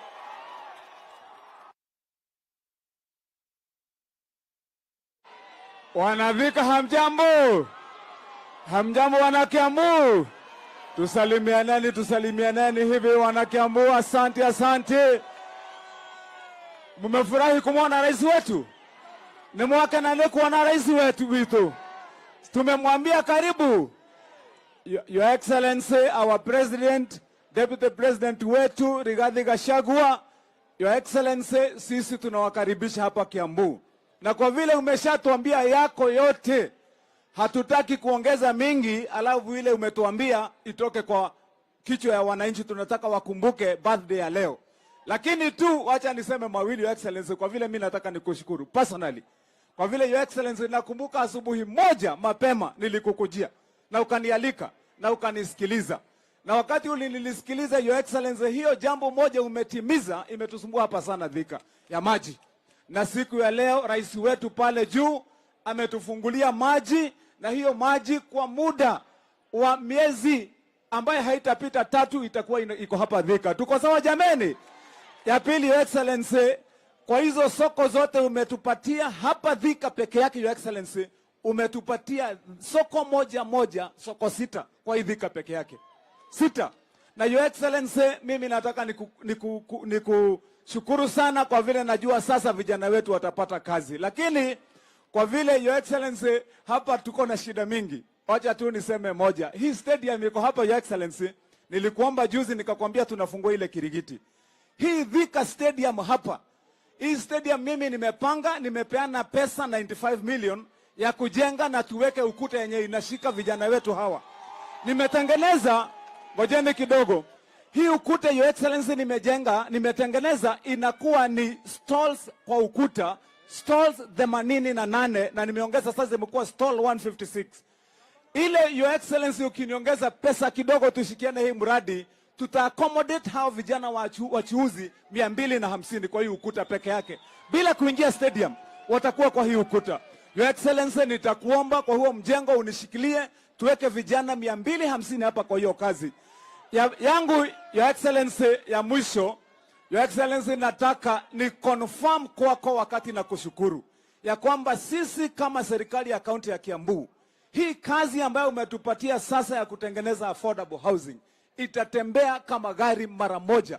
Na sisi hao vijana sasa utakuwa unapata hapa vijana wako busy kila saa. Niombe Your Excellency, hapa ombi langu tu Your Excellency, niombe hao vijana wetu kwa vile tunataka wawe na kazi, vile umetuambia hapa hii mambo ya EPZ. Nataka ni confirm mbele hawa wananchi Your Excellency that Kiambu County we have no dispute at all kwa Del Monte land. Sisi tuko na barua kutoka kwa National Land Commission. Tumefanya allocation ya 100 acres na tumegazette already. Your Excellency, nitakupatia hiyo makaratasi uone ya kwamba hapa ndio kunafaa kukuwa na EPZ. Your Excellency, population yetu hapa, angalia hao vijana wote Your Excellency, population ya Thika tumekaribia karibu watu 1,000,000 Your Excellency. Hawa ndio wanastahili. Na Your Excellency, vijana wengi wako karibu na hiyo ardhi ya Del Monte hapa. Hapa ndio EPZ inafaa kuwa. Nataka niseme shukrani Your Excellency, tunakupenda, tunakukaribisha, na hiyo kazi sisi tutafanya Your Excellency, na tuko tayari. Asante sana Your Excellency. Thank you. Wanakiambu hoye! Wanakiambu hoye! Tunasema rais wetu karibu.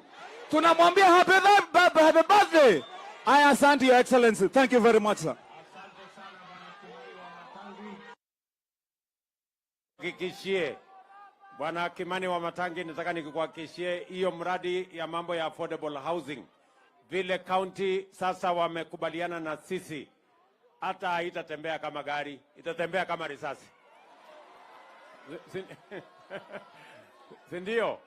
Itembee kama risasi, ndio itembee haraka haraka. Na vile vile mambo yenu ya maji tutaikamilisha. Na hiyo umesema ya soko, huyu mungwana gavana wenu amesema tuko na soko 6. Wacha nikuhakikishie Bwana wa Matangi, ndani ya miaka 3 tutawajengea hawa wangwana wa Kiambu soko 20. 6 ni ya mwaka huu. Mwaka ujao tutaweka ingine. Mwaka ujao ile ingine, mpaka tuhakikisha kwamba kila kona ya Kiambu iko na soko ambayo itafaa wananchi wa hapa, kila mtu afanye biashara mahali kuna heshima. Neguo kanatiguo. Asante sana. Niko hapa na mungwana ambaye amenisaidia kupanga budget. Anaitwa Ndende Nyoro. Yeye ndio chairman wetu wa budget committee kule bunge. Harambe. Hey, andu athika. Mutirengarengaga mwaki. Mwekuo na mwembere ta muhuko wa shati. Asante sana rais.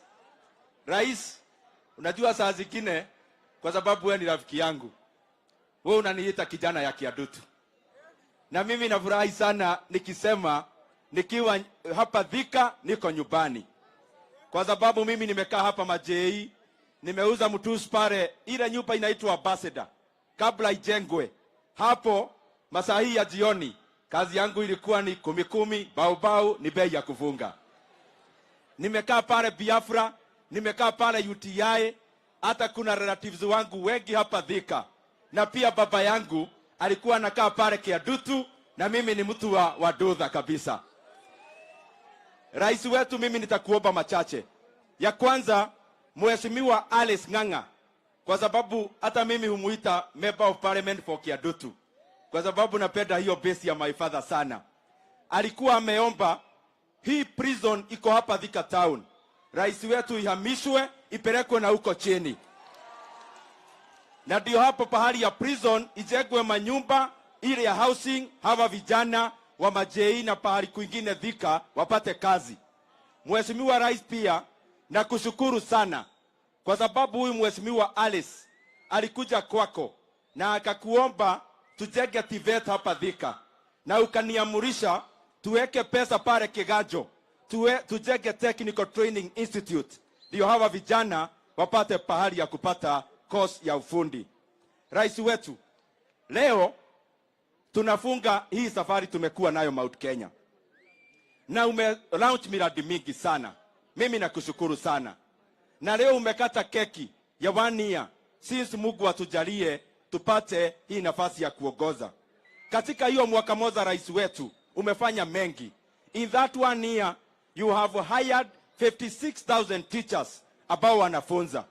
Hiyo mwaka moja umefanya 100% allocation additional ya help.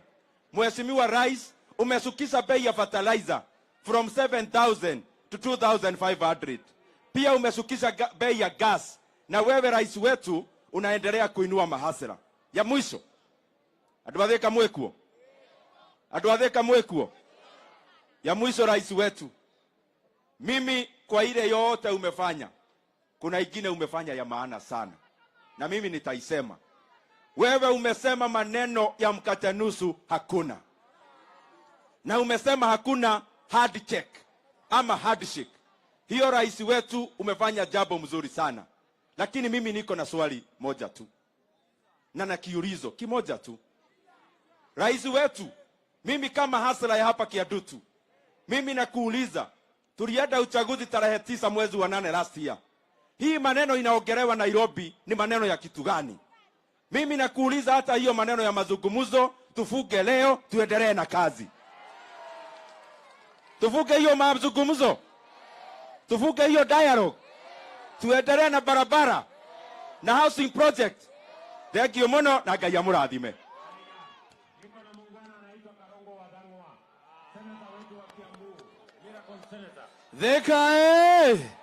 Thika, munakumbuka tulisimama hapa tukasema tarehe 9 mwezi wa 8 tutaamuka mapema, na hiyo siku si ni ya leo, si mwaka ndio imeisha, si tuhakikishe rais wetu bado ni William Ruto. Kwa hivyo nikisema kitu nasema si ndio? Tarehe 9 mwezi wa 8, siku kama ya leo, bado tunasema rais wetu ni William Samoei Ruto. Mheshimiwa Rais, mimi kama senator, kazi yangu tu ni kupitisha pesa ikuje hapa county, na tumepitisha bilioni 12 ambayo umeanza kuleta hapa county. 25 days ago ulipatia gavana wetu Kimani wa Matangi 1 billion. In 5 days rais wetu unaleta another 978 million. Si kazi itafanyika Kiambu? Si kazi itafanyika Kiambu? Mimi wewe ukipatiwa basari, ujue Karongo Athang'wa ndiye ameleta hiyo Kiambu. Wewe ukiona barabara inafanyika hapa na governor na MCA, wote tunafanya kazi pamoja. Kwa hivyo nawashukuru sana, Mungu awabariki na muthiona mbere kunyitira thirikari ya rais wetu. Jetagwo Karogo Athang'wa, the miracle senator of Kiambu County. Asanteni sana.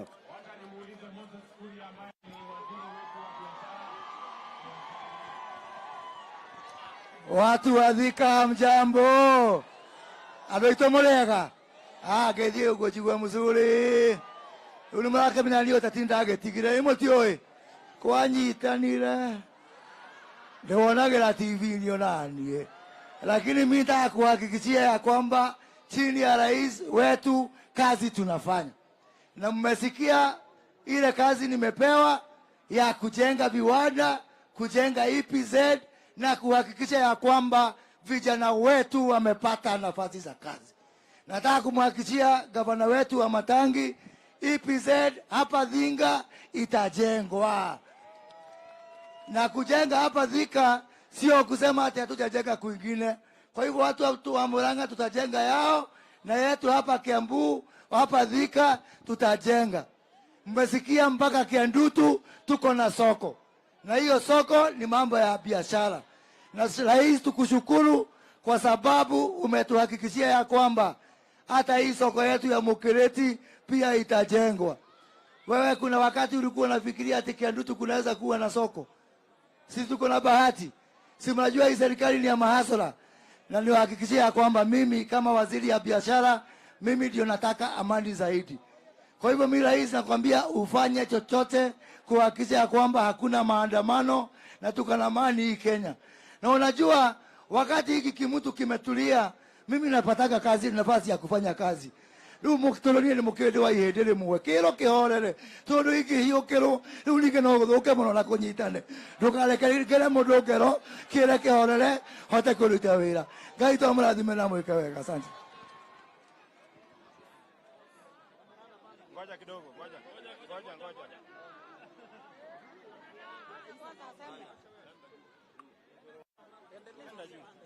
Panda juu. Ama uache nipande. Tuko na mama wetu wa kaunti Anne wa Moradha. Mpigeni makofi jamani hiyo mama. Thika vijana asante sana Mheshimiwa Rais, tunakushukuru kwa kuja hapa Thika na pia kukamilisha safari yako katika Mount Kenya ukiwa hapa Thika. Tondu ni undu uria mwejugaga no andu manjetaga boy chao tondu riria ngahuruka manererea ngona na kiarocine makiroka handu mundu akainuka na kindu giake mundu aheo gitio na koguo president guka guku na agatwacua affordable housing ne guka jeshi githe tutiracokia ngatho githe tutiramenya mugambo ni wacoka mundu atia utinda agitwira ati niki muretha ona ungiikia mutumia ni ndimwiraga ikarania nake hakuhi nigetha ukona gwa gukurira ona ithuĩ tũgũikara nake hakuhi twamubatara goka atuhingirie maria tweranĩire kana i atia na nikio akiri guku. Thengioi muno andu a Thika, Ngai amũrathime. Wacha nimpatie huyu jamaa anaitwa Koimburi, mbunge wetu wa Juja. 1 minute mheshimiwa, salimiana tusema jambo. Hai Thika hamjambo. Hamjambo tena. Your Excellency, our President of the Republic of Kenya, William Samoei Arap Ruto, watu wa Juja na Thika na Kiambu tunakupenda sana. Jambo lingine, Your Excellency, ninakushukuru sana sababu ile barabara ambayo ulianzisha pale Juja kwenda pahali tunaita Juja Farm imekamilika phase 1, tunagojea phase 2 ambayo inatoka Juja Farm ifike hapa Gatuanyaga na Gatuanyaga iko hapa Thika, Your Excellency. Jambo la mwisho tafadhali, mimi niko kwa kamati ya mashamba pale bungeni na hii shamba ya Del Monte imekuja pale katika meza yetu na tumeamua ya kwamba hakuna mtu yeyote ambaye atasabotage mambo ya maendeleo ambayo inakuja na hii serikali yako, Your Excellency. In Kiambu County tuko na shamba ambayo ni ya serikali ambayo tumeipatiana kwa county government 262 acres. Kwa hivyo Wamatangi, tafadhali usirejeste eka 100, register shamba yote ikuje kwa county government, ndio serikali iweze kufanya kazi yake. Mbarikiwe sana, tunawapenda sana Your Excellency. God is good and all the time. Mheshimiwa Rais, nataka nichukue fursa hii ni kushukuru kwa sababu tulipokuwa tunafanya campaign uliahidi watu utawaletea soko na umelete. Uliahidi watu affordable housing na umelete. Uliahidi watu maji na umetimiza. Your Excellency, mimi nasimama nikiwa mbunge wa Kabete nikushukuru kwa sababu umelete soko Kabete. Na kualika affordable housing, tuko na uwanja, kuja next week tuanze kujenga. Mungu awabariki.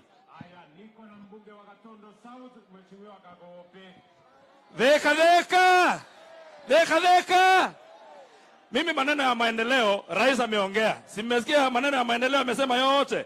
Si ni kazi tupu, kazi ya manyumba, kazi ya barabara, kazi ya kuhakikisha watu wana biashara. Lakini mimi nina swali moja jameni. Sasa hii maneno yote tutaacha tuanze maandamano.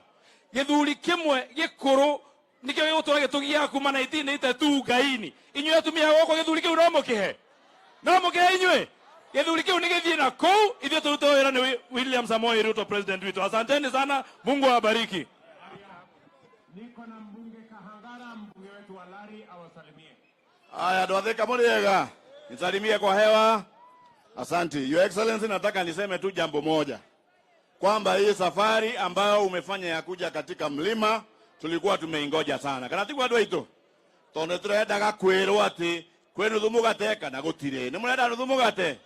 Your Excellency, tumekataa hiyo. Nataka nikushukuru kwa maendeleo ambayo umetuletea hapa, mambo ya soko. Hata ile soko yangu inaitangwa soko mjinga, sasa itakuwa soko mwerevu sababu imejengwa, inaanza kujengwa.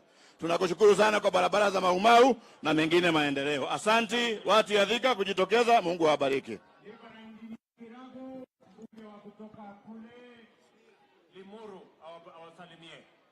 Andũ a Thika Muriega, yangu Mheshimiwa Rais, ni kukuambia sisi timu yako ya Kiambu tunajua plani yako ni nzuri kwa sisi, na sisi tukipata mtu akiweka roadblock kwa plani yako tutapita na yeye. Mungu akubariki. Haya, niko na Kawanjiko wa Kiambaa. Thika oye! Thika oye! Your Excellency, tumekukaribisha hapa kwetu Kiambu, na leo ni dhihirisho ya kwamba ile kazi ulianza mwaka mmoja uliopita bado unaendelea kufanya. Na sisi kama jeshi yako Your Excellency tuko nyuma yako kuhakikisha ya kwamba ile mikakati yote umeweka tumetimiza kule bunge na tumekushikilia. Kitu ambacho tumekataa Your Excellency, mambo ya saramu tulimaliza tarehe 8 mwezi wa 8. Hiyo saramu ingine ni 2027. Ya mwisho Your Excellency, tumeona umetufungulia maji hapa kwetu. Kule kwetu Kiambaa tunakushukuru. Loiro Dam tu Your Excellency, bado tunagojea, hatuna maji. Tunakugoja, asante. Loiro tu ninapanga. Tuko na mbwana anaitwa Karobia, mbunge wetu wa East African Legislative Assembly na kijana wa hapa Kiambu. Asante sana rais wetu. Andũ a Kiambu Muriega. Muriega rĩngĩ. Nĩ inyuĩ mwacagũrire Ruto na wendo mũtekũringĩrĩrio. Ithuĩ twoka gũcokia ngatho na kũrugũria project ĩno twaheo nĩ president ya rais. Sisi tunakushukuru sana kwa sababu kwa kila housing unit ambayo unatengeneza kwa nchi yetu unatengeneza nafasi za kazi 15 ambazo vijana wetu watanufaika. Your Excellency, mimi nataka kukupatia ripoti. Watu wa hapa Kiambu hakuna mtu alivaa sufuria. Your Excellency, watu wa Kiambu watatembea na wewe kwa miaka 10 na sisi hatuna nafasi ya kuvaa sufuria kwa kichwa. Asante sana. Niko na mbunge wa Gatundu North Bwana Gororia atusalimie.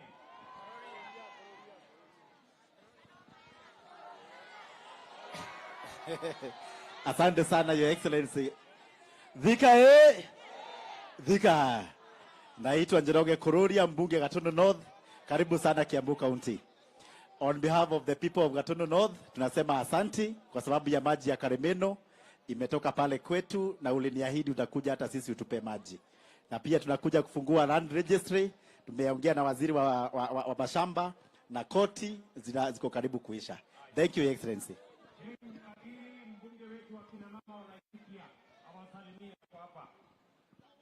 Andũ a Thika, Ngai nĩ mwega na hĩndĩ ciothe.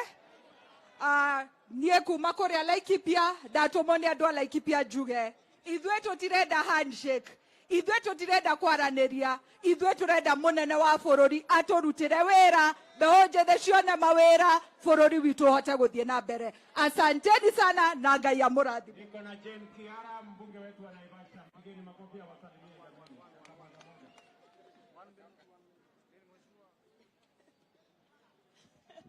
Thika mko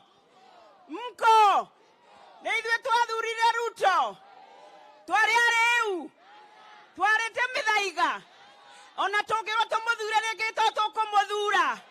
Acio maratwĩra atĩ nĩ makwenda kũgayana mũgate, nĩ mũgwĩtĩkĩra? Sisi ni watu wa Ruto na serikali yake, na hata kama tunachaguana kesho ama 2027 bado tuko gangari, Your Excellency. Thank you very much. Niko na mama anaitwa Betty Maina, mbunge wetu wa kina mama wa Murang'a. Ngai nĩ mwega na hĩndĩ ciothe. Tarehe 9 mwezi wa 8 mwaka uliopita, rais ndio tuligawa viti. Next time tunagawa viti ni tarehe 10 mwezi wa 8 2027. Kama tumekugawia kiti ujaribu kugawa, sisi hatuko hapo. Nĩmũkwenda ngeithi kana ngeithi kwa inoro? Nĩmũrenda arerio kana tigana nake? Kama mtu anataka kuongeleshwa aende nyumbani mapema akaongea na bibi yake. Asanteni sana.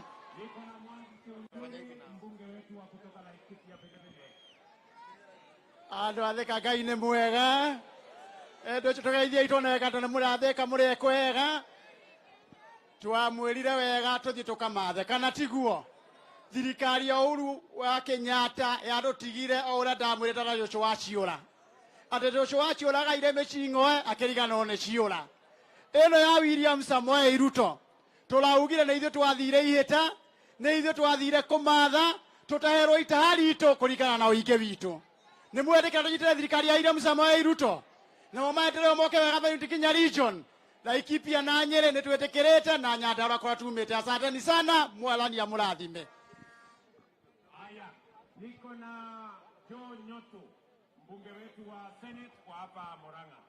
Asante Mheshimiwa Rais. Andũ a Thika mũrĩega rĩngĩ. Rais, asante. Tulikuomba tukiwa Kangari kwamba watu wetu wa matatu wale ambao walikuwa wamesemekana warudi shule ili wakasomee tena. Jana umesema tukiwa Sagana State Lodge kwamba watu wa matatu hawatarudishwa shule tena, wataendelea na kazi zao. Asante sana Mheshimiwa Rais, na sisi tuko gangari shamba la Del Monte tuletee hiyo special economic zone. Asanteni sana na akaidhitu akiwa kutiri. Asante.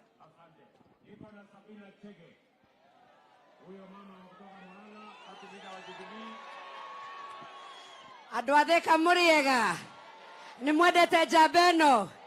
Kĩnyoniei ũguo ngorwo nĩ mũmwendete.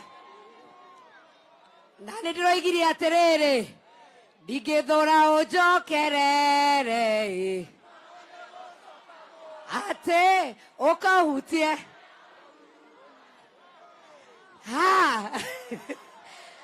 Nĩ mwendete William Samoei Ruto? Nĩ inyuĩ mwaumĩrire? Nĩ mũraugire mũtikwenda maandamano? Na ndĩroigire nĩ ngũmũnyitĩrĩra tũthiĩ thabarĩ ĩmwe, tondũ thabarĩ ya mũndũ mũthiagĩrwo kĩ? Ngai witũ amũrathime. Asanteni sana.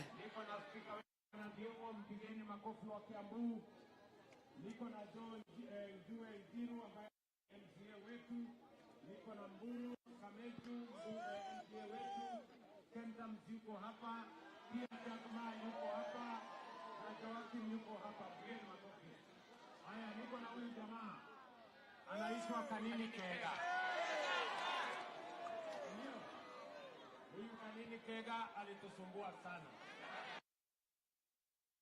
tukamuita Kanini Koru, lakini sasa amebadilika, tuko pamoja. Tusalimiane hii ya juu kabisa. You know, Your Excellency, mimi sikukupatia kura. Mimi nilikuwa nimesukumana na mzee kupata mlima, lakini ile kuanguka mayanga itulianguka. Mzee alianguka na akaniagusha. Lakini sasa mimi nimesema kwamba because I know His Excellency the President has a good plan for our country. Tumefanya kazi na yeye for long na atatusaidia sisi kama watu wa mlima na pia Kenya. He has a good plan for Kenya. And finally, the only handshake ambayo iko mzuri na ilikuwa sawa ni ile kanini walisalimiana na His Excellency William Samoei Ruto na Rigathi. Hakuna salamu nyingine. Thank you so much and God bless you. Aya, niko na Jango jameni.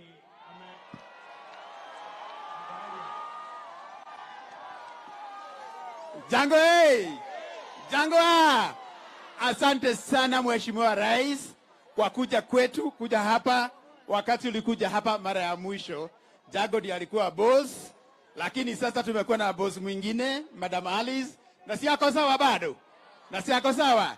Na sasa sisi kitu yetu ya ugavana inakuja miaka 4, na nataka kuuliza Rais, Jango ako hapa na ako free. Hapo sawa? Na ako available. Na ako royo. Na si kweli anitume kweli. Tuanze hii maneno. Hapo sawa? Haya, Rais. Niko na Waitito baba yao jameni, awasalimie. Sawa. Mko sawa? Mheshimiwa Rais wetu, nimefurahi sana kuguza microphone leo. Siku nyingi sijaguza microphone. Na nimefurahi pia kukuona ukirudi kwa mahasla, kwa sababu hao watu wa Thika na Kiambu na kupenda sana. Kitu ambaye ningetaka tu kukumbusha, hapa Thika hakuna kiwanja ya jua kali. Hii watu ya garage wanatengeneza magari hapa kwa barabara. Wale watu wengine jua kali iko hapa, kiwanja iko na shida. Ambia county government wapatie. Hii stage iko hapa. Kuna mtu ambaye anasemanga ako na title ya stage. Kwa hivyo hapa Thika kuna shida zile wananchi wenyewe inawasumbua hapa. Na tunataka kusema hivi, vile tulikuchagua na roho moja, na wewe ulikuwa umesema hautafanya handshake hata siku moja. Wewe ndio utafunza hii nchi lesson. Ati uchaguzi ukiisha, watu wagoje miaka 5 mpaka uchaguzi mwingine ifike. Si ndio hiyo? Si tumekataa handshake?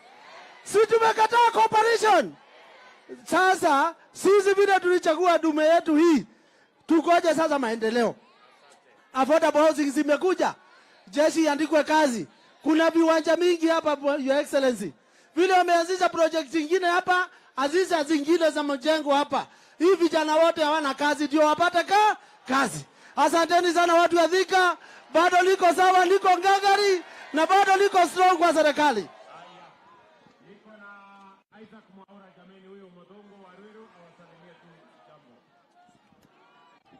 Thika Thika Murega ni mwerete president witu ni ndakwenda kumucokeria ngatho tondu umuthi ni mweri 9 exactly 1 year tangu tuchague William Samoei Ruto awe rais wa Kenya, si ndio?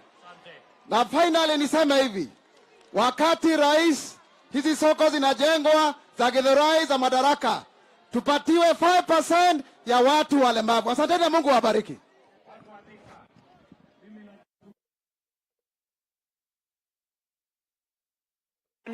Kwa kuja kutusikiza. Mimi nawahakikishia hii safari tutatembea pamoja. Mungu atatujalia na tutafika mahali tunaenda pamoja. Nawatakia heri, nawatakia baraka ya Mungu. Mwadhani ya muradhime.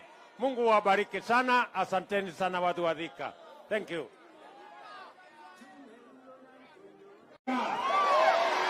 Mwadhani ya gozo. Bwana Yesu asifiwe. Hebu munisalimie hivi jameni, wangwana wa Bomas. Hey! Allah. Watu wa Thika kwanza wajanichukua nafasi hii jameni. Mimi ni washukuru sana kwa sababu tulikuja hapa Thika. Ninyi ni watu wangwana. Tukaomba kura zenu. Mukatupatia. Mukatuongezea maombi. Mungu naye akatupatia ushindi. Mimi nawashukuru watu wa Thika, kusema asante sana jameni. Watu wa Thika, mimi nasema asante sana. Salama. Mimi vile vile nilikubaliana na nyinyi.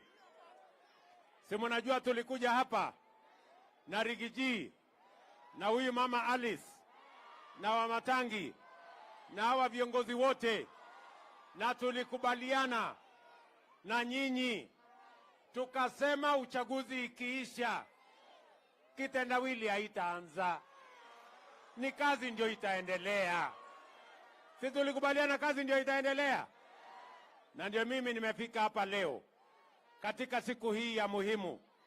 Wacha nisimame mbele yenu watu wa Thika na niseme tarehe 9 mwezi wa 8 mwaka uliopita, tarehe kama hii ya leo, tarehe 9 mwezi wa 8, muliamka mapema, mukapiga kura, mukaamua uongozi wa taifa letu la Kenya. Ni kweli ama si kweli? Kwa niaba ya hawa viongozi wote tuliochaguliwa na wao, nasimama mbele yenu kusema asante sana. Nasema tena asante sana. Na mimi nataka niwaambie watu wa Thika na watu wa Kenya na watu wa Kiambu, mimi nawaambia hatutawaangusha. I promise you hatutawaangusha. Tunaelewana? Sikizeni. Tulikubaliana ya kwamba tubadilishe uchumi wetu. Tuwache kukopa madeni, tutafute ushuru, tujenge taifa letu la Kenya. Mimi nataka niwaambie sasa tumedhibiti hali ya uchumi wa taifa letu la Kenya. Mimi nilisimama hapa nikawaambia ya kwamba wale watu wote wako kwa CRB, niliwaambia tutawatoa kwa CRB. Kenya tumeondoa watu milioni 7 kwa CRB. Tunaelewana? Niliwaambia tutakuwa na mpango wa Hustler Fund. Mimi nafurahi hapa Kiambu leo tumepatiana bilioni 3 kwa watu wa Kiambu kwa kupitia mpango wa Hustler Fund. Watu milioni 1.2 Kiambu wako na pesa ya Hustler Fund. Ni kweli ama si kweli? Niliwaambia ya kwamba tutatatua matatizo ya CBC na elimu ya watoto wetu. Nasimama mbele yenu kuambia CBC matatizo tumeyatatua, na juu yake tumeajiri waalimu wapya 56,000 watafundisha watoto wetu shuleni. Tuko pamoja? Pia niliwaambia tutatatua matatizo ya mambo ya Tibet. Nikawaambia tutatatua matatizo ya masomo ya watoto wetu university. Hiyo matatizo yote tumetatua. Sasa watoto wetu watapata scholarship wakienda kusoma university. Niliwaambia vile vile ya kwamba tutashughulikia mambo ya cost of living ama gharama ya maisha. Si tulikubaliana? Na niliwaambia ya kwamba tutapunguza fertilizer, ile mbolea. Jameni, watu wa Thika, tumetoa 7,000 sasa ni shilingi 2,500, kwa sababu ndio njia ya kusaidia mkulima ili tuzalishe chakula ya kutosha Kenya, tuondoe aibu ya njaa katika taifa letu la Kenya. Wale jamaa wengine ati wanasema wanataka kupunguza gharama ya unga kwa kuweka sufuria kwa kichwa. Nikuulize wewe mtu ya hapa Thika, tunaelewana? Tuko pamoja? Kwani unga si mnajua inatoka kwa mahindi, na mahindi inatoka shambani, ama mahindi inatoka kwa soko? Si inatoka kwa wakulima shambani? Ndio tumepeleka mambo huko kwa wakulima, tuzalishe chakula zaidi. Na wakulima wetu ni wazalendo na ni watu wa bidii. Wamezalisha ekari 200,000 kuzidi ya mwaka uliopita, na ndani ya mwezi mmoja tutakuwa na chakula ajabu katika taifa letu la Kenya, because our farmers are patriotic. And I want to tell the people of Kenya, we are on the right trajectory. Na mambo ya kupunguza gharama ya maisha tunaishughulikia. Mimi nataka niwaambie wale wengine, wacheni kutusumbua na maandamano. Wacheni kuvaa sufuria kwa kichwa. Haiwezi kupunguza gharama ya unga. Haiwezi kupunguza gharama ya maisha. Hata kwa dawa, hata kwa maandamano, hata kwa uchawi, hata kwa uganga, bei ya unga haiwezi kupungua kwa kuweka sufuria kwa kichwa. Ama namna gani jameni? Ukiweka sufuria kwa kichwa ati bei ya unga ipungue, sio ni ujinga? Si ni upumbavu? Ama ni yote mbili? Yote mbili. Sijui kama tumeelewana. Tukakubaliana ya kwamba tutapanga ajira ya hawa vijana. Tuko pamoja? Tukakubaliana vijana wa Thika mko? Mimi nataka kusikia sauti ya vijana hapa Thika. Vijana mko? Vijana mko? Vijana wa Thika mko? Nataka munisikize kwa makini. Sawa sawa? Nataka munisikize kwa makini. Tulikubaliana ya kwamba lazima tupange ajira ya vijana. Tunaelewana? Na tuko na mipango manne, nataka munisikize kwa makini. We have 4 different plans on youth employment. Moja, tukasema tutafanya affordable housing. Mimi nimekuja hapa Kiambu leo. Leo hapa tumeanzisha ujenzi wa nyumba 10,000 hapa Kiambu. Tunataka vijana 20,000 hapa Kiambu watakaofanya kazi ya affordable housing. Vijana wa Kiambu muko tayari? Muko tayari? Muko tayari kwa kazi ya affordable housing? Ama nyinyi ni wale wa kuchagua jembe? Si tulikubaliana wera ni wera? Si tulikubaliana kazi ni kazi? Hapa tumeanzisha leo 10,000 houses in Kiambu County. We are beginning today.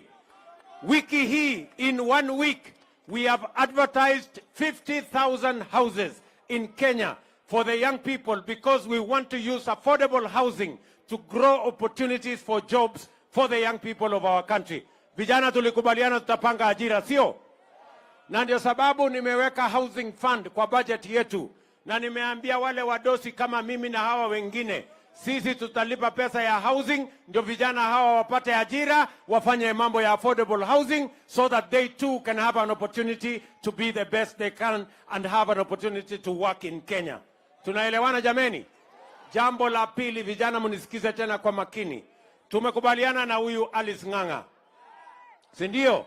Na wabunge wale wengine wote tumekubaliana ya kwamba tutapanga ICT hub in every ward. Tunataka vijana 500 ama 1,000 kwa kila ward wafanye biashara na wafanye kazi kwa ICT hub.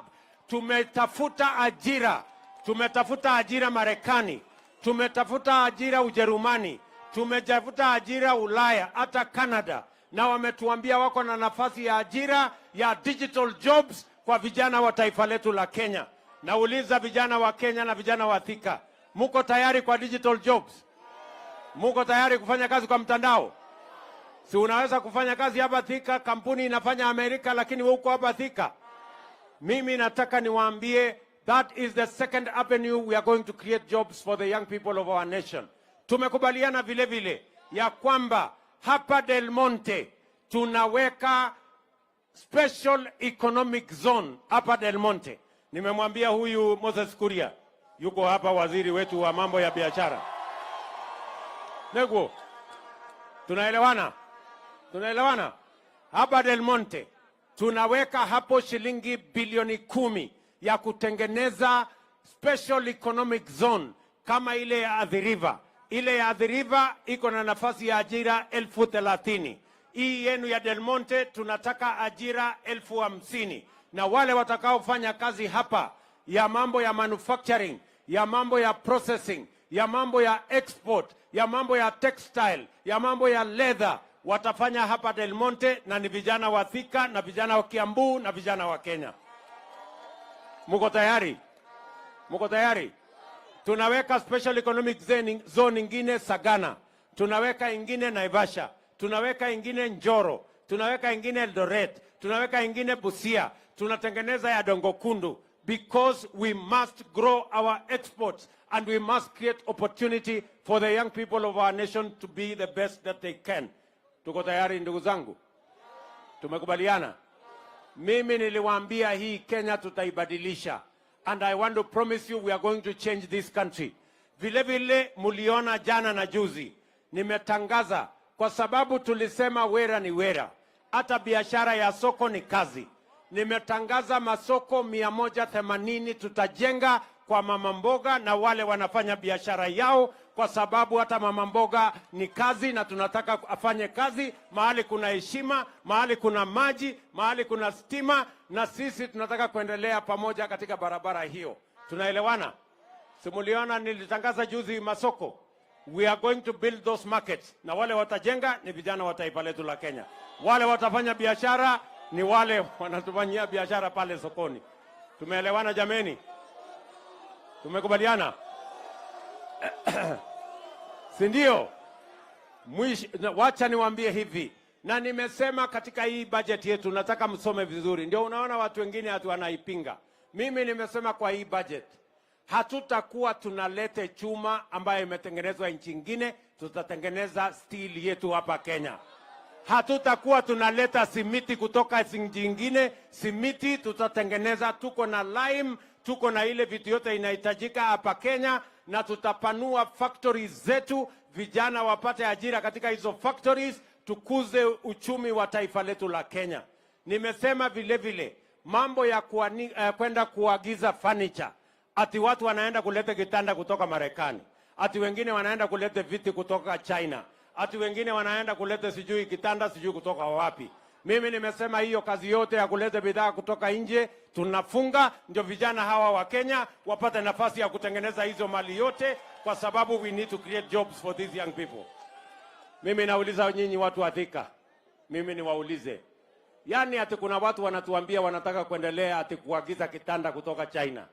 Ate kuagiza viti kutoka China, ate kuagiza meza kutoka China. Mimi nauliza nyinyi, kwani hii kutengeneza kitanda iko na science kiasi gani? Kutengeneza kitanda inahitaji science mingi? Si kitanda kutengeneza ni mbao na randa na musumeno na nyundo na musumari. Si kitanda iko tayari? Kama mtu hataki kulala kitanda imetengenezwa na Wakenya, alale chini. Ama namna gani? Nego kana tigo. Kwani iko makosa tukitengeneza na vijana hawa wa Kenya jameni? Na nimewapatia notice. Nimewaambia hata hii viatu hatutakuwa tunalisha umbwa ile ngozi ya ng'ombe yetu. Kuanzia in another 2 years, maximum 3 years, tutakuwa tunatengeneza viatu zetu hapa Kenya, na hawa vijana watafanya hiyo kazi. Nego. Tunaelewana jameni? Mnasema tuendelee hiyo barabara? Ndio mimi nataka niwaambie wale jamaa wako Nairobi wananiuliza ati mimi nimeenda kufanya nini Kiambu, ati mimi nimeenda kufanya nini Thika, ati mimi nimeenda kufanya nini huko kwa Wakenya. Mimi nataka niwaambie wale jamaa wako Nairobi, mimi ni mfanyikazi ya hawa wananchi. Hawa wananchi ndio walinipatia hii kibarua, na mimi nimeleta report form hapa, mjue ya kwamba ile kazi mlinipatia nimefikisha wapi. Nimewaambia mambo ya uchumi mahali nimefikisha. Nimewaambia ile mambo ya CRB mahali nimewafukuza. Nimewaambia mambo ya Hustler Fund mahali imefika. Nimewaambia mambo ya masomo ya watoto wetu mahali imefika. Nimewaambia mambo ya kuzalisha chakula mahali imefika. Nimewaambia mahali ya kupanga ajira ya hawa vijana mahali imefika. Hiyo ni report form mzuri, ama mnataka mnikae kwa ofisi Nairobi? Sinikuje niwaeleze vile kazi mlinipatia nimefikisha wapi? Ni kweli ama si kweli? Sisi tulikubaliana wera ni wera. Na kila mtu anang'ane na ila hako naye. Si hii mmenipatia ning'ang'ane nayo? Ama namna gani? Tuko pamoja? Ile ya mwisho nimewaambia hawa majamaa. Nimewaambia mambo mawili. Hawa jamaa nimewaambia number 1. Mambo ya vita. Kuharibu mali ya watu. Kuharibu biashara ya watu. Kuchoma lami. Kuharibu mali ya umma. Hiyo watafute nchi ya kwenda kufanyia, haitafanyika tena katika Kenya hii. Ama namna gani watu wa Thika? Kwani mnataka hawa watu waendelee kuchoma lami yetu for how long? Mnataka hawa watu atuwanunue vijana, atiwaende wapige mawe polisi, wachome barabara, waharibu biashara ya kina mama, waharibu biashara ya watu, watoto hawajaenda shuleni, watu hawajaenda kazini. Hiyo si ni tabia mbaya? Nimewaambia, I am the president of Kenya. You will not continue to destroy property. Violence will never be a part of the politics of the Republic of Kenya. Mtu kama ako na maneno, na kama mtu anaona ya kwamba inafaa atupe mawe, atafute bibi yake na watoto wake, waende watupe mawe, awachane na vijana wa taifa letu la Kenya. Ama namna gani? Sasa ndio mjue hawa watu wako na unafiki. Yaani watoto ya hii watu, si mmesikia watoto wao wako East Africa Assembly huko? Ni wabunge. Alafu wanachukua watoto wao wanapeleka bunge. Watoto wa Wakenya wengine wanaambia chukua mawe, piga polisi. Sio watu washindwe? Si washindwe? Nimeambia wakwende kabisa. Sijui kama tunaelewana. Jambo la pili, hawa watu pia wamezoea tabia mbaya. Wanalete fujo, wanalete maandamano, wanalete vita, ati walafu wapitishe mlango ya nyuma waingie kwa serikali. Walifanyia fujo mzee Moi, wakapata cooperation. Wakakuja wakasukuma na kuharibu nafasi ya mzee Kibaki, wakaenda na nusu mkate. Wakakuja wakazungusha ule uhuru wetu mpaka wakaenda na handshake, wakaharibu serikali yetu, wakatuletea madeni. Mimi nawatangazia mchana mapema, hii serikali ya mahasla, hakuna nusu mkate, hakuna handshake. Ama namna gani? Kwani mimi niko na kazi nyingine ya kupatia hawa watu kweli? Si ile kazi imebaki tupangie hawa mahasla nyinyi? Kwani nyinyi hamuhitaji kazi? So mimi nawaambia wale jamaa wasipoteze muda wao ati wanatufanyia maandamano. Wasipoteze muda wao ati tunaongea. Ile mambo ambayo iko Kenya, hawa wananchi walimaliza mambo ya kugawa viti ya wananchi tarehe 9 mwezi wa 8 mwaka uliopita, 1 year ago. 1 year ago, the people of Kenya decided on the leadership of Kenya, and they voted to the man for all the positions that were available. There is no more position for any leader. The only jobs we have is now for the young people of our country to move their progress forward. Tumeelewana? Mimi niwaulize hawa watu, mnataka ati watuzungushe ati alafu wapate kitu? Mumesemaje watu wa Thika? Tunawaambia hakuna handshake. Tunawaambia hakuna mambo ya nusu mkate. Hebu nione wala wanasema hiyo story hawataki kabisa. Basi. Bado iko maneno mengine. Si tusonge mbele. Ama namna gani? Sasa watu wa Thika, mnajua hii kazi ni kazi kubwa na ni kazi ngumu. Niko na muungwana ambaye ananisaidia kusukuma hii kazi. Anaitwa Rigiji. Mnamjua huyo jamaa? Mtu ya kusema ukweli. Si atusalimie huyu Rigiji. Deputy President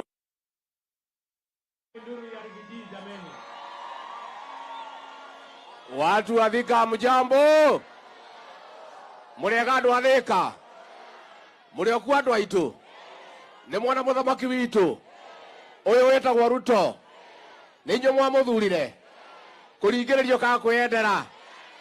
Asanteni sana watu ya Thika. Rais wetu tunakushukuru sana kwa ziara yako ya maendeleo katika Mlima Kenya. Rais wetu alianza safari ya Mlima Kenya siku ya Jumamosi iliyopita. Pale Githurai akafungua mradi wa maji wa kusaidia watu ya eneo hili.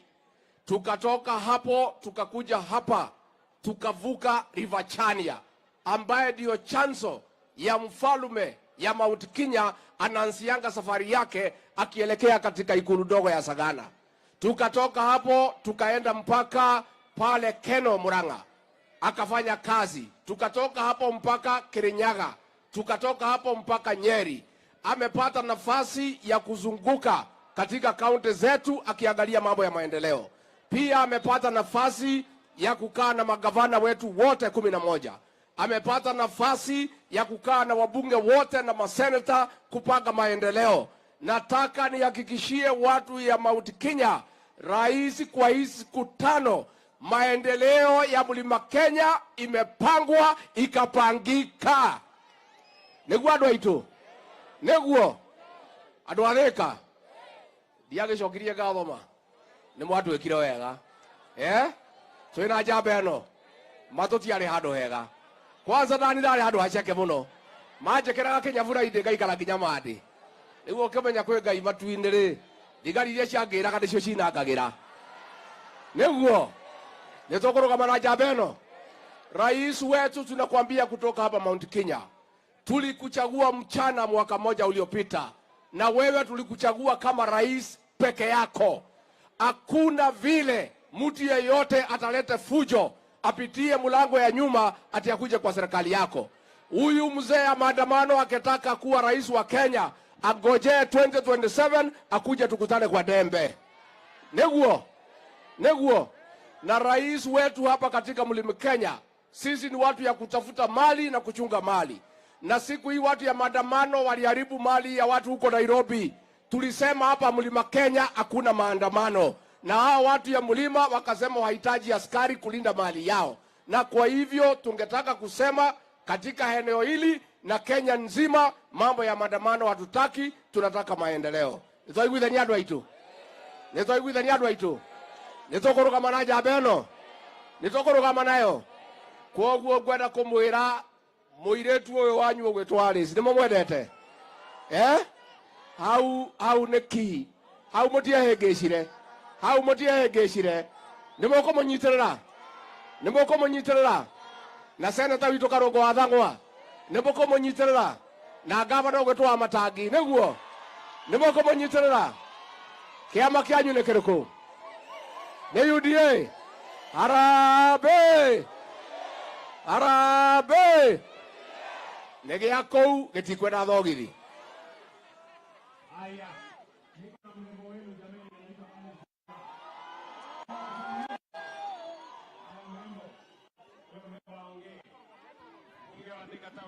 Kabla anangojea huyu, nilisimama pale nikawaambia mambo yenu ya maji, si ndio?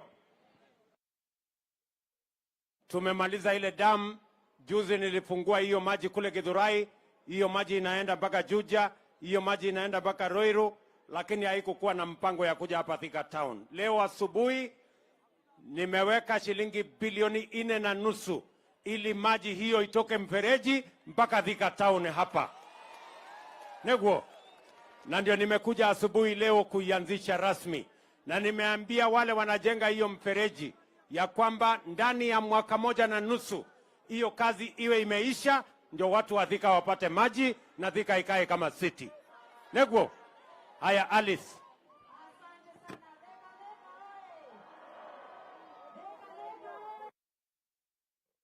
237 oye!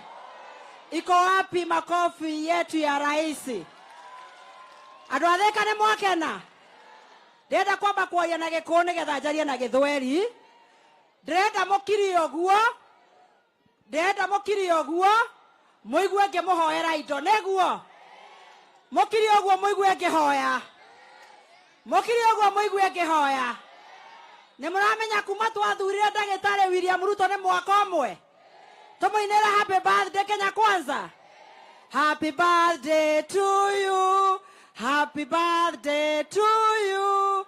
Happy birthday Kenya Kwanza. Happy birthday to you. Asante sana. Sasa Your Excellency, nimesema wanyamaze. Ukiona nimeweka lipstick ni ya kuitisha maendeleo. Ni wakati huo nikawaambia wanyamaze ndio wasikie, si ndio hivyo? Your Excellency, jambo ya kwanza, hii Karemeno Dam ilikuwa imegonga kona hapa Jomoko ikapeleka maji Nairobi. Siku ya leo tunataka kukuambia asante sana. Thika tulikuwa tunapata maji once a week. Kwa hivyo asante sana, Mungu akubariki. Makofi mega. Ya pili, Your Excellency, wale vijana ambao wamesimama hapa siku ya leo kwa affordable housing huku government quarters, hao ni watu 2000 vijana wangu wa hapa Thika. Watapata ajira, twakupatia kongole, twasema asante sana. Your Excellency, ya tatu, nataka kuambia wanathika, tumecheza siasa miaka mingi na soko yetu ambayo inaitwa Madaraka Market. Tunataka kukuambia asante sana kwa sababu ulitupatia 400 million.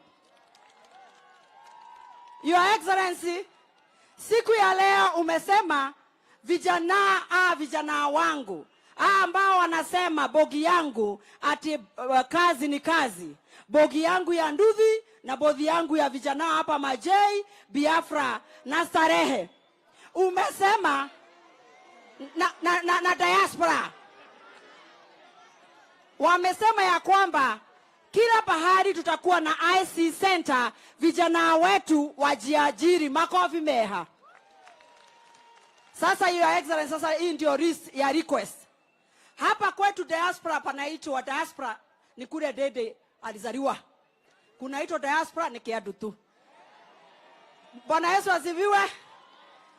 Watu huku kwa Njero na Hinga kuna wako na department inaitwa KISIP. Walikuja wakasema Kiandutu na Kiang'ombe wanataka title deed na zimekaa sana. Hapo ni sawa? Your Excellency, na kushukuru hata kwa hii gazettement umefanya juzi, Kiandutu umeweka market. Sasa Your Excellency, ya kwenda ni kusema ya kwamba tukipata hii shamba na EPZ kule Del Monte, tunataka watu wanajiita NSSF na PS wao Kaituko na CS Bore wanatujengea shule ya kumonitor vijana wetu wa bilioni 1. Tunasema asante sana. Your Excellency, siku ya kwanza daraka kugo mode nikataka kusema leo kutakuwa na shida. Wacha niseme yote ndio wajue. Wacha niseme. Asema wacha niseme. Sema. Your Excellency, wacha nikuambie ingine huko unajua. Ule ambayo anaitwa CS wetu Chergui na PS wake wanazunguka huku, wameenda kwa markets zetu zote, na next week wanakuja kwa watu wa Nduthi. Ile Hasra funds wanashikanisha watu 10 wanapatio Hasra funds. Watu wako chonjo, very soon ni pesa mfukoni. Utakuwa unasikia pesa mfukoni, biashara ndio isonge mbele.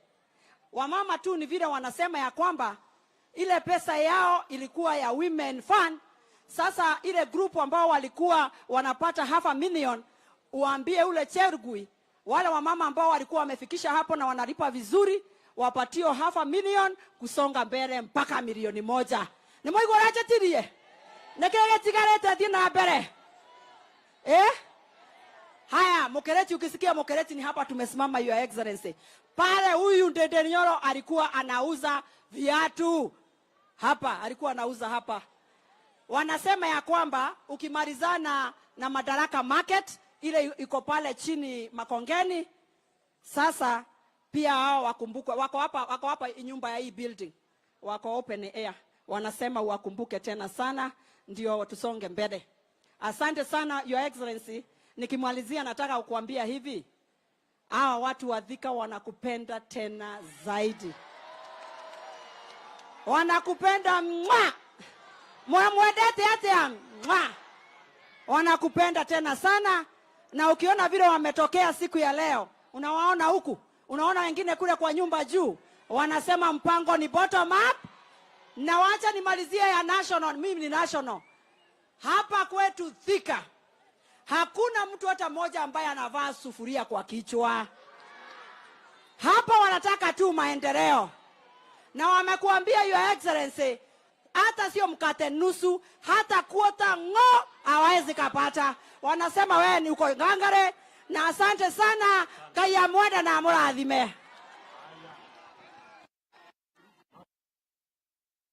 Hapo nyuma mimi nitaipangia. So atanifuatilia ndio nipange hiyo maneno. Neguo. Wacha nipatie sasa gavana wetu Kimani wa Matange.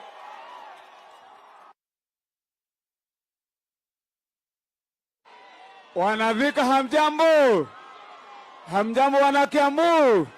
Tusalimianeni hivi wanakiambu. Asante. Mmefurahi kumwona rais wetu? Ni mwaka nane kuona rais wetu vitu. Tumemwambia karibu. Your Excellency, our President, Deputy President wetu Rigathi Gachagua, Your Excellency, sisi tunawakaribisha hapa Kiambu, na kwa vile umeshatuambia yako yote, hatutaki kuongeza mingi, alafu ile umetuambia itoke kwa kichwa ya wananchi. Tunataka wakumbuke birthday ya leo. Lakini tu wacha niseme mawili, Your Excellency, kwa vile mimi nataka nikushukuru personally. Kwa vile Your Excellency, nakumbuka asubuhi moja mapema nilikukujia na ukanialika na ukanisikiliza. Na wakati ulinilisikiliza Your Excellency, hiyo jambo moja umetimiza, imetusumbua hapa sana Thika ya maji. Na siku ya leo rais wetu pale juu ametufungulia maji, na hiyo maji kwa muda wa miezi ambaye haitapita 3 itakuwa iko hapa Thika. Tuko sawa jameni? Ya pili, Your Excellency, kwa hizo soko zote umetupatia hapa Thika peke yake, Your Excellency, umetupatia soko moja, soko 6 kwa Thika peke yake. 6. Na Your Excellency, mimi nataka nikushukuru sana kwa vile najua sasa vijana wetu watapata kazi. Lakini kwa vile Your Excellency, hapa tuko na shida mingi. Wacha tu niseme moja. Hii stadium iko hapa Your Excellency. Nilikuomba juzi nikakwambia tunafungua ile Kirigiti. Hii Thika stadium hapa. Hii stadium mimi nimepeana pesa 95 million ya kujenga na tuweke ukuta yenye inashika vijana wetu hawa. Nimetengeneza, ngojeni kidogo. Hii ukuta Your Excellency nimetengeneza inakuwa ni stalls kwa ukuta, stalls 88 na nimeongeza sasa zimekuwa stall 156. Ile Your Excellency, ukiniongeza pesa kidogo tushikiane hii mradi, tuta accommodate hao vijana wachuuzi 250 kwa hii ukuta peke yake. Bila kuingia stadium, watakuwa kwa hii ukuta. Your Excellency, nitakuomba kwa huo mjengo unishikilie, tuweke vijana 250 hapa kwa hiyo kazi. Yangu Your Excellency, ya mwisho, Your Excellency, nataka ni confirm kwako wakati na kushukuru ya kwamba sisi kama serikali ya kaunti ya Kiambu, hii kazi ambayo umetupatia sasa ya kutengeneza affordable housing itatembea kama gari mara moja. Na sisi hao vijana sasa utakuwa unapata hapa vijana wako busy kila saa.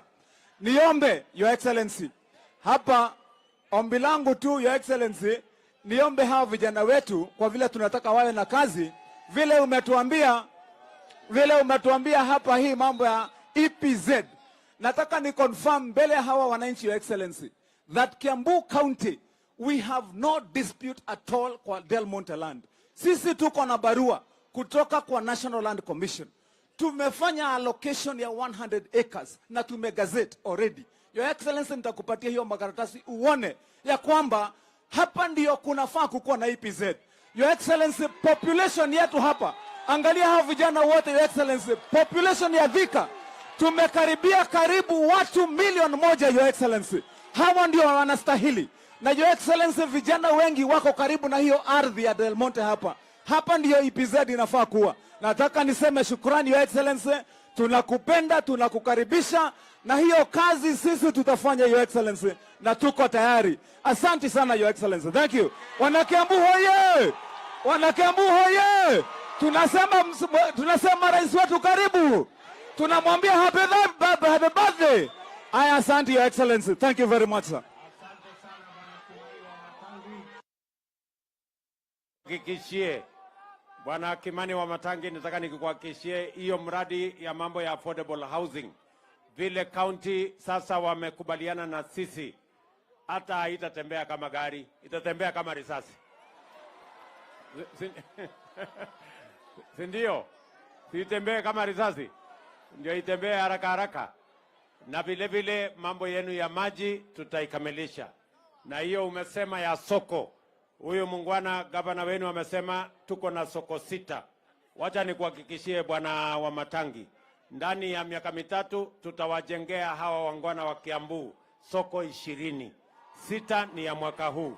Mwaka ujao tutaweka ingine. Mwaka ujao ile ingine, mpaka tuhakikisha kwamba kila kona ya Kiambu iko na soko ambayo itafaa wananchi wa hapa, kila mtu afanye biashara mahali kuna heshima. Neguo kanatiguo. Asante sana. Niko hapa na mungwana ambaye amenisaidia kupanga budget. Anaitwa Ndende Nyoro. Yeye ndio chairman wetu wa budget committee kule bunge. Harambe. Hey, andũ a Thĩka mũtirengarengaga mwaki mwĩkuo na mwĩmbere ta mũhuko wa shati. Asante sana rais. Rais, unajua saa zingine kwa sababu wewe ni rafiki yangu, wewe unaniita kijana ya Kiadutu, na mimi nafurahi sana nikisema nikiwa hapa Thika niko nyumbani, kwa sababu mimi nimekaa hapa Majei, nimeuza mtusi pale, ile nyumba inaitwa Ambassador kabla ijengwe.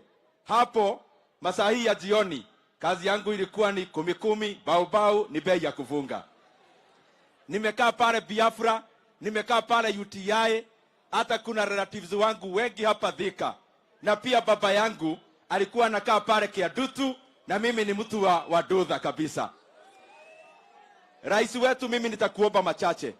Ya kwanza, Mheshimiwa Alice Ng'ang'a, kwa sababu hata mimi humuita member of parliament for Kiadutu, kwa sababu napenda hiyo base ya my father sana. Alikuwa ameomba hii prison iko hapa Thika town, rais wetu ihamishwe ipelekwe na huko chini, na ndio hapo pahali ya prison ijengwe manyumba ile ya housing, hawa vijana wa Majei na pahali kwingine Thika wapate kazi. Mheshimiwa Rais, pia na kushukuru sana kwa sababu huyu Mheshimiwa Alice alikuja kwako na akakuomba tujenge TVET hapa Thika, na ukaniamurisha tuweke pesa pale Kigajo tujenge Technical Training Institute, ndio hawa vijana wapate pahali ya kupata course ya ufundi.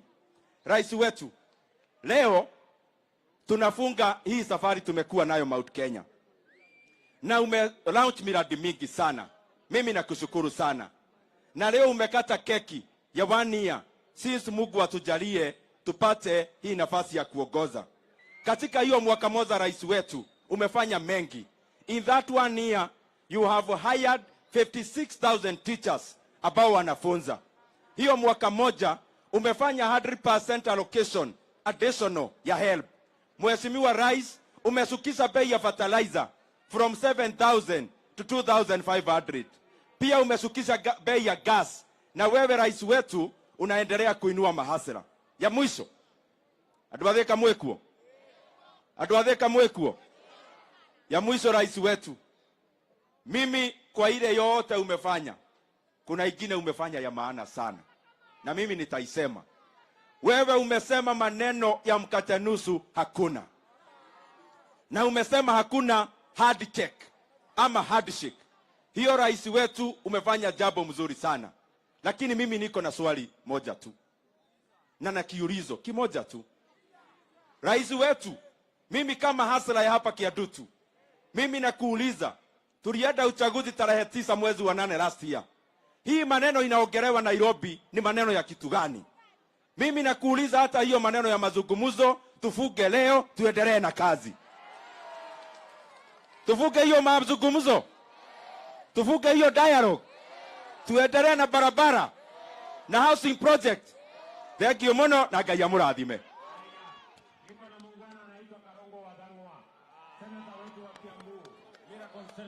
Thika Thika, munakumbuka tulisimama hapa tukasema tarehe 9 mwezi wa 8 tutaamuka mapema, na hiyo siku si ni ya leo, si mwaka ndio imeisha, si tuhakikishe rais wetu bado ni William Ruto. Kwa hivyo nikisema kitu nasema si ndio?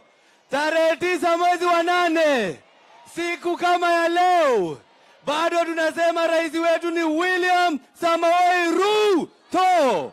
Mheshimiwa Rais, mimi kama senator, kazi yangu tu ni kupitisha pesa ikuje hapa county, na tumepitisha bilioni 12 ambayo umeanza kuleta hapa county. 25 days ago ulipatia gavana wetu Kimani wa Matangi 1 billion. In 5 days rais wetu unaleta another 978 million. Si kazi itafanyika Kiambu? Si kazi itafanyika Kiambu? Mimi wewe ukipatiwa basari, ujue Karongo Athang'wa ndiye ameleta hiyo Kiambu. Wewe ukiona barabara inafanyika hapa na governor na MCA, wote tunafanya kazi pamoja. Kwa hivyo nawashukuru sana, Mungu awabariki na muthio na mbere kunyitira thirikari ya rais wetu. Jetagwo Karongo Athang'wa, the miracle senator of Kiambu County. Asanteni sana.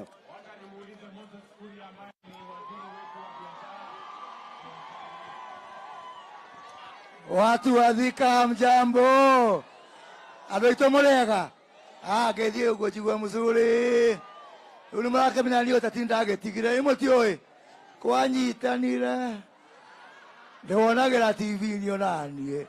Lakini mimi nataka kuhakikishia ya kwamba chini ya rais wetu kazi tunafanya.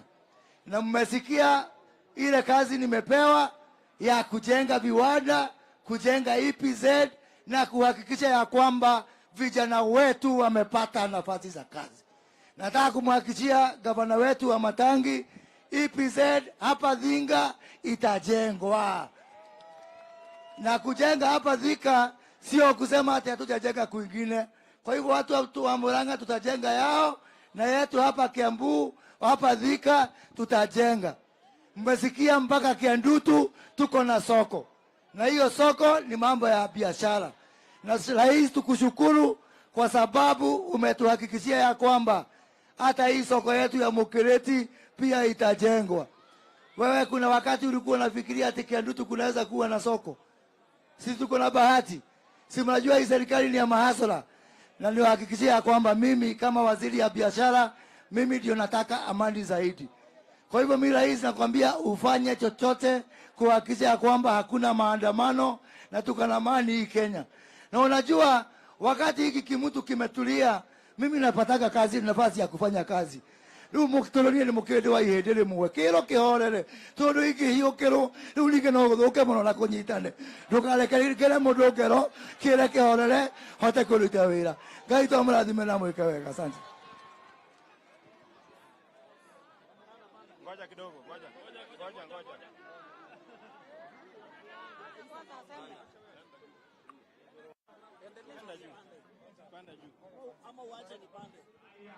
Tuko na mama wetu wa kaunti Anne wa Moradha. Mpigeni makofi jamani. Thika vijana asante sana Mheshimiwa Rais, tunakushukuru kwa kuja hapa Thika na pia kukamilisha safari yako katika Mount Kenya ukiwa hapa Thika. Tondu ni undu uria mwejugaga no andu manjetaga boy child tondu riria ngahuruka manere ngona na kiarocine makiroka handu mundu akainuka na kindu giake mundu aheo gitio na koguo president guka guku na agatwashua affordable housing ne guka jeshi githe tutiracokia ngatho githe tutiramenya mugambo ne wacoka mundu atia utinda agitwira ati niki muretha ona ungiikia mutumia nende mwiraga ikarania nake hakuhe nigetha ukona gwa gukurira ona ithu tuguikara nake hakuhe twamubatara goka atuhingirie maria tweranire kana iatia na nikio akire guku. Thengio imono andu a Thika, Ngai amurathime. Wacha nimpatie huyu jamaa anaitwa Koimburi, mbunge wetu wa Juja. 1 minute mheshimiwa, salimiana tusema jambo. Hai Thika hamjambo.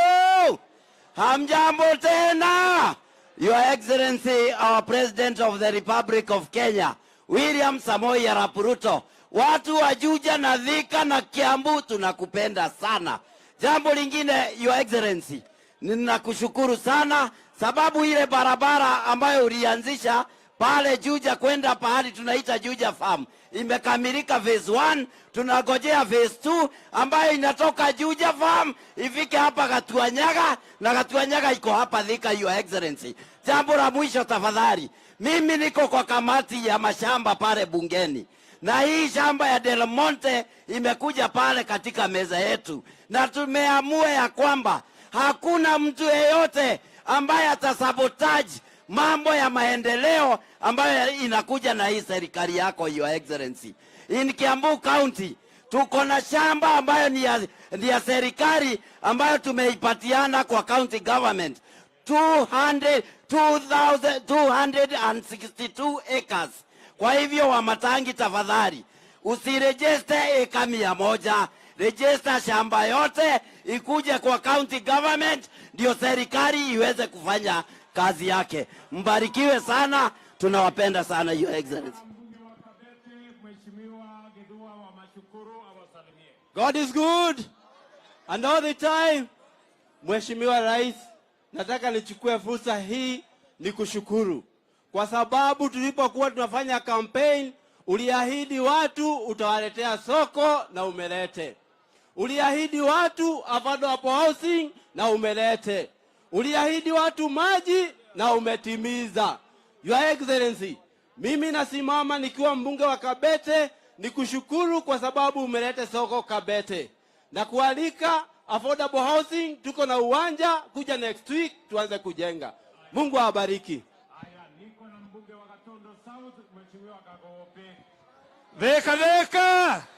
Dheka. Mimi maneno ya maendeleo rais ameongea. Simesikia maneno ya maendeleo amesema yote. Si ni kazi tupu, kazi ya manyumba, kazi ya barabara, kazi ya kuhakikisha watu wana biashara. Lakini mimi nina swali moja jameni. Sasa hii maneno yote tutaacha tuanze maandamano. Githuri kimwe gikuru nikyo yotorage tugia kumana itine ite tu gaini. Inywe tumia woko githuri kiu no mukihe. No mukihe inywe. Githuri kiu nigithie na kou ithio turutoera ni William Samoei Ruto president wetu. Asanteni sana, Mungu awabariki. Niko na mbunge Kahangara, mbunge wetu Walari awasalimie. Aya, Dwadheka Muriega, nisalimie kwa hewa. Asante. Your Excellency, nataka niseme tu jambo moja.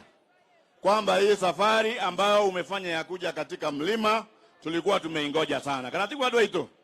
Tonde turendaga kwirwo ati kwenu thumugate kana gutire. Ni murenda thumugate. Your Excellency, tumekataa hiyo. Nataka nikushukuru kwa maendeleo ambayo umetuletea hapa, mambo ya soko. Hata ile soko yangu inaitangwa soko mjinga, sasa itakuwa soko mwerevu sababu imejengwa, inaanza kujengwa. Tunakushukuru sana kwa barabara za Maumau na mengine maendeleo. Asanti watu ya Thika kujitokeza, Mungu awabariki.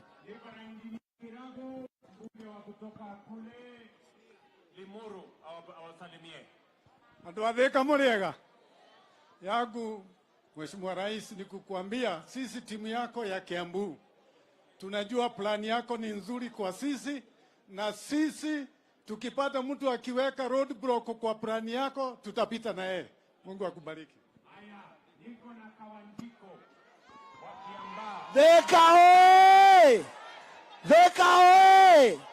Your Excellency, tumekukaribisha hapa kwetu Kiambu, na leo ni dhihirisho ya kwamba ile kazi ulianza mwaka mmoja uliopita bado unaendelea kufanya. Na sisi kama jeshi yako Your Excellency tuko nyuma yako kuhakikisha ya kwamba ile mikakati yote umeweka tumetimiza kule bunge na tumekushikilia. Kitu ambacho tumekataa Your Excellency, mambo ya saramu tulimaliza tarehe 8 mwezi wa 8. Hiyo saramu ingine ni 2027.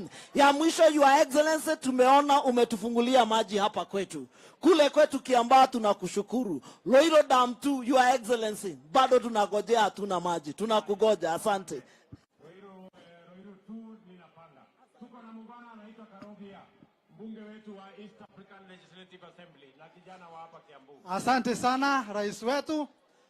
Andu a Kiambu Muriega. Muriega rege. Ni inywe mwacagurire Ruto. Na wendo.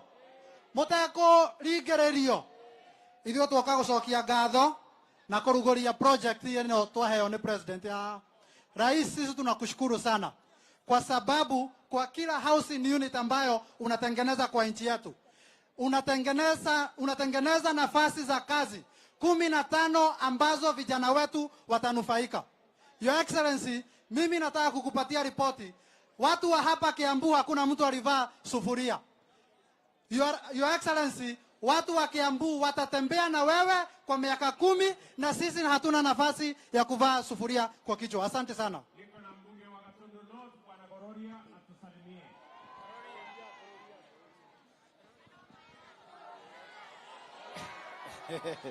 Asante sana Your Excellency. Thika. Naitwa Njoroge Kururia, mbunge Gatundu North. Karibu sana Kiambu County. On behalf of the people of Gatundu North, tunasema asanti kwa sababu ya maji ya Karemeno imetoka pale kwetu na uliniahidi utakuja hata sisi utupe maji. na pia tunakuja kufungua land registry. Tumeongea na waziri wa mashamba na koti ziko karibu kuisha. Thank you, Your Excellency.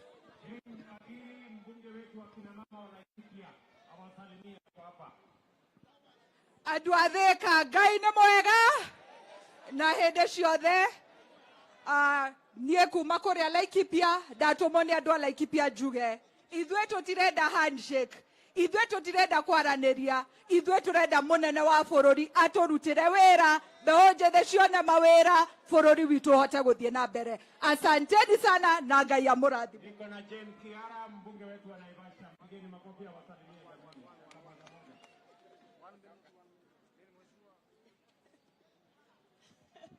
Thika mko na ithuĩ twathurire Ruto, twarĩ arĩu, twarĩte mĩthaiga, ona tũngĩrwo tũmũthure rĩngĩ to tũkũmũthura. Acio maratwĩra atĩ nĩ makwenda kũgayana mũgate, nĩ mũgwĩtĩkĩra? Sisi ni watu wa Ruto na serikali yake, na hata kama tunachaguana kesho ama 2027 bado tuko gangari, Your Excellency. Thank you very much. Niko na mama anaitwa Betty Maina, mbunge wetu wa kina mama wa Murang'a. Ngai nĩ mwega na hĩndĩ ciothe. Tarehe 9 mwezi wa 8 mwaka uliopita, rais ndio tuligawa viti. Next time tunagawa viti ni tarehe 10 mwezi wa 8 2027. Kama tumekugawia kiti ujaribu kugawa, sisi hatuko hapo. Nimekwenda ngeithi kana ngeithi kwa inoro. Nimurenda arerio kana tigana nake. Kama mtu anataka kuongeleshwa aende nyumbani mapema akaongea na bibi yake. Asanteni sana.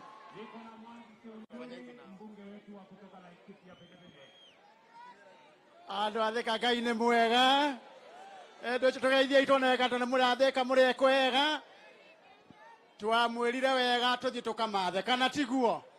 Thirikari ya ũru wa Kenyatta yarũtigire o ũrĩa ndamwĩrĩte na Joshua wa ciũra.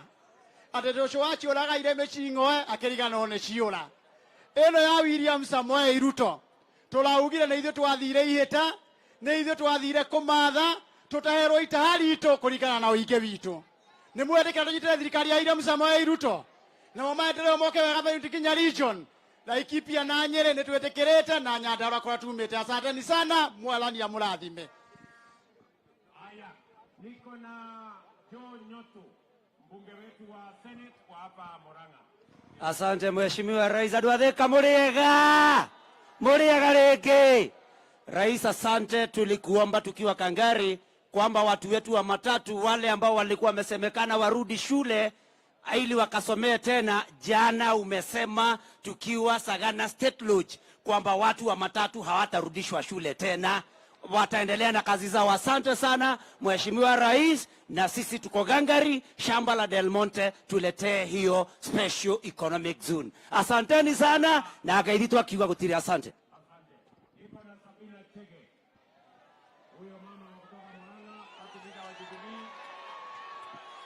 Andũ a Thika mũrĩega, nĩ mwendete njamba ĩno? Kĩnyonie ũguo ngoro nĩ mũmwendete. Na nĩ ndĩroigire atĩrĩrĩ, ndingĩthũra ũnjokerere atĩ ũkahutie.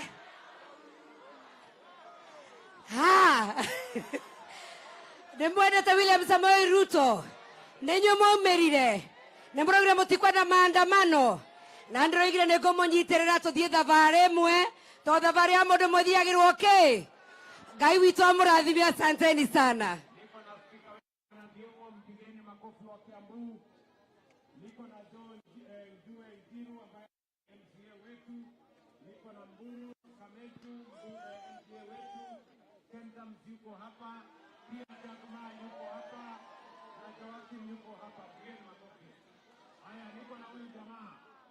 Anaitwa Kanini Kega. Huyu Kanini Kega alitusumbua sana, tukamuita Kanini Koru, lakini sasa amebadilika, tuko pamoja. Tusalimiane hii ya juu kabisa. You know, Your Excellency, mimi sikukupatia kura. Mimi nilikuwa nimesukumana na mzee kupata mlima, lakini ile kuaguka mayanga ituliaguka. Mzee aliaguka na akaniagusha. Lakini sasa mimi nimesema kwamba because I know His Excellency the President has a good plan for our country. Tumefanya kazi na yeye for long na atatusaidia sisi kama watu wa mlima na pia Kenya. He has a good plan for Kenya. And finally, the only handshake ambayo iko mzuri na ilikuwa sawa ni ile kanini walisalimiana na His Excellency William Samoei Ruto na Rigathi. Hakuna salamu nyingine. Thank you so much and God bless you. Aya, niko na Jango jameni.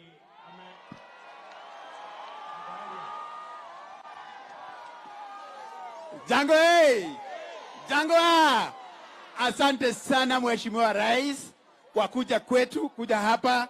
Wakati ulikuja hapa mara ya mwisho, Jango ndiye alikuwa boss, lakini sasa tumekuwa na boss mwingine, Madam Alice, na si yako sawa bado. Na si yako sawa. Na sasa sisi kitu yetu ya ugavana inakuja miaka 4, na nataka kuuliza Rais, Jango ako hapa na ako free. Hapo sawa? Na ako available. Na ako royo. Na si kweli anitume kweli. Tuanze hii maneno. Hapo sawa?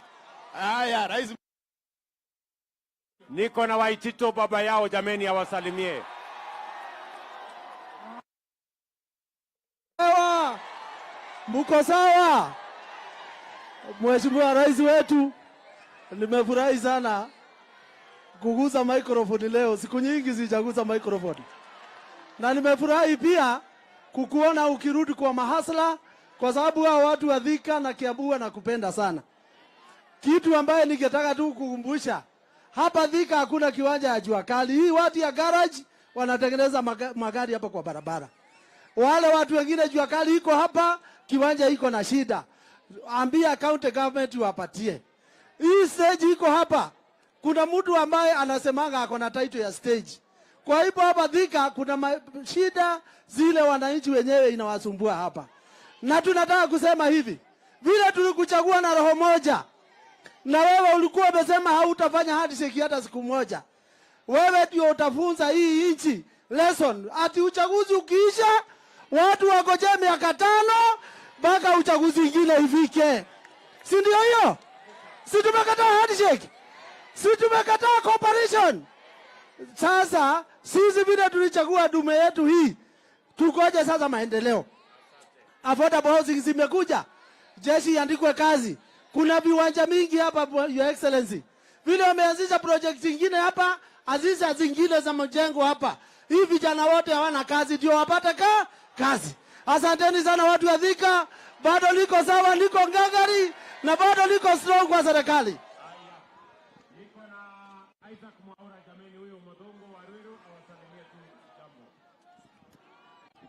Thika Thika Murega ni mwerete president witu ni ndakwenda kumucokeria ngatho tondu umuthi ni mweri 9 exactly 1 year tangu tuchague William Samoei Ruto awe rais wa Kenya, si ndio?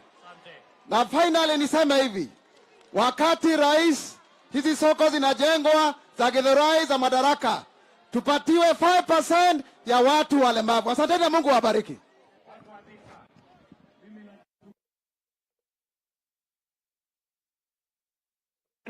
Kwa kuja kutusikiza. Mimi nawahakikishia hii safari tutatembea pamoja. Mungu atatujalia na tutafika mahali tunaenda pamoja. Nawatakia heri, nawatakia baraka ya Mungu. Mwadhani ya muradhime. Mungu wabariki sana. Asanteni sana watu wa Thika. Thank you.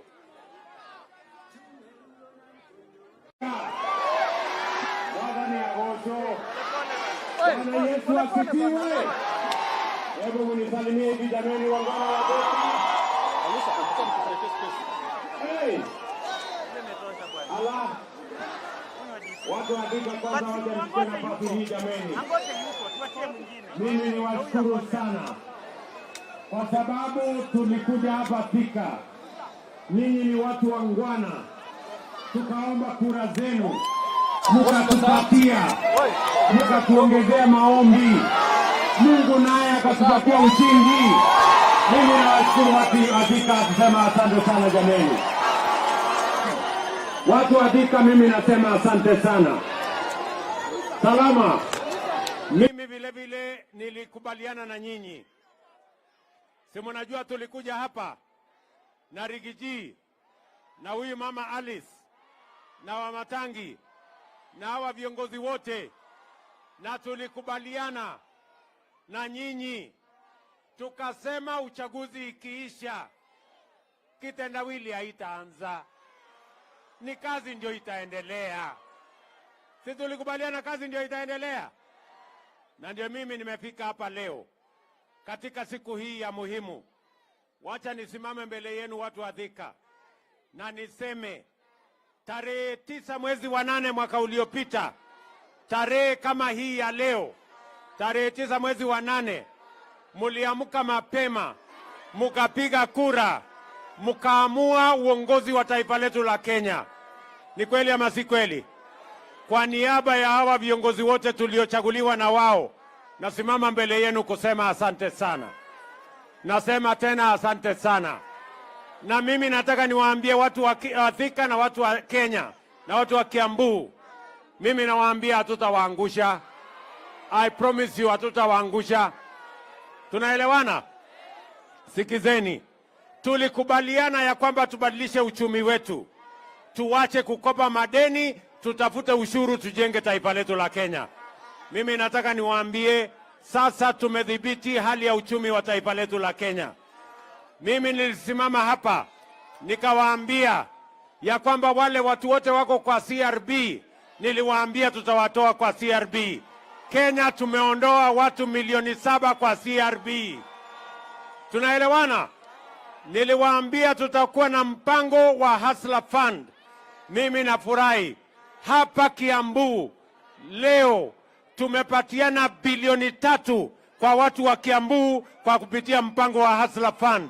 Watu milioni 1.2 Kiambu wako na pesa ya Hustler Fund. Ni kweli ama si kweli? Niliwaambia ya kwamba tutatatua matatizo ya CBC na elimu ya watoto wetu. Nasimama mbele yenu kuambia CBC matatizo tumeyatatua, na juu yake tumeajiri waalimu wapya 56,000 watafundisha watoto wetu shuleni. Tuko pamoja? Pia niliwaambia tutatatua matatizo ya mambo ya Tibet. Nikawaambia tutatatua matatizo ya masomo ya watoto wetu university. Hiyo matatizo yote tumetatua. Sasa watoto wetu watapata scholarship wakienda kusoma university. Niliwaambia vile vile ya kwamba tutashughulikia mambo ya cost of living ama gharama ya maisha. Si tulikubaliana? Na niliwaambia ya kwamba tutapunguza fertilizer, ile mbolea.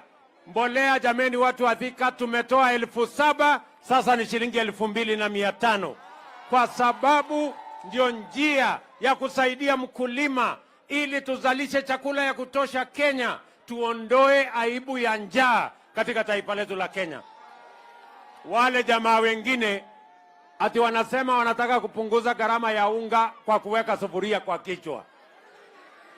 Nikuulize wewe mtu ya hapa Thika, tunaelewana?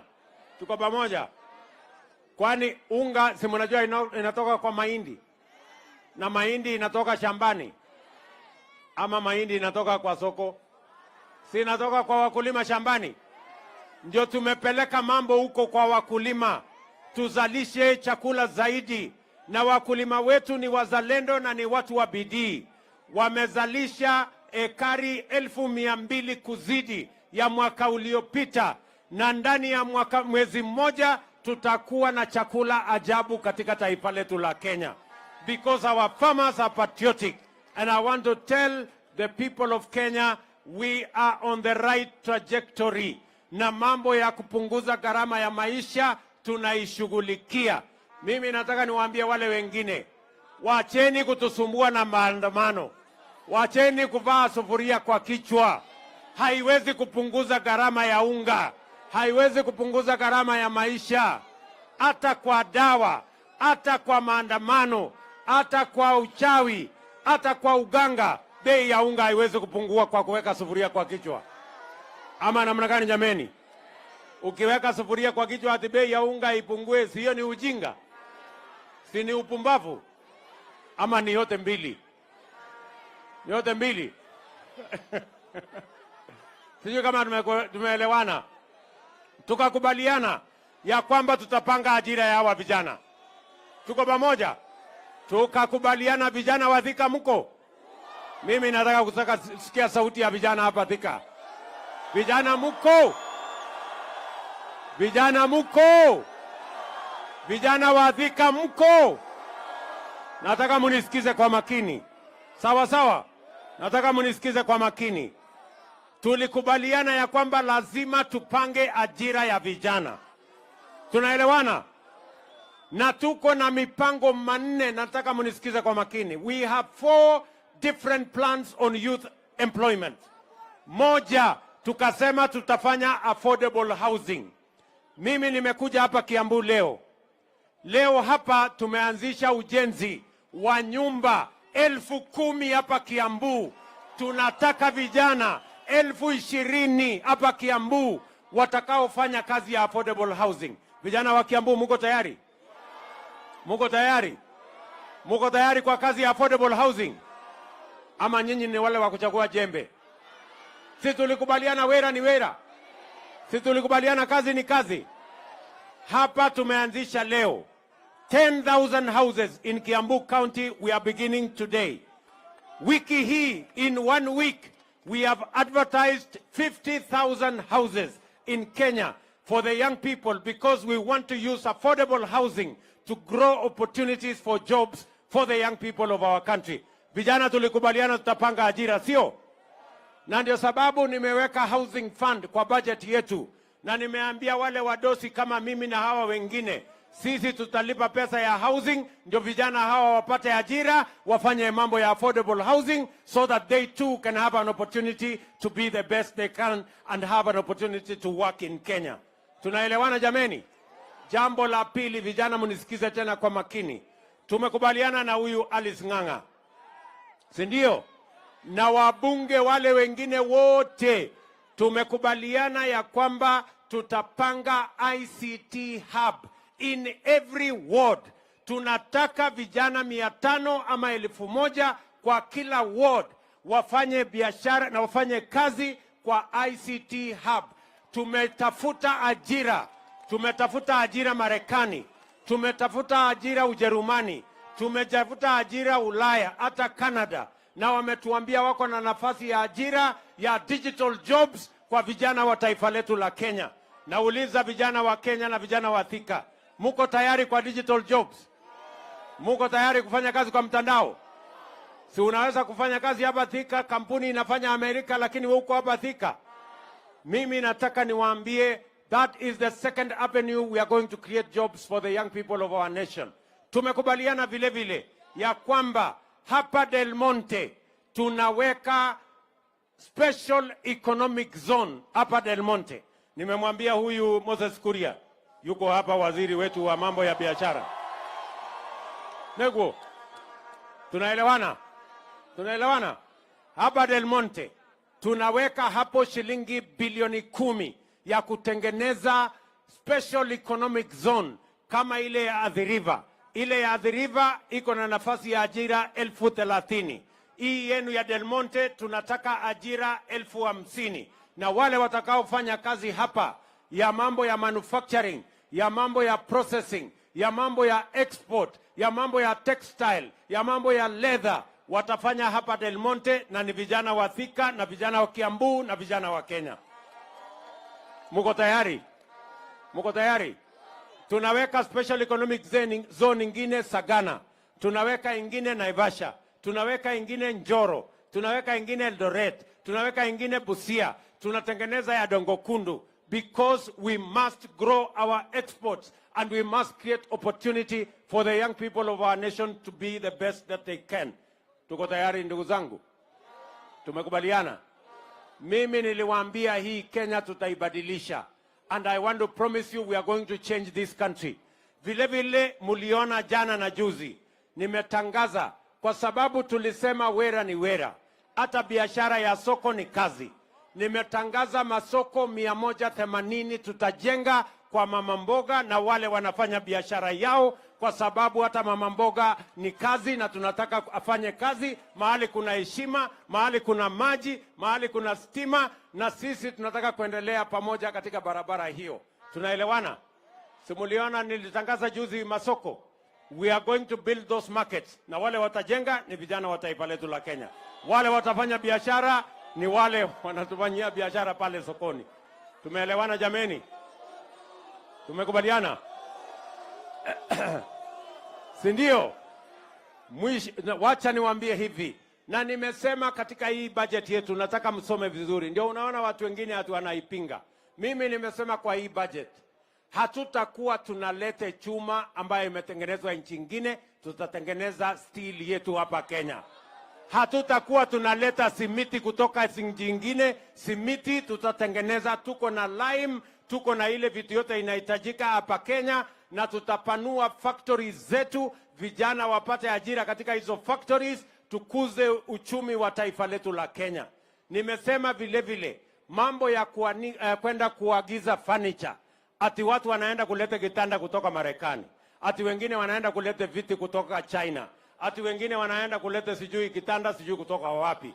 Mimi nimesema hiyo kazi yote ya kuleta bidhaa kutoka nje tunafunga, ndio vijana hawa wa Kenya wapate nafasi ya kutengeneza hizo mali yote, kwa sababu we need to create jobs for these young people. Mimi nauliza nyinyi watu wa Thika. Mimi niwaulize.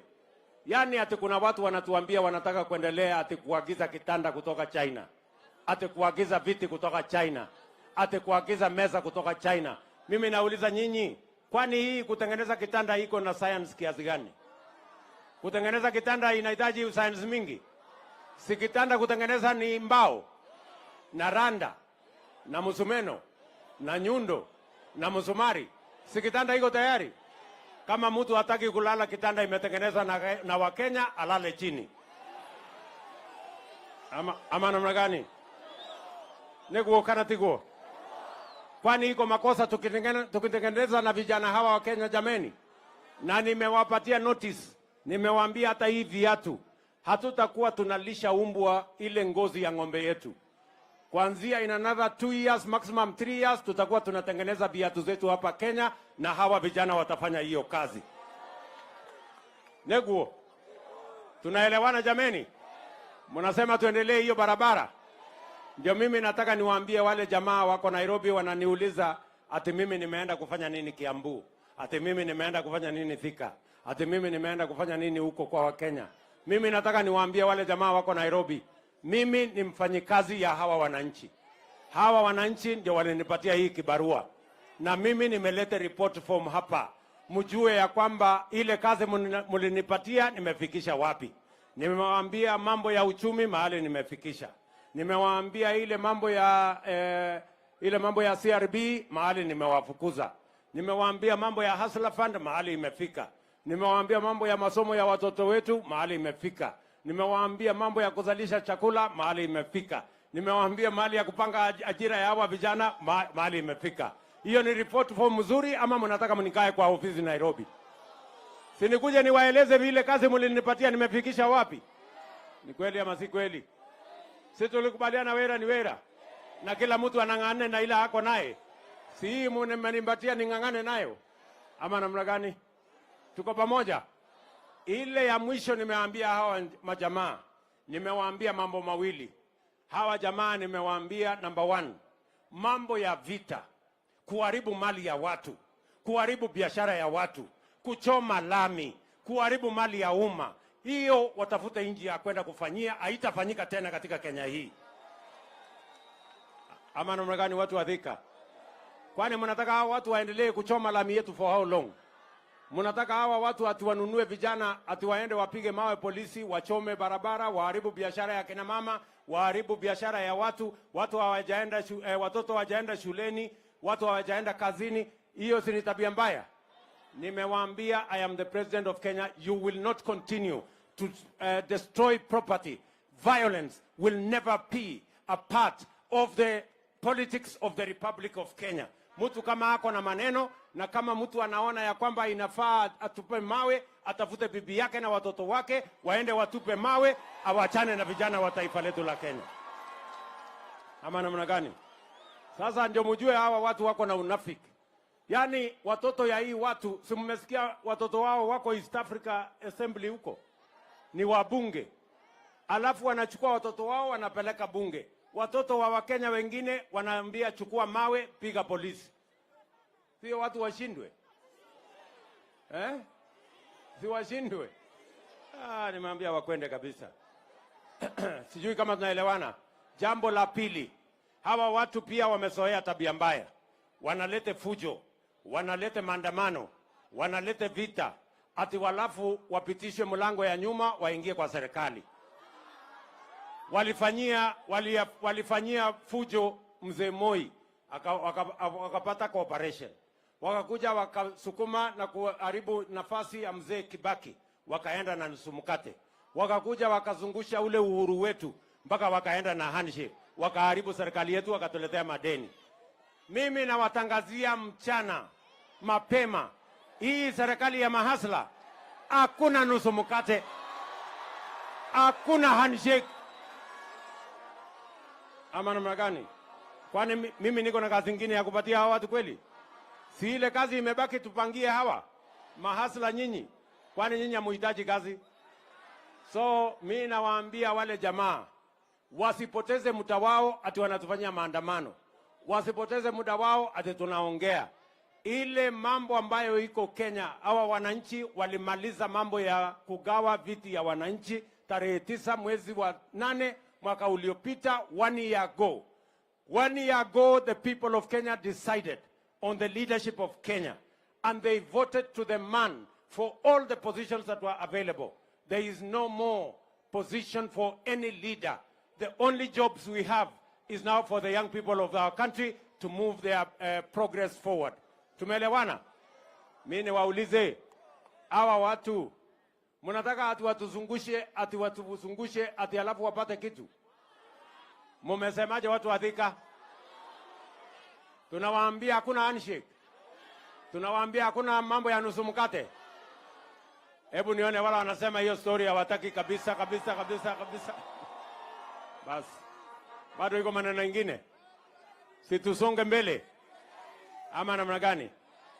Sasa watu wa Thika, mnajua hii kazi ni kazi kubwa na ni kazi ngumu. Niko na muungwana ambaye ananisaidia kusukuma hii kazi. Anaitwa Rigiji. Mnamjua huyo jamaa? Mtu ya kusema ukweli. Si atusalimie huyu Rigiji. Deputy President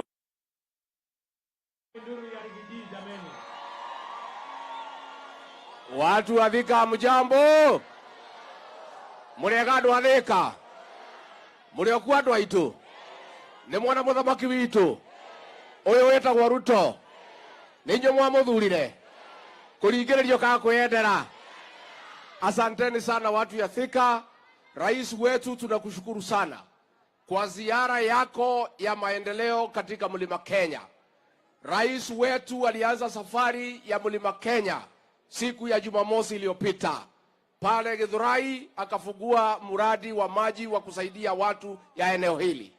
Tukatoka hapo tukakuja hapa tukavuka River Chania ambaye ndio chanzo ya mfalume ya Mount Kenya anaanzianga safari yake akielekea katika ikulu ndogo ya Sagana. Tukatoka hapo tukaenda mpaka pale Keno Murang'a akafanya kazi. Tukatoka hapo mpaka Kirinyaga, tukatoka hapo mpaka Nyeri. Amepata nafasi ya kuzunguka katika kaunti zetu akiangalia mambo ya maendeleo. Pia amepata nafasi ya kukaa na magavana wetu wote 11. Amepata nafasi ya kukaa na wabunge wote na maseneta kupanga maendeleo. Nataka nihakikishie watu ya Mount Kenya, rais kwa hizi siku 5 maendeleo ya Mlima Kenya imepangwa ikapangika. Niguo andu aitu. Niguo andu a Thika. Ndiagicokirie ngathoma. Ni mwatwikire wega. Twina njamba eno. Matutiari handu hega. Kwanza ndani ndari handu haceke muno. Manjekeraga kinyabura inde ngaikara nginya mandi. Niguo kimenya kwi Ngai matu-ini ri. Thigari iria ciangiraga nicio cinangagira. Niguo. Nitukurugama na njamba ino. Rais wetu tunakwambia kutoka hapa Mount Kenya. Tulikuchagua mchana mwaka moja uliopita. Na wewe tulikuchagua kama rais peke yako. Hakuna vile mtu yeyote atalete fujo apitie mlango ya nyuma ati akuje kwa serikali yako. Huyu mzee ya maandamano akitaka kuwa rais wa Kenya agojee 2027 akuje tukutane kwa Dembe. Neguo. Na rais wetu hapa katika Mlima Kenya, sisi ni watu ya kutafuta mali na kuchunga mali. Na siku hii watu ya maandamano waliharibu mali ya watu huko Nairobi. Tulisema hapa Mlima Kenya hakuna maandamano. Na hao watu ya mlima wakasema wahitaji askari kulinda mali yao. Na kwa hivyo tungetaka kusema katika eneo hili na Kenya nzima mambo ya maandamano hatutaki, tunataka maendeleo. Nitoiguithania andu aitu. Nitukurugama na njamba ino. Nitukurugama nayo. Kwoguo ngwenda kumwira muiretu uyu wanyu ugwitwa Alice nimo mwendete. Hau neki. Hau mutiahengecire. Nimukumunyitirira. Na seneta witu Karungo wa Thang'wa. Nimukumunyitirira. Na gavana ugwitwa Matangi. Niguo. Nimukumunyitirira. Kiama kianyu ni kiriku? Ni UDA. Harambee. Nĩ gĩa kũu gĩtikwenda thogithi.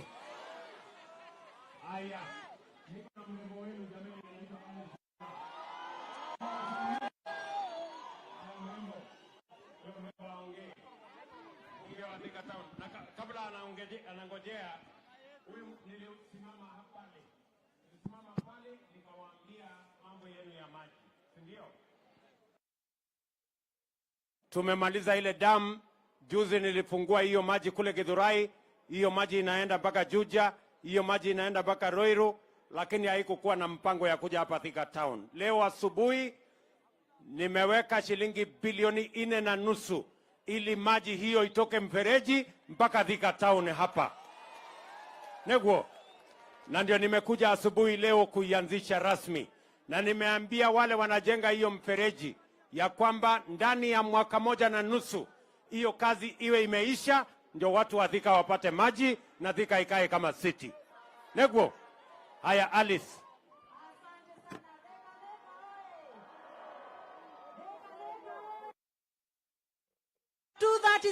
Oye! Iko wapi makofi yetu ya rais? Andu a Thika ni mwakena. Ndenda kwamba kwaria na Gikuyu nigetha njarie na Githweri. Ndenda mukiri oguo muigue ngimuhoera indo neguo. Mukiri oguo muigue ngihoya. Nimuramenya kuma twathurire ndagitari William Ruto ni mwaka umwe. Tumuinira happy birthday Kenya Kwanza. Happy birthday to you. Happy birthday to you.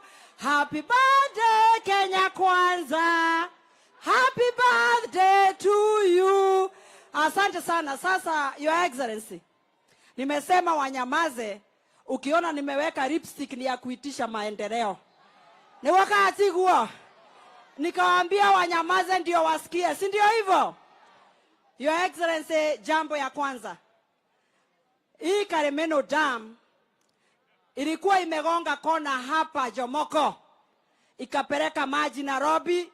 Siku ya leo tunataka kukuambia asante sana. Thika tulikuwa tunapata maji once a week. Kwa hivyo asante sana, Mungu akubariki. Makofi mega. Ya pili, Your Excellency, wale vijana ambao wamesimama hapa siku ya leo kwa affordable housing huku government quarters, hao ni watu 2000 vijana wangu wa hapa Thika.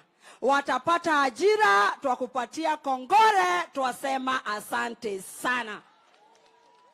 Your Excellency, ya tatu, nataka kuambia wanathika, tumecheza siasa miaka mingi na soko yetu ambayo inaitwa Madaraka Market. tunataka kukuambia asante sana kwa sababu ulitupatia 400 million. Your Excellency, siku ya leo umesema vijana wangu ambao wanasema bogi yangu ati kazi ni kazi. Bogi yangu ya Nduthi na bogi yangu ya vijana hapa Majei, Biafra na Starehe. Umesema na diaspora. Wamesema ya kwamba kila pahali tutakuwa na IC center, vijana wetu wajiajiri. Makofi meha. Sasa Your Excellency, sasa hii ndio list ya request. Hapa kwetu diaspora panaitwa diaspora ni kule Dede alizaliwa. Kunaitwa diaspora ni Kiadu tu. Bwana Yesu asifiwe. Watu huku kwa Njero na Hinga kuna wako na department inaitwa KISIP. Walikuja wakasema Kiandutu na Kiang'ombe wanataka title deed na zimekaa sana.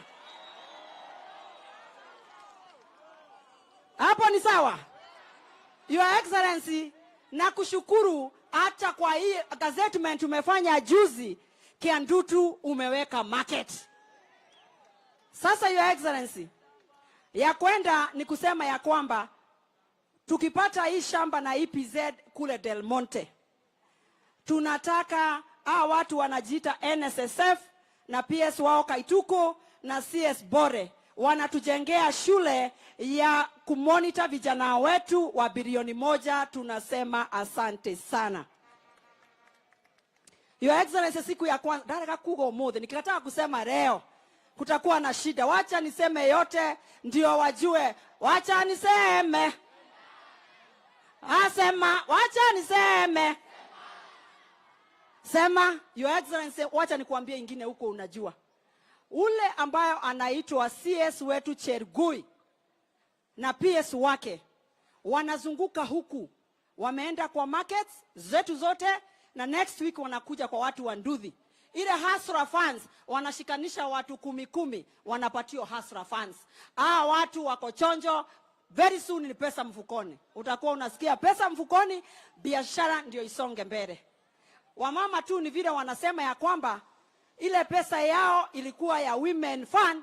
Sasa ile group ambao walikuwa wanapata 500,000, uambie ule Chergui wale wamama ambao walikuwa wamefikisha hapo na wanalipa vizuri, wapatio 500,000 kusonga mbele mpaka 1,000,000. Ni moigo raje tirie. Nekege tigarete tina mbele. Haya, Mokereti, ukisikia Mokereti ni hapa tumesimama Your Excellency. Pale huyu Ndede Nyoro alikuwa anauza viatu. Hapa alikuwa anauza hapa.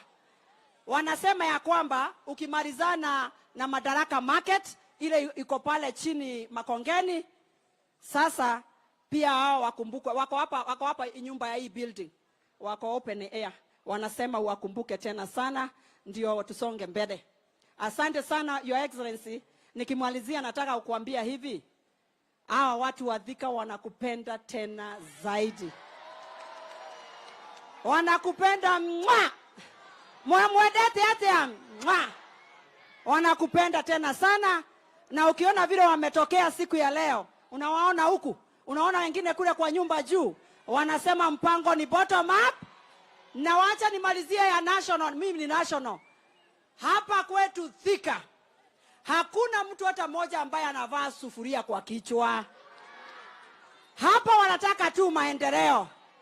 Na wamekuambia Your Excellency, hata sio mkate nusu, hata kuota hawezi kapata. Wanasema wewe ni uko ngangare, na asante sana kaya mwenda na muradhime. Hapo nyuma mimi nitaipangia. So atanifuatilia ndio nipange hiyo maneno. Neguo. Wacha nipatie sasa gavana wetu Kimani wa Matange.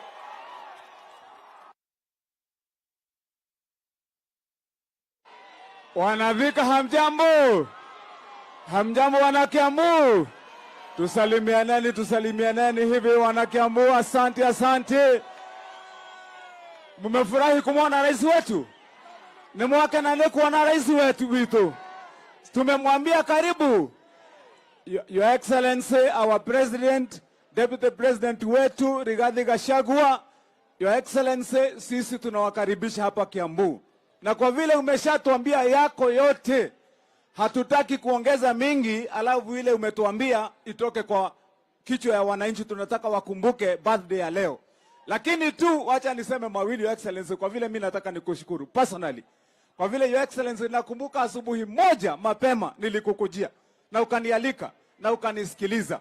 Na wakati ule nilisikiliza, Your Excellency, hiyo jambo moja umetimiza, imetusumbua hapa sana Thika ya maji. Na siku ya leo rais wetu pale juu ametufungulia maji, na hiyo maji kwa muda wa miezi ambaye haitapita 3 itakuwa iko hapa Thika. Tuko sawa jameni? Ya pili, Your Excellency, kwa hizo soko zote umetupatia hapa Thika peke yake, Your Excellency, umetupatia soko moja, soko 6 kwa hii Thika peke yake. 6. Na Your Excellency, mimi nataka nikushukuru sana kwa vile najua sasa vijana wetu watapata kazi. Lakini kwa vile Your Excellency, hapa tuko na shida mingi. Wacha tu niseme moja. Hii stadium iko hapa Your Excellency. Nilikuomba juzi nikakwambia tunafungua ile Kirigiti. Hii Thika stadium hapa. Hii stadium mimi nimepeana pesa 95 million ya kujenga na tuweke ukuta yenye inashika vijana wetu hawa. Nimetengeneza, ngojeni kidogo. Hii ukuta Your Excellency nimetengeneza inakuwa ni stalls kwa ukuta, stalls 88 na nimeongeza sasa imekuwa stall 156. Ile Your Excellency, ukiniongeza pesa kidogo tushikiane hii mradi, tuta accommodate hao vijana wachuuzi 250 kwa hii ukuta peke yake. Bila kuingia stadium, watakuwa kwa hii ukuta. Your Excellency, nitakuomba kwa huo mjengo unishikilie, tuweke vijana 250 hapa kwa hiyo kazi. Yangu Your Excellency, ya mwisho, Your Excellency, nataka ni confirm kwako wakati na kushukuru ya kwamba sisi kama serikali ya kaunti ya Kiambu, hii kazi ambayo umetupatia sasa ya kutengeneza affordable housing itatembea kama gari mara moja.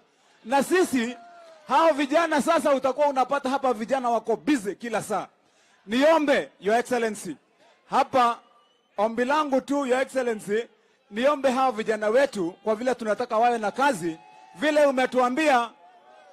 umetuambia hapa hii mambo ya EPZ.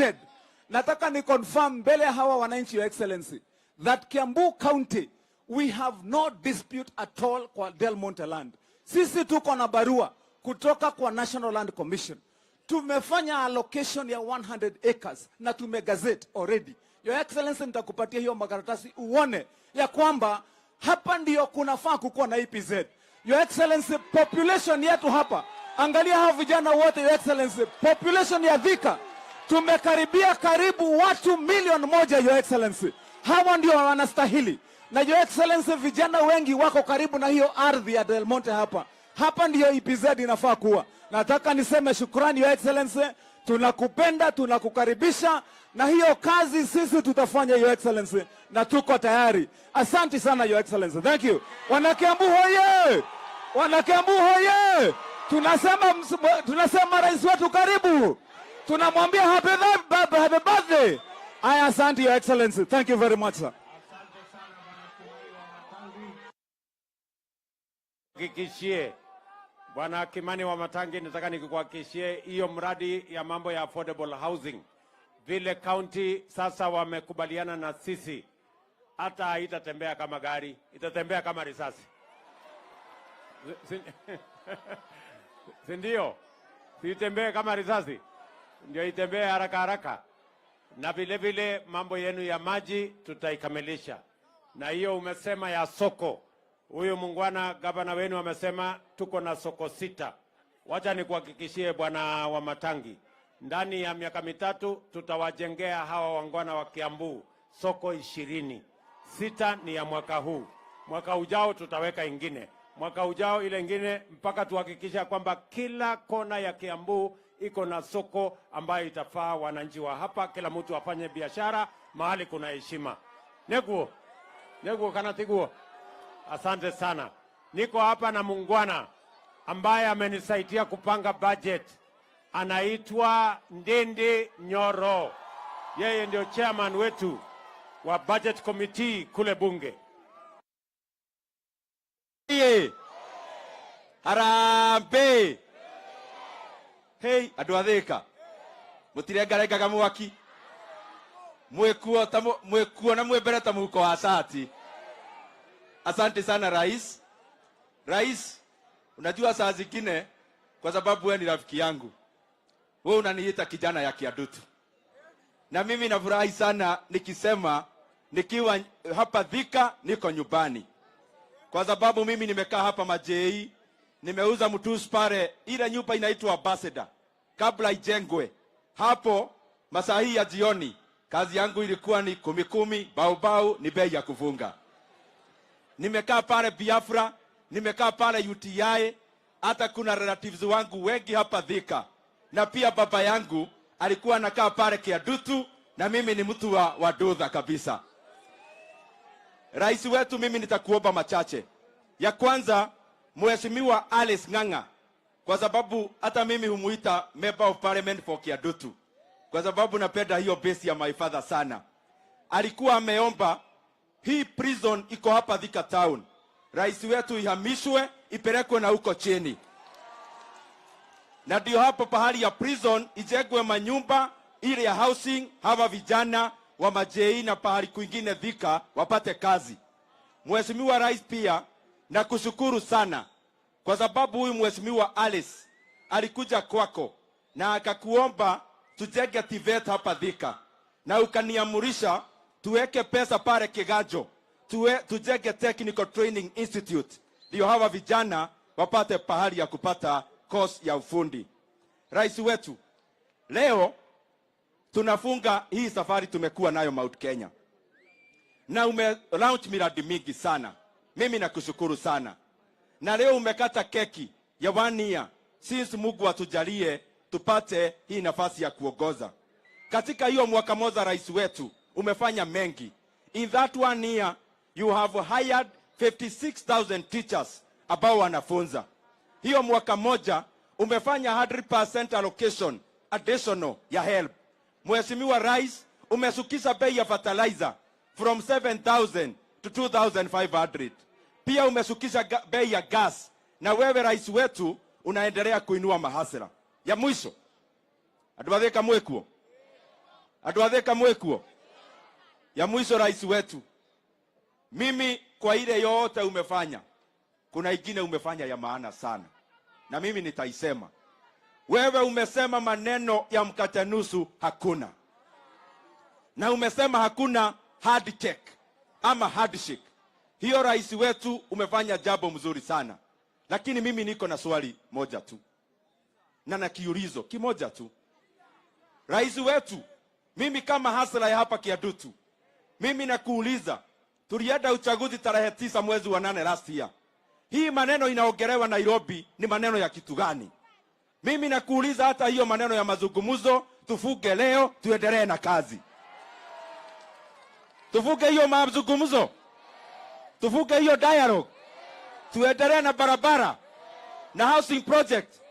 Thank you muno, na Ngai amurathime.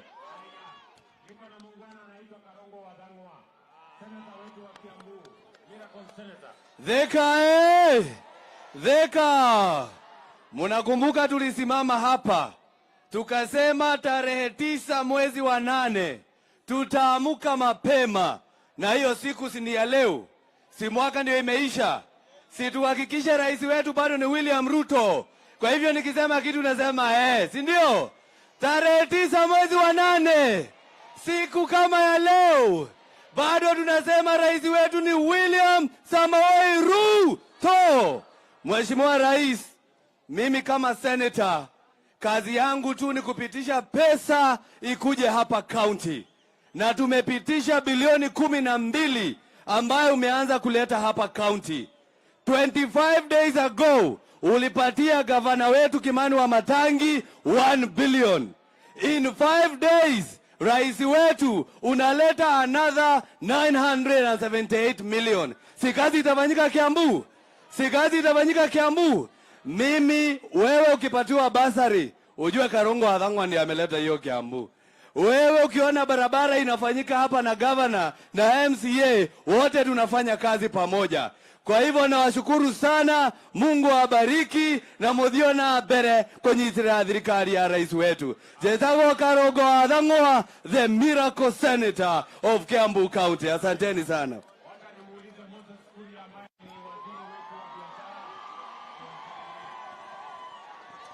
Watu wa Thika mjambo. Adoito Mulega. Ngethie ugo jigwa muzuri. Uli murake minalio tatinda agetigire imotioe. Kwanyitanire. Ndonagira TV nionanie. Lakini mimi nataka kuhakikishia ya kwamba chini ya rais wetu kazi tunafanya. Na mmesikia ile kazi nimepewa ya kujenga viwanda, kujenga EPZ na kuhakikisha ya kwamba vijana wetu wamepata nafasi za kazi. Nataka kumhakikishia gavana wetu wa Matangi, EPZ hapa Thinga itajengwa. Na kujenga hapa Thika sio kusema ati hatujajenga kwingine. Kwa hivyo watu wa Murang'a tutajenga yao, na yetu hapa Kiambu, hapa Thika tutajenga. Mmesikia mpaka Kiandutu tuko na soko. Na hiyo soko ni mambo ya biashara. Na rais tukushukuru kwa sababu umetuhakikishia ya kwamba hata hii soko yetu ya Mukireti pia itajengwa. Wewe kuna wakati ulikuwa unafikiria ati Kiandutu kunaweza kuwa na soko? Sisi tuko na bahati. Si mnajua hii serikali ni ya mahasala. Na niwahakikishia ya kwamba mimi kama waziri ya biashara, mimi ndio nataka amani zaidi.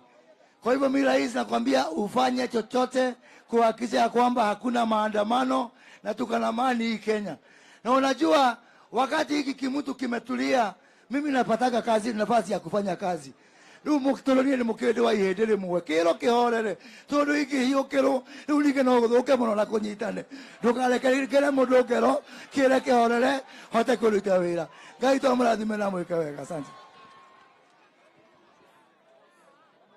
Ngoja kidogo, ngoja.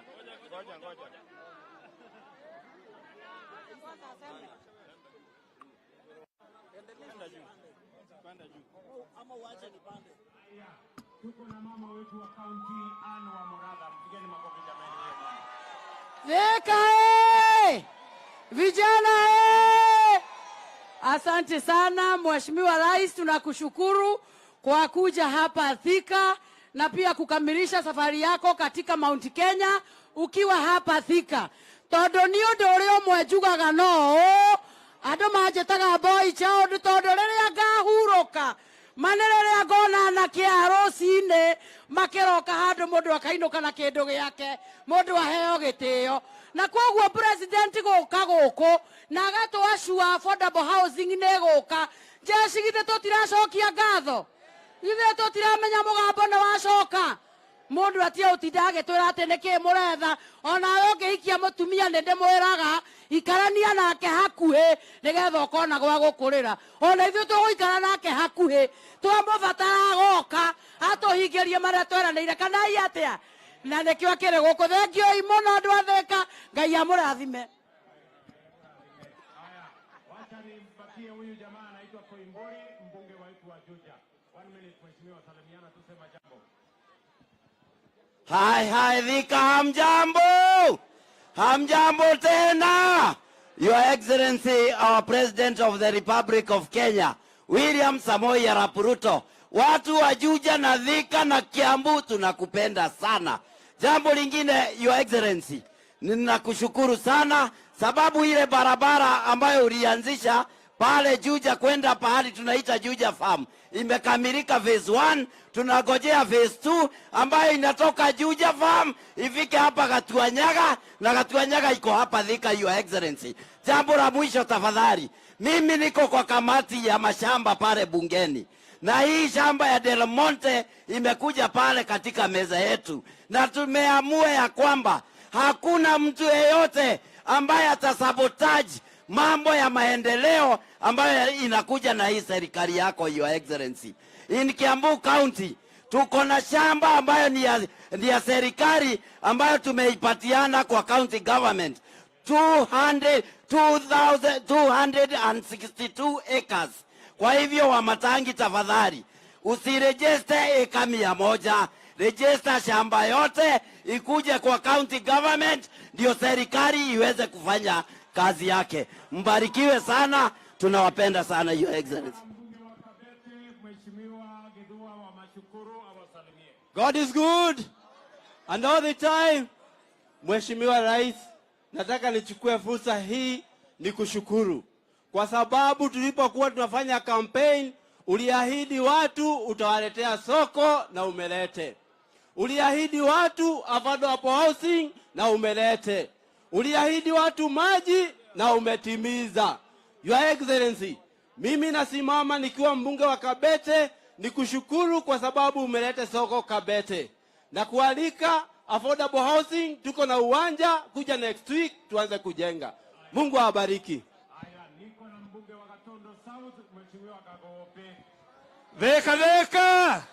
Dheka. Mimi maneno ya maendeleo rais ameongea. Si mmesikia maneno ya maendeleo amesema yote. Si ni kazi tupu, kazi ya manyumba, kazi ya barabara, kazi ya kuhakikisha watu wana biashara. Lakini mimi nina swali moja jameni. Sasa hii maneno yote tutaacha tuanze maandamano. Githuri kimwe gikuru nikyo yoto gitugia kumana itine ite tu gaini. Inywe tumia goko githuri kiu no mukihe. No mukihe inywe. Githuri kiu nigithie na kou ithio tutoera ni William Samoei Ruto president wetu. Asanteni sana, Mungu awabariki. Niko na mbunge Kahangara, mbunge wetu wa Lari awasalimie. Aya, Dwadheka Muriega, nisalimie kwa hewa. Asante. Your Excellency, nataka niseme tu jambo moja. Kwamba hii safari ambayo umefanya ya kuja katika mlima tulikuwa tumeingoja sana. Kana tigwa andũ aitũ. Tondu turendaga kwirwo ati kwenu thumugate kana gutire. Ni murenda thumugate? Your Excellency, tumekataa hiyo. Nataka nikushukuru kwa maendeleo ambayo umetuletea hapa, mambo ya soko. Hata ile soko yangu inaitangwa soko mjinga, sasa itakuwa soko mwerevu sababu imejengwa, inaanza kujengwa. Tunakushukuru sana kwa barabara za Maumau na mengine maendeleo. Asanti watu ya Thika kujitokeza, Mungu awabariki.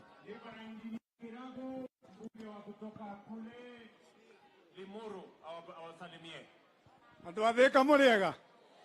Yangu Mheshimiwa Rais, ni kukuambia sisi timu yako ya Kiambu tunajua plani yako ni nzuri kwa sisi, na sisi tukipata mtu akiweka roadblock kwa plani yako tutapita na yeye. Mungu akubariki. Haya, niko na Kawanjiko wa Kiambaa. Dheka oye!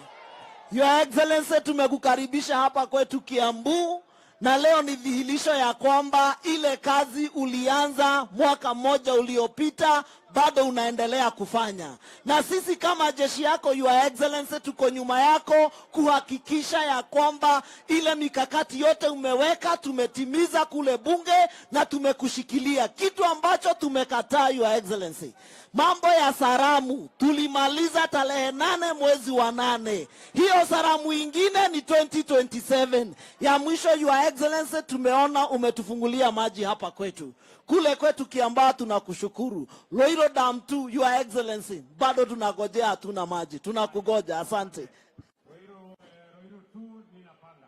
Tuko na mungwana anaitwa Karobia, mbunge wetu wa East African Legislative Assembly na kijana wa hapa Kiambu. Asante sana rais wetu. Andu a Kiambu Muriega ringi. Ni inyuĩ mwacagũrire Ruto na wendo mutekũringĩrĩrio. Ithuĩ twoka gũcokia ngatho na kũrugũria project ĩno twaheo ni president ya rais. Sisi tunakushukuru sana kwa sababu kwa kila housing unit ambayo unatengeneza kwa nchi yetu unatengeneza nafasi za kazi 15 ambazo vijana wetu watanufaika. Your Excellency, mimi nataka kukupatia ripoti. Watu wa hapa Kiambu hakuna mtu alivaa sufuria. Your Excellency, watu wa Kiambu watatembea na wewe kwa miaka 10 na sisi hatuna nafasi ya kuvaa sufuria kwa kichwa. Asante sana. Niko na mbunge wa Gatundu North Bwana Gororia atusalimie.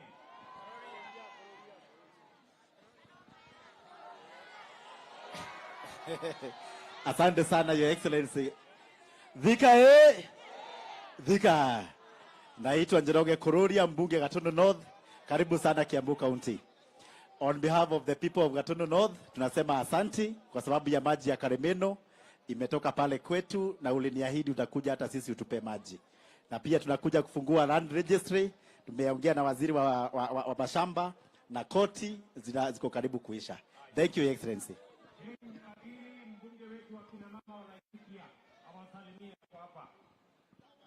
Andũ a Thika, Ngai nĩ mwega na hĩndĩ ciothe. Niĩ kuma kũrĩa Laikipia ndatũmwo nĩ andũ a Laikipia njuge ithuĩ tũtirenda handshake, ithuĩ tũtirenda kwaranĩria, ithuĩ tũrenda mũnene wa bũrũri atũrutĩre wĩra, mbeũ njĩthĩ cione mawĩra, bũrũri witũ ũhote gũthiĩ na mbere. Asanteni sana na Ngai amũrathime.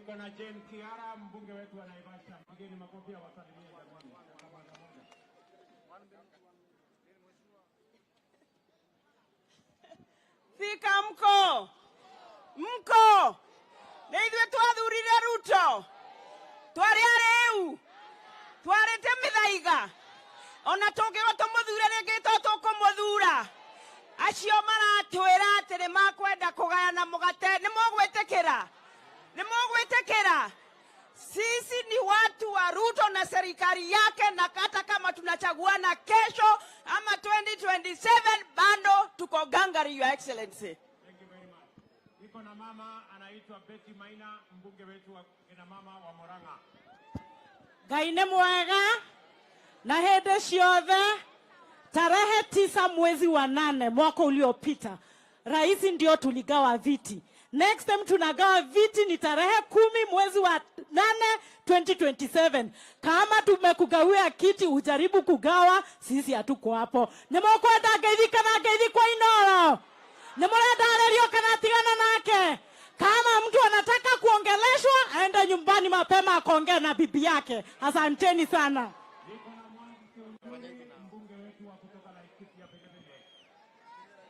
Andũ a Thika, Ngai nĩ mwega.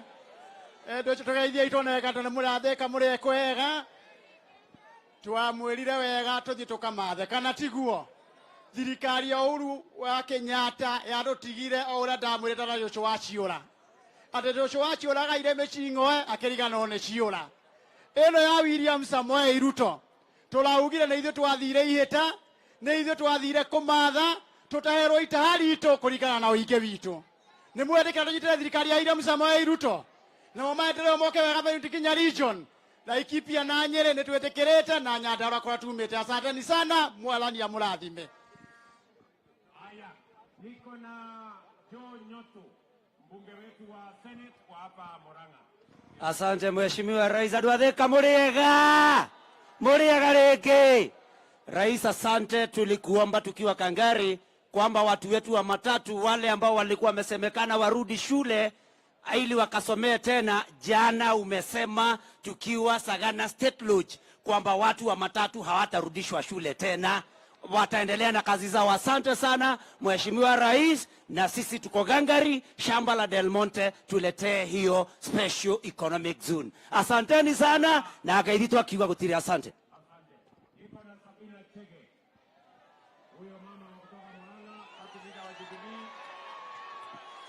Andũ a Thika mũrĩega, nĩ mwendete njamba ĩno? Kĩnyoniei ũguo ngorwo nĩ mũmwendete. Na nĩ ndĩroigire atĩrĩrĩ, ndingĩthũra ũnjokerere atĩ ũkahutie.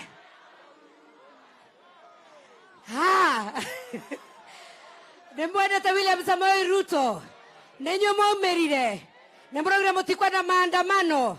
Na ndĩroigire nĩ ngũmũnyitĩrĩra tũthiĩ thabarĩ ĩmwe, tondũ thabarĩ ya mũndũ mũthiagĩrwo kĩ? Ngai witũ amũrathime. Asanteni sana.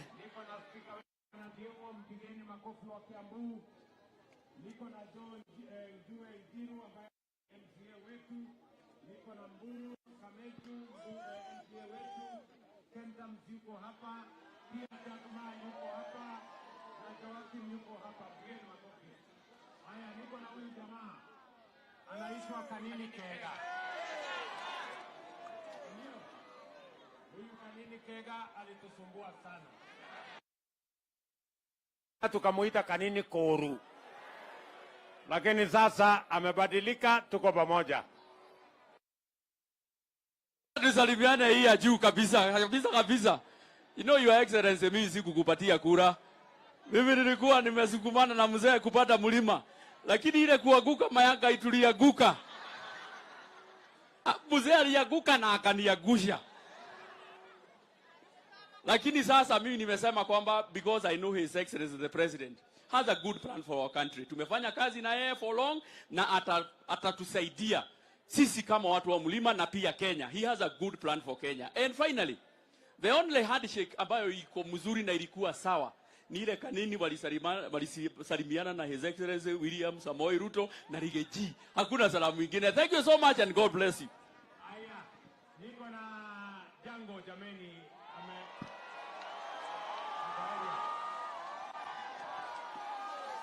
Jango Jango asante sana Mheshimiwa Rais kwa kuja kwetu, kuja hapa.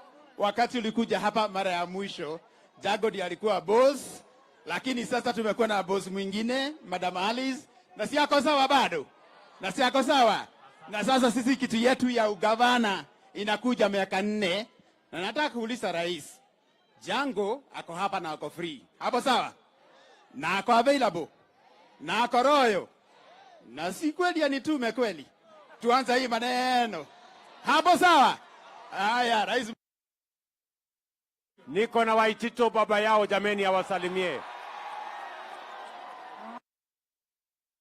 Sawa. Mko sawa?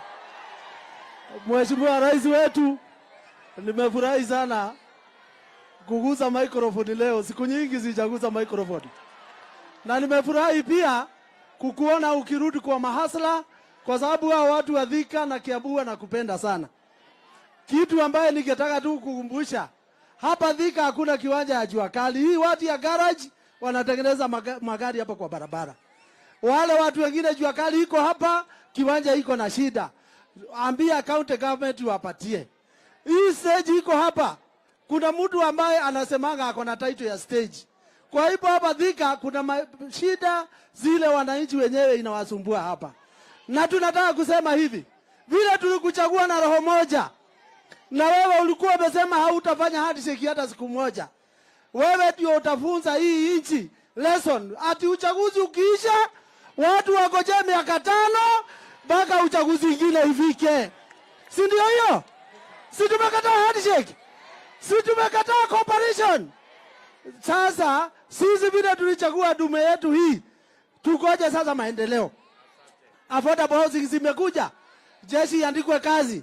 Kuna viwanja mingi hapa Your Excellency. Vile wameanzisha project nyingine hapa, azisha zingine za mjengo hapa. Hii vijana wote hawana kazi, ndio wapate kazi. Asanteni sana watu wa Thika. Bado liko sawa, liko ngangari na bado liko strong kwa serikali.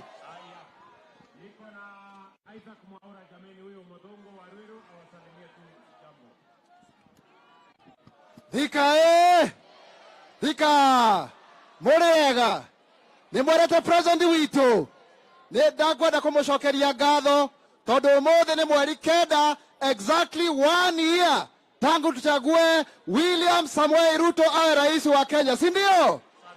Na finally niseme hivi, wakati rais hizi soko zinajengwa za Githurai za Madaraka, tupatiwe 5% ya watu walemavu. Asante na Mungu awabariki.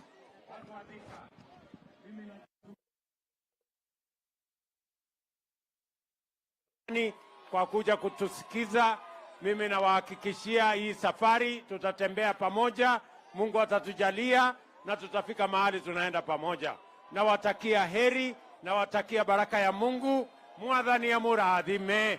Mungu wabariki sana. Asanteni sana watu wa Thika. Thank you.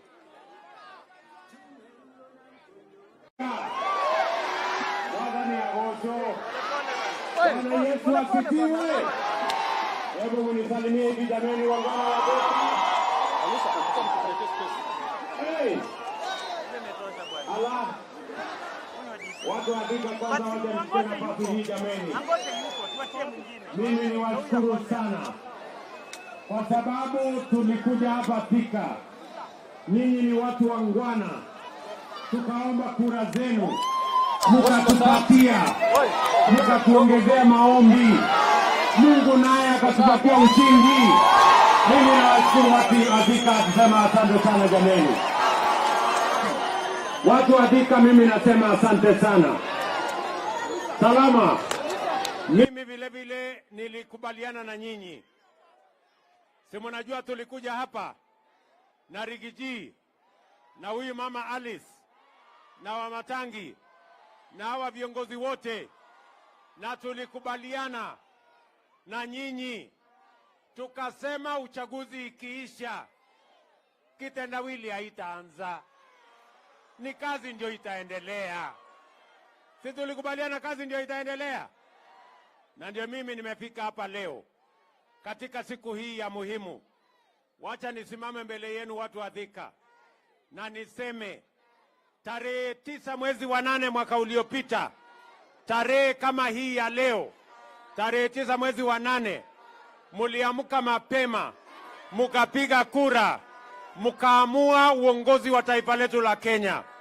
Ni kweli ama si kweli? Kwa niaba ya hawa viongozi wote tuliochaguliwa na wao, nasimama mbele yenu kusema asante sana. Nasema tena asante sana. Na mimi nataka niwaambie watu wa Thika na watu wa Kenya na watu wa Kiambu, mimi nawaambia hatutawaangusha. I promise you hatutawaangusha. Tunaelewana? Sikizeni. Tulikubaliana ya kwamba tubadilishe uchumi wetu. Tuache kukopa madeni, tutafute ushuru, tujenge taifa letu la Kenya. Mimi nataka niwaambie sasa tumedhibiti hali ya uchumi wa taifa letu la Kenya.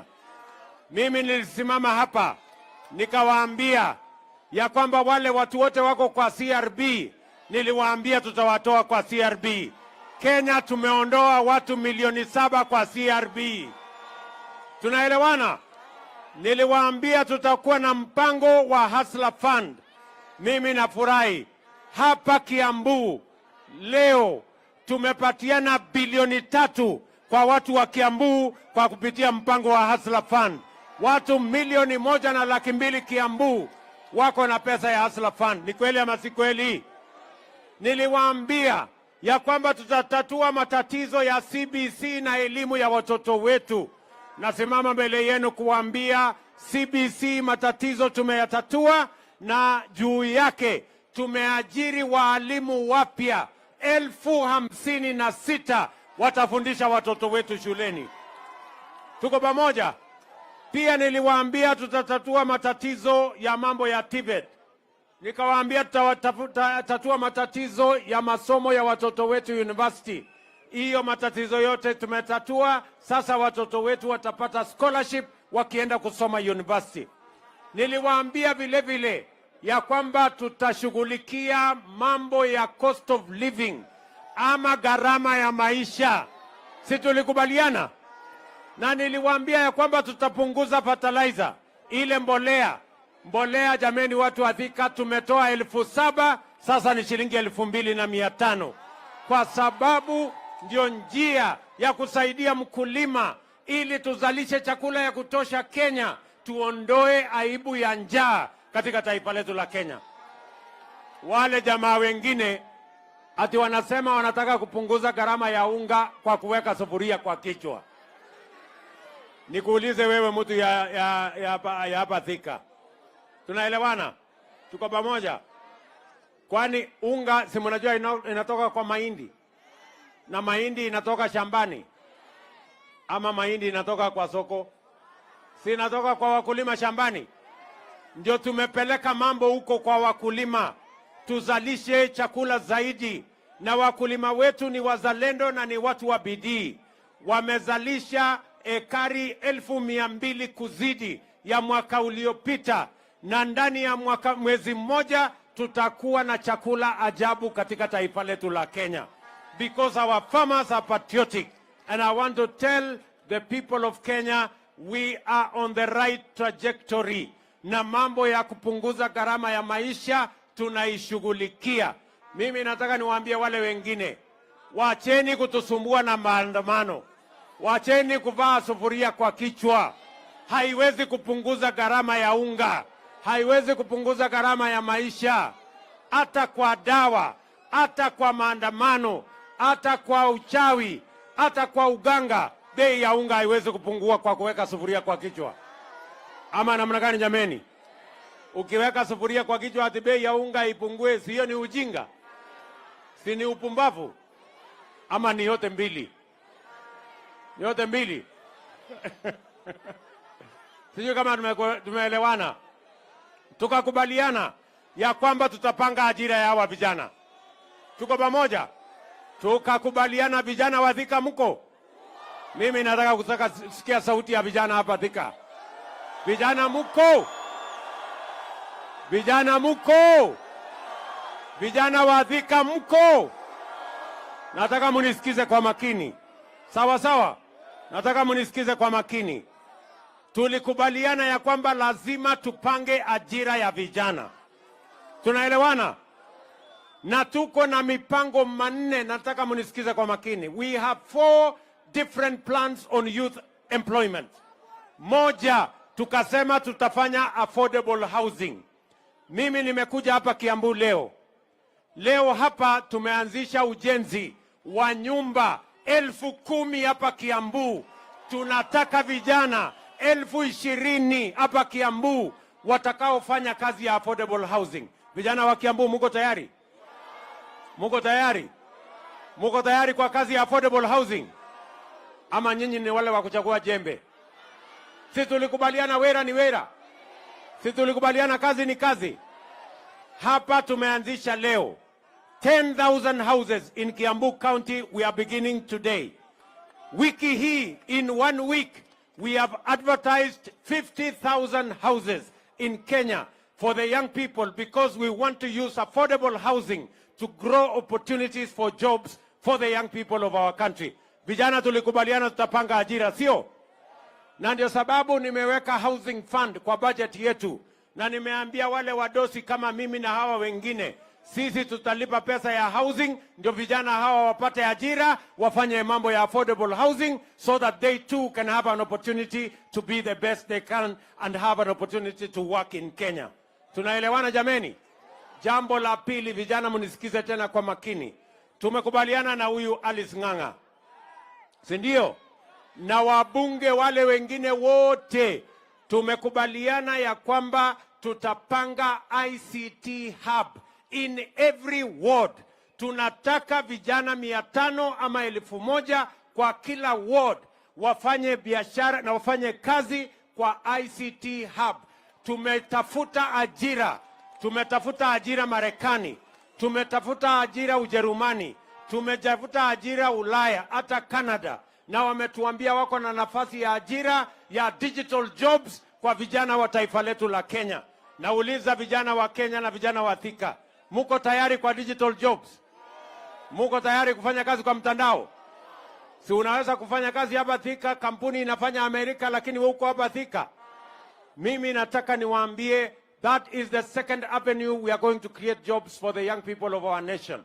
Tumekubaliana vile vile ya kwamba hapa Del Monte tunaweka special economic zone hapa Del Monte. Nimemwambia huyu Moses Kuria, yuko hapa waziri wetu wa mambo ya biashara. Nego, tunaelewana? Tunaelewana? Hapa Del Monte tunaweka hapo shilingi bilioni 10 ya kutengeneza special economic zone kama ile ya Athi River. Ile ya Athi River iko na nafasi ya ajira 30,000. Hii yenu ya Del Monte tunataka ajira 50,000. Na wale watakaofanya kazi hapa ya mambo ya manufacturing, ya mambo ya processing, ya mambo ya export, ya mambo ya textile, ya mambo ya leather, watafanya hapa Del Monte, na ni vijana wa Thika na vijana wa Kiambu na vijana wa Kenya. Muko tayari? Muko tayari? Tunaweka special economic zone ingine Sagana, tunaweka ingine Naivasha, tunaweka ingine Njoro, tunaweka ingine Eldoret, tunaweka ingine Busia, tunatengeneza ya Dongo Kundu, because we must grow our exports and we must create opportunity for the young people of our nation to be the best that they can. Tuko tayari ndugu zangu? Tumekubaliana? Mimi niliwaambia hii Kenya tutaibadilisha, and I want to promise you we are going to change this country. Vile vile muliona jana na juzi nimetangaza, kwa sababu tulisema wera ni wera, hata biashara ya soko ni kazi. nimetangaza masoko 180 tutajenga kwa mama mboga na wale wanafanya biashara yao, kwa sababu hata mama mboga ni kazi na tunataka afanye kazi mahali kuna heshima, mahali kuna maji, mahali kuna stima, na sisi tunataka kuendelea pamoja katika barabara hiyo. Tunaelewana? Simuliona nilitangaza juzi masoko. We are going to build those markets. Na wale watajenga ni vijana wa taifa letu la Kenya. Wale watafanya biashara ni wale wanatufanyia biashara pale sokoni. Tumeelewana jameni? Tumekubaliana?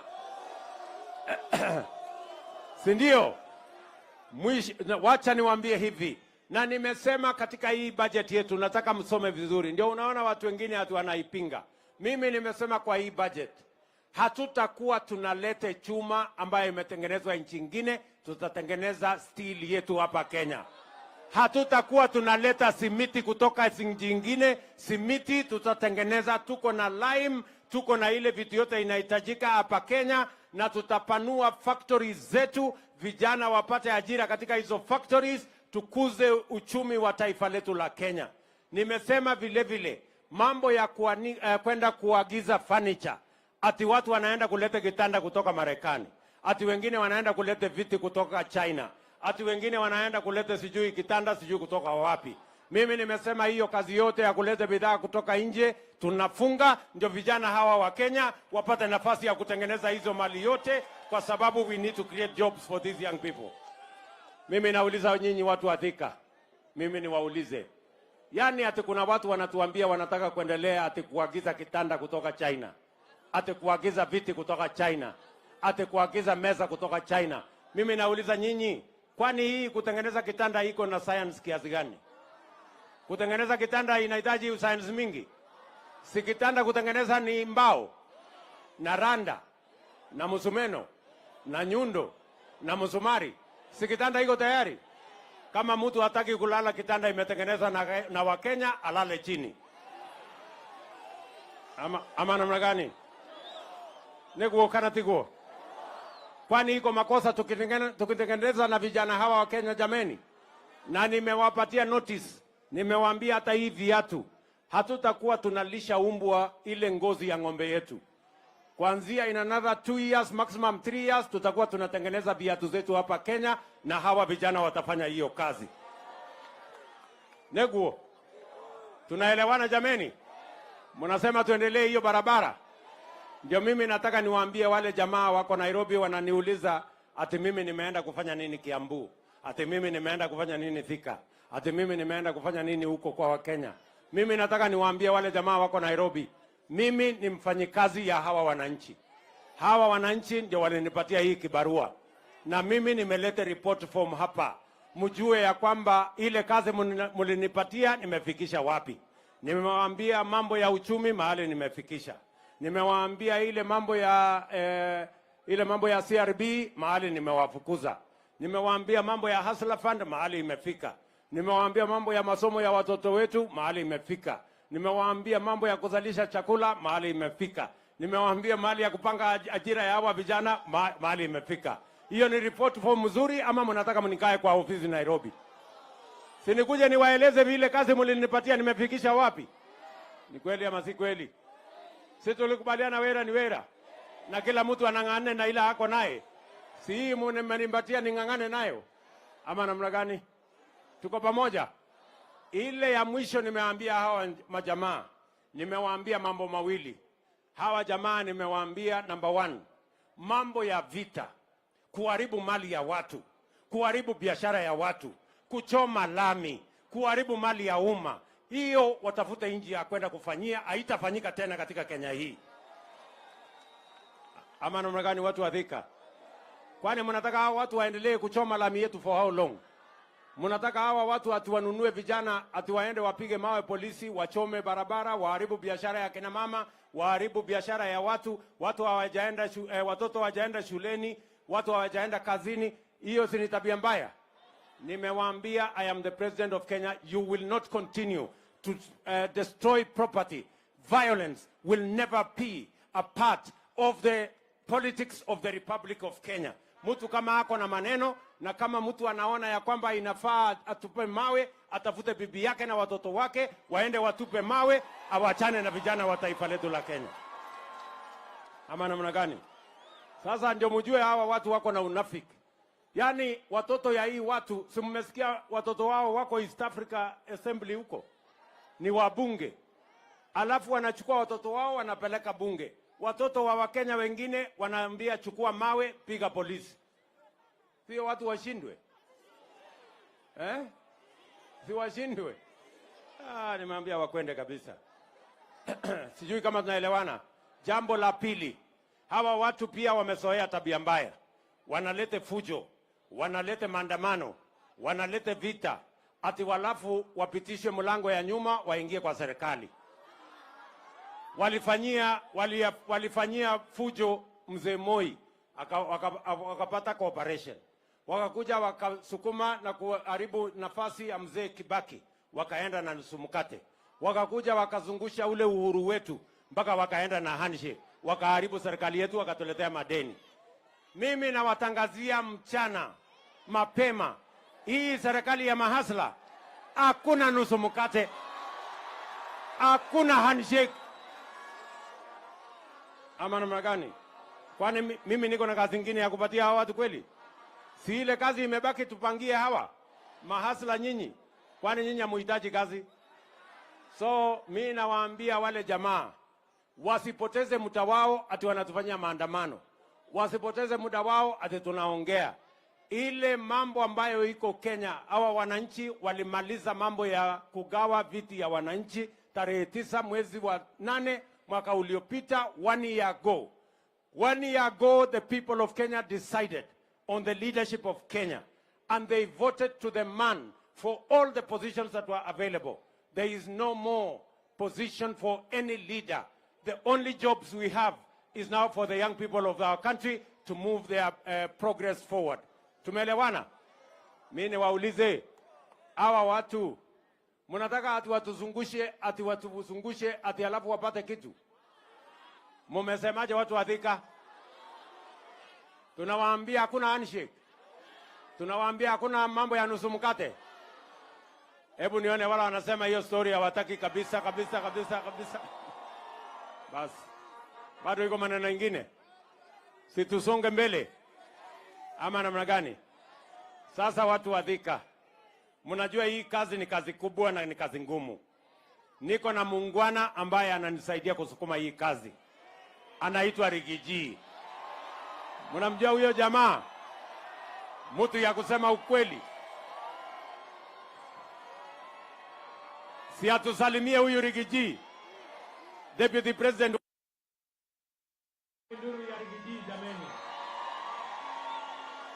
Watu wa Thika mjambo. Murega andu a Thika. Murioku andu aitu. Ni mwana muthamaki witu. Uyu wetagwo Ruto. Ninyo mwamuthurire. Kuringiririo ka kwendera. Asanteni sana watu ya Thika. Rais wetu tunakushukuru sana kwa ziara yako ya maendeleo katika Mlima Kenya. Rais wetu alianza safari ya Mlima Kenya siku ya Jumamosi iliyopita. Pale Githurai akafungua mradi wa maji wa kusaidia watu ya eneo hili. Tukatoka hapo tukakuja hapa tukavuka River Chania ambaye ndio chanzo ya mfalume ya Mount Kenya anaanzianga safari yake akielekea katika ikulu ndogo ya Sagana. Tukatoka hapo tukaenda mpaka pale Keno Murang'a akafanya kazi. Tukatoka hapo mpaka Kirinyaga, tukatoka hapo mpaka Nyeri. Amepata nafasi ya kuzunguka katika kaunti zetu akiangalia mambo ya maendeleo. Pia amepata nafasi ya kukaa na magavana wetu wote 11. Amepata nafasi ya kukaa na wabunge wote na maseneta kupanga maendeleo. Nataka nihakikishie watu ya Mount Kenya, rais kwa hii siku 5 maendeleo ya Mlima Kenya imepangwa ikapangika. Niguo andu aitu. Niguo andu a Thika. Ndiagicokirie ngathoma. Ni mwatwikire wega. Twina njamba eno. matutiarĩ handũ hega. Kwanza nani ndarĩ handũ haceke mũno, manjekeraga Kĩnyabura inde ngaikara nginya mandi. Nĩguo ũkĩmenya kwĩ Ngai matu-inĩ rĩ, thigari iria ciangĩraga nĩcio cinangagĩra. Nĩguo nĩtũkũrũgama na njamba ĩno. Rais wetu, tunakwambia kutoka hapa Mount Kenya, tulikuchagua mchana mwaka moja uliopita, na wewe tulikuchagua kama rais peke yako. Hakuna vile mtu yeyote atalete fujo apitie mlango ya nyuma ati akuje kwa serikali yako. Huyu mzee ya maandamano akitaka kuwa rais wa Kenya, angojee 2027 akuje tukutane kwa Dembe. Neguo. Na rais wetu hapa katika Mlima Kenya, sisi ni watu ya kutafuta mali na kuchunga mali. Na siku hii watu ya maandamano waliharibu mali ya watu huko Nairobi. Tulisema hapa Mlima Kenya hakuna maandamano. Na hao watu ya mlima wakasema wahitaji askari kulinda mali yao. Na kwa hivyo tungetaka kusema katika eneo hili na Kenya nzima, mambo ya maandamano hatutaki, tunataka maendeleo. Nitoiguithania andũ aitũ. Nitũkũrũgama na njamba ĩno. Nitũkũrũgama nayo. Kwoguo ngwenda kũmwĩra mũirĩtu ũyũ wanyu ũgwĩtwo Alice, nĩ mũmwendete? Hau nĩki. Hau mũtiehĩngĩcire. Nĩ mũkũmũnyitĩrĩra. Na seneta witũ Karũngũ wa Thang'wa, nĩ mũkũmũnyitĩrĩra. Na ngavana ũgwĩtwo wa Matangi, nĩguo nĩ mũkũmũnyitĩrĩra. Kĩama kĩanyu nĩ kĩrĩkũ? Nĩ UDA? Harambee! Nĩ gĩa kũu gĩtikwenda thogithi.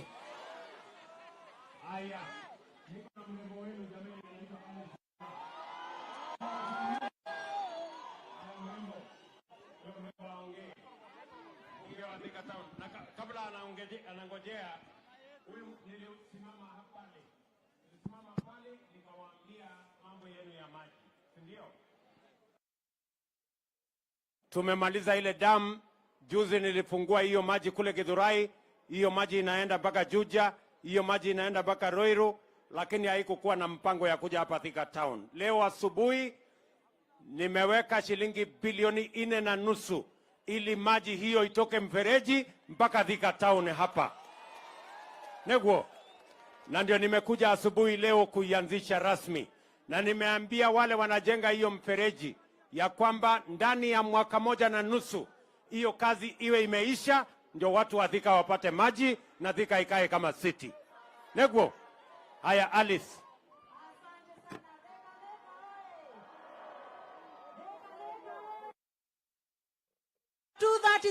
Oye! Iko wapi makofi yetu ya rais? Andũ a Thika nĩ mwakena?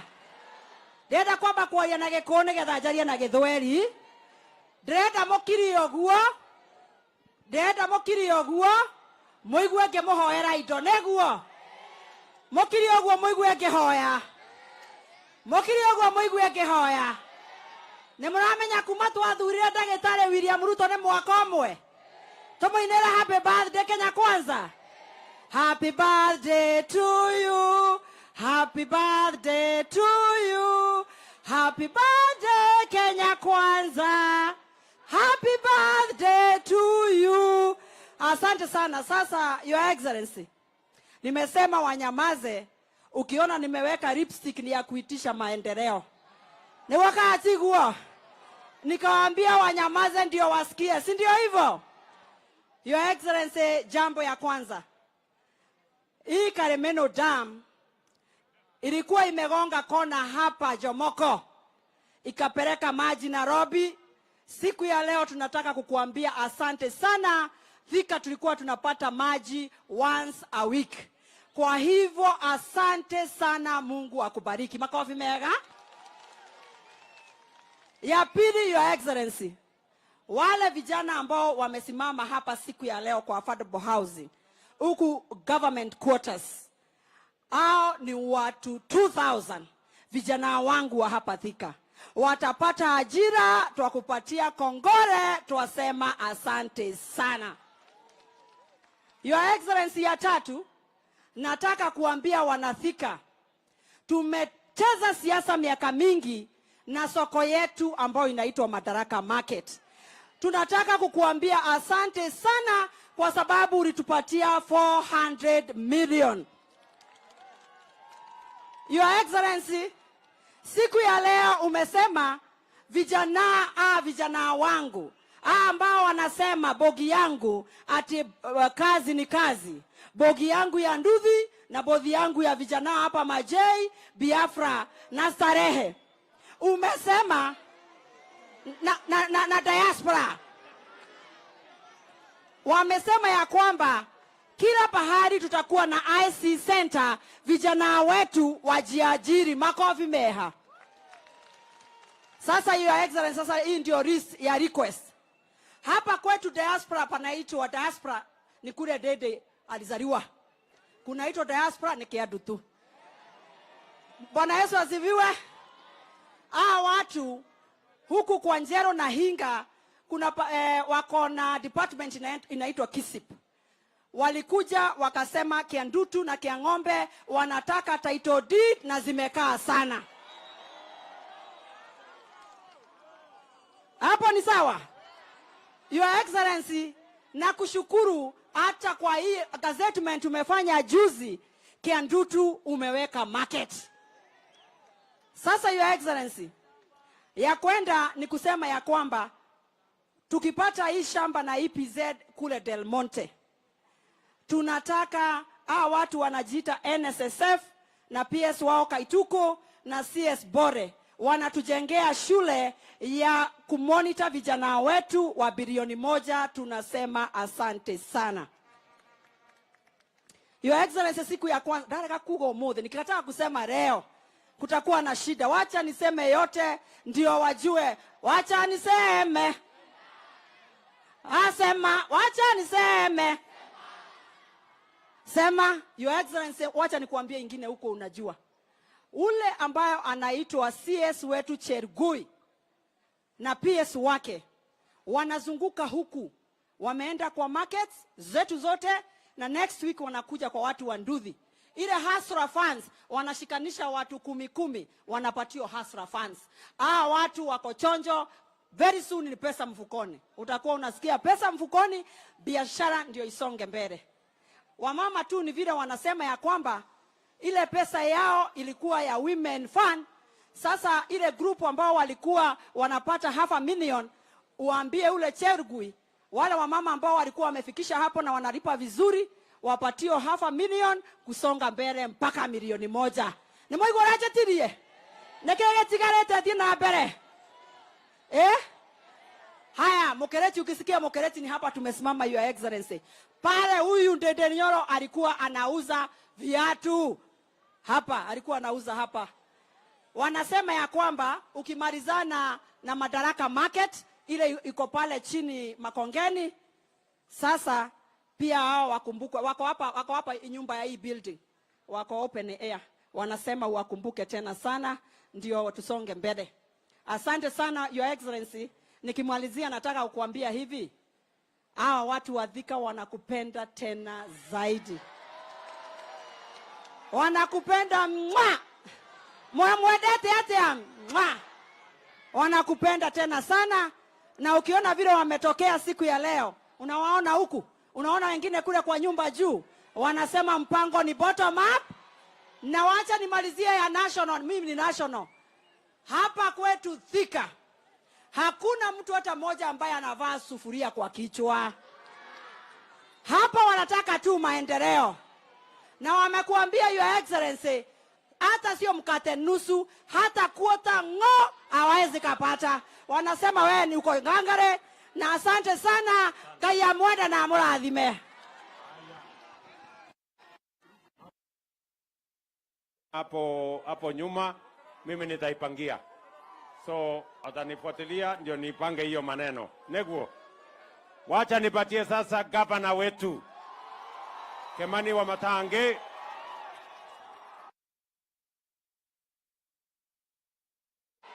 Wanathika hamjambo.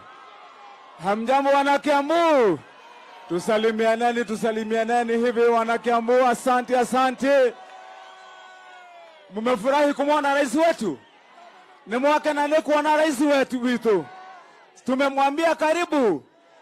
Your Excellency, our President, Deputy President wetu Rigathi Gachagua, Your Excellency, sisi tunawakaribisha hapa Kiambu. Na kwa vile umeshatuambia yako yote, hatutaki kuongeza mingi, alafu ile umetuambia itoke kwa kichwa ya wananchi, tunataka wakumbuke birthday ya leo. Lakini tu wacha niseme mawili, Your Excellency, kwa vile mimi nataka nikushukuru personally. Kwa vile Your Excellency, nakumbuka asubuhi moja mapema nilikukujia na ukanialika na ukanisikiliza. Na wakati ule nilisikiliza, Your Excellency, hiyo jambo moja umetimiza, imetusumbua hapa sana Thika ya maji. Na siku ya leo rais wetu pale juu ametufungulia maji, na hiyo maji kwa muda wa miezi ambaye haitapita 3 itakuwa iko hapa Thika. Tuko sawa jameni? Ya pili, Your Excellency, kwa hizo soko zote umetupatia hapa Thika peke yake, Your Excellency, umetupatia soko moja, soko 6 kwa hii Thika peke yake. 6. Na Your Excellency, mimi nataka nikushukuru sana kwa vile najua sasa vijana wetu watapata kazi. Lakini kwa vile Your Excellency, hapa tuko na shida mingi. Wacha tu niseme moja. Hii stadium iko hapa Your Excellency. Nilikuomba juzi nikakwambia tunafungua ile Kirigiti. Hii Thika stadium hapa. Hii stadium mimi nimepeana pesa 95 million ya kujenga na tuweke ukuta yenye inashika vijana wetu hawa. Nimetengeneza, ngojeni kidogo. Hii ukuta Your Excellency nimetengeneza inakuwa ni stalls kwa ukuta, stalls 88 na nimeongeza sasa imekuwa stall 156. Ile Your Excellency, ukiniongeza pesa kidogo tushikiane hii mradi, tuta accommodate hao vijana wachuuzi 250 kwa hii ukuta peke yake. Bila kuingia stadium, watakuwa kwa hii ukuta. Your Excellency, nitakuomba kwa huo mjengo unishikilie, tuweke vijana 250 hapa kwa hiyo kazi. Yangu Your Excellency, ya mwisho, Your Excellency, nataka ni confirm kwako wakati na kushukuru ya kwamba sisi kama serikali ya kaunti ya Kiambu, hii kazi ambayo umetupatia sasa ya kutengeneza affordable housing itatembea kama gari mara moja. Na sisi hao vijana sasa utakuwa unapata hapa vijana wako busy kila saa. Niombe Your Excellency, hapa ombi langu tu Your Excellency, niombe hao vijana wetu kwa vile tunataka wawe na kazi, vile umetuambia hapa hii mambo ya EPZ. Nataka ni confirm mbele hawa wananchi Your Excellency that Kiambu County we have no dispute at all kwa Del Monte land. Sisi tuko na barua kutoka kwa National Land Commission. Tumefanya allocation ya 100 acres na tumegazette already. Your Excellency, nitakupatia hiyo makaratasi uone ya kwamba hapa ndio kunafaa kukuwa na EPZ. Your Excellency, population yetu hapa, angalia hao vijana wote Your Excellency, population ya Thika tumekaribia karibu watu 1,000,000 Your Excellency. Hawa ndio wanastahili. Na Your Excellency, vijana wengi wako karibu na hiyo ardhi ya Del Monte hapa. Hapa ndio EPZ inafaa kuwa. Nataka niseme shukrani Your Excellency, tunakupenda, tunakukaribisha, na hiyo kazi sisi tutafanya Your Excellency, na tuko tayari. Asante sana Your Excellency. Thank you. Wanakiambu hoye! Wanakiambu hoye! Tunasema rais wetu karibu. Tunamwambia happy birthday. Aya, asante Your Excellency. Thank you very much, sir. Kikishie Bwana Kimani wa Matangi, nataka nikuhakikishie hiyo mradi ya mambo ya affordable housing, vile county sasa wamekubaliana na sisi, hata haitatembea kama gari, itatembea kama risasi. Si ndio? Itembee kama risasi, ndio itembee haraka haraka. Na vile vile mambo yenu ya maji tutaikamilisha. Na hiyo umesema ya soko, huyu mungwana gavana wenu amesema tuko na soko 6. Wacha nikuhakikishie Bwana wa Matangi, ndani ya miaka 3 tutawajengea hawa wangwana wa Kiambu soko 20. 6 ni ya mwaka huu. Mwaka ujao tutaweka ingine. Mwaka ujao ile ingine, mpaka tuhakikisha kwamba kila kona ya Kiambu iko na soko ambayo itafaa wananchi wa hapa, kila mtu afanye biashara mahali kuna heshima. Neguo kanatiguo. Asante sana. Niko hapa na mungwana ambaye amenisaidia kupanga budget. Anaitwa Ndende Nyoro.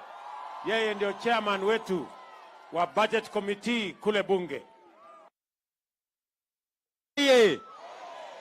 Harambe. Hey, andũ a Thĩka. Mũtirengarengaga mwaki. Mwekuo na mwembere ta mũhuko wa shati. Asante sana rais. Rais, unajua saa zingine kwa sababu wewe ni rafiki yangu, wewe unaniita kijana ya Kiadutu. Na mimi nafurahi sana nikisema nikiwa hapa Thika niko nyumbani. Kwa sababu mimi nimekaa hapa Majei, nimeuza mtusi pale, ile nyumba inaitwa Ambassador kabla ijengwe.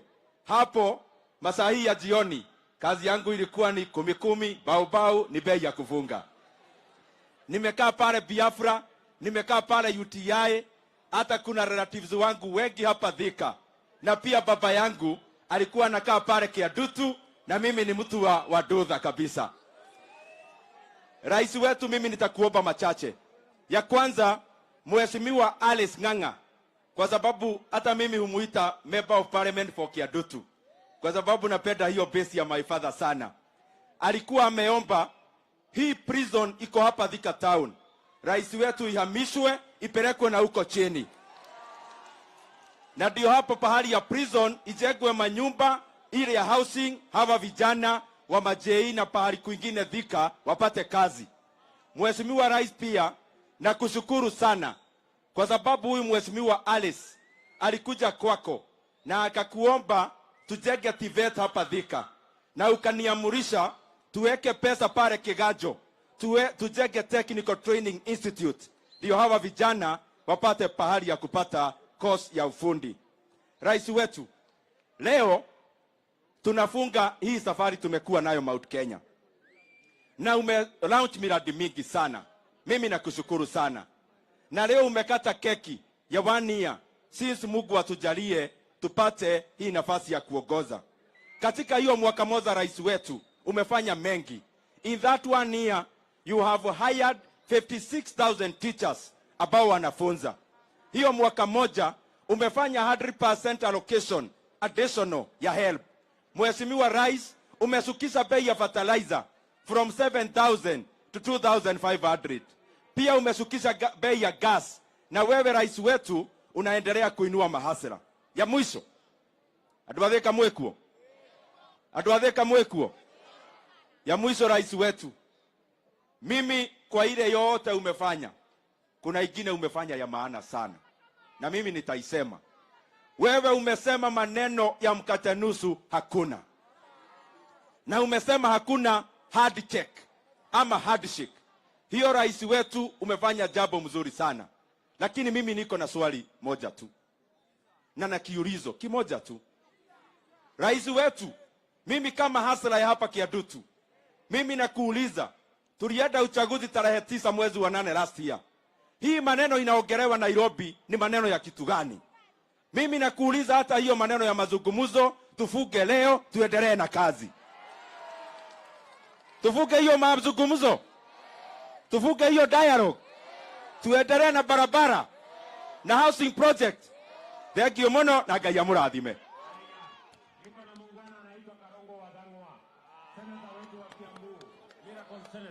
Thika Thika, munakumbuka tulisimama hapa tukasema tarehe 9 mwezi wa 8 tutaamuka mapema, na hiyo siku si ya leo, si mwaka ndio imeisha, si tuhakikishe rais wetu bado ni William Ruto. Kwa hivyo nikisema kitu nasema si ndio? Tarehe 9 mwezi wa 8, siku kama ya leo, bado tunasema rais wetu ni William Samoei Ruto. Mheshimiwa Rais, mimi kama senator, kazi yangu tu ni kupitisha pesa ikuje hapa county, na tumepitisha bilioni 12 ambayo umeanza kuleta hapa county. 25 days ago ulipatia gavana wetu Kimani wa Matangi 1 billion. In 5 days rais wetu unaleta another 978 million. Si kazi itafanyika Kiambu? Si kazi itafanyika Kiambu? Mimi wewe ukipatiwa basari, ujue Karongo Athang'wa ndiye ameleta hiyo Kiambu. Wewe ukiona barabara inafanyika hapa na governor na MCA, wote tunafanya kazi pamoja. Kwa hivyo nawashukuru sana, Mungu awabariki na muthio na mbere kunyitira thirikari ya rais wetu. Jetagwo Karogo Athang'wa, the miracle senator of Kiambu County. Asanteni sana.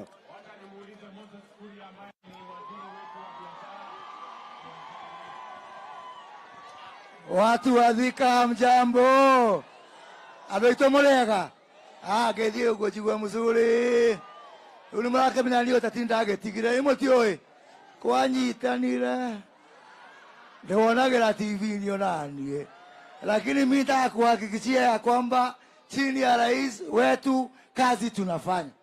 Na mmesikia ile kazi nimepewa ya kujenga viwanda, kujenga EPZ na kuhakikisha ya kwamba vijana wetu wamepata nafasi za kazi. Nataka kumhakikishia gavana wetu wa Matangi, EPZ hapa Thinga itajengwa. Na kujenga hapa Thika sio kusema ati hatujajenga kwingine. Kwa hivyo watu wa Murang'a tutajenga yao, na yetu hapa Kiambu, hapa Thika tutajenga. Mmesikia mpaka Kiandutu tuko na soko. Na hiyo soko ni mambo ya biashara. Na rais, tukushukuru kwa sababu umetuhakikishia ya kwamba hata hii soko yetu ya Mukireti pia itajengwa. Wewe kuna wakati ulikuwa unafikiria ati Kiandutu kunaweza kuwa na soko? Sisi tuko na bahati. Si mnajua hii serikali ni ya mahasla. Na niwahakikishia ya kwamba mimi kama waziri ya biashara, mimi ndio nataka amani zaidi. Kwa hivyo mimi rais nakwambia ufanye chochote kuhakikisha ya kwamba hakuna maandamano na tuko na amani hii Kenya. Na unajua wakati hiki kimutu kimetulia, mimi napataka kazi, nafasi ya kufanya kazi. Ndio mukitolonie ni mukende wa ihendele muwekero kihorere. Tondu hiki hiyo kero unike no guthuke muno na kunyitane. Ndukareke kile mundu kero kire kihorere hote kuruta wira. Ngai to murathime na mwike wega. Asante. Ngoja kidogo, ngoja.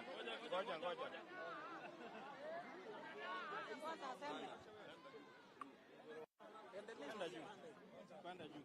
Ama uache nipande.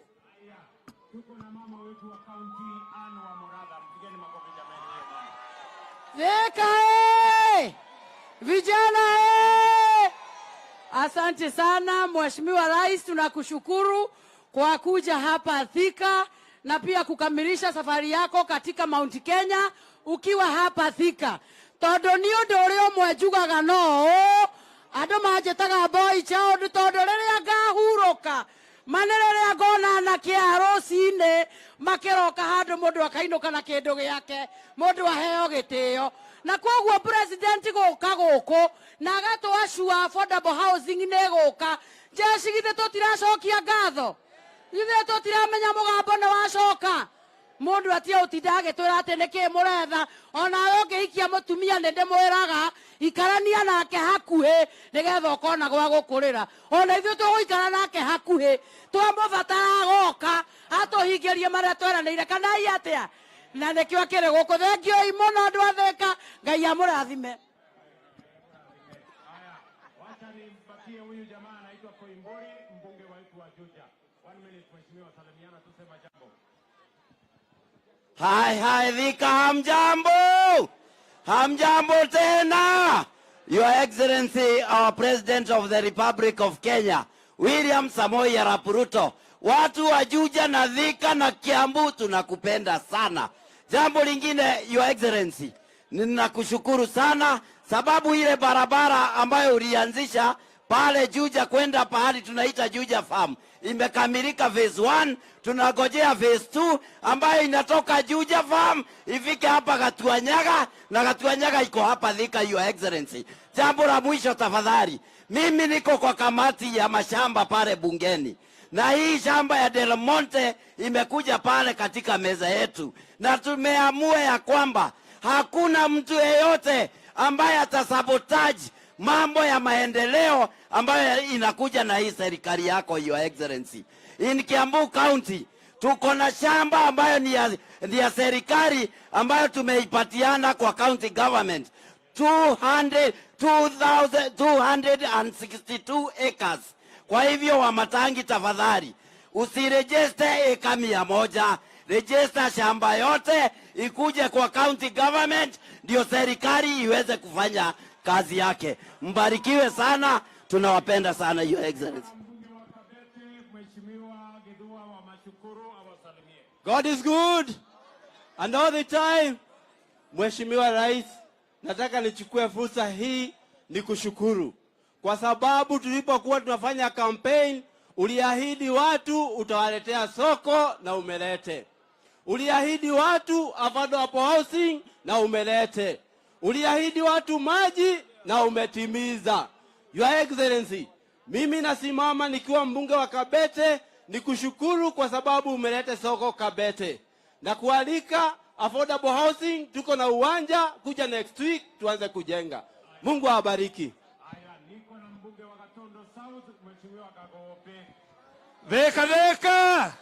Dheka. Mimi maneno ya maendeleo rais ameongea. Simesikia maneno ya maendeleo amesema yote. Si ni kazi tupu, kazi ya manyumba, kazi ya barabara, kazi ya kuhakikisha watu wana biashara. Lakini mimi nina swali moja jameni. Sasa hii maneno yote tutaacha tuanze maandamano. Githuri kimwe gikuru nikyo yotorage tugia kumana itine itetu gaini. Inywe atumia goko githuri kiu no mukihe. No mukihe inywe.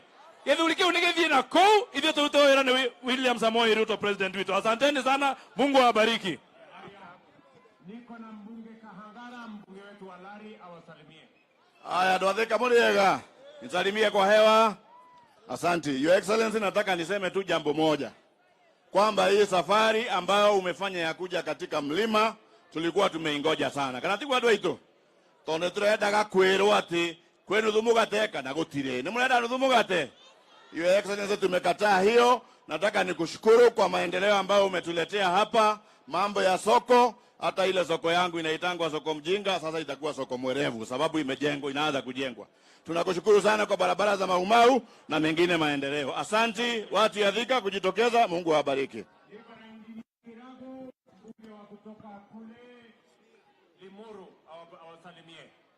Ndwathika Muriega. Yangu Mheshimiwa Rais, ni kukuambia sisi timu yako ya Kiambu tunajua plani yako ni nzuri kwa sisi, na sisi tukipata mtu akiweka roadblock kwa plani yako tutapita na yeye. Mungu akubariki. Haya, niko na Kawanjiko wa Kiambaa. Thika oye! Thika oye! Your Excellency, tumekukaribisha hapa kwetu Kiambu, na leo ni dhihirisho ya kwamba ile kazi ulianza mwaka mmoja uliopita bado unaendelea kufanya. Na sisi kama jeshi yako Your Excellency tuko nyuma yako kuhakikisha ya kwamba ile mikakati yote umeweka tumetimiza kule bunge na tumekushikilia. Kitu ambacho tumekataa Your Excellency, mambo ya saramu tulimaliza tarehe 8 mwezi wa 8. Hiyo saramu ingine ni 2027. Ya mwisho Your Excellency, tumeona umetufungulia maji hapa kwetu. Kule kwetu Kiambaa tunakushukuru. Loiro Dam 2 Your Excellency, bado tunagojea, hatuna maji. Tunakugoja, asante. Loiro 2 ninapanda. Tuko na mbwana anaitwa Karobia, mbunge wetu wa East African Legislative Assembly na kijana wa hapa Kiambu. Asante sana rais wetu. Andũ a Kiambu Muriega. Muriega rĩngĩ. Nĩ inyuĩ mwacagũrire Ruto na wendo mũtekũringĩrĩrio. Ithuĩ twoka gũcokia ngatho na kũrugũria project ĩno twaheo nĩ president ya rais. Sisi tunakushukuru sana kwa sababu kwa kila housing unit ambayo unatengeneza kwa nchi yetu unatengeneza nafasi za kazi 15 ambazo vijana wetu watanufaika. Your Excellency, mimi nataka kukupatia ripoti. Watu wa hapa Kiambu hakuna mtu alivaa sufuria. Your Excellency, watu wa Kiambu watatembea na wewe kwa miaka 10 na sisi hatuna nafasi ya kuvaa sufuria kwa kichwa. Asante sana. Niko na mbunge wa Gatundu North Bwana Gororia atusalimie.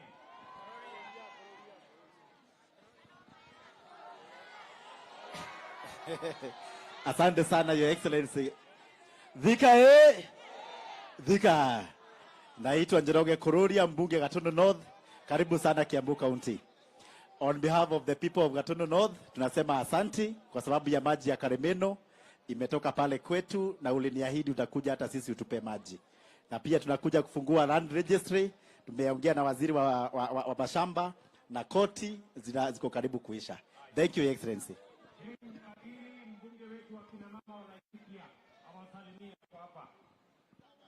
Andũ a Thika, Ngai nĩ mwega na hĩndĩ ciothe. Niĩ kuma kũrĩa Laikipia ndatũmwo nĩ andũ a Laikipia njuge ithuĩ tũtirenda handshake, ithuĩ tũtirenda kwaranĩria, ithuĩ tũrenda mũnene wa bũrũri atũrutĩre wĩra, mbeũ njĩthĩ cione mawĩra, bũrũri witũ ũhote gũthiĩ na mbere. Asanteni sana na Ngai amũrathime.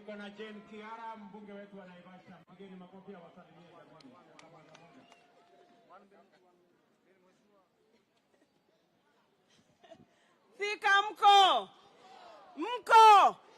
nĩ ithuĩ twathurire Ruto, twarĩ arĩu, twarĩte mĩthaiga, ona tũngĩrwo tũmũthure rĩngĩ to tũkũmũthura. Acio maratwĩra atĩ nĩ makwenda kũgayana mũgate, nĩ mũgwĩtĩkĩra? Sisi ni watu wa Ruto na serikali yake, na hata kama tunachaguana kesho ama 2027 bado tuko gangari, Your Excellency. Thank you very much. Niko na mama anaitwa Betty Maina, mbunge wetu wa kina mama wa Murang'a. Ngai nĩ mwega na hĩndĩ ciothe. Tarehe 9 mwezi wa 8 mwaka uliopita, rais ndio tuligawa viti. Next time tunagawa viti ni tarehe 10 mwezi wa 8 2027. Kama tumekugawia kiti ujaribu kugawa, sisi hatuko hapo. Nemokwenda ngeithi kana ngeithi kwa inoro. Nemorenda arelio kana tigana nake. Kama mtu anataka kuongeleshwa aende nyumbani mapema akaongea na bibi yake. Asanteni sana.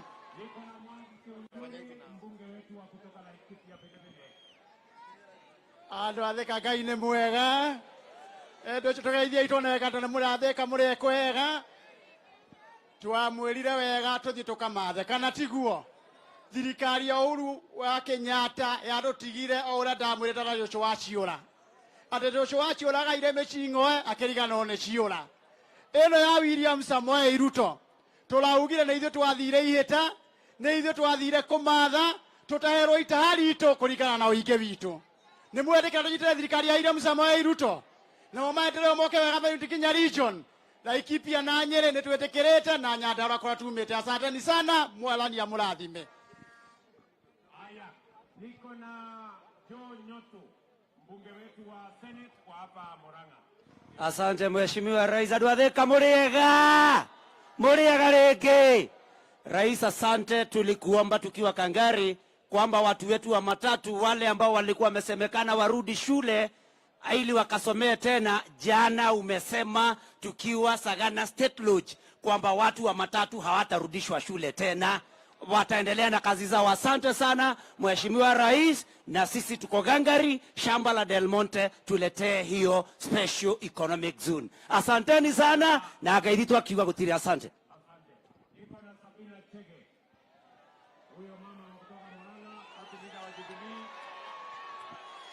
Andũ a Thika mũrĩega, nĩ mwendete njamba ĩno? Kĩnyonie ũguo ngorwo nĩ mũmwendete. Na nĩ ndĩroigire atĩrĩrĩ, ndingĩthũra ũnjokerere atĩ ũkahutie.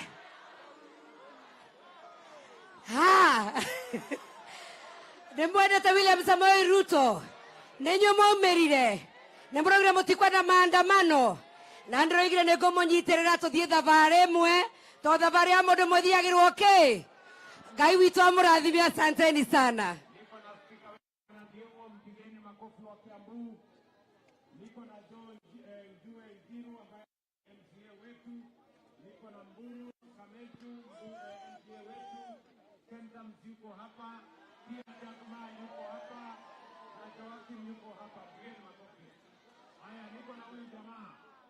Anaitwa Kanini Kega. Huyu Kanini Kega alitusumbua sana, tukamuita Kanini Koru, lakini sasa amebadilika, tuko pamoja. Tusalimiane hii ya juu kabisa. You know, Your Excellency, mimi sikukupatia kura. Mimi nilikuwa nimesukumana na mzee kupata mlima. Lakini ile kuanguka mayanga itulianguka. Mzee alianguka na akaniangusha. Lakini sasa mimi nimesema kwamba because I know His Excellency the President has a good plan for our country. Tumefanya kazi na yeye for long na atatusaidia sisi kama watu wa mlima na pia Kenya. He has a good plan for Kenya. And finally, the only handshake ambayo iko mzuri na ilikuwa sawa ni ile kanini walisalimiana na His Excellency William Samoei Ruto na Rigathi. Hakuna salamu nyingine. Thank you so much and God bless you. Aya, niko na Jango jameni.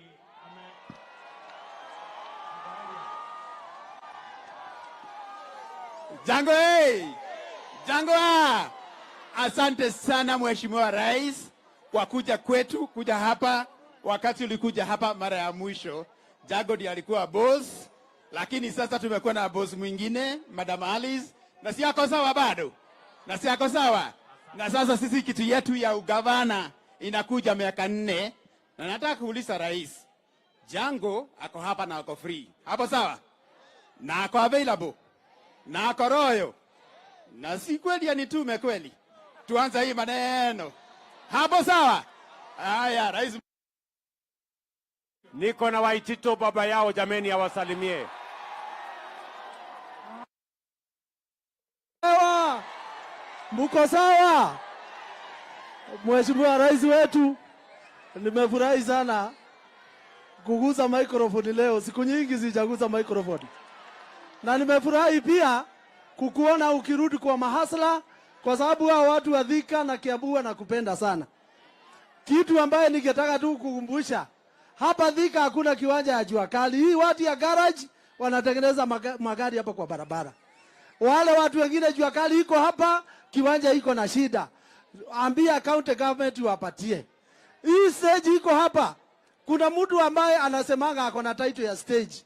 Kwa hivyo hapa Thika kuna shida zile wananchi wenyewe inawasumbua hapa. Na tunataka kusema hivi, vile tulikuchagua na roho moja, na wewe ulikuwa umesema hautafanya handshake hata siku moja. Wewe ndio utafunza hii nchi lesson. Ati uchaguzi ukiisha, watu wagoje miaka 5 mpaka uchaguzi mwingine ifike. Si ndio hiyo? Si tumekataa handshake? Si tumekataa cooperation? Sasa sisi vile tulichagua dume yetu hii, tukoje sasa maendeleo? Affordable housing zimekuja, jeshi iandikwe kazi. Kuna viwanja mingi hapa Your Excellency. Vile wameanzisha project nyingine hapa, azisha zingine za mjengo hapa. Hii vijana wote hawana kazi, ndio wapate kazi. Asanteni sana watu wa Thika, bado liko sawa, liko ngangari na bado liko strong kwa serikali.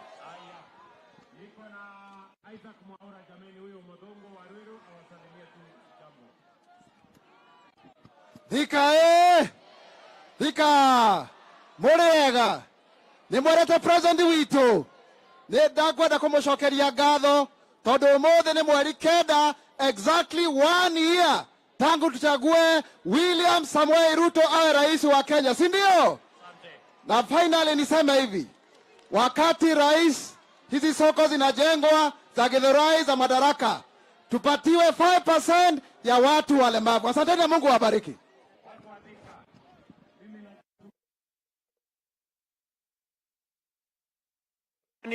Kwa kuja kutusikiza. Mimi nawahakikishia hii safari tutatembea pamoja, Mungu atatujalia na tutafika mahali tunaenda pamoja. Nawatakia heri, nawatakia baraka ya Mungu, mwadhani ya muradhime. Mungu wabariki sana, asanteni sana watu wa Thika. Thank you.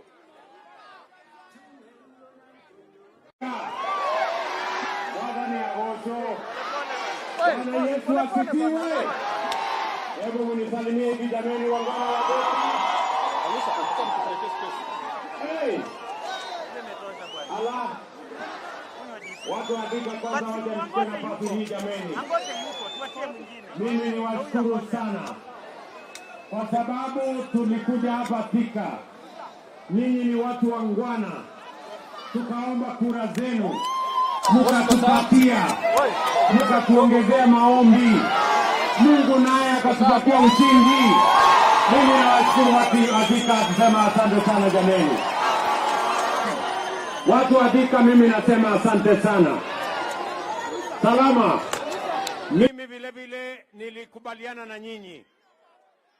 Si mnajua tulikuja hapa na Rigiji na huyu mama Alice na Wamatangi na hawa viongozi wote, na tulikubaliana na nyinyi tukasema uchaguzi ikiisha kitendawili haitaanza, ni kazi ndio itaendelea. Si tulikubaliana kazi ndio itaendelea? Na ndio mimi nimefika hapa leo katika siku hii ya muhimu. Wacha nisimame mbele yenu watu wa Thika na niseme tarehe 9 mwezi wa 8 mwaka uliopita, tarehe kama hii ya leo, tarehe 9 mwezi wa 8, muliamka mapema, mukapiga kura, mukaamua uongozi wa taifa letu la Kenya. Ni kweli ama si kweli? Kwa niaba ya hawa viongozi wote tuliochaguliwa na wao, nasimama mbele yenu kusema asante sana. Nasema tena asante sana. Na mimi nataka niwaambie watu wa Thika na watu wa Kenya na watu wa Kiambu, mimi nawaambia hatutawaangusha. I promise you hatutawaangusha. Tunaelewana? Sikizeni. Tulikubaliana ya kwamba tubadilishe uchumi wetu. Tuache kukopa madeni, tutafute ushuru, tujenge taifa letu la Kenya. Mimi nataka niwaambie sasa tumedhibiti hali ya uchumi wa taifa letu la Kenya. Mimi nilisimama hapa nikawaambia ya kwamba wale watu wote wako kwa CRB, niliwaambia tutawatoa kwa CRB. Kenya tumeondoa watu milioni 7 kwa CRB. Tunaelewana? Niliwaambia tutakuwa na mpango wa Hustler Fund. Mimi nafurahi hapa Kiambu leo tumepatiana bilioni 3 kwa watu wa Kiambu kwa kupitia mpango wa Hustler Fund. Watu 1.2 Kiambu wako na pesa ya Hustler Fund. Ni kweli ama si kweli? Niliwaambia ya kwamba tutatatua matatizo ya CBC na elimu ya watoto wetu. Nasimama mbele yenu kuambia CBC matatizo tumeyatatua, na juu yake tumeajiri waalimu wapya 56,000 watafundisha watoto wetu shuleni. Tuko pamoja? Pia niliwaambia tutatatua matatizo ya mambo ya TVET. Nikawaambia tutatatua matatizo ya masomo ya watoto wetu university. Hiyo matatizo yote tumetatua. Sasa watoto wetu watapata scholarship wakienda kusoma university. Niliwaambia vile vile ya kwamba tutashughulikia mambo ya cost of living ama gharama ya maisha. Si tulikubaliana? Na niliwaambia ya kwamba tutapunguza fertilizer, ile mbolea. Mbolea jameni, watu wa Thika, tumetoa 7,000 sasa ni shilingi 2,500, kwa sababu ndio njia ya kusaidia mkulima ili tuzalishe chakula ya kutosha Kenya, tuondoe aibu ya njaa katika taifa letu la Kenya. Wale jamaa wengine ati wanasema wanataka kupunguza gharama ya unga kwa kuweka sufuria kwa kichwa. Nikuulize wewe mtu ya hapa Thika, tunaelewana? Tuko pamoja? Kwani unga si mnajua inatoka kwa mahindi, na mahindi inatoka shambani, ama mahindi inatoka kwa soko? Si inatoka kwa wakulima shambani? Ndio tumepeleka mambo huko kwa wakulima, tuzalishe chakula zaidi. Na wakulima wetu ni wazalendo na ni watu wa bidii. Wamezalisha ekari 1,200 kuzidi ya mwaka uliopita, na ndani ya mwezi mmoja tutakuwa na chakula ajabu katika taifa letu la Kenya, because our farmers are patriotic.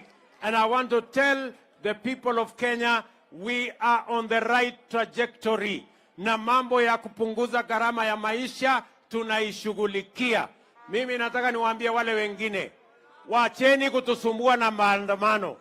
Wacheni kuvaa sufuria kwa kichwa. Haiwezi kupunguza gharama ya unga. Haiwezi kupunguza gharama ya maisha. Hata kwa dawa, hata kwa maandamano, hata kwa uchawi, hata kwa uganga, bei ya unga haiwezi kupungua kwa kuweka sufuria kwa kichwa, ama namna gani jameni? Ukiweka sufuria kwa kichwa ati bei ya unga ipungue, si hiyo ni ujinga? Si ni upumbavu? Ama ni yote mbili? Ni yote mbili? Sijui kama tumeelewana. Tukakubaliana ya kwamba tutapanga ajira ya hawa vijana. Tuko pamoja? Tukakubaliana vijana wa Thika mko? Mimi nataka kusikia sauti ya vijana hapa Thika. Vijana mko? Vijana mko? Vijana wa Thika mko? Nataka munisikize kwa makini. Sawa sawa? Nataka munisikize kwa makini.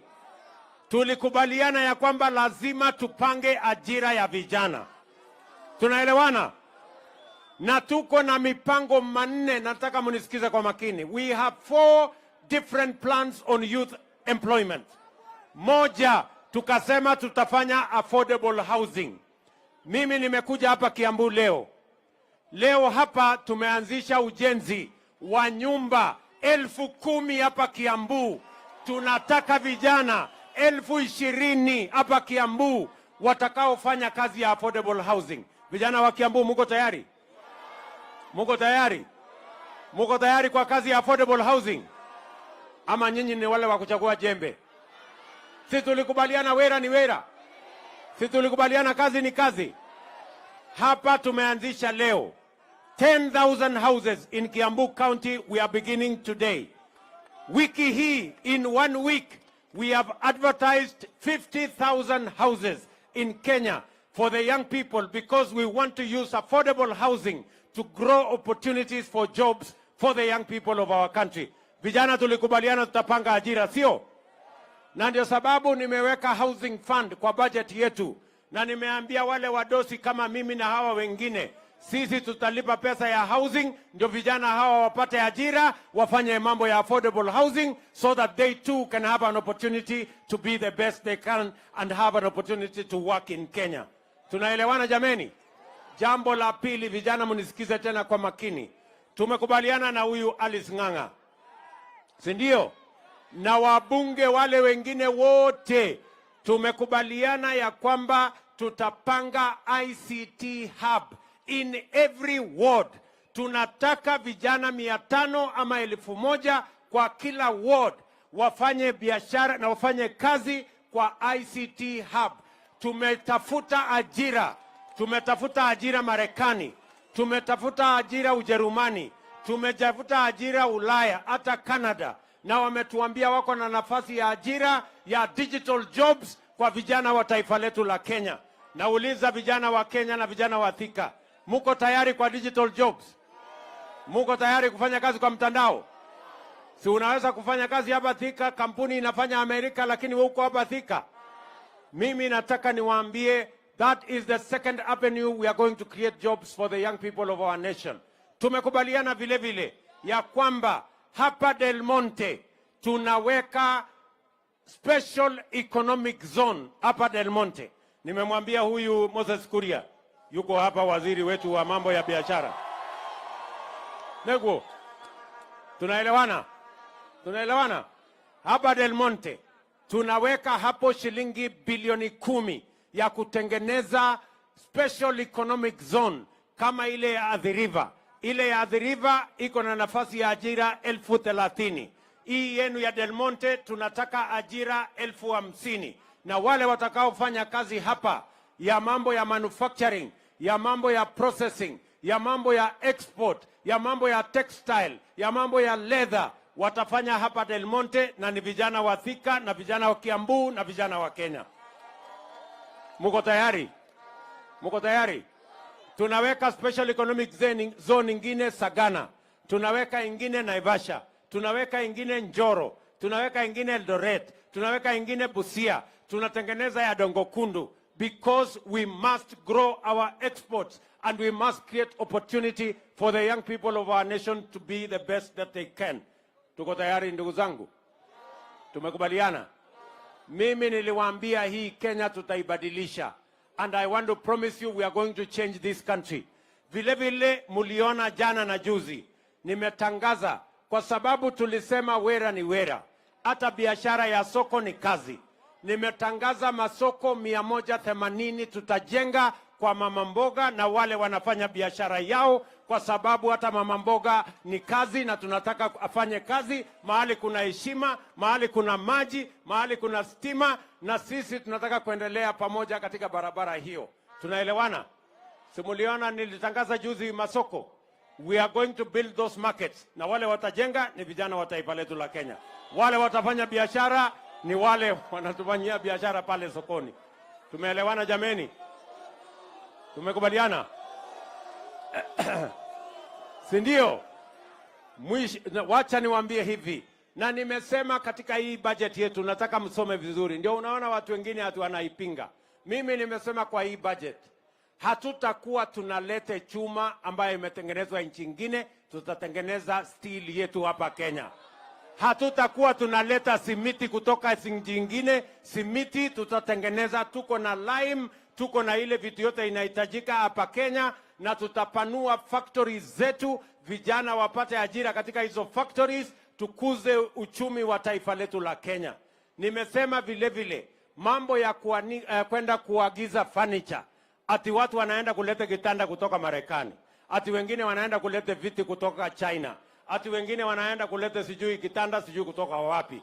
Mimi nimesema hiyo kazi yote ya kuleta bidhaa kutoka nje tunafunga, ndio vijana hawa wa Kenya wapate nafasi ya kutengeneza hizo mali yote, kwa sababu we need to create jobs for these young people. Mimi nauliza nyinyi watu wa Thika. Mimi niwaulize. Yaani ati kuna watu wanatuambia wanataka kuendelea ati kuagiza kitanda kutoka China. Ate kuagiza viti kutoka China, ate kuagiza meza kutoka China. Mimi nauliza nyinyi, kwani hii kutengeneza kitanda iko na science kiasi gani? Kutengeneza kitanda inahitaji science mingi? Si kitanda kutengeneza ni mbao na randa na musumeno na nyundo na musumari, si kitanda iko tayari? Kama mtu hataki kulala kitanda imetengenezwa na Wakenya, alale chini. Ama namna gani? Neguo kana tiguo. Kwani iko makosa tukitengeneza na vijana hawa wa Kenya jameni? Na nimewapatia notice. Nimewaambia hata hii viatu hatutakuwa tunalisha umbwa ile ngozi ya ng'ombe yetu. Kuanzia in another 2 years maximum 3 years tutakuwa tunatengeneza viatu zetu hapa Kenya, na hawa vijana watafanya hiyo kazi. Neguo. Tunaelewana jameni? Mnasema tuendelee hiyo barabara? Ndio mimi nataka niwaambie wale jamaa wako Nairobi wananiuliza ati mimi nimeenda kufanya nini Kiambu, ati mimi nimeenda kufanya nini Thika, ati mimi nimeenda kufanya nini huko kwa Wakenya. Mimi nataka niwaambie wale jamaa wako Nairobi, mimi ni mfanyikazi ya hawa wananchi. Hawa wananchi ndio walinipatia hii kibarua, na mimi nimeleta report form hapa, mjue ya kwamba ile kazi mlinipatia nimefikisha wapi. Nimewaambia mambo ya uchumi mahali nimefikisha. Nimewaambia ile mambo ya CRB mahali nimewafukuza. Nimewaambia mambo ya Hustler Fund mahali imefika. Nimewaambia mambo ya masomo ya watoto wetu mahali imefika. Nimewaambia mambo ya kuzalisha chakula mahali imefika. Nimewaambia mahali ya kupanga ajira ya hawa vijana mahali imefika. Hiyo ni report form mzuri ama mnataka mnikae kwa ofisi Nairobi? Sinikuje niwaeleze vile kazi mlinipatia nimefikisha wapi? Ni kweli ama si kweli? Sisi tulikubaliana wera ni wera.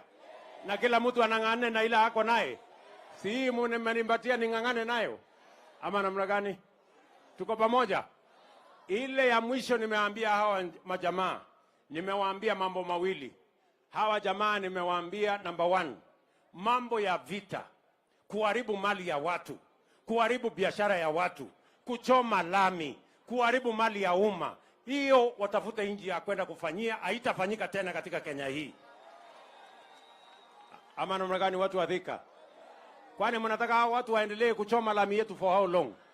Mnataka hawa watu atiwanunue vijana, atiwaende wapige mawe polisi, wachome barabara, waharibu biashara ya kina mama, waharibu biashara ya watu hawajaenda watoto hawajaenda shuleni, watu hawajaenda kazini. Hiyo si tabia mbaya? Nimewaambia I am the president of Kenya, you will not continue to destroy property. Violence will never be a part of the politics of the Republic of Kenya. Mtu kama ako na maneno na kama mtu anaona ya kwamba inafaa atupe mawe, atafute bibi yake na watoto wake, waende watupe mawe, awachane na vijana wa taifa letu la Kenya. Ama namna gani? Sasa ndio mjue hawa watu wako na unafiki.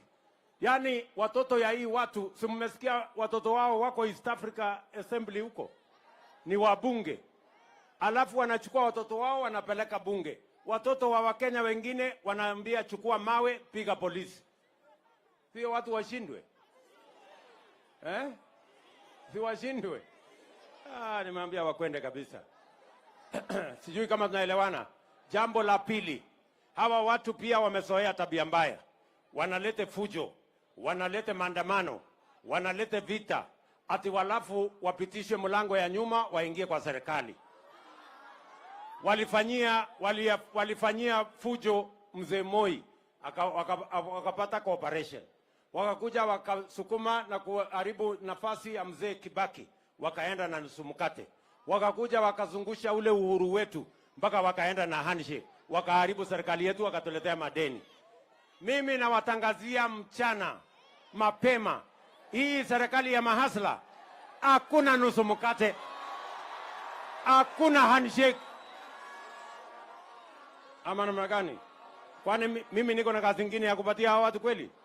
Si ile kazi imebaki tupangie hawa mahasla nyinyi? Kwani nyinyi hamuhitaji kazi?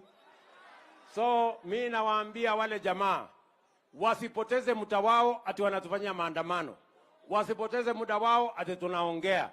Ile mambo ambayo iko Kenya, hawa wananchi walimaliza mambo ya kugawa viti ya wananchi tarehe 9 mwezi wa 8 mwaka uliopita, 1 year ago. 1 year ago, the people of Kenya decided on the leadership of Kenya, and they voted to the man for all the positions that were available. There is no more position for any leader. The only jobs we have is now for the young people of our country to move their progress forward. Tumeelewana? Mimi niwaulize hawa watu, mnataka ati watuzungushe ati alafu wapate kitu? Mumesemaje watu wa Thika? Tunawaambia hakuna handshake. Tunawaambia hakuna mambo ya nusu mkate. Hebu nione wala wanasema hiyo story hawataki kabisa. Basi. Bado iko maneno mengine. Si tusonge mbele. Ama namna gani? Sasa watu wa Thika, mnajua hii kazi ni kazi kubwa na ni kazi ngumu. Niko na muungwana ambaye ananisaidia kusukuma hii kazi. Anaitwa Rigiji. Mnamjua huyo jamaa? Mtu ya kusema ukweli. Si atusalimie huyu Rigiji. Deputy President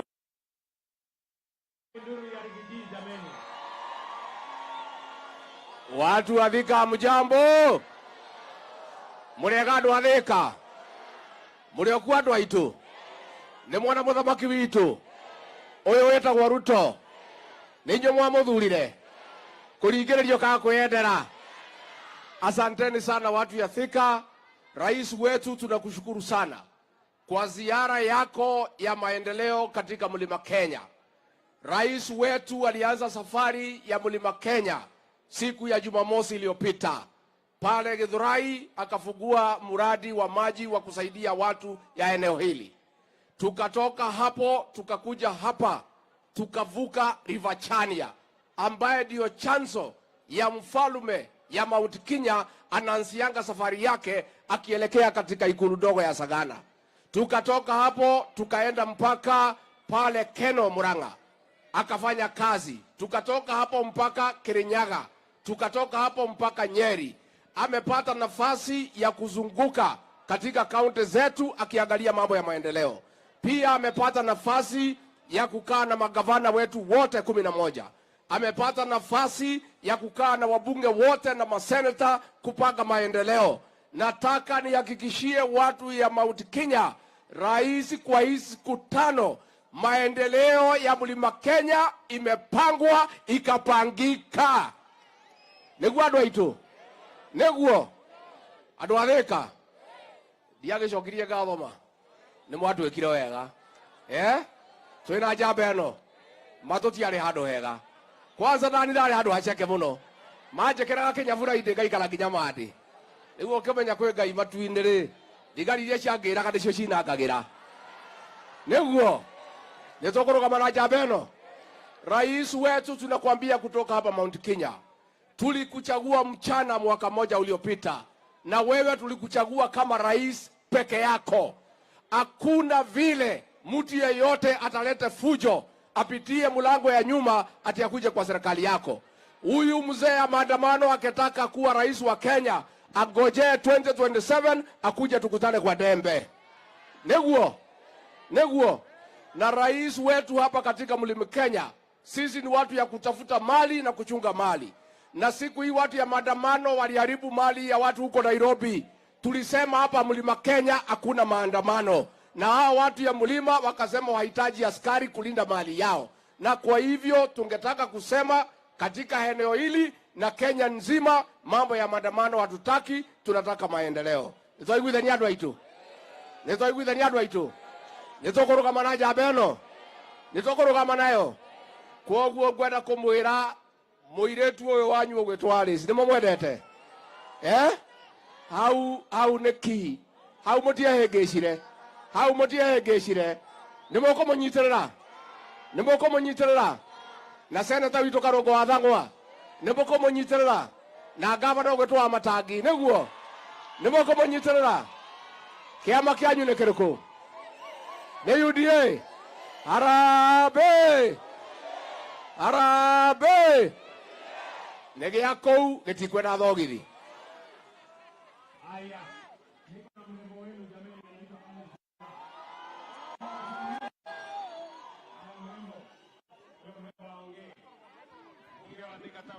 Kabla anangojea huyu, nilisimama pale nikawaambia mambo yenu ya maji, ndio tumemaliza ile damu. Juzi nilifungua hiyo maji kule Githurai, hiyo maji inaenda mpaka Juja, hiyo maji inaenda mpaka Ruiru, lakini haikukuwa na mpango ya kuja hapa Thika Town. Leo asubuhi nimeweka shilingi bilioni 4.5 ili maji hiyo itoke mfereji mpaka Thika Town hapa. Neguo. Na ndio nimekuja asubuhi leo kuianzisha rasmi. Na nimeambia wale wanajenga hiyo mfereji ya kwamba ndani ya mwaka 1.5 hiyo kazi iwe imeisha, ndio watu wa Thika wapate maji na Thika ikae kama city. Neguo. Haya Alice.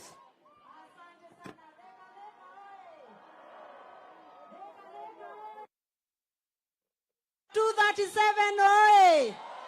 Iko wapi makofi yetu ya rais? Andu a Thika ni mwakena? Ndenda kwamba kwaria na Gikuyu nigetha njarie na Githweri. Ndenda mukiri oguo muigue ngimuhoera indo neguo. Mukiri oguo muigue ngihoya. Ni muramenya kuma twathurire Ndagĩtarĩ William Ruto ni mwaka umwe. Tumuinira happy birthday Kenya Kwanza. Happy birthday to you. Happy birthday to you. Happy birthday Kenya Kwanza. Happy birthday to you. Asante sana. Sasa Your Excellency, nimesema wanyamaze. Ukiona nimeweka lipstick ni ya kuitisha maendeleo. Ni wakati guo nikawaambia wanyamaze ndio wasikie, si ndio hivyo? Your Excellency, jambo ya kwanza, hii Karemeno Dam ilikuwa imegonga kona hapa Jomoko ikapeleka maji Nairobi. Siku ya leo tunataka kukuambia asante sana. Thika tulikuwa tunapata maji once a week. Kwa hivyo asante sana, Mungu akubariki. Makofi mega. Ya pili, Your Excellency, wale vijana ambao wamesimama hapa siku ya leo kwa affordable housing huku government quarters, hao ni watu 2000 vijana wangu wa hapa Thika. Watapata ajira, twakupatia kongole, twasema asante sana. Your Excellency, ya tatu, nataka kuambia wanathika, tumecheza siasa miaka mingi na soko yetu ambayo inaitwa Madaraka Market. Tunataka kukuambia asante sana kwa sababu ulitupatia 400 million. Your Excellency, siku ya leo umesema vijana wangu ambao wanasema bogi yangu ati kazi ni kazi. Bogi yangu ya Nduthi na bogi yangu ya vijana hapa Majei, Biafra na Starehe. Umesema na diaspora. Wamesema ya kwamba kila pahali tutakuwa na IC center, vijana wetu wajiajiri. Makofi meha. Sasa Your Excellency, sasa hii ndio ya request. Hapa kwetu diaspora panaitwa diaspora ni kule Dede alizaliwa. Kunaitwa diaspora ni Kiadu tu.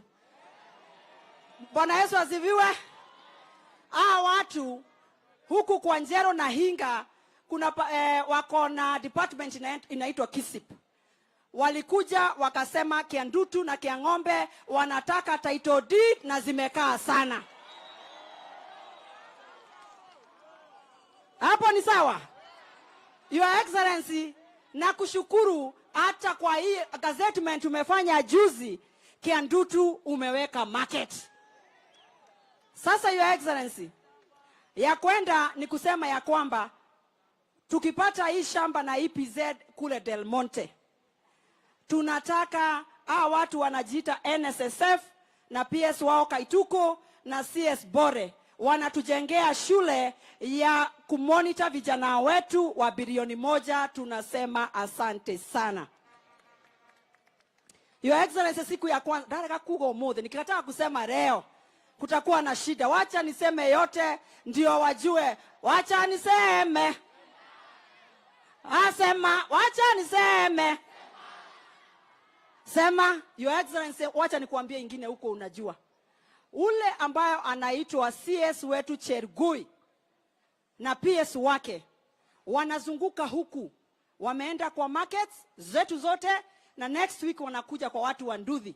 Ile Hasra funds wanashikanisha watu 10 wanapatio Hasra funds. Watu wako chonjo, very soon ni pesa mfukoni. Utakuwa unasikia pesa mfukoni, biashara ndio isonge mbele.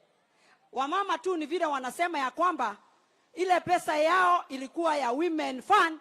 Sasa ile group ambao walikuwa wanapata 500,000, uambie ule Chergui wale wamama ambao walikuwa wamefikisha hapo na wanalipa vizuri wapatio 500,000 kusonga mbele mpaka milioni 1. Ni moyo goraje tirie. Nekege tigarete tina mbele. Haya, Mokereti, ukisikia Mokereti ni hapa tumesimama Your Excellency. Pale huyu Ndede Nyoro alikuwa anauza viatu. Hapa alikuwa anauza hapa. Wanasema ya kwamba ukimalizana na Madaraka Market ile iko pale chini Makongeni, sasa pia hao wakumbukwe. Wako hapa nyumba ya hii building. Wako open air. Wanasema wakumbuke tena sana ndio tusonge mbele. Asante sana Your Excellency. Nikimalizia nataka kukuambia hivi. Watu wa Thika wanakupenda tena zaidi. Wanakupenda mwa. Mwamwedete hata mwa. Wanakupenda tena sana. Na ukiona vile wametokea siku ya leo, unawaona huku, unaona wengine kule kwa nyumba juu, wanasema mpango ni bottom up. Na wacha nimalizie ya national, mimi ni national. Hapa kwetu Thika, hakuna mtu hata mmoja ambaye anavaa sufuria kwa kichwa. Hapa wanataka tu maendeleo. Na wamekuambia Your Excellency, hata sio mkate nusu, hata kuota ngo hawezi kapata. Wanasema wewe ni uko ngangare. Na asante sana, kaya mwenda na amurathime. Hapo nyuma mimi nitaipangia. So atanifuatilia ndio nipange hiyo maneno. Neguo. Wacha nipatie sasa gavana wetu Kimani wa Matange.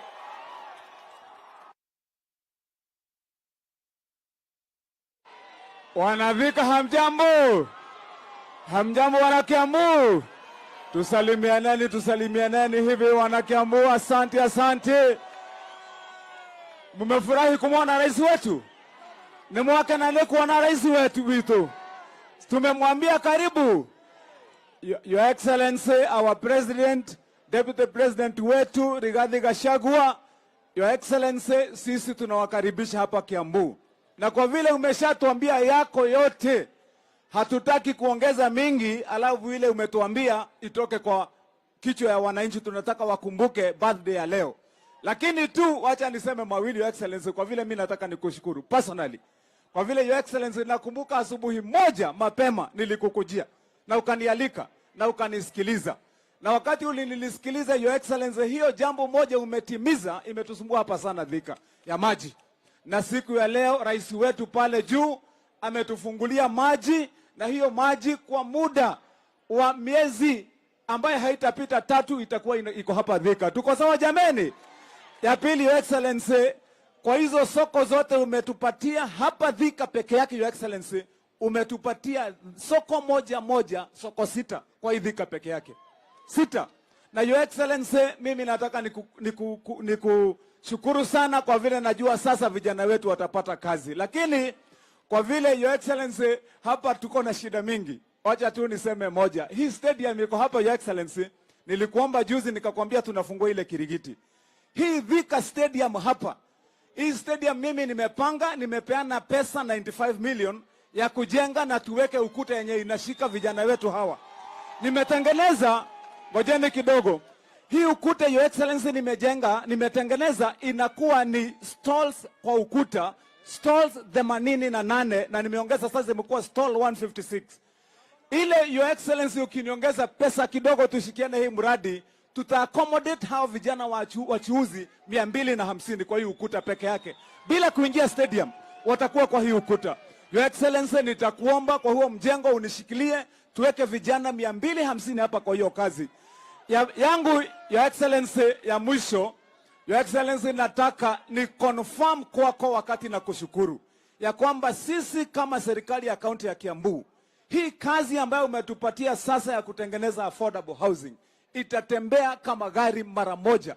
Na sisi hao vijana sasa utakuwa unapata hapa vijana wako busy kila saa. Niombe Your Excellency, hapa ombi langu tu Your Excellency, niombe hao vijana wetu kwa vile tunataka wawe na kazi, vile umetuambia hapa hii mambo ya EPZ. Nataka ni confirm mbele hawa wananchi Your Excellency that Kiambu County we have no dispute at all kwa Del Monte land. Sisi tuko na barua kutoka kwa National Land Commission. Tumefanya allocation ya 100 acres na tumegazette already. Your Excellency, nitakupatia hiyo makaratasi uone ya kwamba hapa ndio kunafaa kukuwa na EPZ. Your Excellency, population yetu hapa, angalia hao vijana wote Your Excellency, population ya Thika tumekaribia karibu watu 1,000,000 Your Excellency. Hawa ndio wanastahili. Na Your Excellency, vijana wengi wako karibu na hiyo ardhi ya Del Monte hapa. Hapa ndio EPZ inafaa kuwa. Nataka niseme shukrani Your Excellency, tunakupenda, tunakukaribisha, na hiyo kazi sisi tutafanya Your Excellency, na tuko tayari. Asante sana Your Excellency. Thank you. Wanakiambu hoye! Wanakiambu hoye! Tunasema rais wetu karibu. Tunamwambia happy birthday. Asante Your Excellency. Thank you very much, sir. Kikishie Bwana Kimani wa Matangi, nataka nikuhakikishie hiyo mradi ya mambo ya affordable housing, vile county sasa wamekubaliana na sisi, hata haitatembea kama gari, itatembea kama risasi. Sindio? Siitembee kama risasi, ndio itembee haraka haraka. Na vile vile mambo yenu ya maji tutaikamilisha. Na hiyo umesema ya soko, huyu mungwana gavana wenu amesema tuko na soko 6. Wacha nikuhakikishie Bwana wa Matangi, ndani ya miaka 3 tutawajengea hawa wangwana wa Kiambu soko 20. 6 ni ya mwaka huu. Mwaka ujao tutaweka ingine. Mwaka ujao ile ingine, mpaka tuhakikisha kwamba kila kona ya Kiambu iko na soko ambayo itafaa wananchi wa hapa, kila mtu afanye biashara mahali kuna heshima. Neguo kanatiguo. Asante sana. Niko hapa na mungwana ambaye amenisaidia kupanga budget. Anaitwa Ndende Nyoro. Yeye ndio chairman wetu wa budget committee kule bunge. Harambe. hey andu athika mutirengarengaga mwaki mwekuo na mwembere ta muhuko wa shati. Asante sana rais. Rais, unajua saa zingine kwa sababu wewe ni rafiki yangu, wewe unaniita kijana ya Kiadutu, na mimi nafurahi sana nikisema nikiwa hapa Thika niko nyumbani, kwa sababu mimi nimekaa hapa Majei, nimeuza mtusi pale, ile nyumba inaitwa Ambassador kabla ijengwe. Hapo masaa hii ya jioni kazi yangu ilikuwa ni 10 baubau ni bei ya kufunga. Nimekaa pale Biafra, nimekaa pale UTI, hata kuna relatives wangu wengi hapa Thika, na pia baba yangu alikuwa anakaa pale Kiadutu, na mimi ni mtu wa Dudha kabisa. Rais wetu, mimi nitakuomba machache. Ya kwanza, Mheshimiwa Alice Ng'ang'a, kwa sababu hata mimi humuita member of parliament for Kiadutu, kwa sababu napenda hiyo base ya my father sana.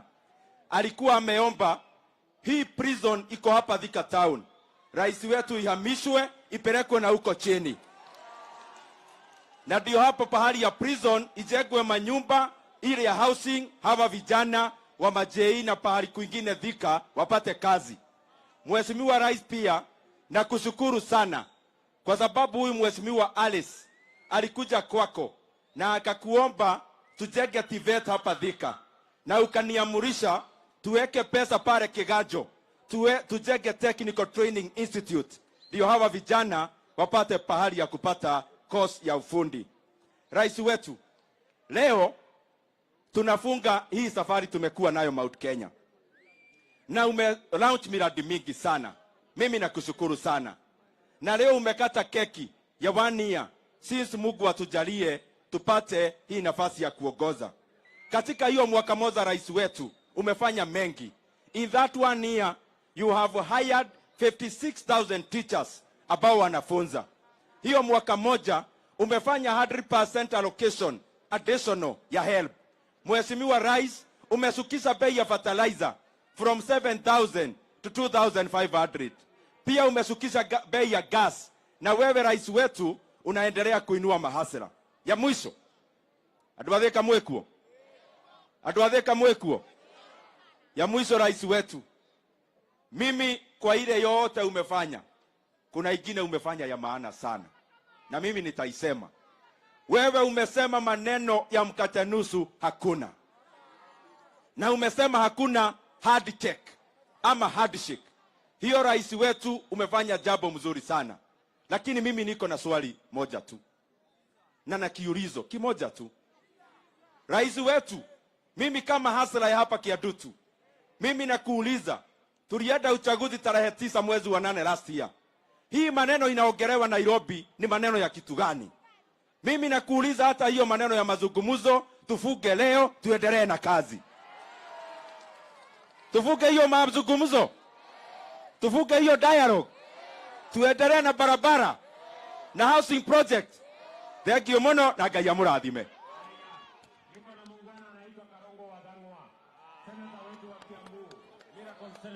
Thika Thika, munakumbuka tulisimama hapa tukasema tarehe 9 mwezi wa 8 tutaamuka mapema, na hiyo siku si ya leo, si mwaka ndio imeisha, si tuhakikishe rais wetu bado ni William Ruto. Kwa hivyo nikisema kitu nasema si ndio?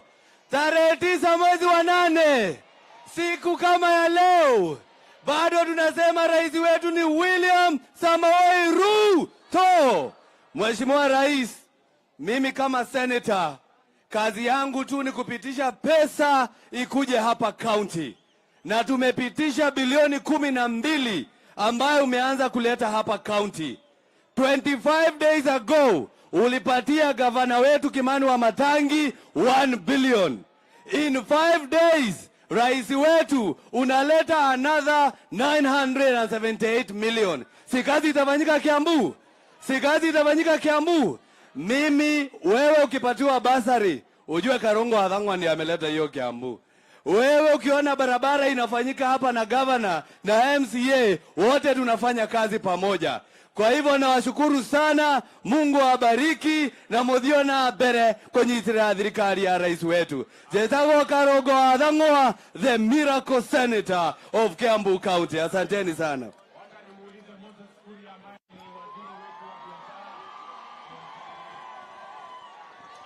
Watu wa Thika hamjambo. Anaitwa Mulega. Ngethie ugo jigwa muzuri. Uli mwake minalio tatinda agetigire imotioe. Kwanyitanira.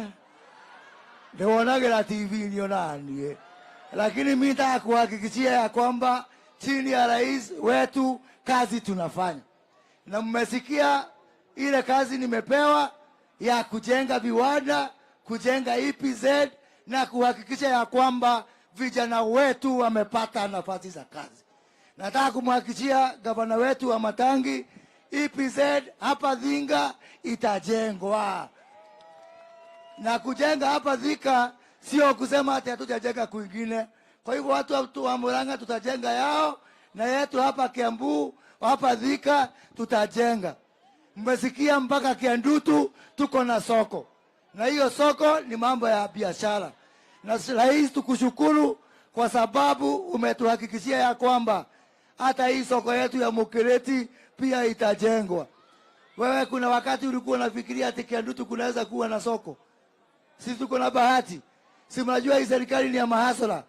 Na niwahakikishia ya kwamba mimi kama waziri ya biashara, mimi ndio nataka amani zaidi. Kwa hivyo mimi rais nakwambia ufanye chochote kuhakikisha ya kwamba hakuna maandamano na tuko na amani hii Kenya. Na unajua wakati hiki kimutu kimetulia, mimi napataka kazi, nafasi ya kufanya kazi. Ndio mukitolonie ni mukende wa ihendere mwekero kihorere. Tondu hiki hiyo kero ndio nige no guthuke muno na kunyitane. Ndukareke kire mundu ngero kire kihorere hote kuruta wira. Ngai to murathime na mwike wega. Asante. Ngoja kidogo, ngoja.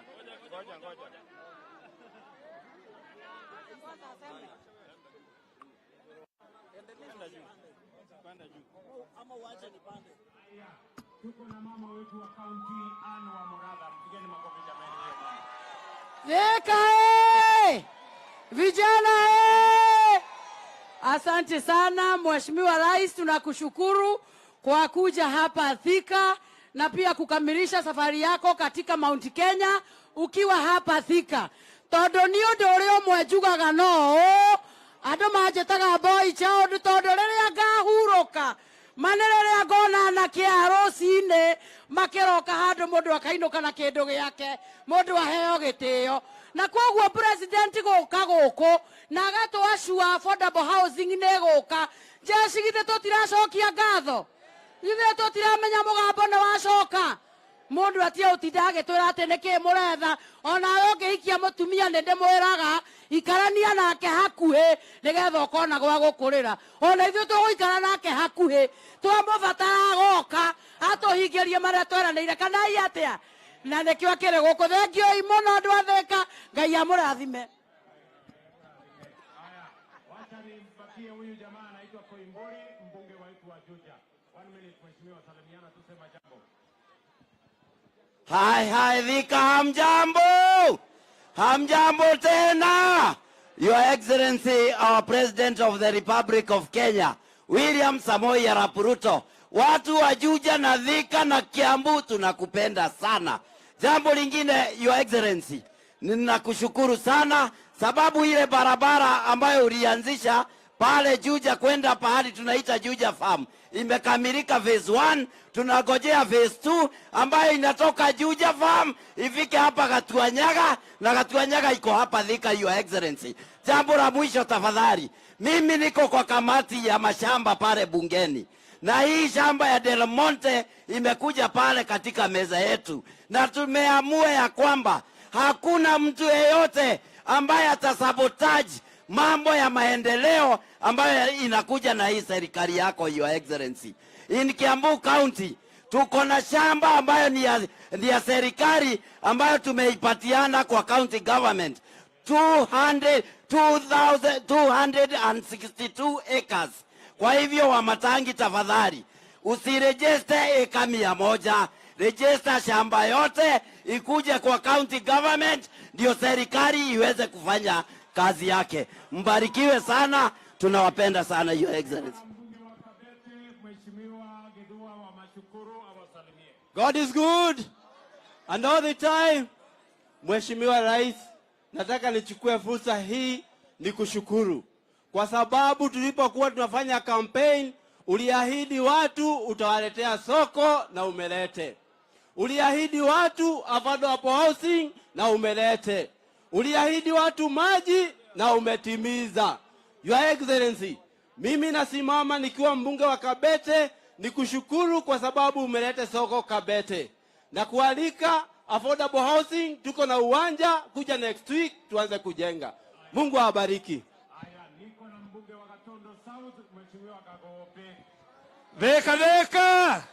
Dheka.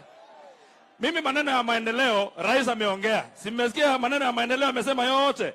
Si ni kazi tupu, kazi ya manyumba, kazi ya barabara, kazi ya kuhakikisha watu wana biashara.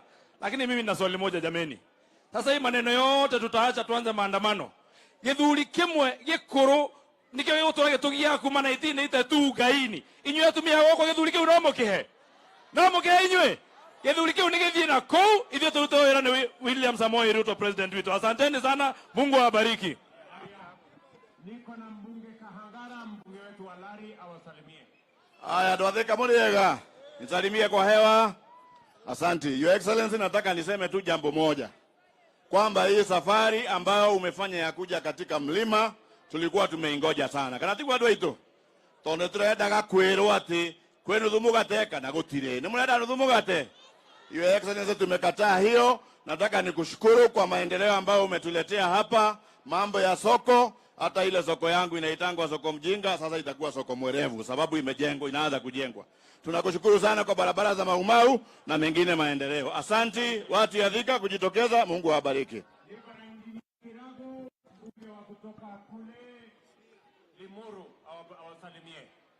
Ndwathika Muriega. Yangu Mheshimiwa Rais, ni kukuambia sisi timu yako ya Kiambu tunajua plani yako ni nzuri kwa sisi, na sisi tukipata mtu akiweka roadblock kwa plani yako tutapita na yeye. Mungu akubariki. Haya, niko na Kawanjiko wa Kiambaa. Thika oye! Your Excellency, tumekukaribisha hapa kwetu Kiambu, na leo ni dhihirisho ya kwamba ile kazi ulianza mwaka mmoja uliopita bado unaendelea kufanya. Na sisi kama jeshi yako Your Excellency tuko nyuma yako kuhakikisha ya kwamba ile mikakati yote umeweka tumetimiza kule bunge na tumekushikilia. Kitu ambacho tumekataa Your Excellency, mambo ya saramu tulimaliza tarehe 8 mwezi wa 8. Hiyo saramu ingine ni 2027. Ya mwisho Your Excellency, tumeona umetufungulia maji hapa kwetu. Kule kwetu Kiambaa tunakushukuru. Loiro Dam 2 Your Excellency, bado tunagojea, hatuna maji. Tunakugoja, asante. Loiro 2 ninapanga. Tuko na mungwana anaitwa Karobia, mbunge wetu wa East African Legislative Assembly na kijana wa hapa Kiambu. Asante sana rais wetu. Andu a Kiambu Muriega ringi. Ni inyuĩ mwacagũrire Ruto na wendo mutekũringĩrĩrio. Ithuĩ twoka gũcokia ngatho na kũrugũria project ĩno twaheo ni president ya rais. Sisi tunakushukuru sana kwa sababu kwa kila housing unit ambayo unatengeneza kwa nchi yetu unatengeneza nafasi za kazi 15 ambazo vijana wetu watanufaika. Your Excellency, mimi nataka kukupatia ripoti. Watu wa hapa Kiambu hakuna mtu alivaa sufuria. Your Excellency, watu wa Kiambu watatembea na wewe kwa miaka 10 na sisi hatuna nafasi ya kuvaa sufuria kwa kichwa. Asante sana. Niko na mbunge wa Gatundu North Bwana Gororia atusalimie.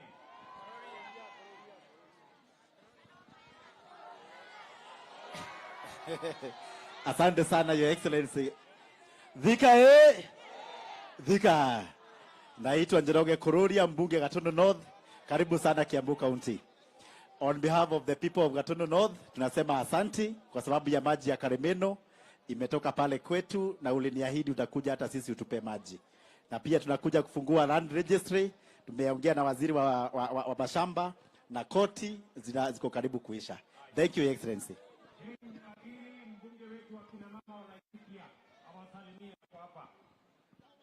Andũ a Thika, Ngai nĩ mwega na hĩndĩ ciothe.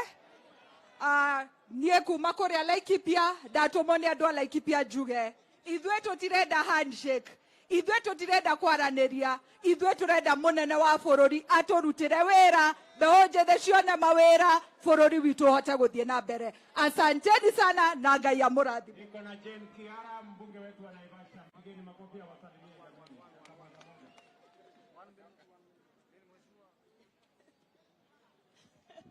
Thika mko nĩ ithuĩ twathurire Ruto, twarĩ arĩu, twarĩte mĩthaiga, ona tũngĩgo tũmũthure rĩngĩ to tũkũmũthura. Acio maratwĩra atĩ nĩ makwenda kũgayana mũgate, nĩ mũgwĩtĩkĩra? Sisi ni watu wa Ruto na serikali yake, na hata kama tunachaguana kesho ama 2027 bado tuko gangari, Your Excellency. Thank you very much. Niko na mama anaitwa Betty Maina, mbunge wetu wa kina mama wa Murang'a. Ngai nĩ mwega na hĩndĩ ciothe. Tarehe 9 mwezi wa 8 mwaka uliopita, rais ndio tuligawa viti. Next time tunagawa viti ni tarehe 10 mwezi wa 8 2027. Kama tumekugawia kiti ujaribu kugawa, sisi hatuko hapo. Nĩmũkwenda ngeithi kana ngeithi kwa inoro? Nĩmũrenda arĩrio kana tigana nake? Kama mtu anataka kuongeleshwa aende nyumbani mapema akaongea na bibi yake. Asanteni sana.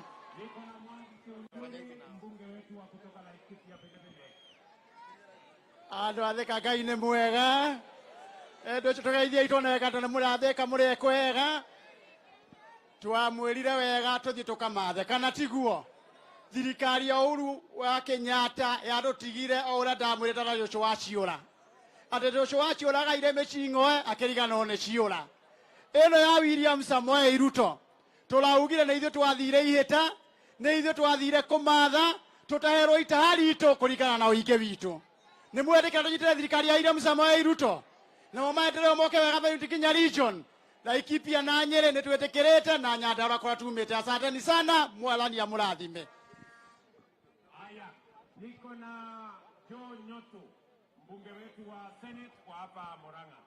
Asante Mheshimiwa Rais. Andũ a Thika mũrĩega rĩngĩ. Rais, asante. Tulikuomba tukiwa Kangari kwamba watu wetu wa matatu wale ambao walikuwa wamesemekana warudi shule ili wakasomee tena. Jana umesema tukiwa Sagana State Lodge kwamba watu wa matatu hawatarudishwa shule tena, wataendelea na kazi zao. Asante sana Mheshimiwa Rais, na sisi tuko gangari shamba la Del Monte tuletee hiyo special economic zone. Asanteni sana na akaiditwa kiwa gutiri. Asante.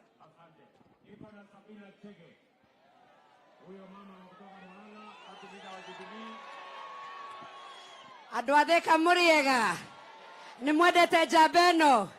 Kĩnyonie ũgũkorwo nĩ mũmwendete.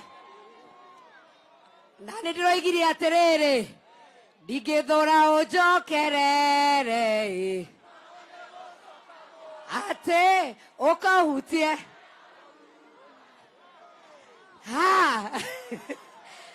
Nĩ mwendete William Samoei Ruto, nĩ inyuĩ mwaumĩrire, nĩ mũraugire mũtikwenda maandamano, na ndĩroigire nĩ ngũmũnyitĩrĩra tũthiĩ thabarĩ ĩmwe, tondũ thabarĩ ya mũndũ ũmwe thiagĩrwo kĩ? Ngai witũ amũrathime. Asanteni sana.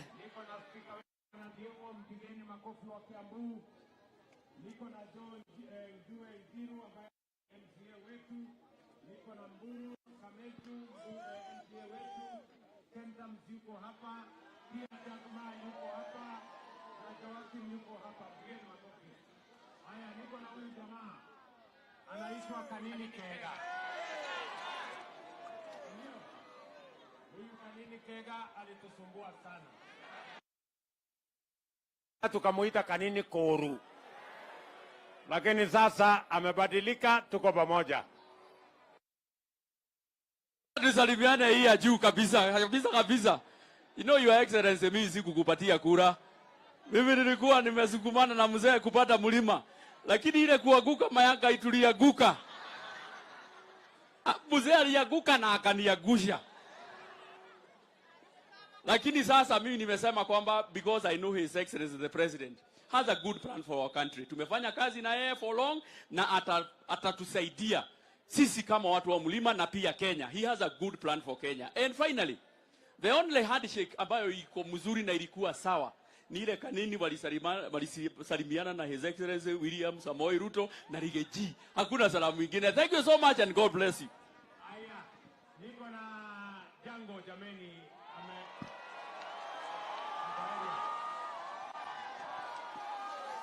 Jango Jango asante sana Mheshimiwa Rais kwa kuja kwetu, kuja hapa. Wakati ulikuja hapa mara ya mwisho, Jango ndiye alikuwa boss, lakini sasa tumekuwa na boss mwingine, Madam Alice, na si yako sawa bado. Na si yako sawa. Na sasa sisi kitu yetu ya ugavana inakuja miaka 4, na nataka kuuliza Rais, Jango ako hapa na ako free. Hapo sawa? Na ako available.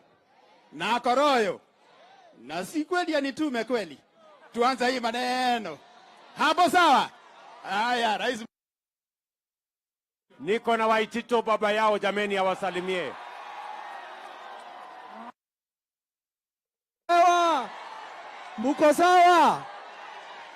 Mheshimiwa Rais wetu, nimefurahi sana kugusa microphone leo. Siku nyingi sijagusa microphone. Na nimefurahi pia kukuona ukirudi kwa mahasla, kwa sababu hao watu wa Thika na Kiambu na kupenda sana. Kitu ambaye ningetaka tu kukumbusha, hapa Thika hakuna kiwanja ya jua kali. Hii watu ya garage wanatengeneza magari hapa kwa barabara. Wale watu wengine jua kali iko hapa, kiwanja iko na shida. Ambia county government wapatie. Hii stage iko hapa. Kuna mtu ambaye anasemanga ako na title ya stage. Kwa hivyo hapa Thika kuna shida zile wananchi wenyewe inawasumbua hapa. Na tunataka kusema hivi, vile tulikuchagua na roho moja, na wewe ulikuwa umesema hautafanya handshake hata siku moja. Wewe ndio utafunza hii nchi lesson. Ati uchaguzi ukiisha, watu wagoje miaka 5 mpaka uchaguzi mwingine ifike. Si ndio hiyo? Si tumekataa handshake? Si tumekataa cooperation? Sasa sisi vile tulichagua dume yetu hii, tukoje sasa maendeleo? Affordable housing zimekuja, jeshi iandikwe kazi. Kuna viwanja mingi hapa Your Excellency. Vile wameanzisha project nyingine hapa, anzisha zingine za mjengo hapa. Hii vijana wote hawana kazi, ndio wapate kazi. Asanteni sana watu wa Thika, bado liko sawa, liko ngangari na bado liko strong kwa serikali.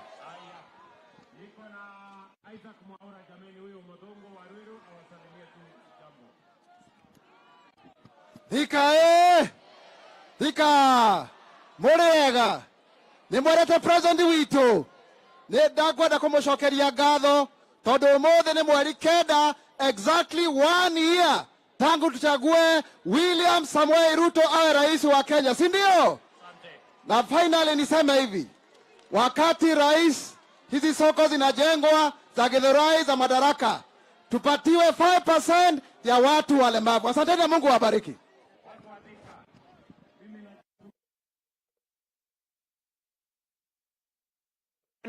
Kwa kuja kutusikiza.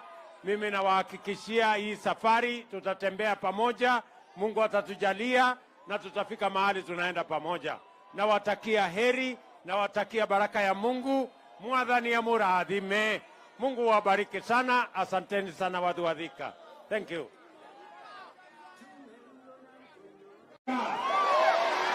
Mwadhani ya gozo. Bwana Yesu asifiwe. Hebu munisalimie hivi jameni wangwana wa Thika. Hey! Allah! Watu wa Thika kwanza wajamsikia nafasi hii jameni. Mimi ni washukuru sana kwa sababu tulikuja hapa Thika. Ninyi ni watu wangwana, tukaomba kura zenu, mkatupatia, mkatuongezea maombi, Mungu naye akatupatia ushindi. Mimi nawashukuru watu wa Thika, kusema asante sana jameni. Watu wa Thika, mimi nasema asante sana. Salama. Mimi vile vile vile nilikubaliana na nyinyi. Si mnajua tulikuja hapa na Rigiji na huyu mama Alice na Wamatangi na hawa viongozi wote, na tulikubaliana na nyinyi tukasema uchaguzi ikiisha